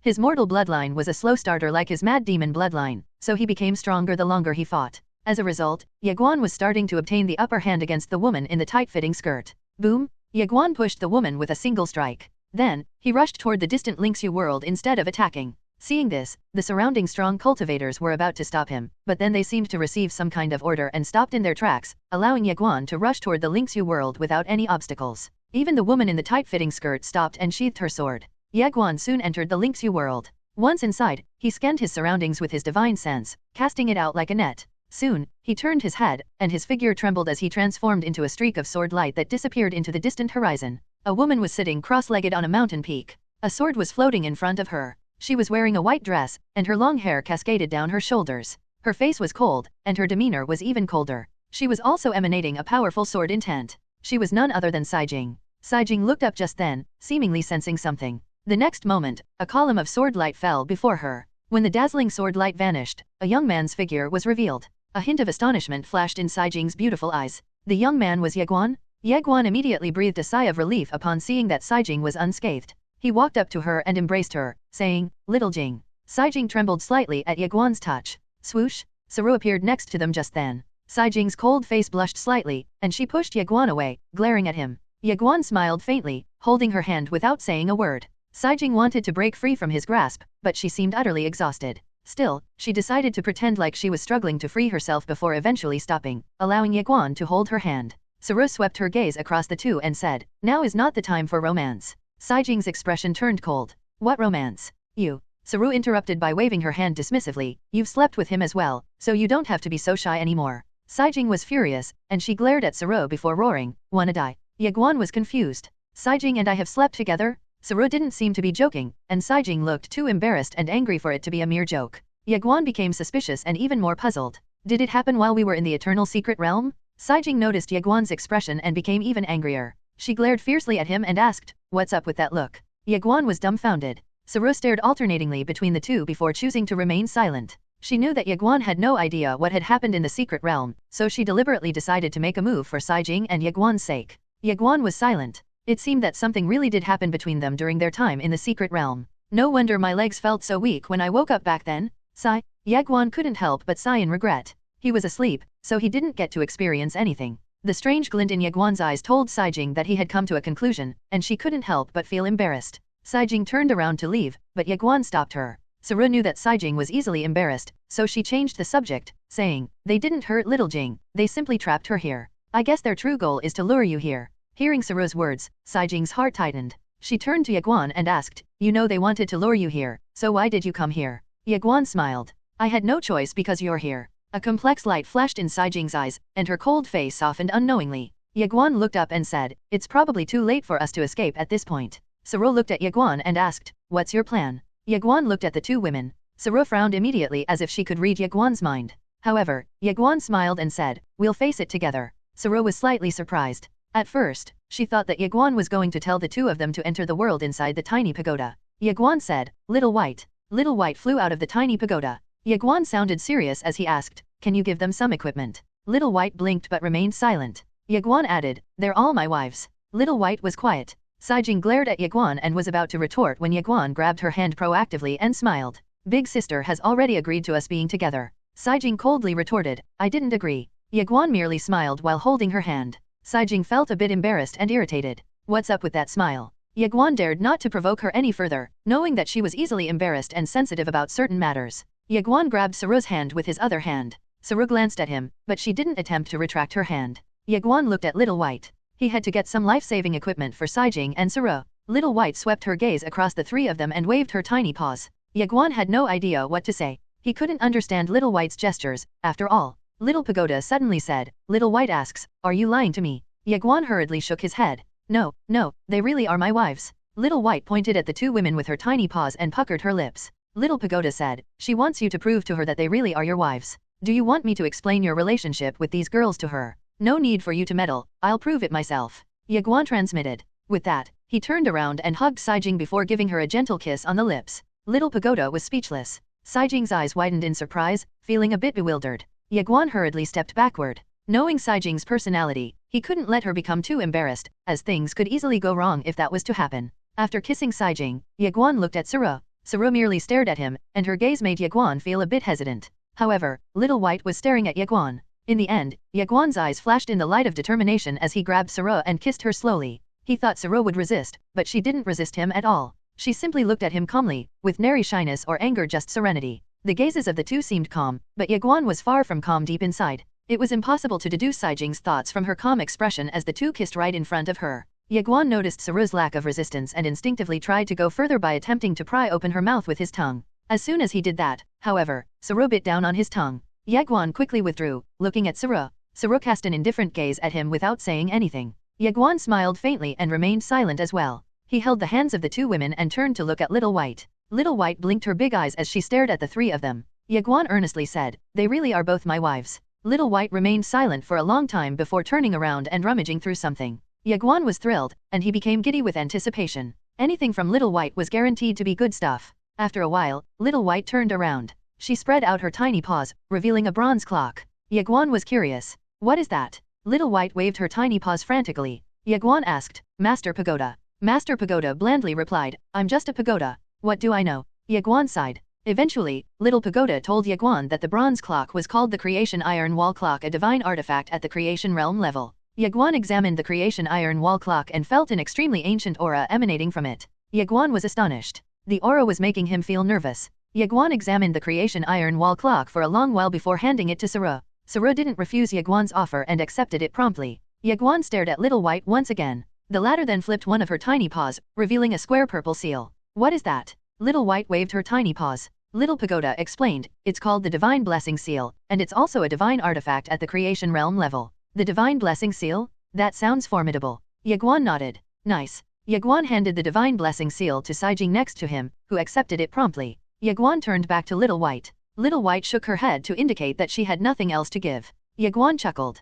The way Little White was shaking her head made her look extremely adorable. Moments later, Little White took out 2 bottles of pills and handed them to Ye Guan. Little Pagoda explained, those are healing pills, and it is going to be useful to them. Ye Guan nodded, taking the 2 bottles of pills and then handing them to Saru and Saijing. The 2 women accepted the pills without saying anything. Ye Guan looked around, sensing numerous cold auras. Their enemies were here and were lurking in the shadows. Ye Guan ignored the auras and looked up. Let's go. With that, he transformed into a streak of sword light and soared into the sky. Swoosh! A space-time rift was torn apart, revealing the time river inside of it. Ye Guan attempted to enter the time river, but a terrifying energy smacked him away. Ye Guan landed on the ground and looked up at the distant end of the time river. 2 women were standing there. One of them was the woman in the tight-fitting skirt, whom Ye Guan had fought not too long ago, while the other was a black-robed woman with long hair. She was also holding a long sword, which meant that she was a swordsman. The black-robed woman was none other than Han Ling, one of the white-robed woman's senior disciples. Most importantly, Han Ling was now the acting clan leader of the past clan in addition to her status as the past clan's heir. Han Ling looked down at Ye Guan before looking away and asking, where are the disciples of the sword pavilion? Buzz? The buzzing of swords abruptly pervaded the air around them. Multiple space-time rifts manifested, and hundreds of powerful swordsmen emerged slowly from the rifts. They were the swordsmen of the past clan's sword pavilion. There were hundreds of them, and they were all sovereign-level cultivators. Their terrifying sword intent pervaded the entire Lingxu world, and it became illusory, clearly unable to withstand the burden of so many cultivators. Han Ling's voice echoed once again. Where are the spirit guards? Boom! A colossal teleportation array manifested to Ye Guan's right. Immediately afterward, 36 supreme elites clad in armor that looked like blood emerged slowly from the teleportation array. The way their armor resembled blood clots made them appear eerie and utterly bizarre, and they were a force to be reckoned with as well, as their aura was even more terrifying than the swordsmen of the past clan's sword pavilion. It wasn't really strange as they were members of the spirit guards, the personal guards of the past clan's former clan leader. Han Ling looked down at Ye Guan and said, Today, we're fighting you as a group rather than individually. It's about time you call your people. Ye Guan was silent. Call my people? I have no one to call. Rumble? The space next to Ye Guan was abruptly torn open. A woman dressed in a green dress walked out slowly from the rift. What the hell? Little Pagoda cursed unknowingly. His voice even trembled as he muttered, What the? Swoosh? A golden light rushed out of Ye Guan and flew to the woman in the green dress. He bowed respectfully and dared not speak. Ye Guan was flabbergasted. Master Pagoda is bowing to someone? What's going on here? Ye Guan knew about Master Pagoda's stubborn personality. He had always been a cheerful and mirthful pagoda, but Ye Guan had never seen him bow, even toward Ye Guan himself. Ye Guan stared at the woman in the green dress. She had a few wisps of stray hair before her face, and she exuded a unique aura of tranquility and serenity, which was reminiscent of orchids and chrysanthemums fragrances. Ye Guan frowned. It was his first time seeing the woman in the green dress. Who is she? Just then, Little Pagoda said, Greetings, mistress. Mistress? The woman in the green dress looked at Little Pagoda and smiled. Then, she opened her palm, and the tiny pagoda flew into her hand. The woman in the green dress turned to Ye Guan and smiled sweetly. Come over here. Ye Guan hesitated briefly before walking up to the woman in the green dress. He wanted to speak, but he had no idea what to say. He had so many relatives, so it wasn't strange that he couldn't recognize the woman in front of him. However, it would be bad if he ended up calling her somebody else. The woman in the green dress looked at Ye Guan and smiled. I should have come to see you earlier, but I've been too busy, so I had no choice but to delay things. Ye Guan asked carefully, How should I address you? Before the woman in the green dress could speak, Little Pagoda said, She's Mistress So, and you should call her grandmother. Grandmother? Ye Guan exclaimed inwardly and blinked repeatedly. It turned out that the woman in the green dress was from Yingye's generation. The woman in the green dress looked at the distant time river and said, A group battle? Perfect, my Yang family likes group battles as well. Schwer. Boom! A space-time rift was torn open, and a woman rushed out of it. She was dressed in a light red gown, and she bore a striking resemblance to Sword Master Qingshan. They even had the same eyebrows. A group of supreme elites emerged behind her. There weren't that many of them, only around 100 people. However, their auras were incredibly powerful auras, and they didn't pale in comparison to the past clan's supreme elites.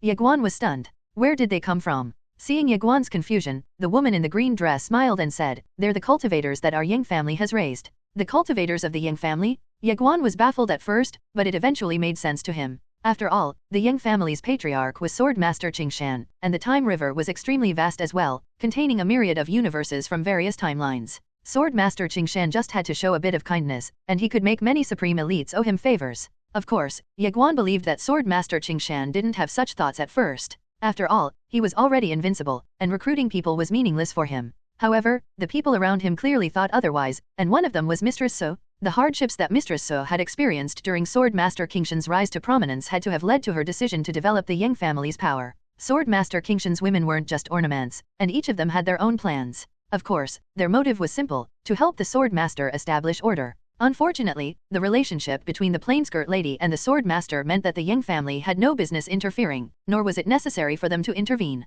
The Plainskirt Lady was also too overprotective for them to intervene. There were also some grievances between some of the Yang family's supreme elites and the Plainskirt Lady, so both sides didn't really contact each other. However, everything changed when Ye Guan was born. The complicated relationship between the Yang family and the Sword Master meant that the Yang family cherished Ye Guan greatly. Thus, the members of the Yang family did not hesitate to help Ye Guan right after he had taken over the family business. The woman in the light red gown appeared in front of Ye Guan and pinched his cheeks, laughing. "You're even more handsome than your old man, ha ha ha." Ye Guan asked, "Who are you?" The woman in the light red gown blinked and asked, "I'm your father's biological sister, so who do you think I am?" "You're my aunt," replied Ye Guan. The woman in the light red gown smiled. Then, she seemed to have recalled something and turned to look at Little White. Little White blinked, and before she could react, the woman in the light red gown grabbed her, kissing her all over. Ye Guan and Little White were dumbfounded. Han Ling peered over the shoulder of the woman in the green dress to stare at an old man. "You're the Time Immortal," Han Ling exclaimed. The old man was taken aback. Then, he smiled and said, "I never thought someone would recognize this old man here. He really is the Time Immortal?" Han Ling's expression darkened. The Time Immortal was once #1 on the time list, and he managed to stay there for a long time, dominating everyone. However, he suddenly disappeared and was no longer seen until now. Everyone assumed he had perished, but to think that he had ended up serving the Yang family. Even Han Ling didn't expect to see the Time Immortal on the Yang family's side. Just then, her eyes clapped on a middle-aged man not too far away from the Time Immortal. The man was dressed in a wide red robe, and there was a blood-red mark on his glabella, while there was a blood-red lotus on his right hand. Han Ling's eyes narrowed. The Blood Lotus Sovereign. The middle-aged man was slightly surprised. Then, he smiled and said, "Lady Han, you've actually recognized me. I'm impressed." The Blood Lotus Sovereign was a renowned supreme elite throughout the Time River. He founded the Lotus clan, but the clan ended up getting destroyed for some reason. The Blood Lotus Sovereign vanished on that fateful night and was never seen until now. Han Ling's gaze swept over the group of supreme elites on Ye Guan's side, and she noticed that there were quite a few familiar faces among them. They were once renowned top-tier supreme elites throughout the Time River. Han Ling hadn't expected that the Yang family would be able to bring such cultivators under their command. The woman in the green dress looked at Han Ling and asked, "Miss, shall we begin?" Han Ling stared deeply at the woman in the green dress and replied, "Yes." With that, the Sword Pavilion's supreme elites transformed into rays of sword lights, rushing toward the woman in the green dress. The Time Immortal stepped forward. He opened his palm, and a rotten piece of wood from within his palm took to the sky. The rotten piece of wood expanded rapidly, transforming into a log that spanned kilometers in size. The fluctuations of time could be felt from the log, forcing the swordsman to retreat. The Blood Lotus Sovereign transformed into a blood-red light and took to the sky. As he arrived in the dome of the heavens, the Blood Lotus in his hand turned into a towering column of blood-red light, wherein Blood Lotus petals flew out like sharp blades. The supreme elites behind the woman in the green dress flew toward the swordsman of the past clan. Fierce fighting broke out soon afterward. Both sides consisted of supreme elites, the earth shook, and the sky trembled as soon as they clashed. Terrifying forces spread out in all directions, and the world itself started crumbling beneath the attacks. The cultivators from both sides were evenly matched for now. However, the spirit guards were still unmoving. It seemed that they were there to protect the two women, Han Ling and the woman in the tight-fitting skirt next to her. Han Ling's gaze fell on Ye Guan down below. "Kill him." At her command, the spirit guards immediately rushed toward Ye Guan. Dozens of spirit guards attacked at once, and dozens of colorful beams of light flew straight toward Ye Guan. Ye Guan's eyes narrowed. He put his hand on the hilt of his sword and was about to make a move when the woman in the green dress said, "Don't move. Just watch for now." Ye Guan stared at the woman in the green dress. Rumble? The space-time next to Ye Guan was torn open, and more than 20 swordsmen emerged. A woman was standing at the helm of the group, but instead of rushing to fight, she rushed toward Ye Guan. The woman examined Ye Guan from top to bottom with a smile. So, you're Little Guan. Ye Guan nodded. And you are? I am your father's disciple, and my name is Su Wang. Ye Guan was stunned. My dad has a disciple? Su Wang chuckled. Let's go, let's fight together. Ye Guan grinned and roared, all right. Su Wang laughed heartily and transformed into a streak of sword light that soared into the sky, heading straight toward the oncoming group of spirit guards. Ye Guan became a streak of sword light as well. He soared into the sky, but his target wasn't the group of spirit guards, but the woman wearing a tight-fitting skirt, whom he had fought not too long ago. Ye Guan had never really gone all out during their fight earlier, so he wanted to fight her some more. The woman wearing a tight-fitting skirt flicked her thumb against the sword hilt, and her sword shot out of its sheath, making a beeline for Ye Guan. Clang! Ye Guan was forced to come to a halt by the woman wearing a tight-fitting skirt's sword. He had just stabilized himself in midair, but the woman wearing a tight-fitting skirt was already in front of him. The next moment, the woman wearing a tight-fitting skirt slashed out with her long sword. Boom! A dazzling sword light erupted, and the impact sent Ye Guan flying into the distance. The woman wearing a tight-fitting skirt chased after Ye Guan, and her figure abruptly split into a myriad of figures in an attempt to overwhelm Ye Guan. Ye Guan dared not to be careless. The woman wearing a tight-fitting skirt's swordsmanship was far too formidable for him to take lightly. Ye Guan assumed a stance and slashed out space overlap. A myriad of sword lights converged in one place and erupted into a cataclysmic explosion that swept across the battlefield. Boom! Both Ye Guan and the woman wearing a tight-fitting skirt were forced to retreat non-stop. After coming to a halt, Ye Guan glanced at his slightly numb arm and looked up at the distant woman wearing a tight-fitting skirt. Ye Guan's eyes flashed with determination and excitement. The woman wearing a tight-fitting skirt was a powerful swordsman, and her swordsmanship was better than Gu Nanrong, who was famous as the Great Sword Sovereign. Of course, Ye Guan only knew of Gu Nanrong's strength before her breakthrough.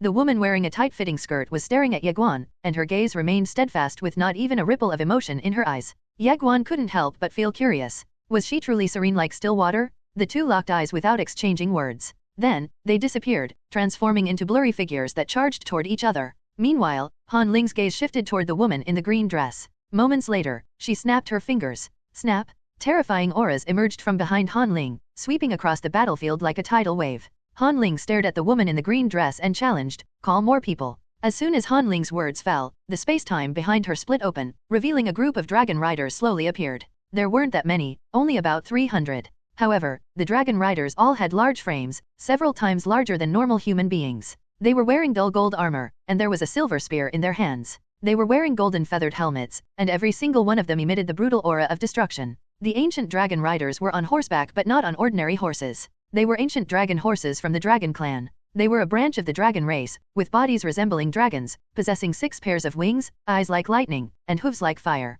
They'd leave behind flaming hoofprints as if branding the fabric of space-time with their feet. This group of ancient dragon riders had attracted the attention of some time reversers, and the faces of those time reversers became serious. Although these ancient dragon riders did not belong to the past clan and were from the legendary ancient dragon clan, their strength was no less than that of the 4 ancient clans. In fact, their history might even be older than the past clan. The ancient dragon riders were hailed as the #1 cavalry armed group in the Time River, and it was a title that remained in their hands for billions of years. Back then, there was even a popular saying that said, 100 ancient dragon riders are invincible. The reason there were so few of them was that the ancient dragon horses were extremely rare demonic beasts. Raising one was too difficult as well. The ancient dragon horses were even rarer than the dark dragon of the ancient clan, which meant that they were more powerful. The ancient dragon clan gradually faded into obscurity. No one had any idea behind their decline, so no one expected that the ancient dragon clan had taken the past clan's side. Moreover, their numbers had increased to roughly 300 ancient dragon riders. Who could stop so many ancient dragon riders?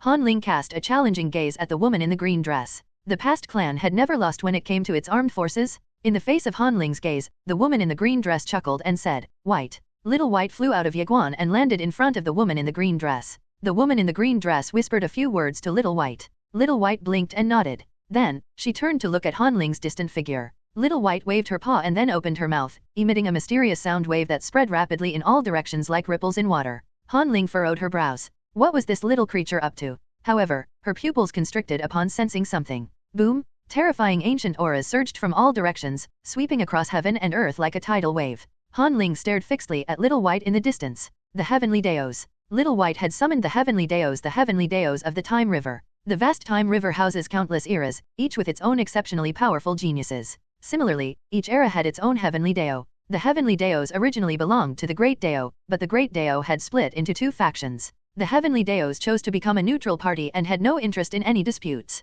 However, Little White was a different story. After all, Little White was the spirit progenitor. They regarded the spirit progenitor as one of their own, so Little White was indeed one of them, albeit cuter. At Little White's call, a myriad of heavenly deos throughout the Time River rushed over at once. Every single cultivator nearby found it difficult to breathe beneath the suffocating might of a myriad of heavenly deos. Han Ling coldly asked, "What? Are you heavenly deos going to oppose my past clan?" The past clan? The heavenly deos were startled. If there was a force in the vast Time River capable of making them feel wary, then it'd definitely be the past clan. After all, the might of the past clan's clan leader was unparalleled. The heavenly deos were powerful, but there was an organization they dared not to mess with, which was the past clan. Of course, they dared not offend the Ying clan either. They were truly caught off guard upon realizing that the two forces they dared not provoke were the ones fighting each other. What were they supposed to do? The heavenly deos were at a loss for words. Han Ling smiled coldly. The heavenly deos were powerful, but they dared not oppose the past clan. Just then, Little White waved her tiny paws. No one had any idea what she said to the heavenly deos, but each and every one of them unleashed a terrifying pressure unique to the heavenly deo.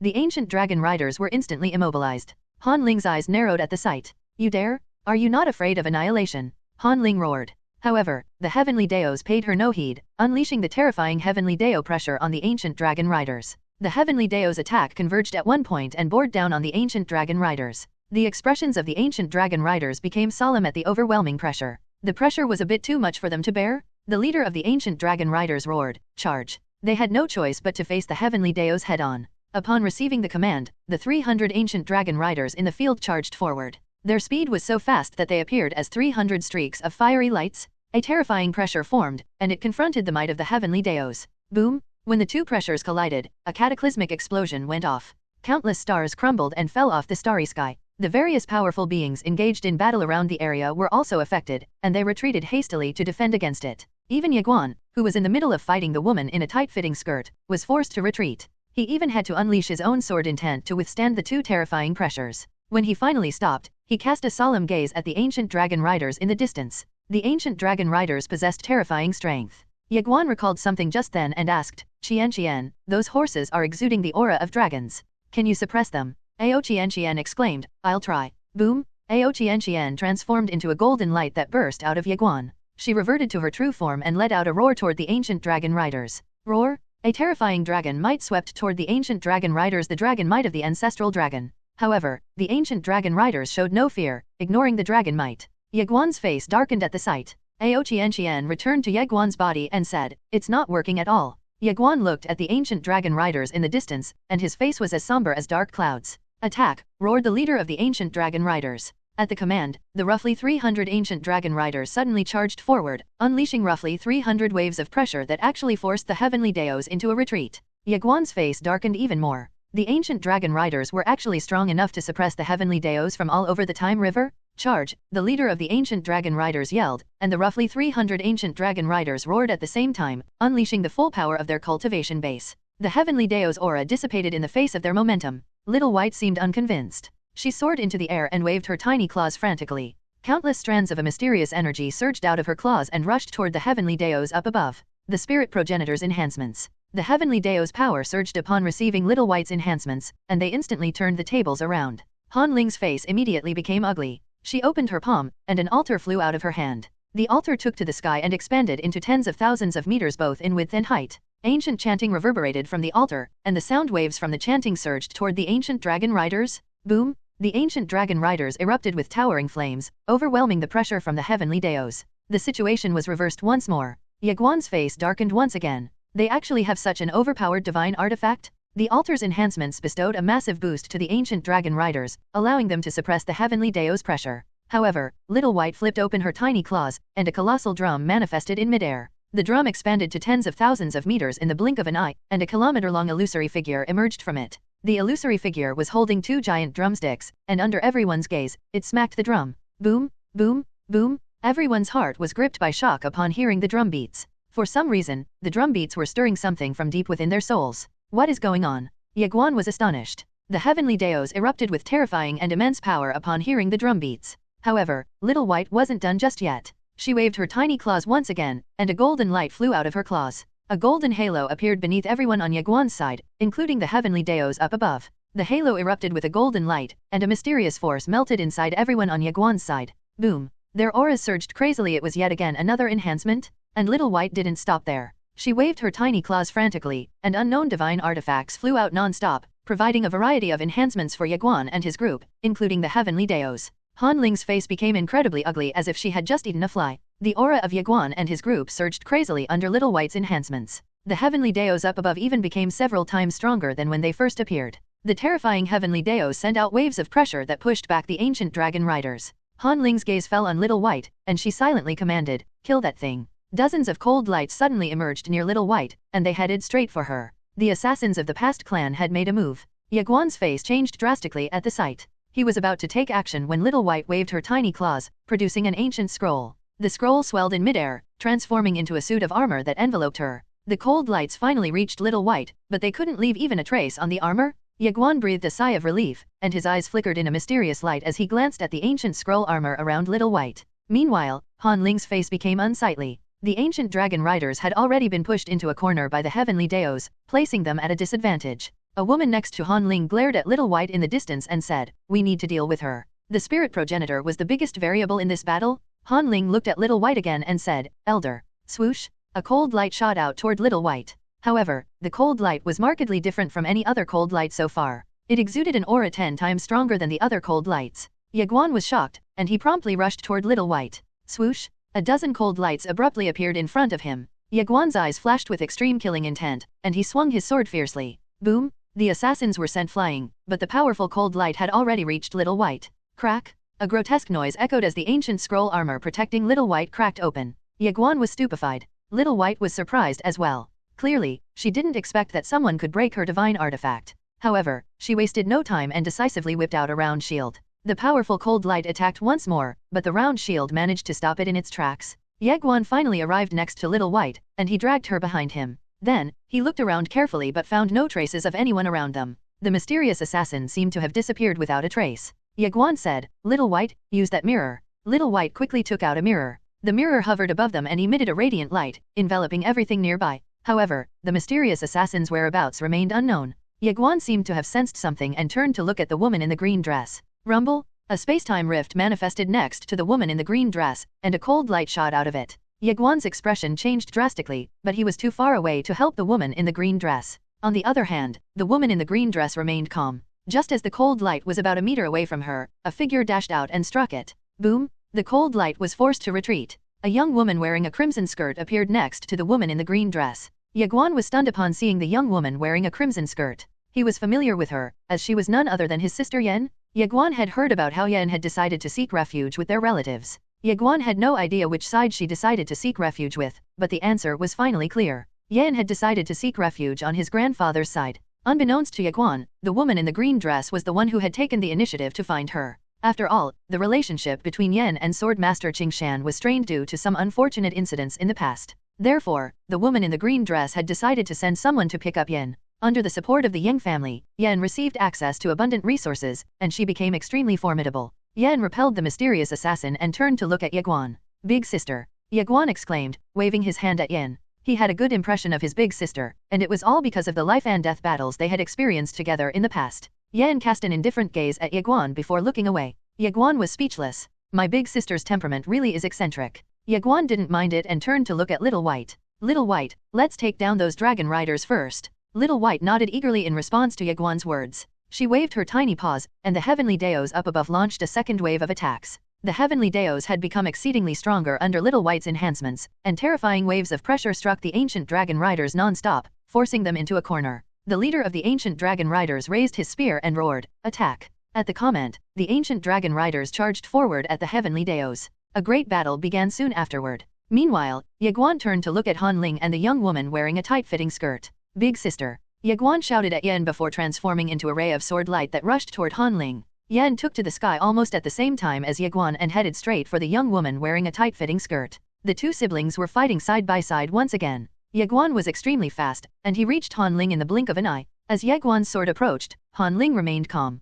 The next moment, a ray of sword light emerged from her glabella and collided with Ye Guan's sword. Boom! Ye Guan was blasted away. However, Han Ling wasn't done just yet. A torrent of sword energy burst out of her glabella, rushing toward Ye Guan with the momentum of a colossal river. Ye Guan felt his pupils constrict at the incredible sight. However, he decided to stand his ground. He gripped his sword tightly, and his figure became illusory. Moments later, a kaleidoscope of sword lights erupted from Ye Guan, pervading the space before him. Ye Guan had no choice but to confront the attack head-on, as there was no way he could retreat at this point. Boom! A deafening explosion rocketed across the battlefield. Both heaven and earth trembled violently while the onlookers were blinded briefly by the explosion of radiant sword lights. The nearby spacetime was torn apart as well, creating an incredibly terrifying sight. Two figures were forced to retreat amidst the explosion, and they immediately charged at each other once again as soon as they stabilized themselves in midair. Boom! Two radiant sword lights exploded, tearing apart the nearby spacetime. Han Ling came to a halt and took to the sky. Then, she extended her right hand and pointed at her glabella.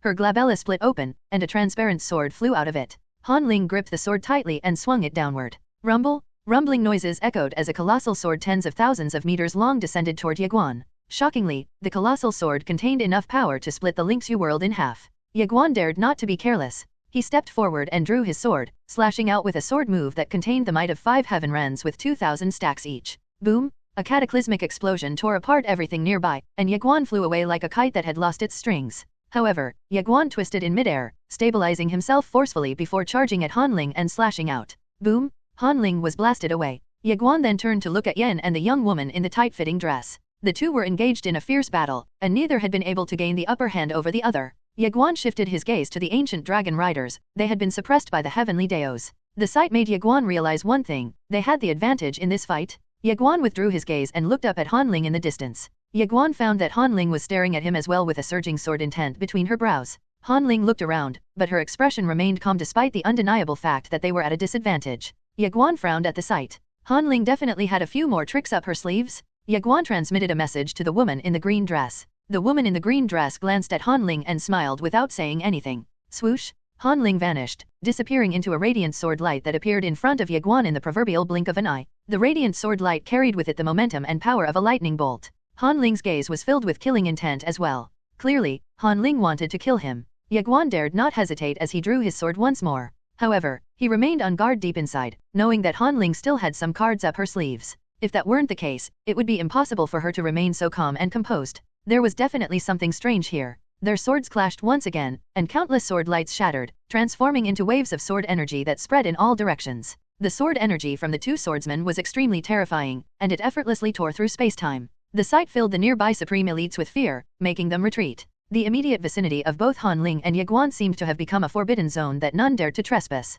Ye Guan cut a sorry figure in midair as the explosion sent him flying away. Rumble! The spacetime behind Ye Guan was torn open, and a column of flames flew out of the spacetime rift. Ye Guan narrowed his eyes, but he was already prepared for an attack, so he simply spread out his left hand. An ancient-looking shield appeared on his left wrist. Then, Ye Guan whipped around and used the ancient shield to defend himself. Boom! The column of flame struck Ye Guan, instantly transforming into a sea of fire that engulfed him. The next moment, however, a sword light tore apart the sea of fire. The ancient shield absorbed the flames as well. The ancient shield on Ye Guan's wrist transmitted a terrifying heat to his fleshly body, stupefying him. However, Ye Guan did not stop moving. He had faith in the shield that Little White had given to him. After all, it was a creation realm-level divine artifact. It was a precious treasure that could only be sought out. Ye Guan turned and saw a black-robed old man standing not too far away from him. A fireball hovered above the black-robed old man's left hand. The fireball was so hot that it seemed to melt the nearby space-time. Ye Guan turned to look at Han Ling and smiled contemptuously. Really?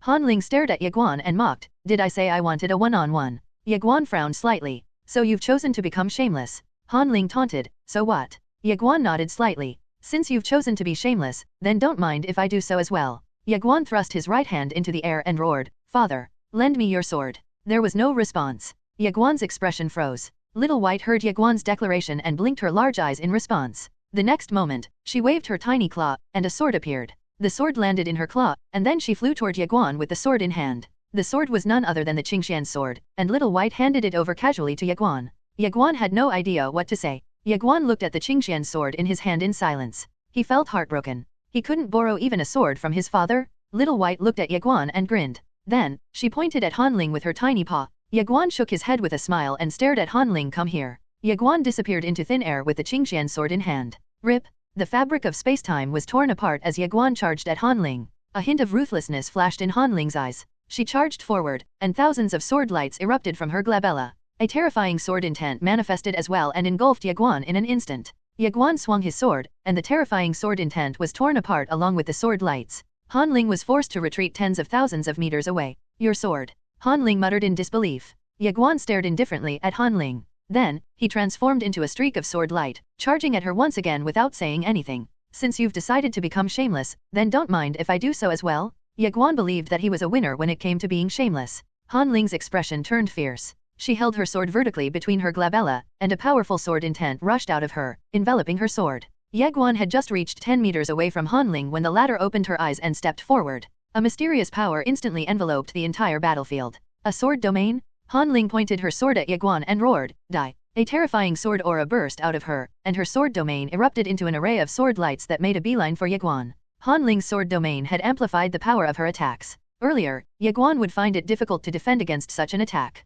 However, the story was different now that he was wielding the Qingxian sword. This is it? Ye Guan swung his sword, shattering every single ray of sword light in front of him as well as Han Ling's sword domain. Han Ling's expression changed abruptly, and she frantically flew backward, putting a large distance between her and Ye Guan. Ye Guan frowned upon seeing Han Ling's retreat. "I thought we were going to fight," Ye Guan asked. He wouldn't be able to do anything to Han Ling if she wanted to retreat. After all, Han Ling was faster than him. Han Ling's gaze was transfixed on the Qingxian sword in Ye Guan's hand, and her expression was extremely unpleasant. Ye Guan stared into her eyes and sneered before disappearing into a ray of sword light. Swoosh! Ye Guan reached Han Ling in the blink of an eye. Ye Guan had become so strong that he could easily make use of space-time to bolster his speed. Han Ling didn't dare to confront Ye Guan's sword head-on. She spun her right foot slightly, and a flash of sword light under her feet propelled her backward. Swoosh! Ye Guan's sword struck nothing but air. Ye Guan didn't chase her but stared quietly at her instead. Han Ling stared back at Ye Guan and said, "If you have the guts, don't use that sword." Ye Guan chuckled. "I thought you've chosen to be shameless? Are you the only one allowed to be shameless? What kind of double standards is that?" Han Ling glared at Ye Guan with killing intent so thick that it was palpable. Ye Guan ignored Han Ling and looked around. The heavenly Daos were still suppressing the ancient dragon riders. The Time Immortal was also fighting valiantly against the swordsmen of the Sword Pavilion and the Spirit Guards. They clearly had the advantage in this fight. Ye Guan gave Han Ling a cold glance and decided not to fight with her anymore. Instead, he trembled and transformed into a sword light, rushing towards the group of Sword Pavilion cultivators in the distance. Han Ling's face changed drastically at the sight. She transformed into a ray of sword light and charged at Ye Guan. Under normal circumstances, Ye Guan wouldn't pose a significant threat to the Sword Pavilion cultivators. However, the Qingxian sword in Ye Guan's hand meant that none of them stood a chance against him. Ye Guan raised his sword to attack the Sword Pavilion cultivators when he abruptly whipped around and slashed out at Han Ling, who was speeding toward him. Han Ling's pupils constricted. Time seemed to slow down to a crawl as she realized that Ye Guan's real target was her. Han Ling put aside all of her thoughts and raised her left hand. Then, she put 2 fingers on her glabella and exclaimed, "Open."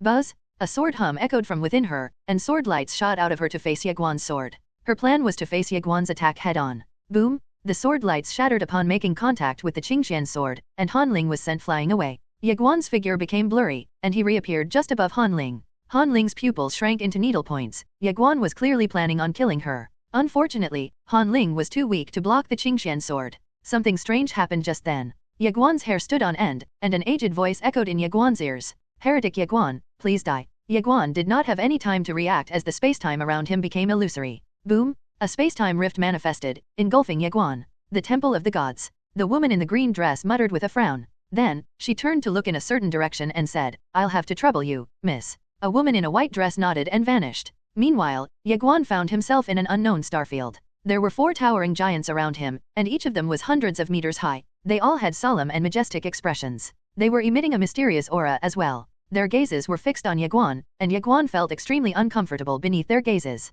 For some reason, he felt like the towering giants were lofty gods looking down on him, a mere mortal. Ye Guan gripped the Qingxian sword tightly and stared at the towering figures before him without saying a word. Moments later, he transformed into a streak of sword light and charged toward one of the giants. A giant extended a finger toward Ye Guan. A violent tremor ran across countless stars and celestial bodies. They were annihilated as the finger descended. Boom! A devastating force engulfed Ye Guan. The Qingxian sword had managed to tear open a gap for him to breathe, but the force was still too overwhelming for him to withstand. One of the giants suddenly extended their right hand and opened their palm. Ye Guan saw a myriad of stars on the giant's palm. The giant had an entire universe in their palm. Moments later, the giant ruthlessly pressed down on Ye Guan. An entire universe of stars collapsed and disappeared into the abyss down below. Ye Guan's pupils constricted at the terrifying sight. What kind of attack is that? Ye Guan truly felt as insignificant as a speck of dust in the face of such an attack. However, Ye Guan wasn't willing to give up just like that. A tremor ran through him as he activated the 3 bloodlines inside of him. Boom! A powerful bloodline force surged out of Ye Guan. He gripped the Qingxian sword tightly and soared into the sky. He tore apart the terrifying pressure with a swing of his sword before charging straight toward the giant's palm. He had decided to fight them head-on. Under the enhancement of his 3 bloodlines and with the Qingxian sword in hand, Ye Guan's strength reached an unprecedented peak. Ye Guan thrust forward, and a myriad of stars was set ablaze. A terrifying pressure descended, suppressing Ye Guan's sword force. Ye Guan's sword became slower and slower until it came to a halt. Ye Guan felt like an entire universe was pressing down on him, making it difficult for him to breathe. Ye Guan caught a whiff of death just then, and his expression distorted in fury. He let out a roar, and his bloodlines surged crazily. The spacetime within the universe on the giant's palm shattered and collapsed inch by inch. Ye Guan's sword force was starting to fight back against the pressure, but the remaining giants extended a massive finger at the same time toward Ye Guan, who stood in the endless expanse of stars. Boom, boom, boom, 3 terrifying auras swept down. Ye Guan felt his pupils constrict upon sensing the 3 terrifying auras. However, he remained defiant and roared. The endless expanse of stars collapsed, and the impact sent Ye Guan hurtling toward the abyss down below. A mighty conflagration erupted, engulfing him as his fleshly body burned. Ye Guan had not ignited his fleshly body. His fleshly body simply couldn't withstand the combined aura of the 3 giant fingers and a giant palm. Ye Guan was suffocated by the pressure, his sword force and his bloodlines were utterly suppressed. Ye Guan's fleshly body burned brightly, and his life force dwindled rapidly. Ye Guan closed his eyes slowly as he fell straight down. He could truly feel death approaching him as his fleshly body and soul dissipated into nothingness. Death? Ye Guan's eyes shot wide open. Then, he looked up with bloodshot eyes. He had decided to go completely mad. Ye Guan had no plans of waiting for his death. If he was going to die anyway, why not give it a try? Having made up his mind, the mad demon bloodline awakened completely, and a terrifying column of crimson light took to the sky. The mad demon bloodline's immense power suppressed both the mortal blood and the Phoenix Emperor bloodline at the same time. The next moment, however, the mortal bloodline erupted with a terrifying force of its own. The 2 bloodlines fought against each other while the Phoenix Emperor bloodline observed quietly from the sidelines. Ye Guan looked up at the 3 giant fingers and a giant palm descending upon him. His bloodshot eyes seemed to transform, becoming a sea of blood. Die. Ye Guan stomped hard with his right foot, and the abyss beneath him collapsed with a thunderous boom. Ye Guan transformed into a ray of sword light, soaring into the sky to slash out at the 3 giant fingers and a giant palm. Ye Guan managed to tear open a gap in the terrifying aura of the appendages. Then, a burst of crimson sword light engulfed the 3 giant fingers and a giant palm. Boom, boom, boom. Terrifying explosions resounded continuously amidst the sea of blood. A crimson sword light tore open the star field on the palm. Just then, the giants pulled back their hands. Then, they flipped their palms and pressed down on Ye Guan. 4 directions of the galaxy. Die, roared an aged voice. 4 galaxies manifested and pressed down on Ye Guan, suppressing his bloodlines. Ye Guan wielded the Qingxian sword fiercely, resisting the onslaught of the 4 galaxies. However, blood was trickling down his mouth. His fleshly body and soul were under immense strain despite Aokinkin's protection. The might of the 4 galaxies was far too overwhelming for him to resist. Swoosh! Ye Guan's eyes caught a glimpse of a shadowy figure fleeting across the starry sky. Insolent, roared one of the giants. His voice echoed like thunder. The 4 giants pressed down at the same time. The stars at the tip of their finger unleashed a terrifying force that threatened to obliterate everything. The shadowy figure finally reached Ye Guan. Lost in madness, he swung his sword toward the shadowy figure. However, the shadowy figure was quicker than him, and they touched Ye Guan's forehead. Boom! A mysterious force pinned Ye Guan in place. The shadowy figure then turned into a dazzling light that shot into the sky to confront the giants. Boom! A deafening explosion echoed, obliterating the 4 galaxies. Outrageous, one of the giants roared and prepared to strike once more again. However, the shadowy figure approached Ye Guan swiftly and carved a hole in the space-time. Then, the shadowy figure wasted no time, dragging Ye Guan into the rift. Fuck, the giants were furious, and a terrifying aura swept out of them, setting ablaze a myriad of stars in the nearby star fields. After a long while, Ye Guan opened his eyes slowly and saw a woman in a flowing white skirt. Ye Guan stared at her and asked, "Who are you?" The woman in a flowing white skirt smiled and replied, "Take a guess. Are you one of my aunts?" Ye Guan asked, sounding hesitant. A hint of surprise flickered in the woman in a flowing white skirt's eyes. "How did you know?" Ye Guan chuckled. Most of the powerful women he had met so far were his aunts. Just then, a fragrant breeze swept past him, and he saw the woman in a flowing white skirt standing before him. The woman in a flowing white skirt stared deeply at Ye Guan and said, "You've truly exceeded my expectations. I didn't expect that you'd be able to stand your ground for so long against those 4 divine generals." Ye Guan furrowed his brow. "Divine generals?" The woman nodded, "Yes, and they're from the Temple of the Gods. I have to admit, I'm surprised that the clan leader of the past clan managed to persuade the Temple of the Gods to join her quest." Ye Guan looked puzzled. "What is this Temple of the Gods?" The woman in a flowing white skirt smiled and explained, "The Time River's recorded history spans only 100 billion years, and the Temple of the Gods is the oldest organization throughout the Time River." Ye Guan questioned, "Isn't it the past clan?" Shaking her head, the woman in a flowing white skirt clarified, the past clan was founded 80 billion years ago, so the temple of the gods is older than them by 20 billion years. However, the past clan's clan leader is no ordinary figure, she's actually not part of the Time River's recorded history. She's not part of the Time River's recorded history? Ye Guan asked, sounding confused. The woman in a flowing white skirt nodded and added, through our investigations, we discovered that she's from an unknown era roughly 100 billion years ago. We've been investigating her for a long time now, but her origins have remained elusive. All we know is that she emerged from that unknown era and defeated the Temple of the Gods back then. The Temple of the Gods slowly faded into obscurity, and that woman eventually founded the past clan. The woman in a flowing white skirt frowned slightly before continuing, and that is exactly why the Temple of the Gods' appearance is surprising. Ye Guan stared at the woman in a flowing white skirt and asked, and how should I address you, Aunt? You can call me Aunt Little Jing, replied the woman in a flowing white skirt with a smile. Ye Guan nodded. Thank you for your help, Aunt. I would have died if it hadn't been for your help. How did you feel against those divine generals? I felt overwhelmed. They were really strong, replied Ye Guan in a solemn tone of voice. Indeed, the giants were extremely strong. He had laid all his cards, but he could barely fight them. Little Jing smiled. You've done remarkably well. Ye Guan recalled something just then and hurriedly asked, Aunt Little Jing? My sister and the others are. Don't worry, they're much safer than you, Little Jing said, reassuring Ye Guan. She then looked around and said, the Temple of the Gods might have sent more than just those 4 divine generals. Ye Guan immediately said, I'll go ahead and recover as fast as possible. With that, Ye Guan entered the world inside the tiny pagoda. Under the support of the divine tree of nature and the divine life orb, Ye Guan's injuries were soon completely healed. After recovering, Ye Guan immediately left the pagoda.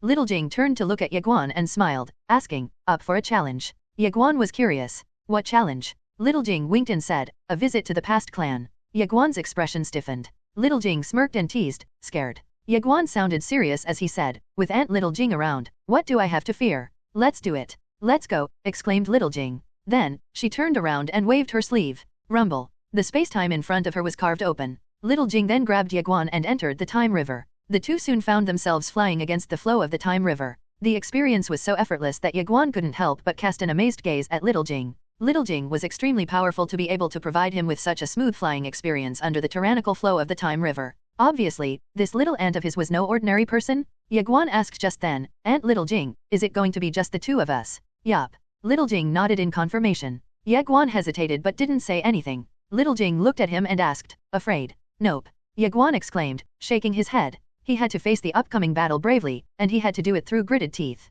Little Jing grinned and said, the top-tier supreme elites of the past clan are occupied with Su Wang and your sister's group. So, let's go ahead and wreak havoc on their headquarters. Ye Guan pondered about it for a while and eventually reached the conclusion that Little Jing was right. Ye Guan decided to go on a big mission to wreak havoc on the past clan's headquarters with Little Jing. He had been feeling frustrated from the past clan's hunts, and it was time for him to vent his frustrations. It was going to be dangerous, but... Ye Guan glanced at Little Jing and smiled. Is it really going to be that dangerous with Aunt Little Jing by my side? Just then, Little Jing seemed to have sensed something. She whipped around and looked at the distant end of the star field. There was a powerful aura coming from that distant end, and Ye Guan could feel it as well. Before Ye Guan could speak, an aged voice echoed in his mind. Heretic Ye Guan. Ye Guan's heart trembled. The divine generals of the Temple of the Gods were here. Enough of that heretic crap. Little Jing roared, get lost. Little Jing waved her sleeve, and a wave of energy flew toward the powerful aura in the distance. A crisp noise echoed. Clearly, the powerful aura had dissipated upon getting hit by the wave of energy. Ye Guan snapped back to reality and stared at Little Jing beside him.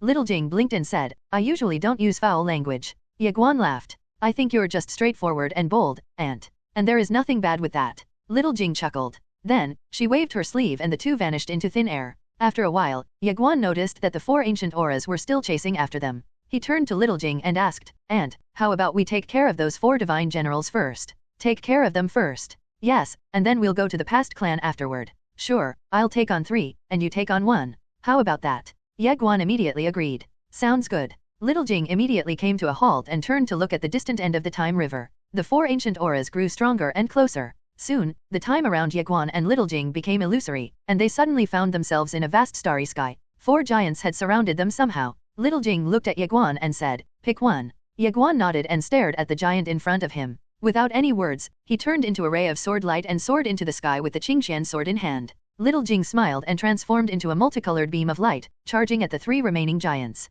A battle of unprecedented scale soon began. When Ye Guan reached the divine general in front of him, the divine general clenched his right hand into a fist and swung it toward Ye Guan. The starry sky seemed to boil under the fist's power, layers and layers of spacetime shattered and disintegrated as it approached Ye Guan. Ye Guan dared not to be careless. His figure became illusory as he immediately unleashed space overlap. 10,000 stacks of heaven rends converged into one, and a ripping noise echoed as spacetime itself was obliterated the moment Ye Guan swung his sword at the giant. The starry sky seemed to become illusory when Ye Guan's sword finally made contact with the Divine General's mist. Crack! The Divine General's fist cracked open because Ye Guan was wielding the Qingxian sword. However, Ye Guan himself was sent flying by the terrifying power, and his fleshly body cracked open midair. The fist contained a power too horrifying for his fleshly body. Fortunately, he had the divine tree of nature and divine life orb, so he recovered quickly from his wounds. Meanwhile, the Divine General's face had distorted. Clearly, he hadn't expected that Ye Guan would somehow manage to injure him. The Divine General bent down and roared at Ye Guan. Then, he swung his left hand toward Ye Guan in the distance.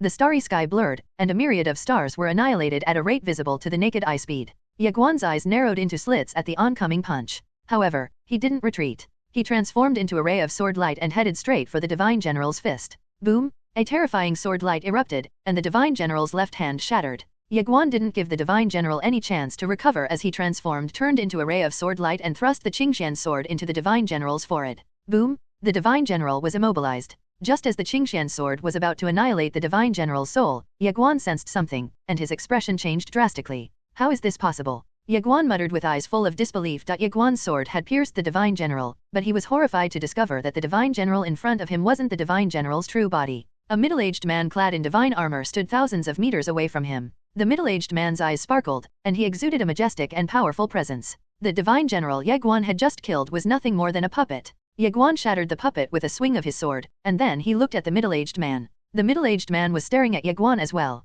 Moments later, the middle-aged man soared into the sky with his palms open. He placed his right palm vertically between his eyebrows and formed seals with his left hand. "Divine Avatar!" shouted the middle-aged man. Boom! A deafening noise echoed, and a golden illusory towering a few meters high appeared behind the middle-aged man. The golden illusory figure appeared solemn and majestic. It was like an ancient deity that one dared not to look at directly. Aged voices abruptly pervaded the starry sky, but Ye Guan remained calm as he stared at the golden illusory figure. He gripped the Qingxian sword tightly in his right hand, but he remained unmoving. Swoosh! The golden illusory figure charged at Ye Guan and swung its fist. Boom! A terrifying force swept toward Ye Guan like a tidal wave. The force was so terrifying and overwhelming that Ye Guan felt like he couldn't breathe just staring at it. Even the light of a myriad of stars dimmed as the torrential force passed by it. Evidently, the oncoming punch contained a terrifying might. Ye Guan's gaze remained calm as he stared at the oncoming punch. He seemed as small as an ant in the face of the punch, but there was no fear on his face as he closed them slowly and contemplated over something. Moments later, his eyes shot wide open.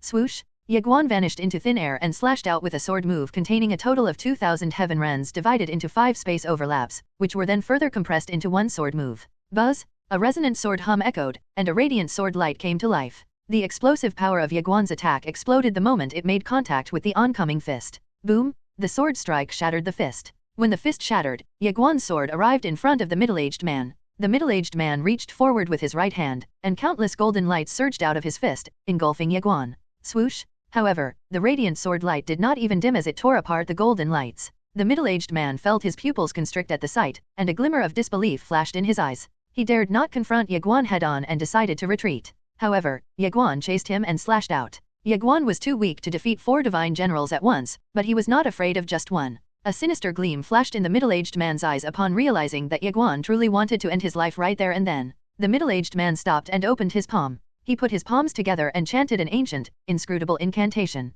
The next moment, countless golden lights erupted from him. Without hesitation, Ye Guan raised his hand and swung downward upon seeing the kaleidoscope of golden lights. A thunderous boom echoed as the golden lights and sword lights collided, forcing the two backward. Ye Guan quickly took on a stance and got ready for another sword slash. The Divine General pointed at Ye Guan and roared, "Divine Punishment!" A resounding boom echoed as spacetime split open above Ye Guan. A beam of golden light descended from the rift, engulfing Ye Guan. Ye Guan's fleshy body disintegrated beneath the golden beam of light. Ye Guan furrowed his brows. He waved his sleeve, and a radiant sword light slashed out. However, it shattered upon contact with the golden beam of light. Ye Guan looked bewildered at the sight. The middle-aged man glared coldly at Ye Guan and sneered, "That is the light of divine punishment. Can a mere mortal like you even hope to defeat it?" Undeterred, Ye Guan raised his hand for another strike. Boom! The golden beam of light was carved open. Boom! The golden light finally shattered, leaving the middle-aged man dumbfounded. Ye Guan cast a nonchalant glance at the middle-aged man and asked, "Divine punishment? Really? Is that the best you can do?" The middle-aged man stared at Ye Guan, ready to retort, but Ye Guan showed no interest in hearing what the former had to say. He transformed into a streak of sword light and flew toward the middle-aged man. The middle-aged man's pupils constricted, and he retreated in a hurry upon seeing Ye Guan flying toward him. Confronting Ye Guan's formidable sword was a risk he dared not take. He had just realized that confronting the Qingxian sword would mean either death or severe injuries. Ye Guan frowned at the middle-aged man's frantic retreat. Is running the only strategy that you people know? Ye Guan asked mockingly. The middle-aged man remained unfazed, and he was unwittingly transfixed on Ye Guan's sword. If you truly think of yourself as strong, then do not use that sword. Fair enough. Ye Guan nodded and sheathed the Qingxian sword. Then, he unsheathed the Xianyuan sword and charged at the middle-aged man. The middle-aged man sneered, and his figure became blurry as he lunged forward with a powerful punch aimed at Ye Guan. Just as his fist was about to collide with the Xianyuan sword vanished and was replaced by the Qingxian sword. Caught off guard, the middle-aged man's expression changed abruptly. You. Swish. Ye Guan's sword pierced the middle-aged man's fist and exited behind him.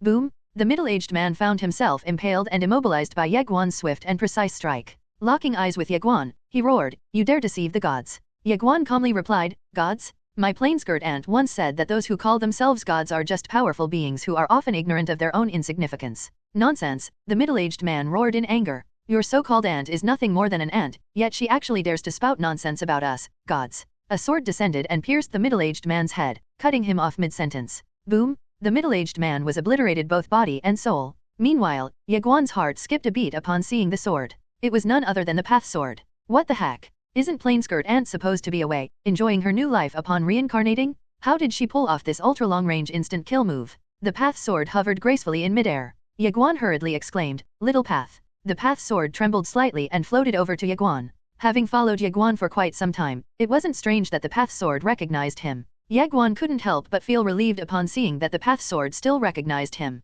He reached out and grabbed the path sword, and the path sword did not resist at all. Ye Guan asked, "Where's aunt?" The path sword trembled before transforming into a streak of sword light that disappeared into the depths of the starry sky. Ye Guan shook his head and smiled at the sight. It seemed his plain-skirt aunt had truly reincarnated. Of course, she was still omnipresent. After all, she was already invincible. Ye Guan's lips curled slightly into a mischievous smile upon recalling something. Moments later, Ye Guan snapped back to reality and turned to look into the distance. Aunt Littleging had managed to lure out the true bodies of the three divine generals. Ye Guan transformed into a streak of sword light and charged at the divine general nearest to him. The divine general whipped around, but Ye Guan had already arrived with a sword in hand. The divine general's expression changed drastically. He roared and swung his fist toward. However, Ye Guan raised his sword, prompting the divine general to retreat in a hurry. He had witnessed his companion's death under Ye Guan's sword in a head-on confrontation, so he dared not to face the sword head-on. Ye Guan shattered the oncoming fist imprint with a swing of his sword and stared at the divine general, who had retreated thousands of meters away.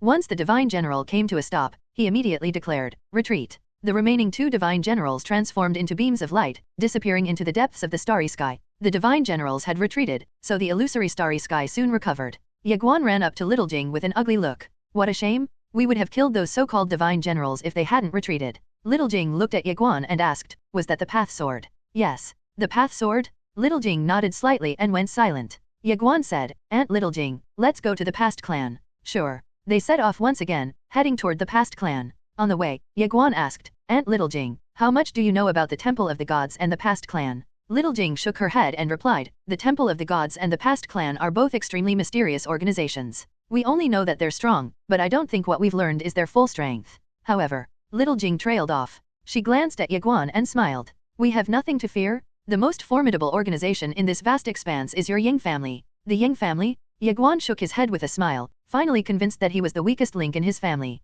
"I really need to step up my game? You know I find the past clan more intriguing than the Temple of the Gods," Littleging said. Ye Guan's curiosity was piqued, and he asked, "Why's that?" "Back when I traveled through the Time River, I wanted to venture more than 100 billion years in the past, but I couldn't make it in. However, I stumbled upon something quite fascinating." Ye Guan, eager for details, inquired, "What did you find?" Littleging revealed a mysterious smile. "You'll discover it for yourself someday." Ye Guan was speechless at Littleging's teasing voice. Littleging added, "I wanted to visit the past clan earlier, but there was a formidable woman there whom I couldn't defeat. So I decided to postpone it. Fortunately, I have you to go there with me, so." Littleging cut herself off mid-sentence. Ye Guan couldn't help but feel worried. "Wait a minute. There's something wrong. Does my Aunt Littleging have some kind of ulterior motives for inviting me to wreak havoc on the past clan's headquarters?" Ye Guan glanced at Littleging and transmitted, "Master Pagoda, can we trust Aunt Littleging?" Little Pagoda replied belatedly, she used to be a bandit, so what do you think? Ye Guan's expression froze, he had no idea how to respond to Little Pagoda's revelation.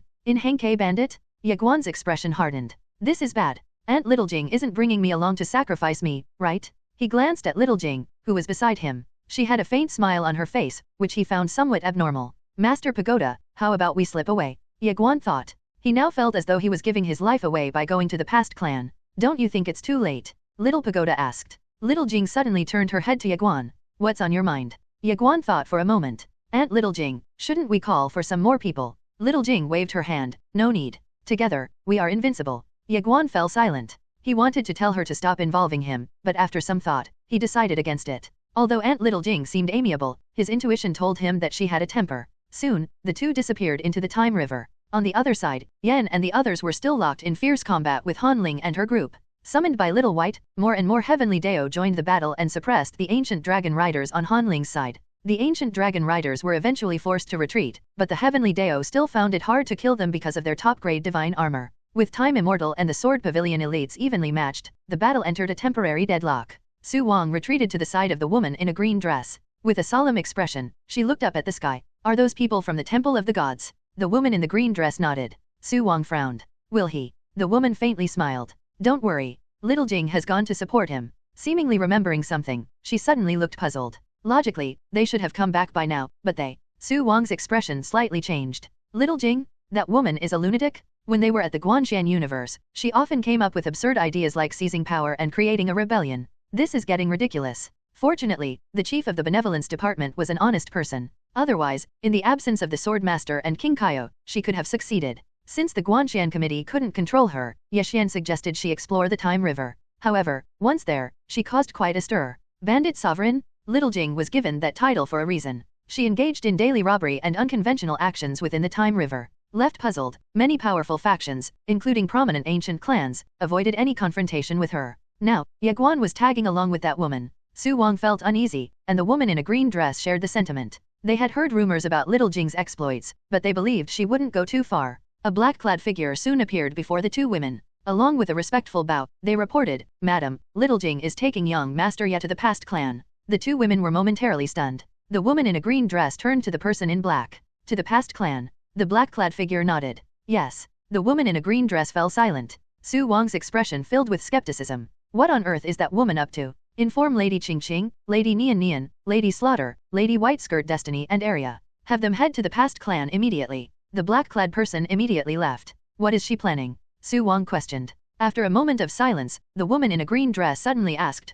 could she be planning to sell Little Guan? Within the Time River, Ye Guan and Little Jing continued their journey against the currents. Do you have Little Pagoda with you? Little Jing suddenly asked. Yes. Can I borrow it for a couple of days? Before Ye Guan could respond, Little Pagoda quickly interjected. No. If Ye Qingqing was wild, then Little Jing was pure mischief. A real master of tricks with feats that were beyond conventional understanding? Ye Qingqing, for all her fiery temper, had some semblance of humanity. Unless provoked, she wouldn't actively target others. On the other hand, Little Jing had a cunning mind, always scheming to outsmart others. Hearing Little Pagoda's scream, Ye Guan hesitated. His intuition was telling him not to pass him over to her. Little Jing added, just for a bit. Looking at Ye Guan, she teased, you don't think I would snatch your Little Pagoda, do you? Ye Guan awkwardly chuckled. I haven't really thought about it. Little Jing's eyes narrowed as her lips curved into a playful smile. She then extended her right hand. With the circumstances preventing him from refusing, Ye Guan handed over Little Pagoda to her. Little Jing grinned at the Little Pagoda in her hand before stowing it away. I'll study him for a bit.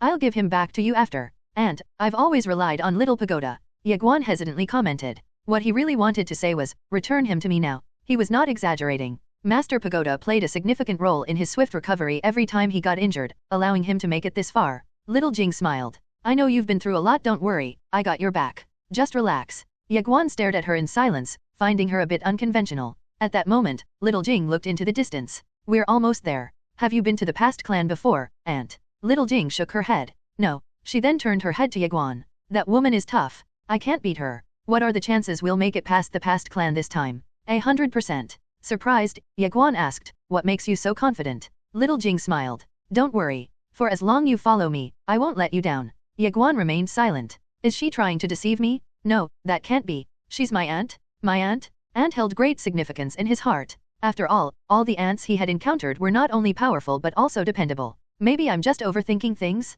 Smiling, Ye Guan shook his head. There was no way his aunt would deceive him. There are powerful auras around us, Little Jing suddenly said. Ye Guan looked around, sensing several subtle auras. Little Jing smiled. They're probably from the past clan. It seems they already know we're heading to the past realm. They haven't stopped us. Are they planning to let us enter? Little Jing's eyes showed a hint of surprise. This dear nephew of hers was quite smart. Moreover, from his expression just now, it seemed like he had a slight guard against her. Without much thought, Little Jing confirmed. Naturally, they hope we enter the past realm. You're here, after all. Ye Guan was stunned. Me? Little Jing continued. Don't you want to visit the past clan? I do, but... We're here, Little Jing interrupted. Ye Guan looked into the distance. Thousands of meters away, a towering stone monument stood with 2 characters on it, past realm. He turned to Little Jing as she grabbed his arm. In no time, they disappeared and entered the past realm. The two found themselves amid layers upon layers of clouds. Thousands of meters away, they could see ancient palaces standing tall. The largest of them bore 2 characters, past clan.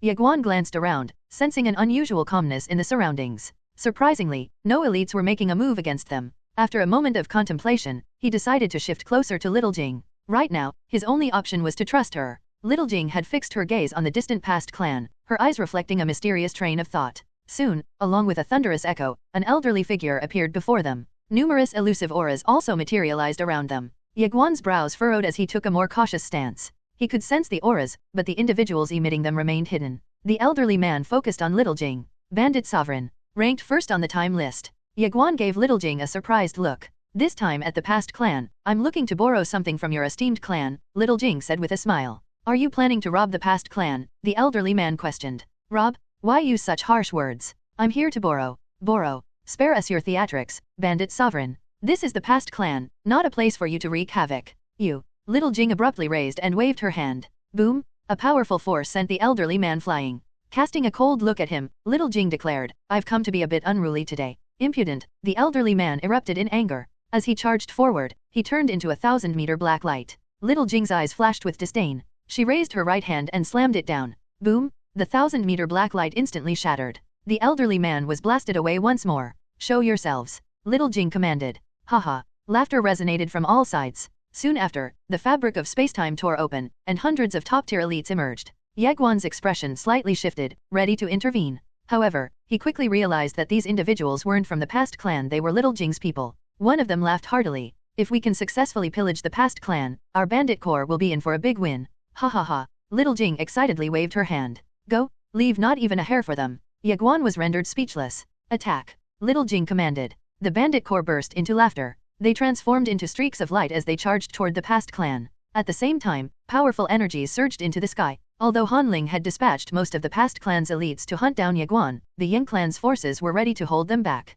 Hence, while the past clan was comparatively sparse, it was by no means defenseless. Senior Zhen. Little Jing suddenly exclaimed. The spacetime behind her ruptured, revealing a massive array. Following closely behind, numerous golden beams of light burst forth like a torrential storm, each one aimed at the past clan in the distance. The long-range attack didn't stop there. Over 100 more arrays appeared amidst the past clan, momentarily stunning its elite members. The array's relentless barrage forced countless members of the past clan to confront them. With the defenders preoccupied, the bandits rushed deep into the heart of the clan to accomplish their primary objective of seizing the clan's Dao veins, spiritual veins capable of producing Dao origin crystals. Dozens of the past clan's top-grade Dao veins were looted clean in a short span afterward. The bandits began plundering various other treasures, including cultivation techniques, pills, and ancient texts. They took anything they could get their hands on. Ye Guan was dumbfounded. The bandits seemed determined to leave nothing behind. He also noticed that each of them was highly skilled and accompanied by a treasure-seeking beast. Their lack of interest in prolonged battles showed their extensive experience in such activities. Meanwhile, Little Jing just remained standing beside Ye Guan in pure silence. Does the past clan have no strong cultivators? Ye Guan asked. Although there were indeed some strong cultivators within the past clan, they were few and not as strong. Little Jing chuckled as she turned to Ye Guan. This clan is not as simple as it seems. Just watch. Not long after their conversation, deep within the past clan, a giant hand suddenly shot into the sky and slammed down on the arrays. Boom! The hand shattered countless arrays in a single blow, an explosive roar thundering on impact. Ye Guan narrowed his eyes. A true elite had appeared. In the distant sky, a middle-aged man with flowing hair descended from above. Clad in a luxurious robe, he exuded an extremely domineering energy. The man's gaze fell on Little Jing. Without even a word, he raised his hand and threw a powerful punch. Smiling coldly, Little Jing countered with a punch of her own. Boom! The two streams of fist energy clashed, unleashing a terrifying shockwave. Much to Ye Guan's surprise, the resulting explosion did not shatter the surrounding space. At that moment, he realized that the space here was much more solid than the one outside. As they exchanged equally powerful blows, the middle-aged man calmly looked at Little Jing. Although he didn't make any further moves, the space around them cracked open. One after another, figures dashed out from the fissures and immediately made their way to the group of bandits in the distance. These were the past clan's cultivators. Little Jing chuckled. They're calling back their cultivators. What about the clan leader of the past clan? She wouldn't be interested in matters like this. Ye Guan fell silent. That woman did give me the impression of indifference, as if she disregarded everything. Perhaps she didn't think the past clan was that important? The middle-aged man in front of them suddenly took a step forward, sending terrifying pressure toward Little Jing. Little Jing's lips curled with disdain as she transformed into a burst of fist energy and disappeared. Boom! With a deafening explosion, the middle-aged man was sent flying. After the middle-aged man was blasted away, Little Jing intended to pursue him again. But in the next moment, she seemed to sense something. Her brows furrowed, and she swiftly turned around, charging towards Ye Guan. At that moment, every hair on Ye Guan's body stood on end. Danger? That was his immediate feeling. A sense of impending death crept closer to his heart. Ye Guan swiftly brought out the ancient shield and held it in front of him. At the same time, Ao Qian released the dragon ancestral armor, enveloping Ye Guan. Hiss! The space in front of Ye Guan suddenly split open, and then a sword emerged, slashing towards him. Bang! In an instant, Ye Guan, along with the shield, was sent flying tens of thousands of meters away. At that moment, Ye Guan felt like his entire body was starting to shatter. And as he came to a stop, another sword attack was already upon him. Ye Guan's pupils suddenly contracted. Just as he was about to draw his sword, Little Jing appeared in front of him. She clenched her fist tightly and then unleashed a punch. Her fist clashed with the sword. Bang! Both of them were sent flying backwards simultaneously. Ye Guan looked towards a figure not far away. Standing there, an elder held a long sword. His right hand gripped the sword and his gaze was calm. There was no hint of sword intent or sword energy emanating from him. He seemed almost non-existent. A swordsman? Ye Guan's expression turned serious. Along his journey, he hadn't encountered many swordsmen, only a few, but each one was extremely formidable. And the sword wielded by the elder before him was undoubtedly the strongest among the opponents he had encountered so far. Great Sword Sovereign Gu Nanrong's sword was also very powerful. However, after she broke through, they never fought again. So he didn't know the extent of Gu Nanrong's sword. The elder paid no attention to Little Jing, his gaze fixed firmly on Ye Guan. Suddenly, the elder's body became ethereal. In the distance, Ye Guan's hair stood on end. He wielded the Qingxian sword fiercely as he struck out. As the Qingxian sword descended, another sword instantly struck, piercing the tip of the Qingxian sword. Bang! Crack! Ye Guan was sent flying. However, the sword in the elder's hand cracked, and a spiderweb pattern appeared on his sword. Seeing this, the elder's brow furrowed slightly, a hint of emotion appearing in his calm eyes. This sword had accompanied him through countless years, never breaking in battle. Yet today, it shattered. The elder slowly raised his head and looked towards Ye Guan in the distance. His gaze fell on the Qingxian sword in Ye Guan's hand. I've heard of the sword master's reputation for a long time. It's a pity that I have never had the chance to spar with him. I never thought that even just his sword is so formidable. Very impressive. Ye Guan glanced at the elder, then wiped the blood from the corner of his mouth. At this moment, he was also shocked. The elder's sword was truly terrifying. It was much stronger than the lady in the cloth dress and Han Ling. At this time, Little Jing walked up to Ye Guan and glanced at him, smiling. Not bad, kid, you've got some strength. She couldn't help but feel impressed by Ye Guan's strength. This guy's talent was much better than his father's. Ye Guan looked at the elder, still wanting to make a move, but he was stopped by Little Jing. They are still calling people back. With that, she whistled.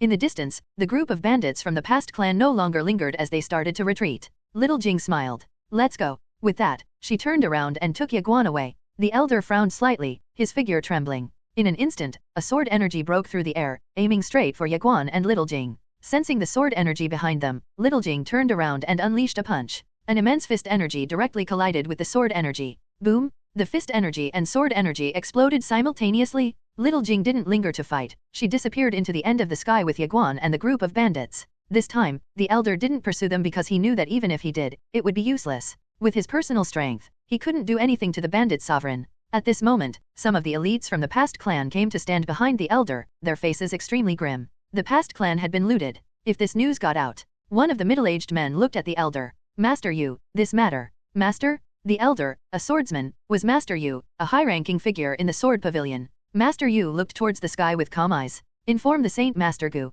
The middle-aged man paused for a moment, then said, all right. With that, he stepped back. Master Yu's eyes revealed a hint of concern. This time, the past clan had prepared extensively to kill Ye Guan, mobilizing countless elite cultivators. However, Ye Guan's strength had only grown stronger and more elites had gathered around him. The past clan has always been shrouded in mystery, but at this moment, Master Yu felt that the Yang clan behind Ye Guan was the true enigma. Even now, the past clan hadn't fully understood the Yang clan's background. Was it still a pursuit? It was no longer just about chasing Ye Guan. It had escalated into a conflict between two forces. The past clan could no longer dominate as it had before. After a moment, Master Yu turned and left. On the other side, Little Jing led Ye Guan and the group of bandits into an unknown world. Ye Guan noticed that all the bandits were extremely excited, indicating that they had gained a lot this time. It wasn't just about what they had gained. After all, they had just robbed the past clan, the most powerful force in the Time River. From today onwards, their bandit corps would be renowned throughout the Time River. It was exhilarating. One of the elderly men took out a storage ring and handed it to Little Jing respectfully, saying, "Leader."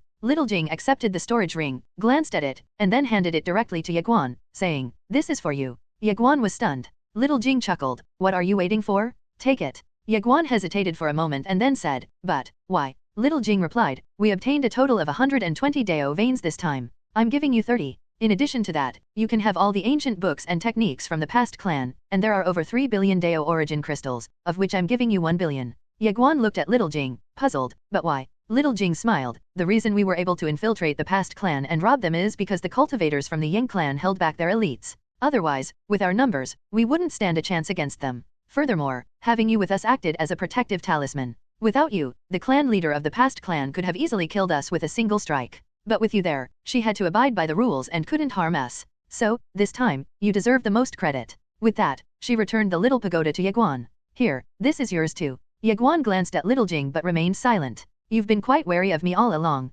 What's wrong? Were you afraid I'd borrow your pagoda and never return it? And maybe even sell you off?" Her words made Ye Guan feel ashamed. He felt extremely ashamed. How could he have harbored such thoughts before? Little Jing had been such a good aunt to him. He had actually thought of her in such a lowly manner. At this moment, Ye Guan felt regret and shame. But soon, he would change his mindset. Seeing Ye Guan's remorseful expression, Little Jing's lips curled up slightly, her eyes flashing with a mysterious glint. Ye Guan accepted the storage ring. Looking at it in his hand, he felt deeply moved. This aunt is such a good person. I've been too unfairly suspicious of her. "Little guy, can you do me a favor?" Little Jing asked. Out of guilt, Ye Guan quickly replied, "What is it, aunt?" Little Jing blinked, "Do you have ancestral origins?" Although a little surprised, Ye Guan nodded. "Yes. Can you lend me some?" Ye Guan momentarily hesitated. Ancestral origins were extremely precious. Little Jing sighed softly. "Forget it. You're afraid I won't return it. Even though I'm your aunt, ancestral origins are so precious that it's only natural for you to be cautious when lending it to another. Don't worry. I understand." Ye Guan smiled wryly. "I didn't mean to make you feel that way. It's okay, I was just joking. Don't take it seriously." Ye Guan opened his palm, revealing a strand of ancestral origin. The sight made everyone in the vicinity excited. Some even failed to conceal the greed in their eyes. Dao veins and Dao origin crystals were valuable to them, but ancestral origins were even more so. After all, they not only greatly enhanced their strength but also extended their lifespan. Those who had entered the river of time and went against the path of time generally had short lives. Ye Guan handed the strand of ancestral origin to Little Jing with a smile. "Aunt Little Jing, this is for you." "For me?" Much to Little Jing's surprise, Ye Guan nodded. "We're family, which means we're related by blood. Borrowing something feels too formal, so I'm giving this to you instead." "Are you sure? What's there to be unsure about?" "Here." Ye Guan put the strand of ancestral origin into her hand. After a moment of contemplation, Little Jing glanced at Ye Guan. Ye Guan immediately changed the subject. "What are you planning to do now, aunt?" Little Jing smiled. "I'm making it up as I go along. I'm going back to finding my sister.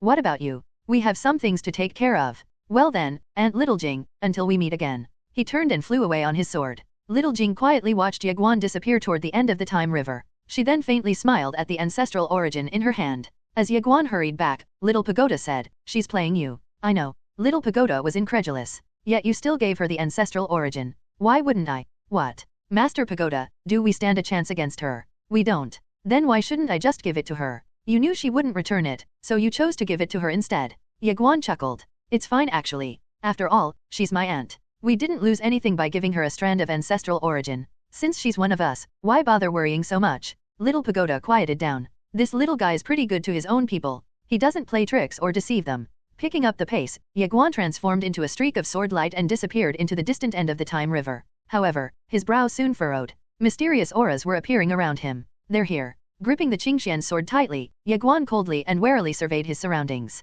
The space in front of him soon collapsed. The next thing he knew, he was in a vast unknown expanse of the starry sky. Not far from him stood an elderly figure clad in a divine robe, holding a staff in his right hand and wearing a crimson cloak over his head. He coldly glared at Ye Guan. Ye Guan's expression darkened. Damn it! The cultivators from the Temple of the Gods are here. With his eyes still on him, the elderly figure pointed the divine staff in his hand toward Ye Guan. Boom! The space in front of Ye Guan suddenly broke, unleashing a burst of blood-red lightning. Ye Guan's pupils abruptly contracted as he fiercely swung his sword forward. Bam! Ye Guan cut the lightning bolt apart. However, the immense force it contained soon pushed him away. Giving him no time to rest, the old man took a step forward and once again pointed the divine staff toward him. Snap! The space around Ye Guan tore open, causing his expression to darken. Countless blood-red lightning bolts thundered toward him. Damn it! Another divine mage? Ye Guan opened his left hand and summoned his mysterious ancient shield. Roaring, he swung the Qingqian sword with his right hand while constantly blocking attacks with the shield in his left. Boom! The onslaught of lightning repeatedly pushed Ye Guan back.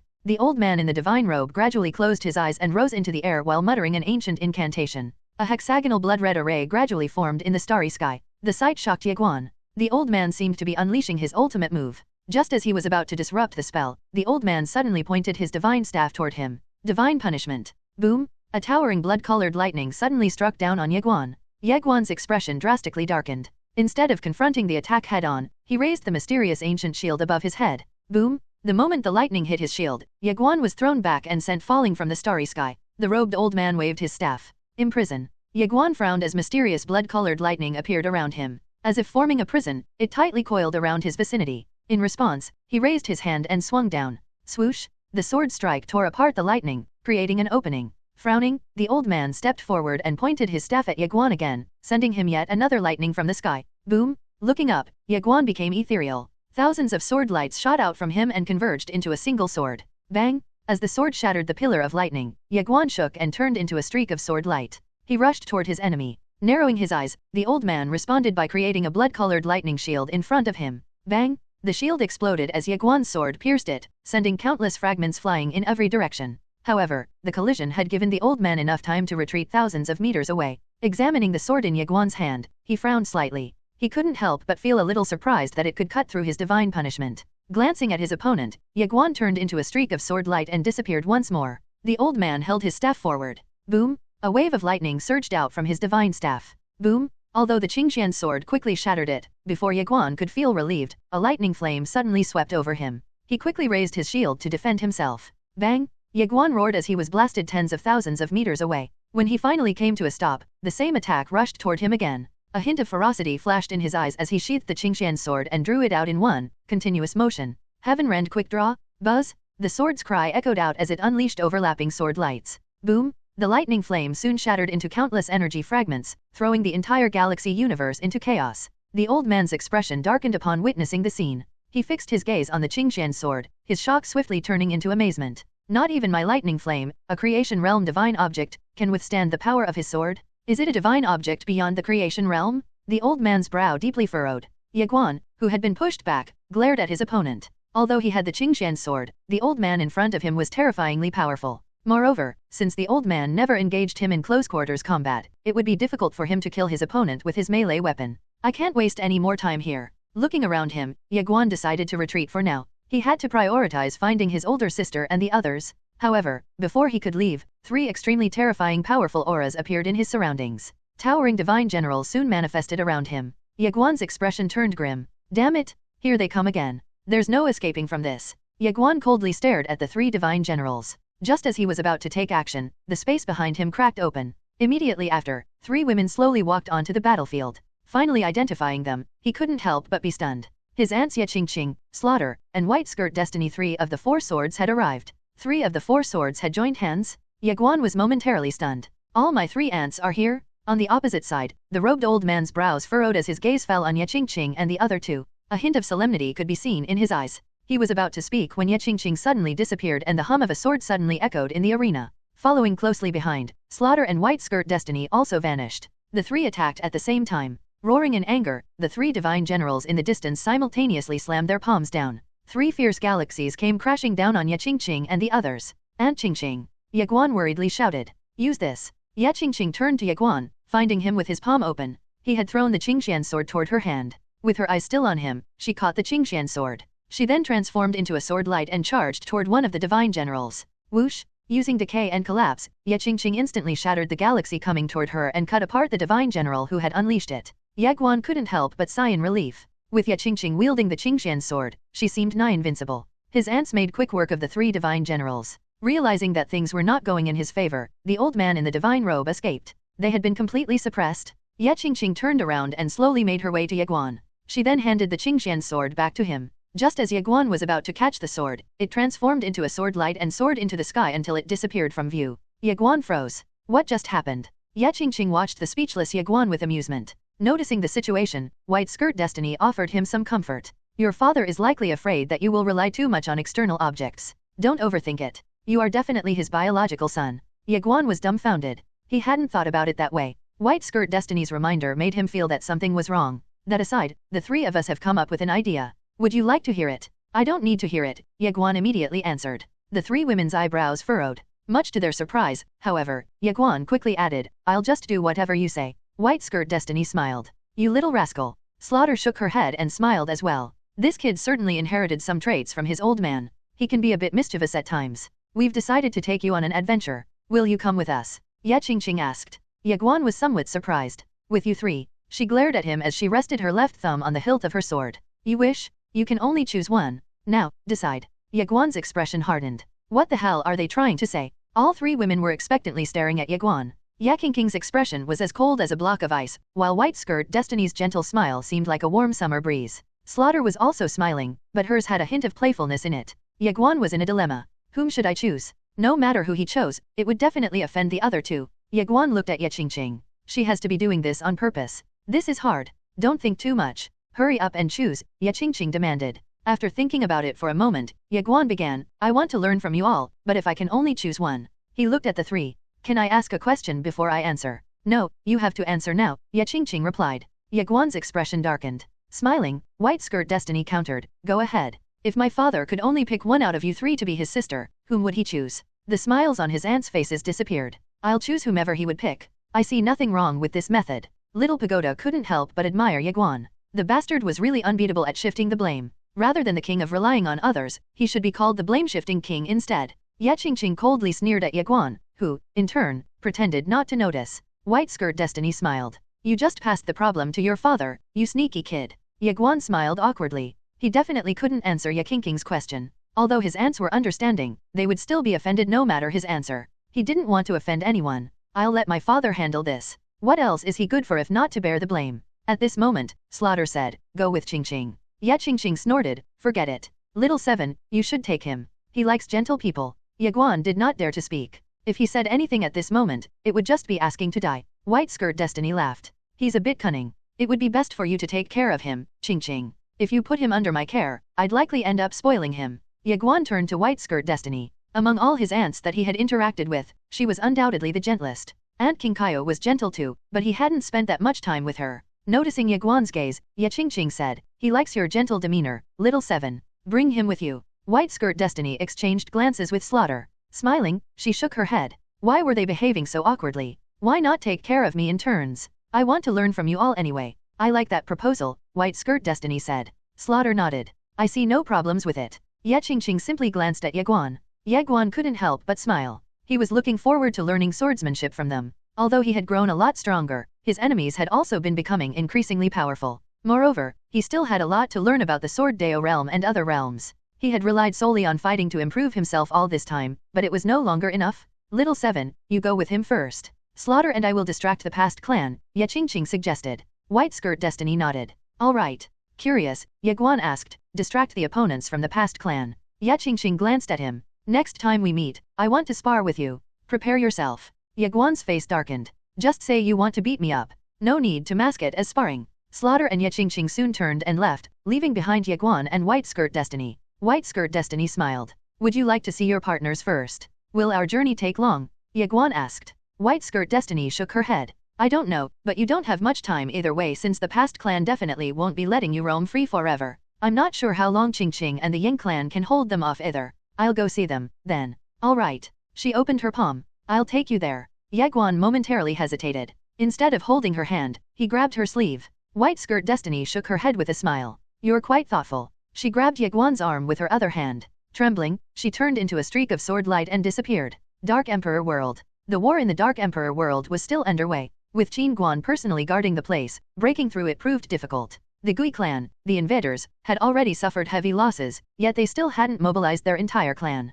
Upon returning to the Dark Emperor world, Ye Guan and White Skirt Destiny met up with Nailanjia. She had arrived not long ago, but Ye Guan had already left to save Saijing by then. Ye Guan's return made the heavy stone in Nailanjia's heart fall. Although married, they had been apart for so long. Hence, they naturally clung to each other when they finally reunited. Unfortunately, Ye Guan only had a day. In the room, by the window, he gently held Nailanjia. She was wearing a long, light red dress and had her long hair cascading down her shoulders. Aware that Ye Guan would be leaving soon, her unmatched beauty bore a faint sadness. How is the situation in the Guanxian universe? Ye Guan softly asked. Despite being the king of the Guanxian universe, he had hardly paid attention to its affairs. Since inheriting the family business, he had either been fighting or on the way to battle. Life was proving too difficult. Everything is fine. Don't worry, Nailanjia whispered as she opened her palm. A strand of sword energy appeared in her hand.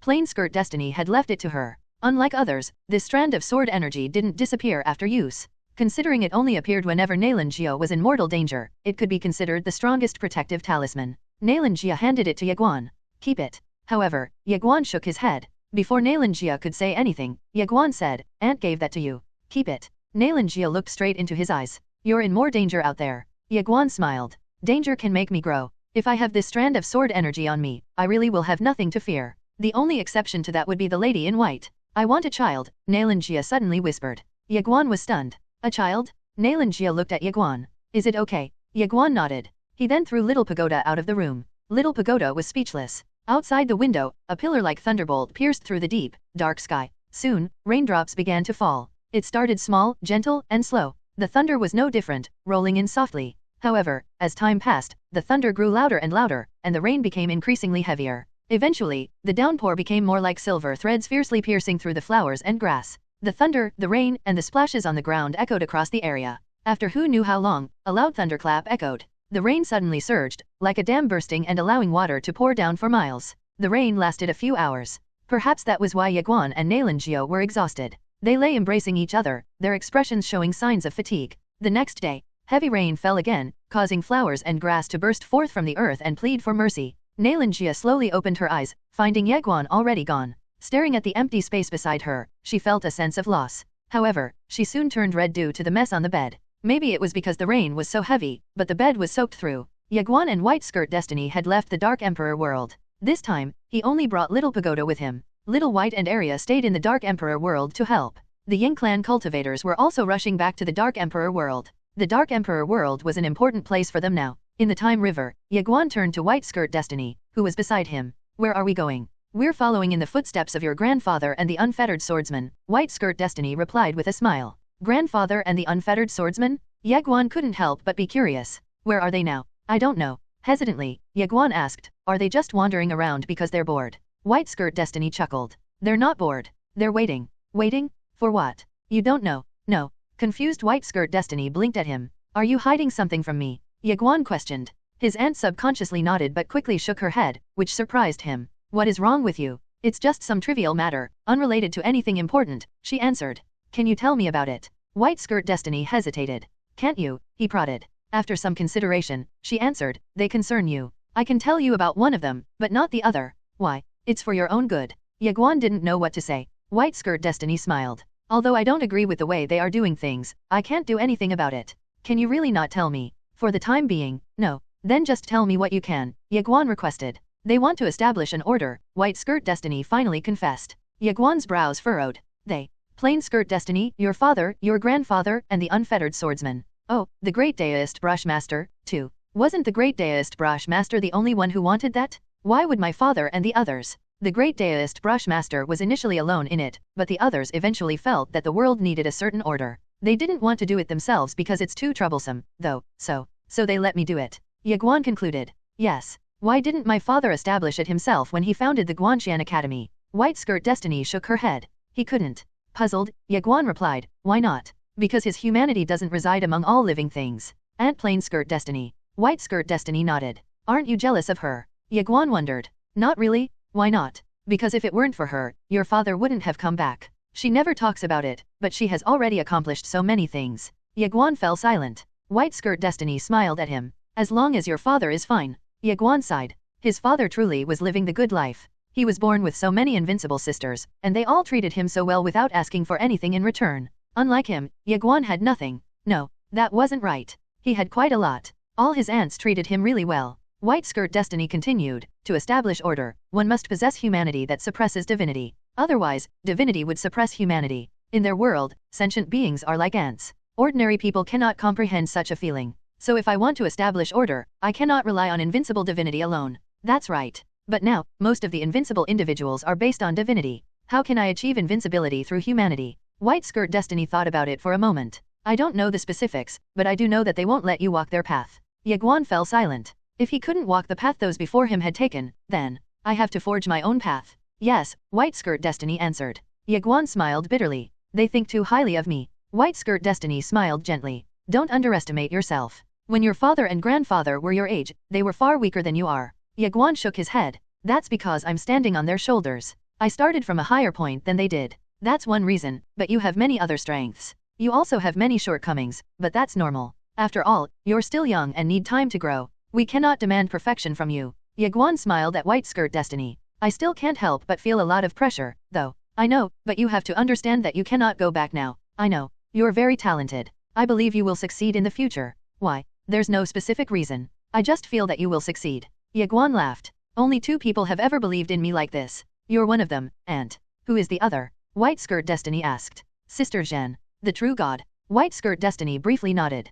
That lady is also very powerful. I have seen what universe tribulations are like. She can suppress that and evil Deo. I have to say, she is really amazing. Right now, I don't want to think about anything else. I just want to rescue my sister as soon as possible. Our first stop is the Tribulation Realm. Ye Guan's expression changed. The Tribulation Realm. Yes. What are we going to do there? You'll know when we get there. The mention of the Tribulation Realm filled his mind with multiple thoughts. What's wrong? White Skirt Destiny asked. I'm so weak right now. If I see my sister in the Tribulation Realm. White Skirt Destiny shook her head. Don't think too much about it. I just can't help but be anxious. I want to be invincible before I rescue her. Going now, I know. Don't worry. We'll become even stronger. After some time, she asked, do you like the true god? Ye Guan nodded. White Skirt Destiny chuckled. Does she like you too? Why would she like someone so weak? Silly boy, affection has nothing to do with strength, especially not for someone who is already invincible. Ye Guan didn't know what to say to that. You want to become stronger and help her, which is a good thing, but don't let that turn into an obsession.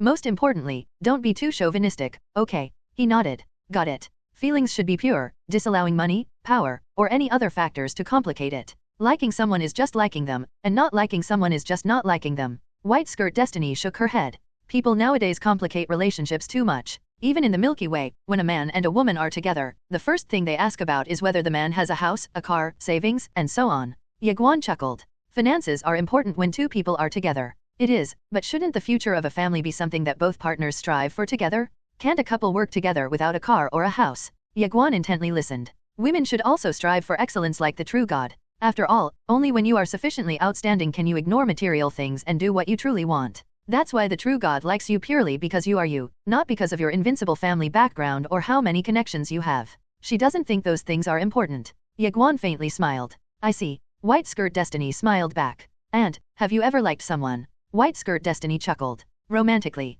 Ye Guan nodded. Not really, she answered, her gaze falling on the end of the time river. Having my brother is enough. My father is really lucky. White Skirt Destiny blinked at him. Aren't you lucky too? Ye Guan didn't know how to react. She added, we care about you a lot too. You're our family. Only 2 people had ever been truly important to the 5 destinies, Ye Xian and Ye Guan. Although they didn't have much to do with the Ying clan, in their hearts, those 2 were the ones closest to them. That was why they were always so deeply involved whenever Ye Guan was in trouble. Nanjing and the others considered Ye Guan as part of the Ying clan, but the 5 divinities saw him and Ye Xian as their own kin. White Skirt Destiny's words warmed Ye Guan's heart. His aunts had certainly been very good to him. We're here, White Skirt Destiny announced. Ye Guan snapped out of his thoughts. Filled with anticipation and apprehension, he looked into the distance. Sister Zhen. I wonder how she's doing now. Ye Guan slowly closed his eyes, feeling the immense pressure on his shoulders more prominently now. 100 years? Can I become invincible within 100 years? Will the past clan give me that much time? White Skirt Destiny glanced at Ye Guan,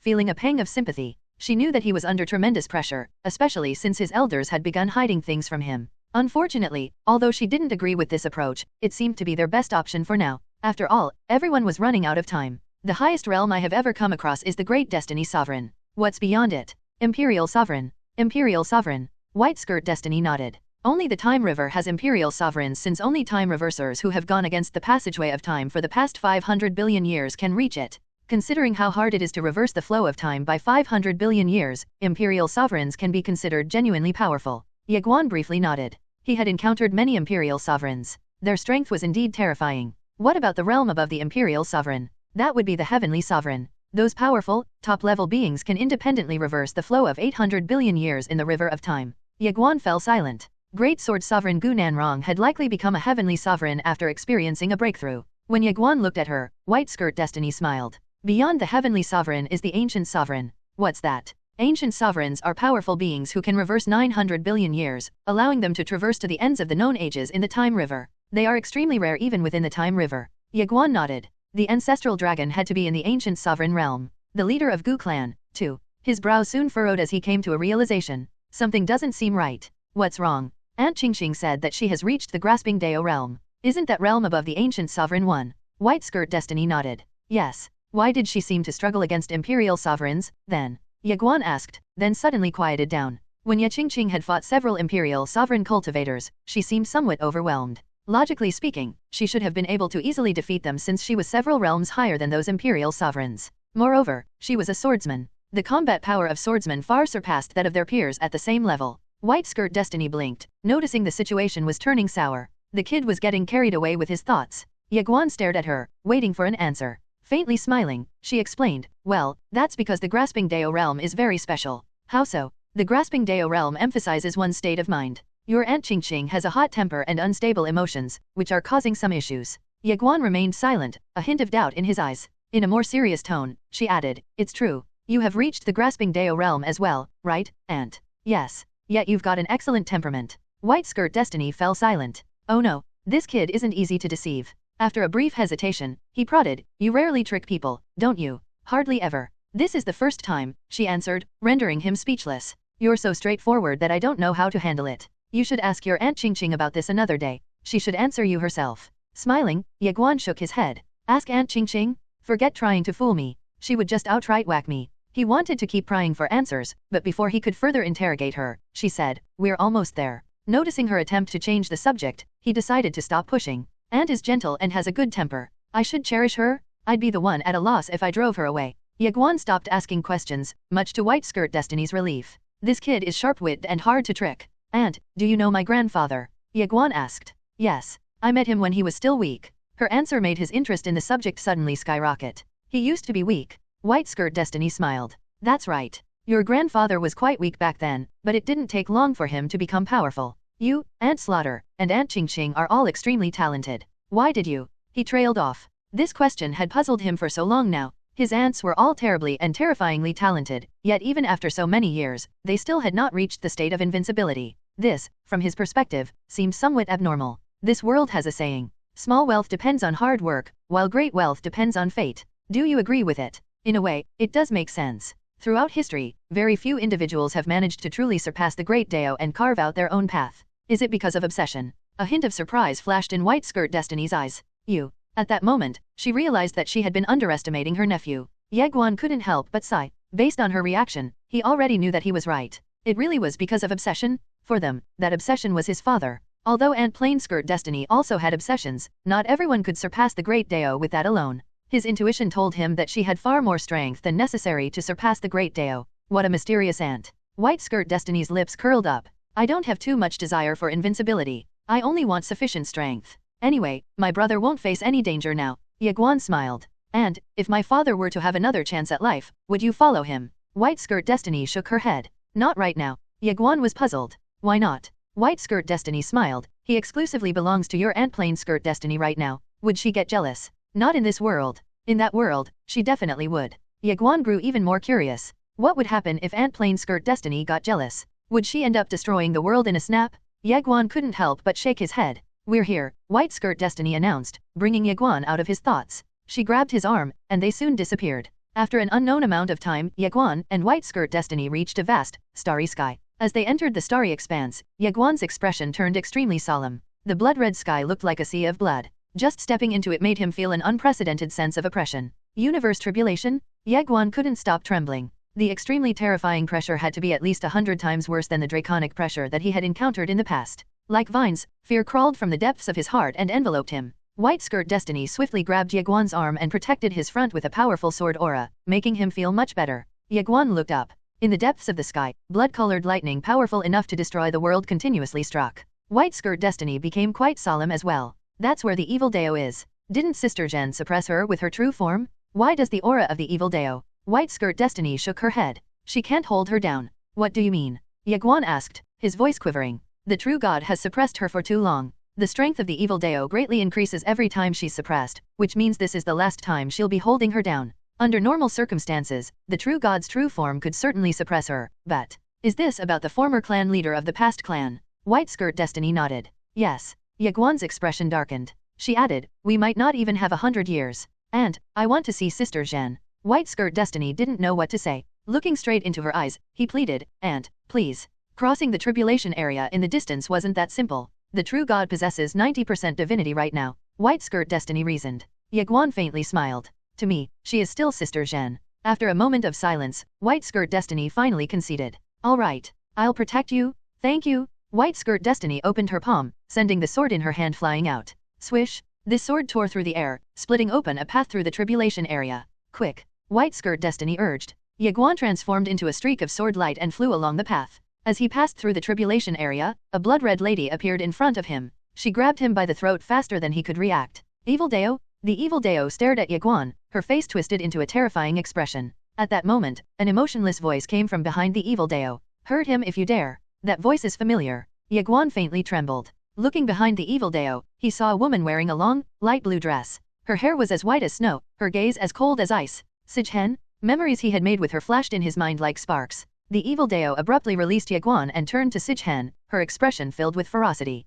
You can't even protect yourself, yet you want to protect this man. Sijhen jealously stared at her. The evil Dao scoffed, then looked back at Ye Guan. Invincible for 100 years? Is this all you've got? Trash. Sensing a terrifying force speeding toward her from behind, she swiftly whirled around. Boom! Along with a dull thud, the evil Dao was sent flying thousands of meters away. Upon skidding to a stop, she gave Sijhen a resentment-filled death glare. Ignoring her, Sijhen turned to Ye Guan. Her gaze was void of emotions. Ye Guan walked straight toward her. However, just as he was about to take the last step to reach her, an invisible force stopped him from approaching any further. Sijhen shook her head, turned around, and said, Leave. Slightly taken aback, Ye Guan called, Sister Zhen. What are you doing here? She coldly asked. I came to see you, he softly replied. Sijhen was rendered speechless. Ye Guan tried to approach her once more, but the invisible barrier stopped him again, causing a sigh to escape his lips. If you don't want to see me, I'll leave. He turned around and began to walk away. Deep down, he was a little anxious. Sister Zhen will try to stop me from leaving, right?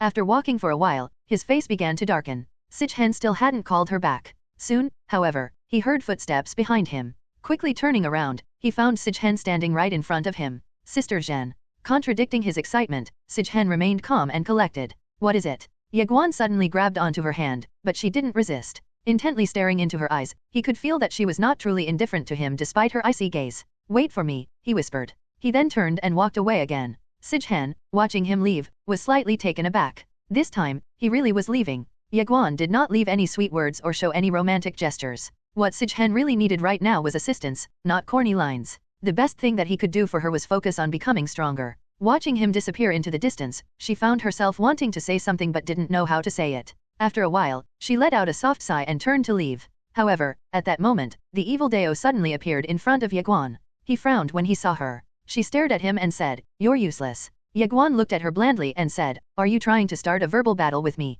The evil Dao's eyes were full of disdain. What else are you if not useless? 100 years. Do you think that woman can last 100 years? Ye Guan frowned. What do you mean? The evil Dao scoffed. You still don't understand? Haha. What made you think suppressing the universe tribulation is that easy? The universe tribulation arises from all living beings. Hence, restricting it is no different from going against Dao. Even as we speak, she continues to face the backlash of all beings' countless evil beliefs. Oh, to be able to taste that. Ha ha ha. Ye Guan's expression darkened. With a wave of her right hand, the evil Dao created a light projection screen 100 meters away from him. It showed Sijhen's true body in an unidentified but chaotic space. The energy of countless evil beliefs was endlessly surging toward her. They were tirelessly consuming her, rapidly depleting her vitality day after day. You think she's only suppressing me? No, she's suppressing the collective karma of all living beings. She was lying to you when she said she had 100 years. At most, those evil beliefs will finish devouring her in 10 years. Ye Guan clenched his fists as he looked at Sijhan, who was already walking away. With his voice trembling, he asked, Sister Zhen, is that true?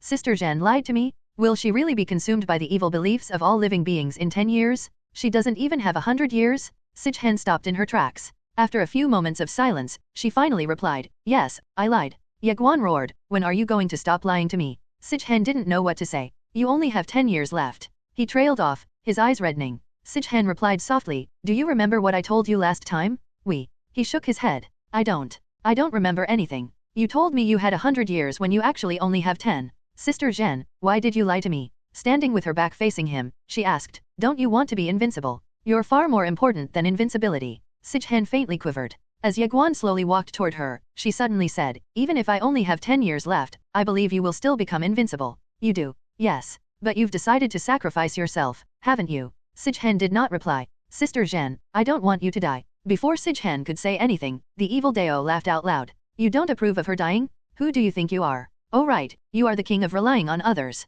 You have a powerhouse to rely on, don't you? Come on, call them here, then. Do it. Ye Guan frowned at her. Has this woman been suppressed for so long that even her brain has been damaged? The evil Dao glared at him, resentment evident in her eyes. You worthless little insect. Boom! The space-time in front of Ye Guan suddenly tore open. Plain Skirt Destiny slowly walked out of it, much to Ye Guan's surprise. And she turned to Ye Guan.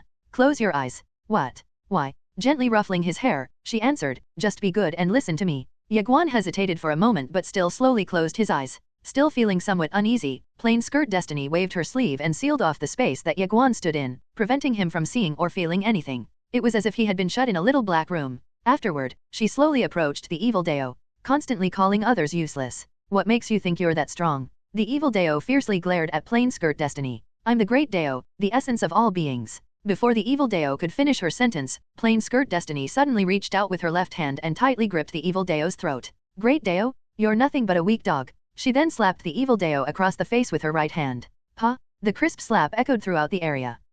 After being slapped by Plain Skirt Destiny, the evil Dao went berserk. So much anger consumed her that her eyes looked as if they were about to shoot out flames. How dare! Bam! Before she could finish her sentence, Plain Skirt Destiny lifted her and violently slammed her into the ground, shattering space-time in the process. The evil Dao was at a complete loss for words. Plain Skirt Destiny stepped on the evil Dao's face with her right foot and then looked down at her. You keep thinking highly of yourself, completely unaware that you are as insignificant and weak as an ant. She put even more strength in her foot, causing the evil Dao's face to contort. Had the evil Dao ever experienced such humiliation? Roaring in rage, she unleashed countless tribulation lightning bolts. However, before they could even materialize, they were shattered and crushed by a terrifying force. Before her might, the evil beliefs of all living beings and tribulation forces were rendered useless. They couldn't even resist. Panic spread in the evil Dao's heart, causing her to tremble uncontrollably and her eyes to fill with disbelief. Plain Skirt Destiny just kept emotionlessly staring at her. Weakling. The evil Dao looked back at her with terror-filled eyes. Why you? She stammered, her voice trembling. Bang! Plain Skirt Destiny kicked the evil Dao's face, sending her flying thousands of meters away. You can fight him, but you can't humiliate him. Understood. Shaken to her core, she looked back at Plain Skirt Destiny in fear. Has this woman transcended the great Dao? Even so, it should still be impossible for me to be this powerless against her. How is this possible? She was utterly bewildered. The martial faith in her heart collapsed, having realized that her opponent's capabilities were beyond even her understanding of martial arts. Before this battle, she had always thought that she had reached the ceiling of power. Plain Skirt Destiny glared at her. Come here. The evil Dao's expression darkened. She wanted to retreat, but a terrifying aura had locked her in place. Plain Skirt Destiny raised her hand and delivered another slap. Blood sprayed from the evil Dao's mouth. Plain Skirt Destiny pressed her fingers together and captured a drop. After smearing it on the corner of her mouth, she tore off a piece of her clothing. Now, she looked as if she had just fought a fierce battle. The evil Dao was bewildered. What is she doing? Plain Skirt Destiny turned around and waved her sleeve, releasing Ye Guan from the seal. He couldn't help but be surprised to see her seemingly wounded. And, you. Plain Skirt Destiny calmly glanced at the evil Dao. She is very strong. I am no match for her. The evil Dao didn't know what to say. Meanwhile, Ye Guan's expression darkened, and his heart was filled with shock. Even Plain Skirt Destiny can't defeat her? He had always thought that she was invincible. Now, he turned to the evil Dao. He never expected her to be even stronger than his aunt. That's ridiculous. I'm doomed. Ye Guan went completely numb. His martial faith was starting to collapse. Go on without me. I'll stay behind to deal with her, Plain Skirt Destiny said. And, focus on cultivating. You are our final hope. She then glanced sideways at White Skirt Destiny. Catching on to Plain Skirt Destiny's plan, White Skirt Destiny grabbed Ye Guan by the arm. With her voice trembling, she said, "Let's go. If we don't leave now, we won't be able to escape." White Skirt Destiny led him away, eventually disappearing into the distant sky. Once Ye Guan was gone, Plain Skirt Destiny turned to the evil Dao. Her expression immediately changed, causing the evil Dao to hastily back away. "Even a dog is stronger than you," Plain Skirt Destiny blandly remarked. She then transformed into a ray of sword light and disappeared into the depths of space. Evil Dao's sour expression showed how terrified she was. She had heard of Plain Skirt Destiny before and knew that she was Ye Guan's aunt, but she had never fought against her before. She expected Plain Skirt Destiny to have only transcended the Great Dao at most. Someone of such caliber would not have been much of a threat to her. After all, she was the manifestation of the Great Dao itself. However, Plain Skirt Destiny proved to be far more fearsome than she imagined. The evil Dao still couldn't even believe that she was completely helpless against her. "Do you know how weak you are now?" the true god queried. The evil Dao turned to her. "You should worry about yourself. In 10 years, you will be consumed by the evil beliefs of all living beings. When that happens..." "Oh, no,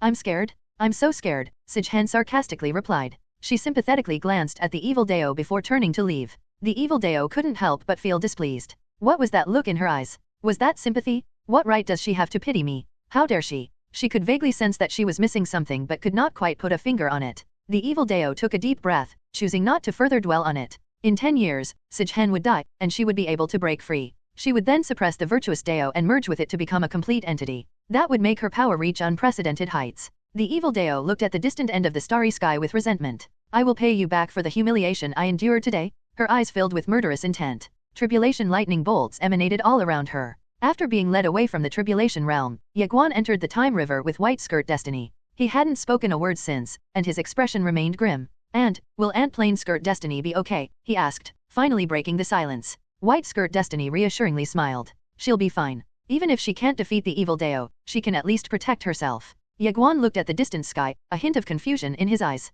"I never imagined that the evil Dao would be so powerful. Well, she is the embodiment of the Great Dao. Furthermore, as the evil Dao, she grows stronger every time she is suppressed. Since the true god has suppressed her multiple times already throughout the years, her power has now reached a terrifying level." She then looked at him with a serious expression. "Now, you are our final hope." Ye Guan took a deep breath. He had to admit that he was starting to feel the pressure. He had always thought of Plain Skirt Destiny as an invincible and untouchable god. Today, however, the evil Dao defeated her, shattering his godly image of her. No longer able to rely on Plain Skirt Destiny or his father as his last resort, he could only depend on himself now. Apart from the evil Dao, he also had to worry about the clan leader of the past clan, who could shatter even the Xianyuan sword. His enemies were very powerful, and his side was now at a disadvantage. He tightly clenched his fists as his eyes filled with determination. "And, please help me grow stronger." The corners of White Skirt Destiny's lips curled up. "Of course. Let's go look for that ancestral dragon." Ye Guan was puzzled. "Ancestral dragon?" White Skirt Destiny nodded. "We need to enhance not only your strength but Aokinkin's as well.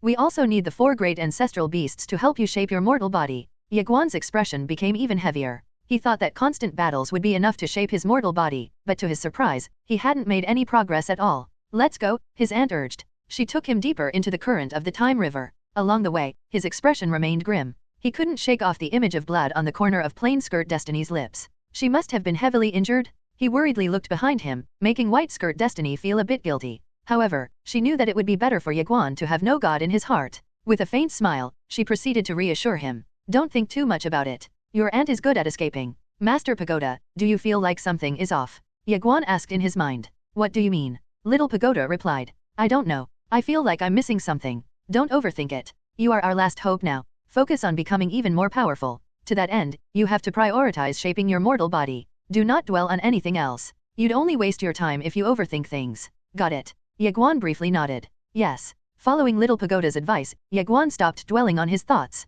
White Skirt Destiny heaved a sigh of relief when he stopped asking questions. This little lad is hard to deceive. After some time, she looked into the distance. "We're almost at the ancestral dragon world. When you mentioned the 4 great ancestral beasts earlier, which beasts were you referring to?" Ye Guan asked. "The ancestral dragon, the primordial turtle ancestor, the ancestral phoenix, and the primordial tiger ancestor." "The primordial turtle ancestor?" Ye Guan frowned. "We're here," White Skirt Destiny said. With a wave of her sleeve, she tore open the space-time before them. She then led Ye Guan into the ancestral dragon world. Ye Guan's frown deepened the moment they entered. He could feel a very unusual energy. Something's wrong? Upon reaching a vast expanse of stars, White Skirt Destiny frowned as well. The two were stunned by the scene before them. Floating in the expanse of stars was the bloody head of the ancestral dragon, and surrounding it were its scattered remains. There was also a strong metallic taste of blood in the air. The scene stunned Ye Guan and White Skirt Destiny. The ancestral dragon had been beheaded. They exchanged a shocked glance, both unable to think of anyone who could have done this. Ao Qian soon appeared. Seeing the ancestral dragon's corpse, she frowned deeply. At the same time, the eyes of his severed head slowly opened. Senior, Ye Guan quickly greeted. Looking at Ye Guan and Ao Qian, the ancestral dragon said softly, "You're both here. Senior, what happened here?" Ye Guan quietly asked. "Temple of the Gods. Why did they target you?" The ancestral dragon looked at Ye Guan. However, before it could reply, it sensed something. Almost at the same time as it narrowed its eyes, its head exploded, sending parts of its brain flying in all directions. Its soul was completely destroyed. Ye Guan's expression drastically darkened. Turning to his right, he found a mysterious person in a red cloak standing thousands of meters away. White Skirt Destiny narrowed her eyes at the mysterious figure. Staring right back at Ye Guan, the man tightened his right fist. Kacha? The space-time all around Ye Guan instantly split open. A silent yet fierce slash from a blood blade rushed toward Ye Guan. In response, White Destiny stood in front of him and thrust her sword forward. Clang! The blood blade was knocked away. "He's from the Temple of the Gods," she said. The mysterious figure smirked coldly. He then turned into an illusion. "Can you stop him?" Ye Guan asked. She nodded. Yes. She waved her sleeve, sending out her Transcendence sword. Soon after, it transformed into a cage, imprisoning her opponent. Frowning, the mysterious figure tightly clenched his right fist again, causing a powerful force to erupt from within him. Boom! The sword cage created by White Skirt Destiny violently rattled. However, the cloaked man failed to break free from it. Thousands of meters away to the right of the cloaked mysterious figure, space-time suddenly ruptured. From within it slowly walked out a man in white robes. He lightly waved the white bone fan in his hand. Boom! The attack knocked away White Skirt Destiny's Transcendence sword. She opened her hand and recalled the sword, making it fly back into her grip. Ye Guan and White Skirt Destiny looked at the white-robed man as he faintly smiled. White Skirt Destiny. White Skirt Destiny frowned. The white-robed man continued, "Do not be surprised. We naturally had to investigate who you were. Are you from the Temple of the Gods?" Ye Guan asked. "Yes," the man answered. "I don't remember there being any grievances between us. Young Lord Ye, your beliefs differ from ours." Ye Guan fell silent. The Temple of the Gods was clearly siding with the evil Dao. The white-robed man lightly waved his fan. "I have to admit that you have caught us by surprise. We did not expect your allies to be so immensely powerful. It truly caught us off guard." Ye Guan replied, "Are you changing your approach now, then? It was mentioned in the records that you are extremely intelligent. It seems they are right. The ancestral dragon was not on my side. Why did you kill it? Because it not only refused to submit to the Temple of the Gods but even looked down on us." Ye Guan was rendered speechless. The white-robed man suddenly turned his head to glance at something. With a frown, he said, "We will meet again, young Lord Ye." He and the cloaked figure disappeared. Ye Guan frowned. He knew nothing about the Temple of the Gods. Reaching a realization, Ye Guan looked sideways at Ao Qian, who was staring at the ancestral dragon's corpse with a melancholic expression. He sighed and held her hand tightly to comfort her. The ancestral dragon was like a mentor to her. Witnessing its demise must be weighing heavily on her heart. "They may be trying to subjugate all of the ancestral beasts in this world," White Skirt Destiny said. Ye Guan was about to say something when the spacetime in front of him slightly quivered. His expression soon turned grim. "What is it?" asked White Skirt Destiny. Ye Guan replied, "Mother just sent word. The powerful figures from the past clan and the Gui clan have retreated." "Retreated?" "Yes. All of them. They must be hatching a new plan." After a moment of silence, she concluded, "Let's not worry about them for now. We have to prioritize quickly shaping your mortal body. But I refuse to believe that the Temple of the Gods can make all the ancestral beasts submit to them. Can Arya help me?" Arya was a demonic beast too, an incredibly powerful one. White Skirt Destiny shook her head. "No, why not? Arya's bloodline is strong and shares the same origin as yours. Letting her enter your body will just help your mad demon bloodline suppress your mortal bloodline. How would that help us shape your mortal body?" After a brief pause, she then asked, "Can you get your Phoenix Emperor bloodline to help your mortal bloodline?" Ye Guan shook his head. "Why not? The Phoenix Emperor bloodline does not intervene in such things. Every time the Mad Demon bloodline and the Mortal bloodline clashed, the Phoenix Emperor bloodline just sat on the sidelines and watched quietly. Perhaps it was trying to profit from their fights.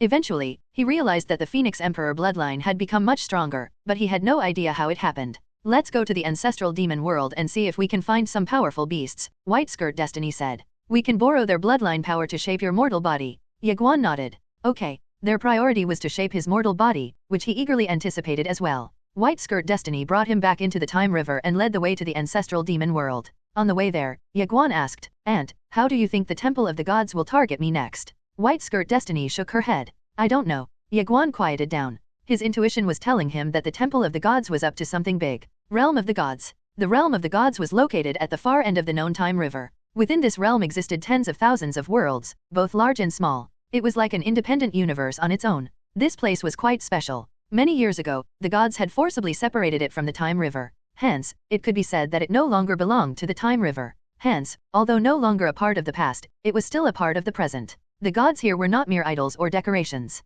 As long as one showed their sincerity, their prayers could be answered. Hence, in front of the temple of the gods, countless devout individuals came to kneel and pray every day. The square in front of the temple of the gods could accommodate millions of people, yet it was crowded every day. Fortunately, the realm of the gods had at least tens of millions of temples like these. Within the main hall of the temple were 5 statues, 4 males and 1 female. They all exuded a majestic and solemn aura that made people hesitate to look directly at them. An elderly man dressed in divine robes was sitting in that hall, holding a scepter and reading a divine scripture. Soon, a middle-aged man enveloped in a graceful and refined aura entered the hall. He was wearing a white robe and had a white bone fan in his hand. He bowed to the elderly man in divine robes and respectfully greeted him. Temple Master. The Temple Master was the representative of the gods in the mortal realm, making him the most authoritative figure and undoubtedly the most powerful being in the realm of the gods. Is it dead? The Temple Master asked. The white-robed man nodded. The ancestral dragon refused to submit. The Temple Master's eyes were filled with sympathy. The gods are kind and merciful, bestowing grace upon the world, yet it refused to accept them.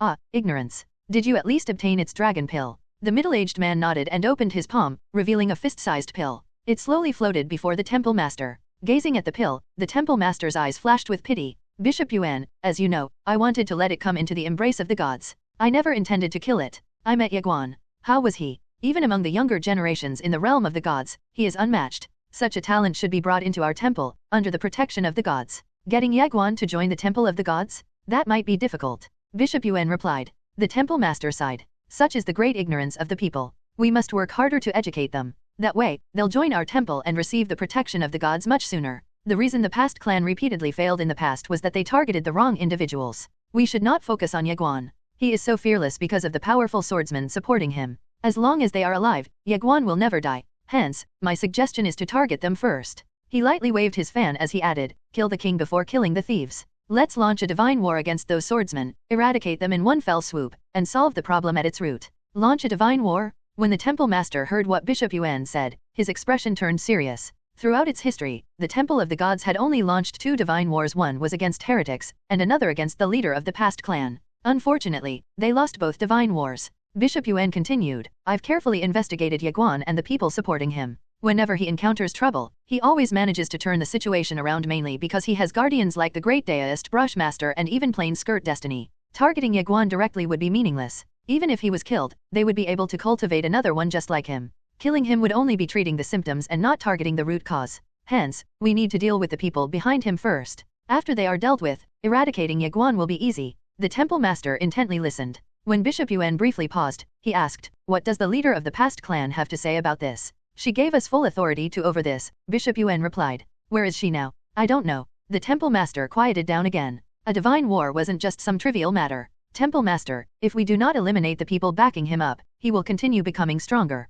Even as we speak, he's out there in the Time River, his strength rapidly advancing. He's not a threat right now, but at the rate he's improving, even the Temple of the Gods will soon have to take him seriously. The Temple Master slowly got up and paced around. He then stared at Bishop Yuan. You of all people should know what launching a divine war entails. Of course, but we have no other choice now. Ye Guan is not the core issue now. The real problem lies with the people who back him up. As long as we get rid of them, eliminating Ye Guan will be a piece of cake. After pondering for a moment, the Temple Master softly sighed. So be it. For the sake of all living beings, we will initiate another divine war. Let's start by eliminating Ye Xian. The Temple Master frowned. The Sword Master from Guanxian Universe. Yes. According to what I've gathered, the Sword Master and his sister, Plain Skirt Destiny, have already reincarnated. They should be the easiest to kill. Where did they reincarnate? We're still looking into it. Since we plan to eradicate everyone behind Ye Guan, we should investigate the others as well. Of course. Did the clan leader of the past clan say anything before she left? No. She just gave us full authority over this matter.